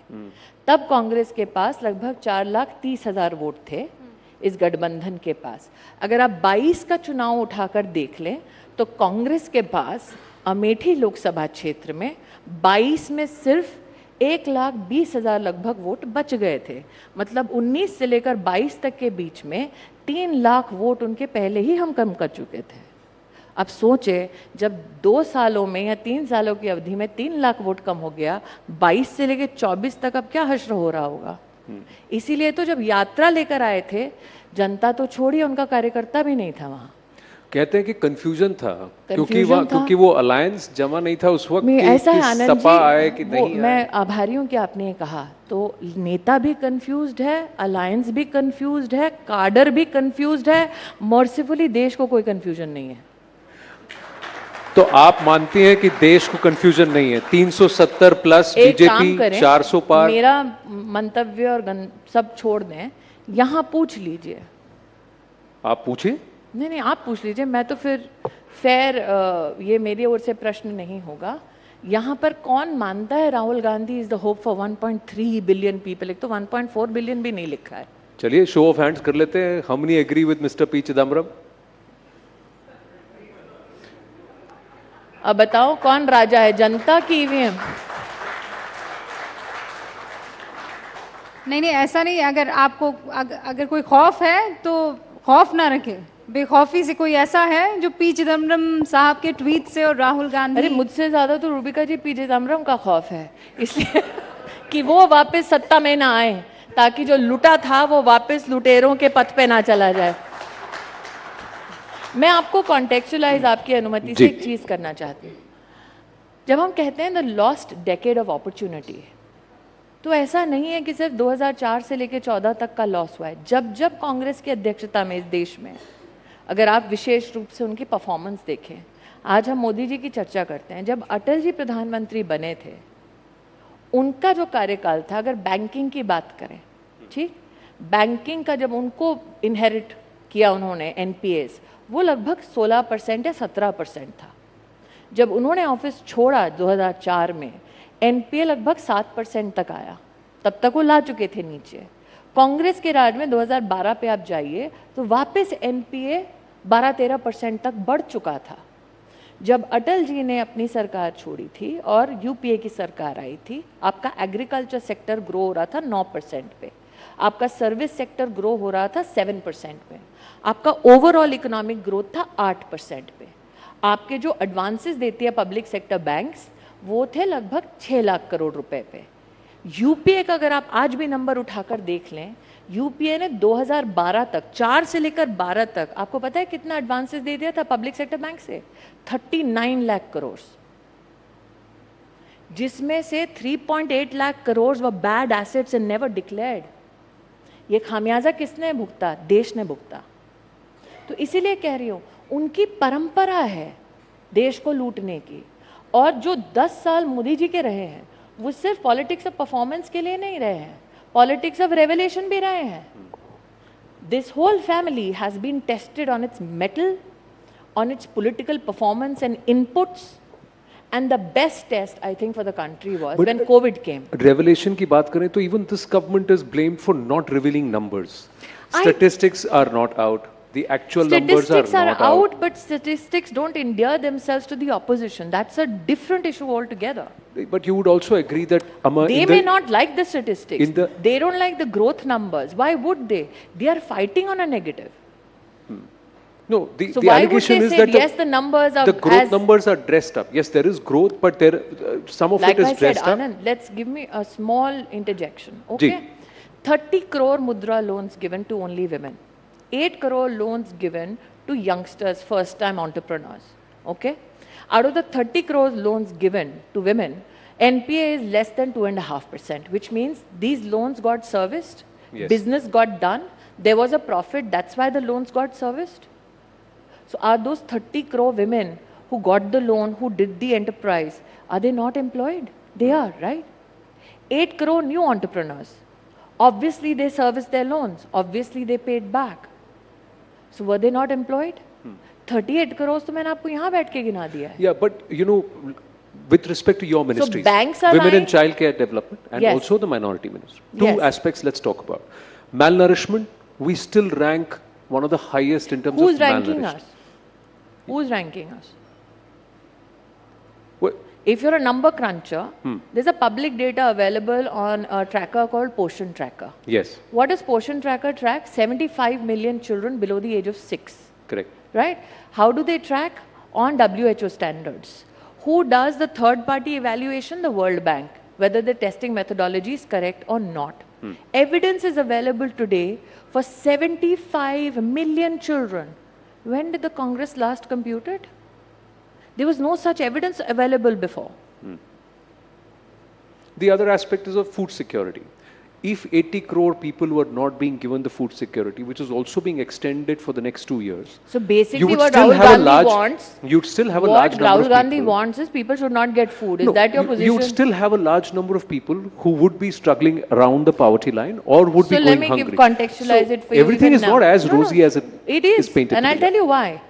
13.5 crore Indians came out of multi-dimensional poverty only because of Modi's health initiatives.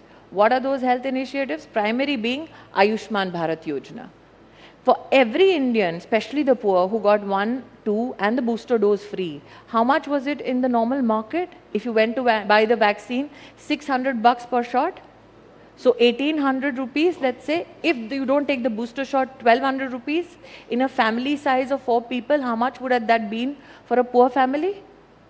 Second, if you look only at the Ayushman Bharat numbers from October 2023, 5 crore 70 lakh hospital admissions worth 70,000 crore rupees done. Do you compute the cost of the burden on the GDP if this health support was not given to these people? For instance, when we talk about sanitation, we talk about 11 crore toilets built. Yes. I will take you back to this very channel. In the year 2010-12 के बीच में, this channel has carried a report about what? 6% negative impact on India's GDP because of lack of sanitation. So when Modi gives a sanitation facility, it has a positive impact on the growth numbers. When Modi gives ration free to poor, it not only helps them come out of multidimensional poverty, it sustains them out of multidimensional poverty. It also fires up rural consumption, hence keeping industry and manufacturing alive. स्मृति जी, ये जो confidence आपका है, आप यकीन के साथ कह सकती हैं कि नंबर्स में भी झलकेगा, और अगर हाँ तो उत्तर प्रदेश में आप 80 में से कितनी सीटें लाएंगी इस बार? देखिए, मैं ना योगेंद्र यादव जैसी कोई सेफोलॉजिस्ट हूँ, ना मैं राहुल गांधी जैसी कोई बुद्धिजीवी हूँ. मैं आपको इतना ही अश्योर कर सकती हूँ कि जो मोदी ने कहा है वो पत्थर की लकीर है. एनडीए अब की बार 400 पार. समय अल्प है, लास्ट के 30 और 10-15 सेकंड एक्स्ट्रा, तो थोड़ा सा हम 5 शब्द आपको बताएंगे. रैपिड फायर है जैसा है कि व्हाटएवर कम्स टू हमें योर नहीं माइंड. पता था एक दिन आनंद नरसिम्हन करण जौहर का पूरा स्वरूप धारण करेंगे. देखिए, ये एक नाता तो रहा है कहीं ना कहीं करण जौहर से. नहीं, एंटरटेनमेंट से. और करण जौहर अच्छे मित्र हैं, ऐसा नहीं है, पर मैं आपसे मित्र भी हैं. हाँ? अच्छा, तो you see your journalist friends, all their eyebrows are going up. Yes. तो हम आपके सामने शब्द रखेंगे. आपके मन में जो पहला विचार आएगा वो आप 1 या 2 शब्दों में या 1 लाइन में खत्म करेंगे. तो हम शुरू करते हैं. हाँ, पहले आप. ओके. शक्ति. दुर्गा. देश. राहुल, नाम तो सुना होगा. ये तो आपको उनसे कहना चाहिए था. स्मृति हूँ. अगर आप वो शब्द कहें तो मर्यादा विहीन. मोदी. शक्ति के उपासक. 370. 400 पार. और आखिरी. स्मृति. माँ. Ladies and gentlemen, Smriti Irani ji. How lovely. A huge round of applause once again for Minister Smriti Irani at her oratorical best, and also daring Rahul Gandhi. Thank you so much, ma'am. Really lovely. Thank you. Anand Rubika, thank you so much as well. Well, she is known for a fine oratory. Smriti Irani there also daring Rahul Gandhi to contest from his old battleground of Amethi. Clearly, politics is heating ahead of the Lok Sabha polls. She also said that the Prime Minister is an emotion. He's someone who has given a national ambition to the people of the country. That was Smriti Irani speaking to my colleagues Anand and Rubina. We have another very, very interesting session coming up, more on geopolitics, foreign policy. I'd request everyone to be kindly seated, please. We're just about to begin our next session for the evening.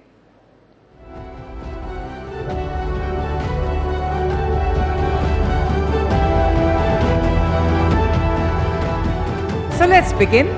Without further ado, ladies and gentlemen, it's a conversation that we're going to be having with a scholar, an expert, who is often described as one of the most influential realists of his generation. He has also been one of the most famous critics of American foreign policy since the end of the Cold War. His stand of thought, which is sometimes described as quote-unquote defensive realism, holds that the need for security and ultimately for survival makes states to be aggressive power maximizers.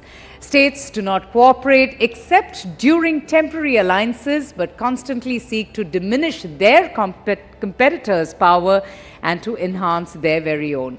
He has also spread no punches in arguing just why Ukraine crisis is the West's fault and why the United States and its European allies actually share most of the responsibility for the ongoing crisis. Please welcome John Joseph Mearsheimer, political scientist, international relations scholar, and also the R. Wendell Harrison Distinguished Service Professor at the University of Chicago. He joins us in conversation with News18's Palki Sharma for a session titled Geocalculus, Cracking the Code. Let's have a huge round of applause, ladies and gentlemen, for our esteemed guest. Thank you, Palki. Over to you.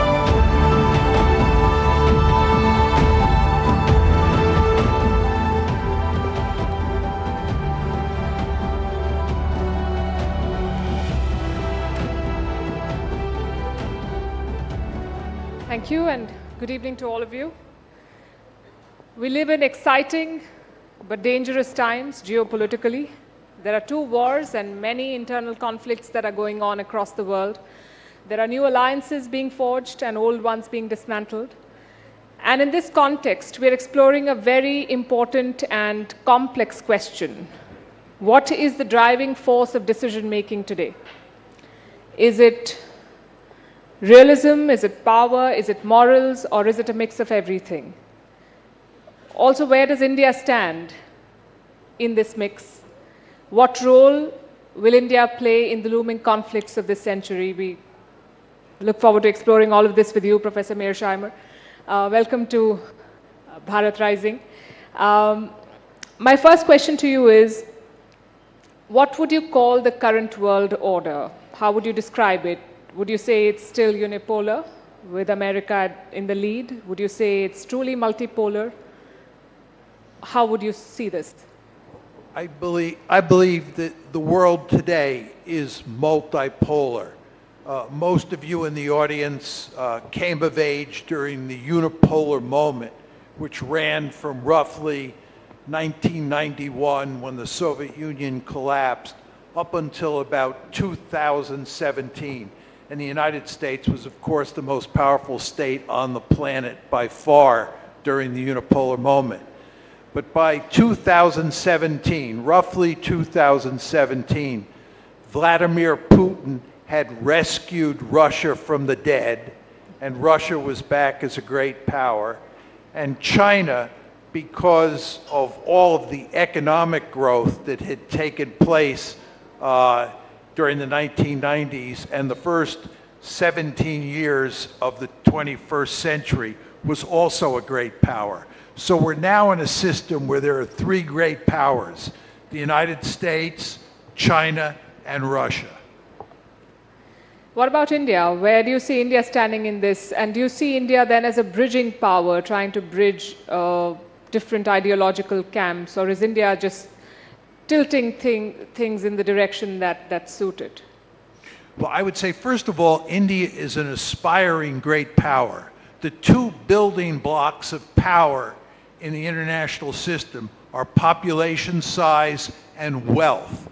You need a great deal of wealth, and you need a lot of people to qualify as a great power.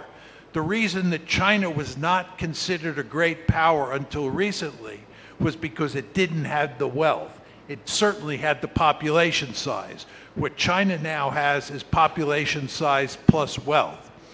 What India has for sure is population size, and it's growing wealthier and wealthier by the year. But I think, according to most accounts, it has not yet reached the point where it qualifies as a great power.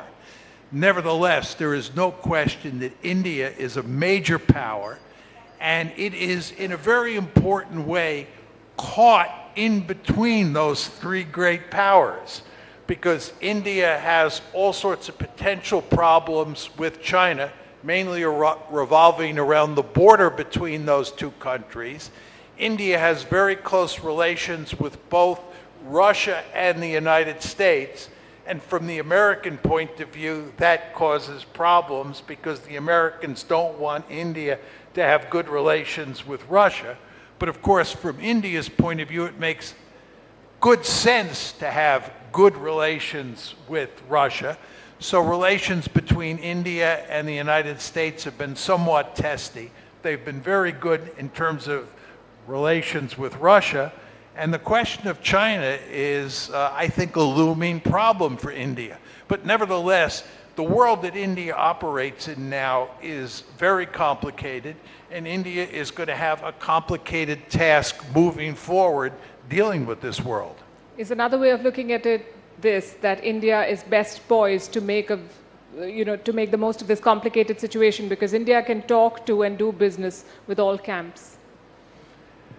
I think at some point India will have to make some hard choices. I think the most interesting question is what happens between India, China, and the United States.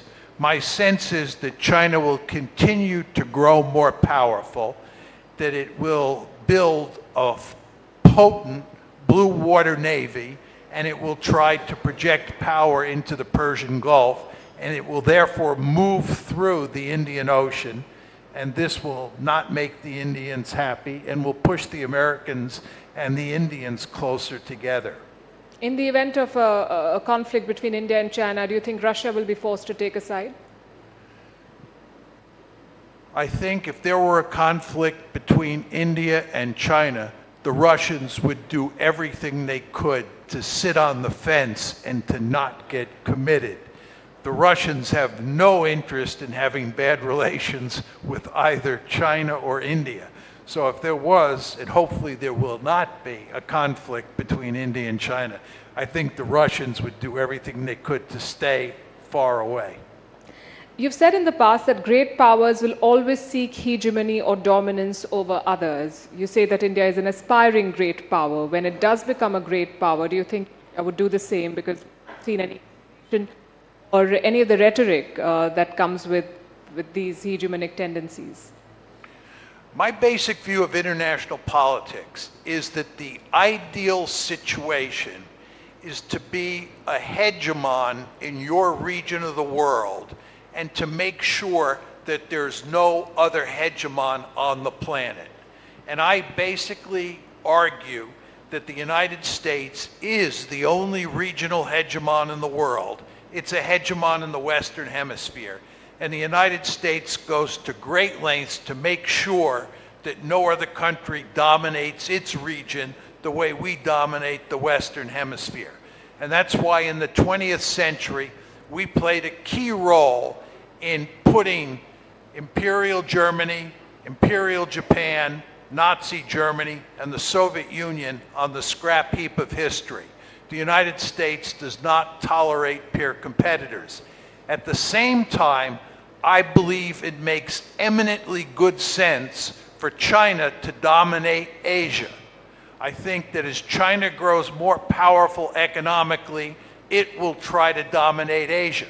And I think from China's point of view, that makes good sense. From America's point of view, it does not make good sense. And certainly from India's point of view, it does not make good sense for China to dominate Asia. Just one final point. I would argue that if India were to grow more powerful than China, and the Chinese economy were to falter, and India's economy was to take off, and India looked like it could dominate Asia, it would try to dominate Asia. Not because of Indian culture or Indian politics, because that's just the way great power politics work. The best way to survive in the international system is to be really powerful. Interesting. Let's talk about the Ukraine war now. And you've accused the West of poking the Russian bear. It's been 2 years. It's a frozen conflict. No side is making much headway. And Putin has won a record 5th term in power. How do you see this war ending, and what do you think the West should do? Should they stop military aid to Ukraine? I believe that it's actually not a frozen conflict.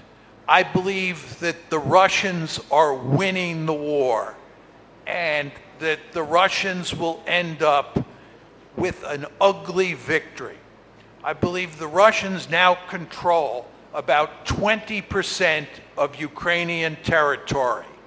The balance of power has shifted decisively in Russia's favor in terms of both weaponry and manpower, which are of great importance in a war of attrition like the one you see taking place in Ukraine.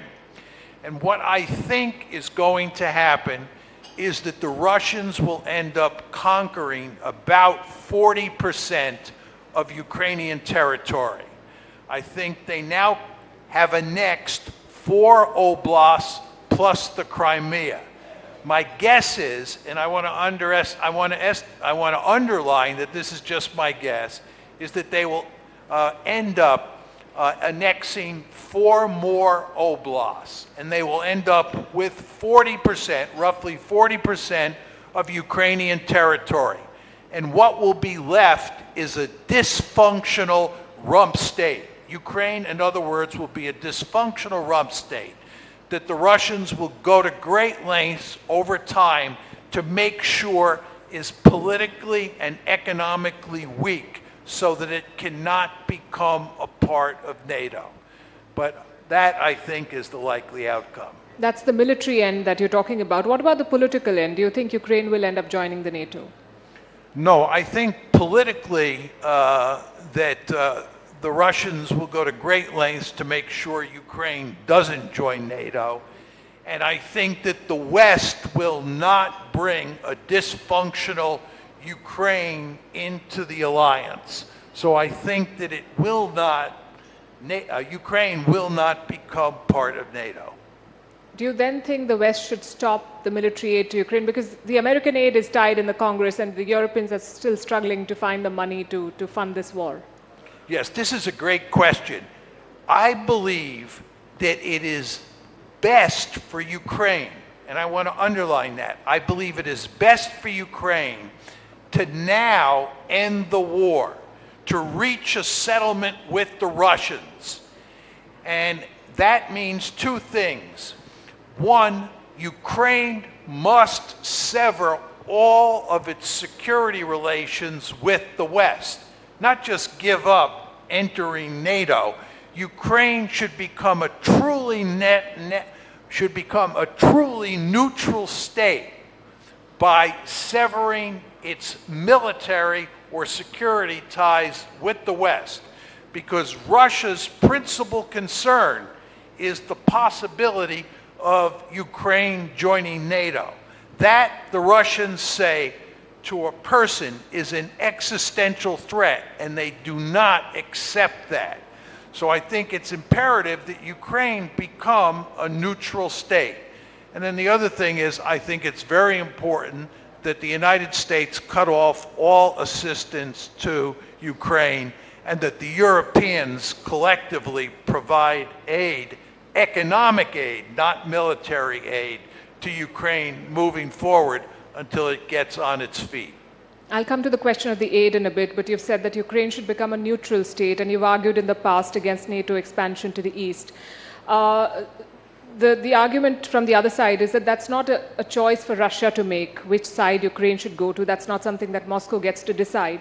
Plus, recent polls have said that close to 70% Ukrainians want to be part of the NATO. So there is realism, and then there is public opinion. And in most quote-unquote democracies, leaders are swayed by public opinion. So if Ukrainians want to join the NATO, what should the leadership do? Well, the thing is that Ukraine, for obvious reasons, at this point, would like to join NATO. But this would be a fundamental mistake, because if they join NATO, their country is going to be wrecked. If Ukraine had never made any attempt to join NATO, Ukraine would be intact today. Crimea would be part of Ukraine. Those 4 oblasts that have been already annexed to Russia would still be part of Ukraine. This war is all about NATO expansion into Ukraine. If the West had not pushed hard to bring Ukraine into NATO, starting in 2008, there would have been no major crisis in 2014, there would have been no war in 2022, and Ukraine would be intact. So the argument that Ukraine has a right as a sovereign democracy to join NATO makes people feel good when they hear that, because we love to talk about rights in the West. But the fact is, talking about the right to join NATO and pushing Ukraine to join NATO has led to the destruction of NATO. And in my personal opinion, that is a horrendous disaster. Yes, and Russia's war has also led to the expansion of NATO. In the last 2 years, we've seen 2 countries join. But you talked about the West stopping military aid, America stopping military aid to Ukraine. If and when that happens, what message would it send to other players, for instance, a Xi Jinping? What would stop him from seeing a Ukraine in Taiwan? There's this argument that if the United States cuts and runs or loses in Ukraine, that this will have significant effects in East Asia, because Xi Jinping will think that the United States won't fight in East Asia if China behaves aggressively. I do not believe for 1 second that Xi Jinping or the Chinese elite thinks that the United States, for example, will not fight over Taiwan. Joe Biden has said on 4 separate occasions that the United States will fight for Taiwan. There is no doubt in my mind that the United States will fight for Taiwan, because Taiwan is of great strategic importance to the United States, and the United States, as I said earlier in my comments, is determined to contain China. So I do not believe that losing in Ukraine, and I want to be clear here, I do think the United States is in the process of losing in Ukraine. I do not think it will weaken our deterrent position in East Asia vis-a-vis the Chinese. The thing is that we do not know for sure that Joe Biden will be around until the end of this year to make that decision vis-a-vis Taiwan. Having said that, do you think that Xi Jinping is going to attack Taiwan in this decade? No, I don't think that Xi Jinping is going to attack Taiwan anytime soon. And there are a variety of reasons for that. One of the main reasons is that for him or for China to attack Taiwan, it has to cross a large body of water. And amphibious operations are among the most difficult military operations you can ask an army to perform. It is very difficult to cross a body of water as large as the Taiwan Strait. So the task that the Chinese have set for themselves, if they decide to attack Taiwan, would be a formidable one. The second point is, China has not fought a war since 1979. Just think about that. The United States of America is fighting wars all the time. The United States has a highly primed military. It's primed for combat. The Chinese military has not fought a war in a long time. It's a rusty military. And we know from watching how the Russians performed in Ukraine in the early stages of that war, armies take time to get used to fighting wars, to fighting battles. You just don't take an army that hasn't fought a war in a long time and send it into battle and expect it to do well. So what I'm telling you here is that the Chinese would have to perform an extremely difficult military task, launching an amphibious operation across the Taiwan Strait, number one. And number two, they don't have a highly tuned military that can perform that difficult task. So logic says that China will not attack, but leaders do not always operate on logic, and the region is a powder keg, so there's always the possibility of conflict breaking out. If that happens, my question is, what role do you see India playing there? Because India controls the entry to the Malacca Strait. India has an agreement with the US to allow the aircraft to refuel at Indian bases. Do you think India will have a role, and will it support America militarily in a Taiwan conflict? My sense is that if a conflict were to break out, it would not break out over Taiwan for the reasons that I just stipulated. I think the most dangerous area in East Asia is the South China Sea, and I would not be surprised if a conflict broke out between the Philippines and China and the United States got dragged in, which then goes to your question, what would India do? I think that India in that event would provide indirect support for the United States. I don't think that India would get involved in the fighting. I think if conflict broke out at a low level, the Americans would pretty much handle it by themselves, maybe with the Philippines by their side in the fight. If it escalated into a larger war, I think the Japanese, South Koreans, and Australians would be likely to come in before the Indians. But it is possible that India would come in. The problem that India faces is that it has to protect its home waters, and it has to protect its border with China. And I think the last thing India is going to be anxious to do is join the fight and get into a war with with China. I think it's in India's advantage in the scenario that you described to provide indirect assistance to the Americans and do as little as possible to help the Americans. That will not make the Americans happy, but that I think is in India's national interest. You mentioned the Chinese economy, and they're not in the best phase. They have way too many challenges. The world is talking about decoupling, de-risking, friendshoring. Do you think Xi Jinping revealed his hand too soon, that he should have waited for a few more years before openly challenging the US? There's no question that it was in China's interest, as Deng Xiaoping pointed out many, many years ago, for China to rise as quietly as possible and not in any way threaten the Americans. And I believe that the Chinese, by and large, tried to do that. But the problem is that the United States eventually came to see that China was growing economically and militarily more powerful. And we started telling ourselves stories about how China might end up being a really formidable military foe.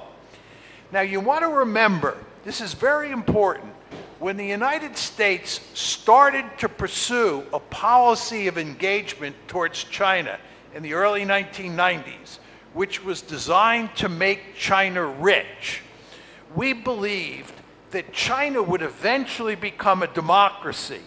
And when it became a democracy, it would get along very well with other democracies, like the United States, like India, like Japan, because democracies never fight against each other in the story that we told ourselves.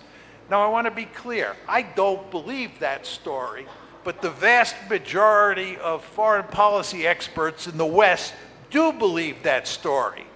But the problem in that story is that China did not become a democracy. So what happened here is it got richer and richer. It began to build larger military forces. And even though it didn't, in my opinion, do much to provoke the Americans, the mere fact that it wasn't a democracy, combined with all that military might that it was developing, forced the Americans to abandon engagement and move to a containment policy. The funny thing is that China does call itself a democracy with Chinese characteristics. But you've said in the past that the US foolishly fed the economic rise of China. The US is now working very closely with India. Do you foresee a potential rivalry with India in the future? No, just to go back to the Chinese-American case, as some of you remember, in the early Cold War, China and the Soviet Union were on one side and the Americans were on the other. And then starting with Nixon and Kissinger in the early 70s, we brought the Chinese over to our side.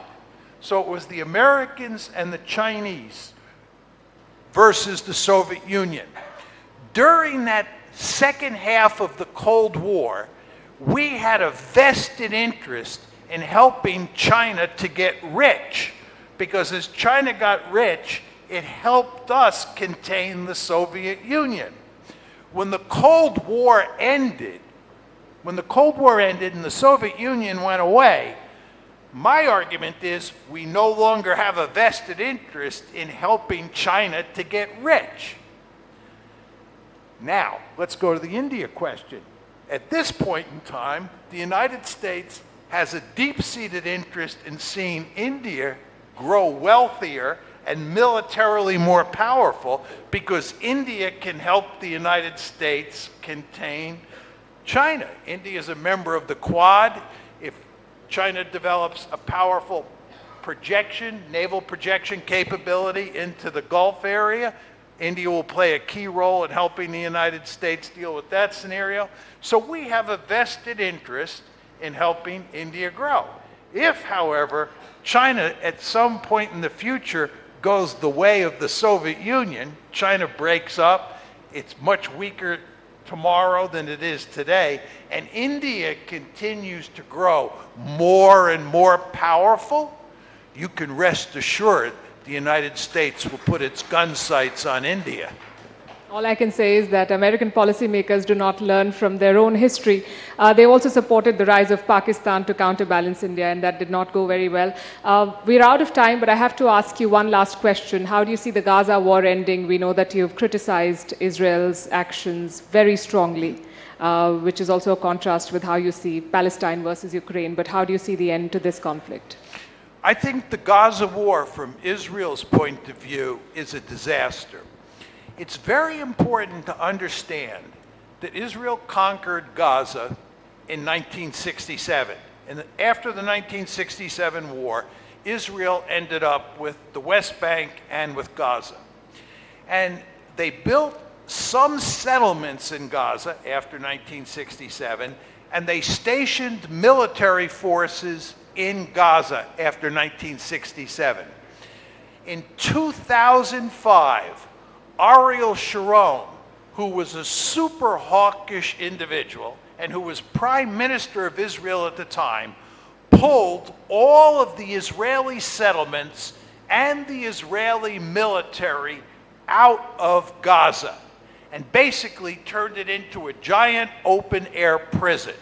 But there were no Israeli settlements or military forces inside of Gaza, because Sharon understood that was not in Israel's national interest, because Gaza was like a hornet's nest for the Israelis.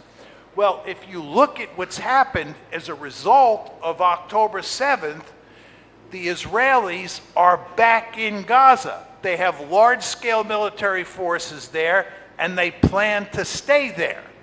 At the same time, there is virtually no chance that Israel is going to defeat Hamas. So they are going to have significant resistance from Hamas. They're stuck in Gaza, and world opinion, and this includes countries like India, which favor the two-state solution, and the United States, which favors the two-state solution, are going to put enormous pressure on Israel over time to move to a two-state solution, which Israel doesn't want to do. All of this is to say, Israel is in real trouble. I have a lot of questions, but we are completely out of time. Thank you so much for joining us and for sharing your insights. Thank you indeed. And it's interesting that you call the two-state policy that India holds to the present conflict an illusion. Ladies and gentlemen, once again, thank you for this engaging conversation with our guest, political scientist John Mearsheimer, expressing his insights, his recommendations, his very crucial and sometimes very interesting observations about geopolitics, on just why the West is principally responsible for the Ukrainian crisis, firmly believing the reckless expansion of NATO that provoked Russia, and in his concluding remarks, how he holds Israel responsible for the present turmoil in Gaza. So very controversial statements there, but he's also someone who is extremely respected in geopolitical circles. So that was, ladies and gentlemen, John Mearsheimer. But don't forget, for the big event that will happen in just a few hours from now, the grand finale, which promises to be a mesmerizing evening. It's going to be a perfect end to a power-packed day. We also have our guest ready for the next session.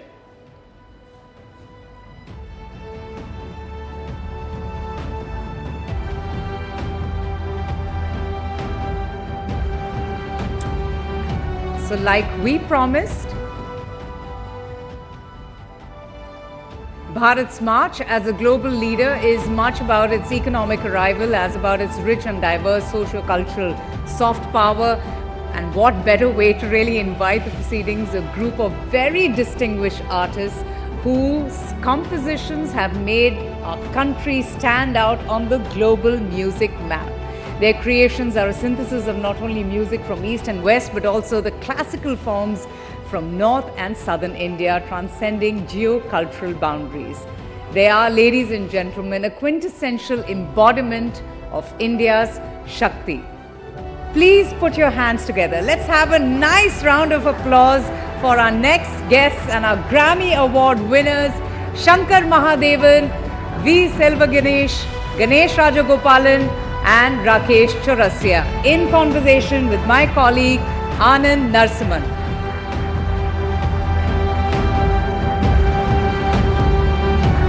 A warm welcome. Wonderful to have you today evening amongst us. Let's have a huge, loud round of applause, ladies and gentlemen. Our shining stars, India's shining stars. Not 1, 2, 3, we have 4 Grammy winners amongst us.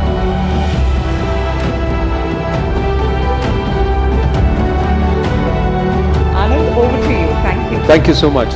Ladies and gentlemen, this is a very, very special moment personally for me and also for us at the News18 network and the entire family, and I must say it because this is a group of geniuses.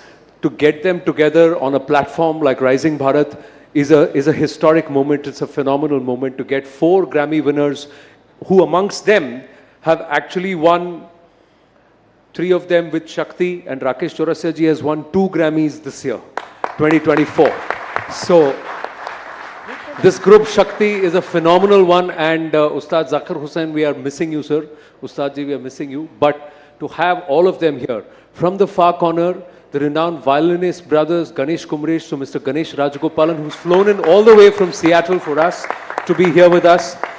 If you heard of Vikku Vinayak Ram, then that's the pedigree that follows. So from the Ghatam to the Kanjira, the son has immortalized the Kanjira if the father did what the father did with Ghatam. So Selva Ganesh ji, thank you very, very much. And I'm going back to many years ago. I shouldn't have said that, but yes, I first met him in college and I was an MC and he was performing. And there were others who said, and I remember Vikku sir telling me, that's my son. And he's not playing the Ghatam. But whatever he plays, people will remember the Kanjira. That's what he's done. So, fantastic, and I hope Vikku sir gets well soon. Thank you very much. Rakesh Chaurasia ji, aapka bahut aabhar. Thank you very much for doing this. Now, he is getting into compositions and into the realms where many would not want to go, but as a flautist, he's taking another gharana, another legacy forward. That's from his uncle, Hariprasad Chaurasia ji. So, the entire lineage, phenomenal. And he's a genius who, from the age of 4, has been making music and mesmerizing audiences. From the age of 4, his first professional concert, and I think he's got a recording of that as a gift recently, was at the age of 11. He can play more than 20 instruments, but we all know him, the man with the golden voice and the magical compositions, the one and only Shankar Mahadevan ji. Gentlemen, thank you very, very much. सबसे पहले, let me ask you, Ganesh ji, what is Bharat for you? If I may ask you. Bharat is Shakti. Bharat is Shakti. Shakti. Why do you say that? Not from there. You try to steal it, but I'm going to push you over and I'm going to ask you why. You know, I think as you have rightly named this conclave as Rising Bharat, I mean, we are rising in all spheres. And music is one that you can see here. And even otherwise, we see that Bharat is the next hope for humanity. So I feel, that is why I'm saying Bharat is the Shakti of the world. Is the Shakti of the world. Yeah. Are we making the music of Bharat its Shakti? Selvaji, let me ask you this. When you play the Kanjira, you connect with people. When you play music, when we play classical music, and music gets interpreted. So, are we connecting? Is the world connecting with Bharat's music? Oh yeah, for sure. You already introduced 4 Grammys, but there are 5 Grammys from India. So Bharat is already noticed. And also 2 other Indians also nominated, and our beloved Prime Minister also nominated. So Bharat is you can see it, you can feel it. But do you see a change? You know, one of my other good friends, Ricky Cage, was part of the nominations. He's won Grammys a lot of times, so shout out to him too. But let me ask you this. Do you feel over the years that you've played, concerts that you've gone to, is there a greater appreciation for what Bharat brings to the table when it comes to music? Yeah, for sure. Definitely. It is definitely up front right now. And especially me, if you ask me, I follow the footstep of, the 3 legendary musicians. One is my dad. One is John McLaughlin, and Zakir Bhai. So whatever they do, they just do. They don't look for what we are going to get it. And they give the 100%. That's the Bharat. We give our 100% to music, which we definitely have to do that. Rakesh ji, when was the last time or the first time, let me ask you that Hariprasad Chaurasia ji said, "Acha kaam kiya." Jab Grammy jeete to what did he have to say? Well, it was never. That's okay. It's because never. Maybe he's expecting a lot from me. Huh. I think that's the sign of a greater guru, not to compliment and then talk about your student with other people, he's doing good. So this has happened, that he doesn't say anything to you but to... No, but the world is around, it comes back to me. He was praising you. That is, my energy to keep me on my toes. So what was his reaction when you told him ki 2 Grammy jeete? Are wah. That was it. That was it? That was it. So did he like He was little confused. Why 2? For the same album? I said, this is a different category. Oh, what is category now? In album. So I had to make him understand, one for the song and one for the album. So this is, I think there was 3 nominations and we got 2. One was for the composition also. Oh, fantastic. So, yeah, correct. There was a nomination for the composition. But I think it's all his blessings and whatever I am today because of his. And as you mentioned, what is Bharat? Bharat for me is a breath, what I blow in my flute. It's a breath. Is breath. What an answer. Bharat for me is breath. What I blow in into my flute. Phenomenal. And you're communicating that. 25 years with Shakti, sir, for you. And the first Grammy comes via voice note compositions. Take us to that story. How did it happen? This whole thing, the album that won the Grammy, it was via voice notes. Yeah, I mean, this album, it's the way it happened was very amazing, Anand. It all happened during the peak of COVID, because we tour so much. We used to do, 20 concerts in 30 days. And all over America, all over Europe, all over India, we were continuously traveling, and then we were almost getting withdrawal symptoms that we are not able to travel. So we have to do an album. And nobody can move out of the house because of COVID. So the way this album happened was completely remote control. Zakir Bhai was from San Francisco, Selvaji Ganeshji from Chennai, Seattle, I was from Mumbai, and Johnji from Monaco. All of us recording files going up and down on a server, bars being exchanged, comments, emails, mixes. Oh my God, by the time the mix got over, it was what a process it was, but when we heard it, we said, yeah, I mean, we've cracked something that is, almost next to impossible. So this was your studio album for Shakti after how long? 46 years. After 46 years. This band is 50 years old, by the way. We jumped into the bandwagon about 25 years back, and we are lucky to be the ones who got the Grammy. Okay, now I'm going to put all of you in the spot a little. Malum hi tha. By the way, I'll tell you all that if this guy wouldn't have been a television anchor, he would have definitely been a musician. Or dil ka musician hi hai wo. That is what Anand Nal. Sir वो note मेरा ठीक से लगता ही नहीं है इसलिए कभी गाने की तरफ गया ही नहीं सर कोई तो नोट लग रहा है ना तो that's fine. Okay, now what I'm going to ask you is tell me something special about Ganesh ji's music. Why is he who he is and why is he part of Shakti? Okay, I'll tell you something.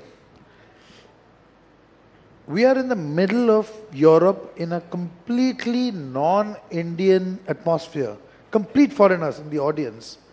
This gentleman, only one tanpura is playing, no other instrument. He plays Abhogi Rag for about a good 10-12 minutes, nothing else. We are all sitting quiet. He plays that, just his instrument and the tanpura, that's all, and he gets a standing ovation. So that is what Ganesh ji is all about. So these are, these are musicians, melodic musicians, who don't need too many notes to prove themselves. One note and it goes straight into your heart. It's like that. You like that? So I cannot talk like that. You better talk some nice things about me when you answer that. Nor can, I cannot talk like that, nor can I sing, but thank you, Shankarji. So now from a person who's a maestro at string, now you talk about somebody who's a maestro at percussion. Oh yeah. Oh, now I know the game. So okay, Zakir Bhai is more like a brother and mentor, guide, friend. He's lots of that, and I'm very lucky to be even partnering with Zakir Bhai. And I just interrupt all of us over here because of this man called Ustad Zakir Hussain. Let's have a loud round of applause for Ustad Zakir Hussain. Sorry, continue. Yeah, it's true actually. So that's what Zakir Bhai is for me, and as he said, for all of us. And Selvaji, we have been childhood friends. We know each other from when we were like this. You have to hold the mic. You are older, huh? Yeah, we're not the same age. You're not the same age, no? Yeah, he's older. Okay, he's older. Yeah, I'll tell you for what. I'm a grandfather. In that case, I'm older. Okay. So we have played together, and I've been fortunate to be playing with his dad, Vikku Mama, and toured quite a lot. And both of them have played together, and Vikku Mama and him. Myself and Kumaresh, we have toured a lot. And it's always a pleasure because he's my go-to guy. So it's just fun just being with him because he's very, very affectionate and a very lovely person to be with. So... Oh, fantastic. Always. You didn't talk about my play. So now, what was that last one? Now always. No response? Thank you very much. Thank you. You respond on what? Respond him in the bowl. On the bowl or on the bowl? Oh, okay.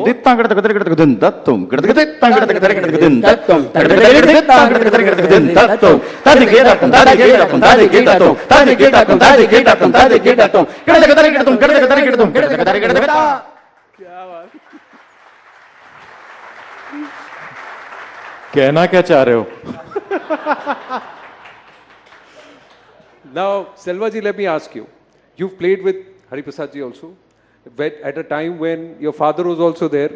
I know there were butterflies in your stomach and all of that was there. Yeah. Then when you first played with Rakesh ji, was that, let's see how good he is? No. It was the same feeling like when I played it with Hari ji and whenever I played with him too. And recently we did a concert too. He's not just the amazing. it's very tough guy on stage too and off stage too. But with some unbearable dirty humor, jokes. yeah. You could have said only joke. Jokes, sorry. Dirty तो picture भी होती है.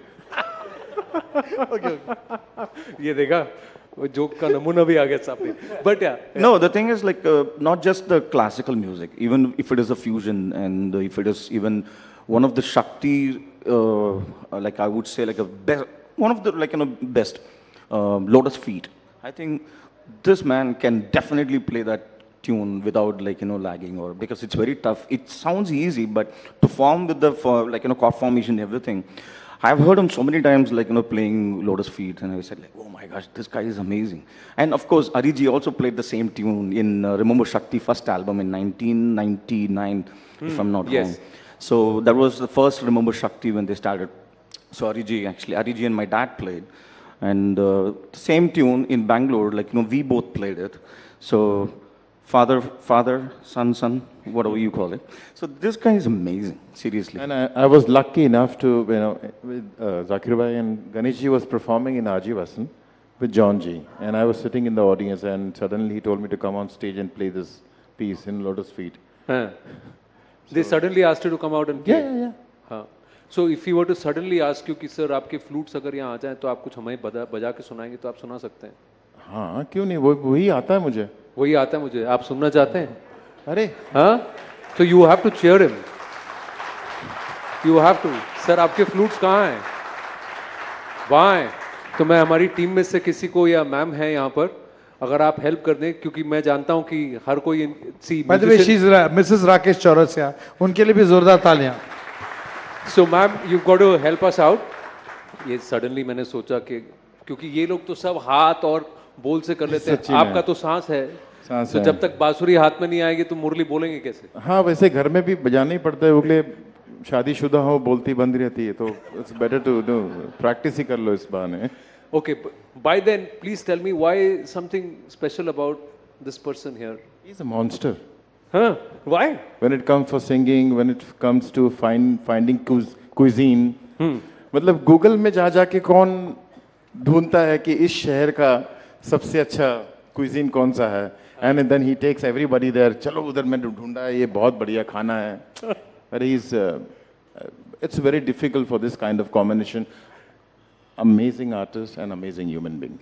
Very friendly, very friendly. Everybody also says something about you. He was saying about वो छोड़ेगा नहीं इनको. Yeah. No, Shankarji was saying about Ganeshji playing just rag abogi with tambura. Just imagine, most of the concert, not too many notes. He will do one top note, sustained. This happens every concert when he does that. Before he finishes it, he gets the standing ovation. Before he stops, that one tone which stays for more than, I don't know, we can't even count it, how long he is sustaining, that's enough. Sir, he's the man who's done breathless. So to sustain it at one breath is not going to be difficult. I do agree that, but it's all different notes, right? People correct. can relate, so many notes, but one note sustained and he gets a standing ovation. So let's listen to Rakesh ji, and then and then we'll ask Rakesh ji to sustain, give him the note that he has to sustain. But I'm enjoying this mutual admiration club, huh? चलिए, I'll hold it. बताइए. No, please tell me where to. अरे मैं hold करता हूँ ना. हाँ. अरे आपको क्या सोचने का क्या जरूरत है, कुछ भी पश्तो ही बजाइए. आप लोग बताइए क्या बजाओ. Lotus feet या पश्तो, दोनों में से whatever you choose. हाँ. पश्तो तो he won the Grammy this year.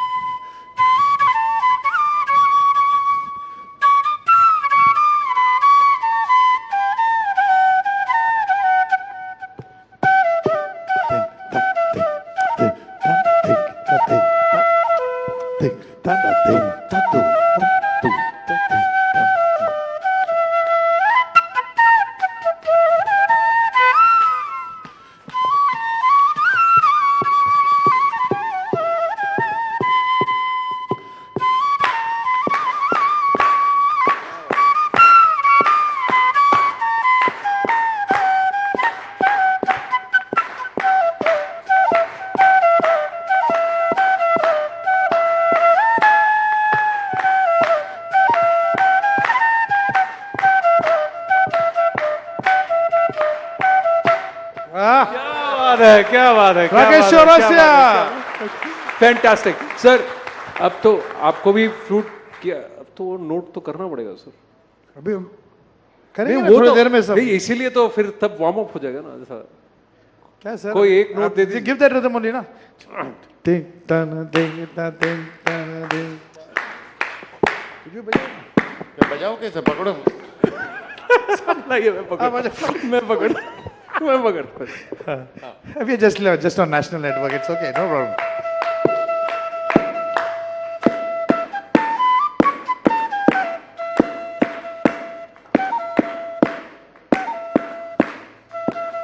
कम बने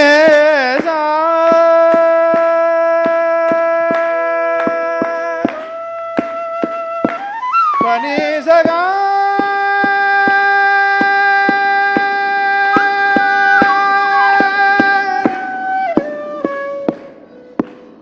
करे धनी ध म बनी ध म करे ध।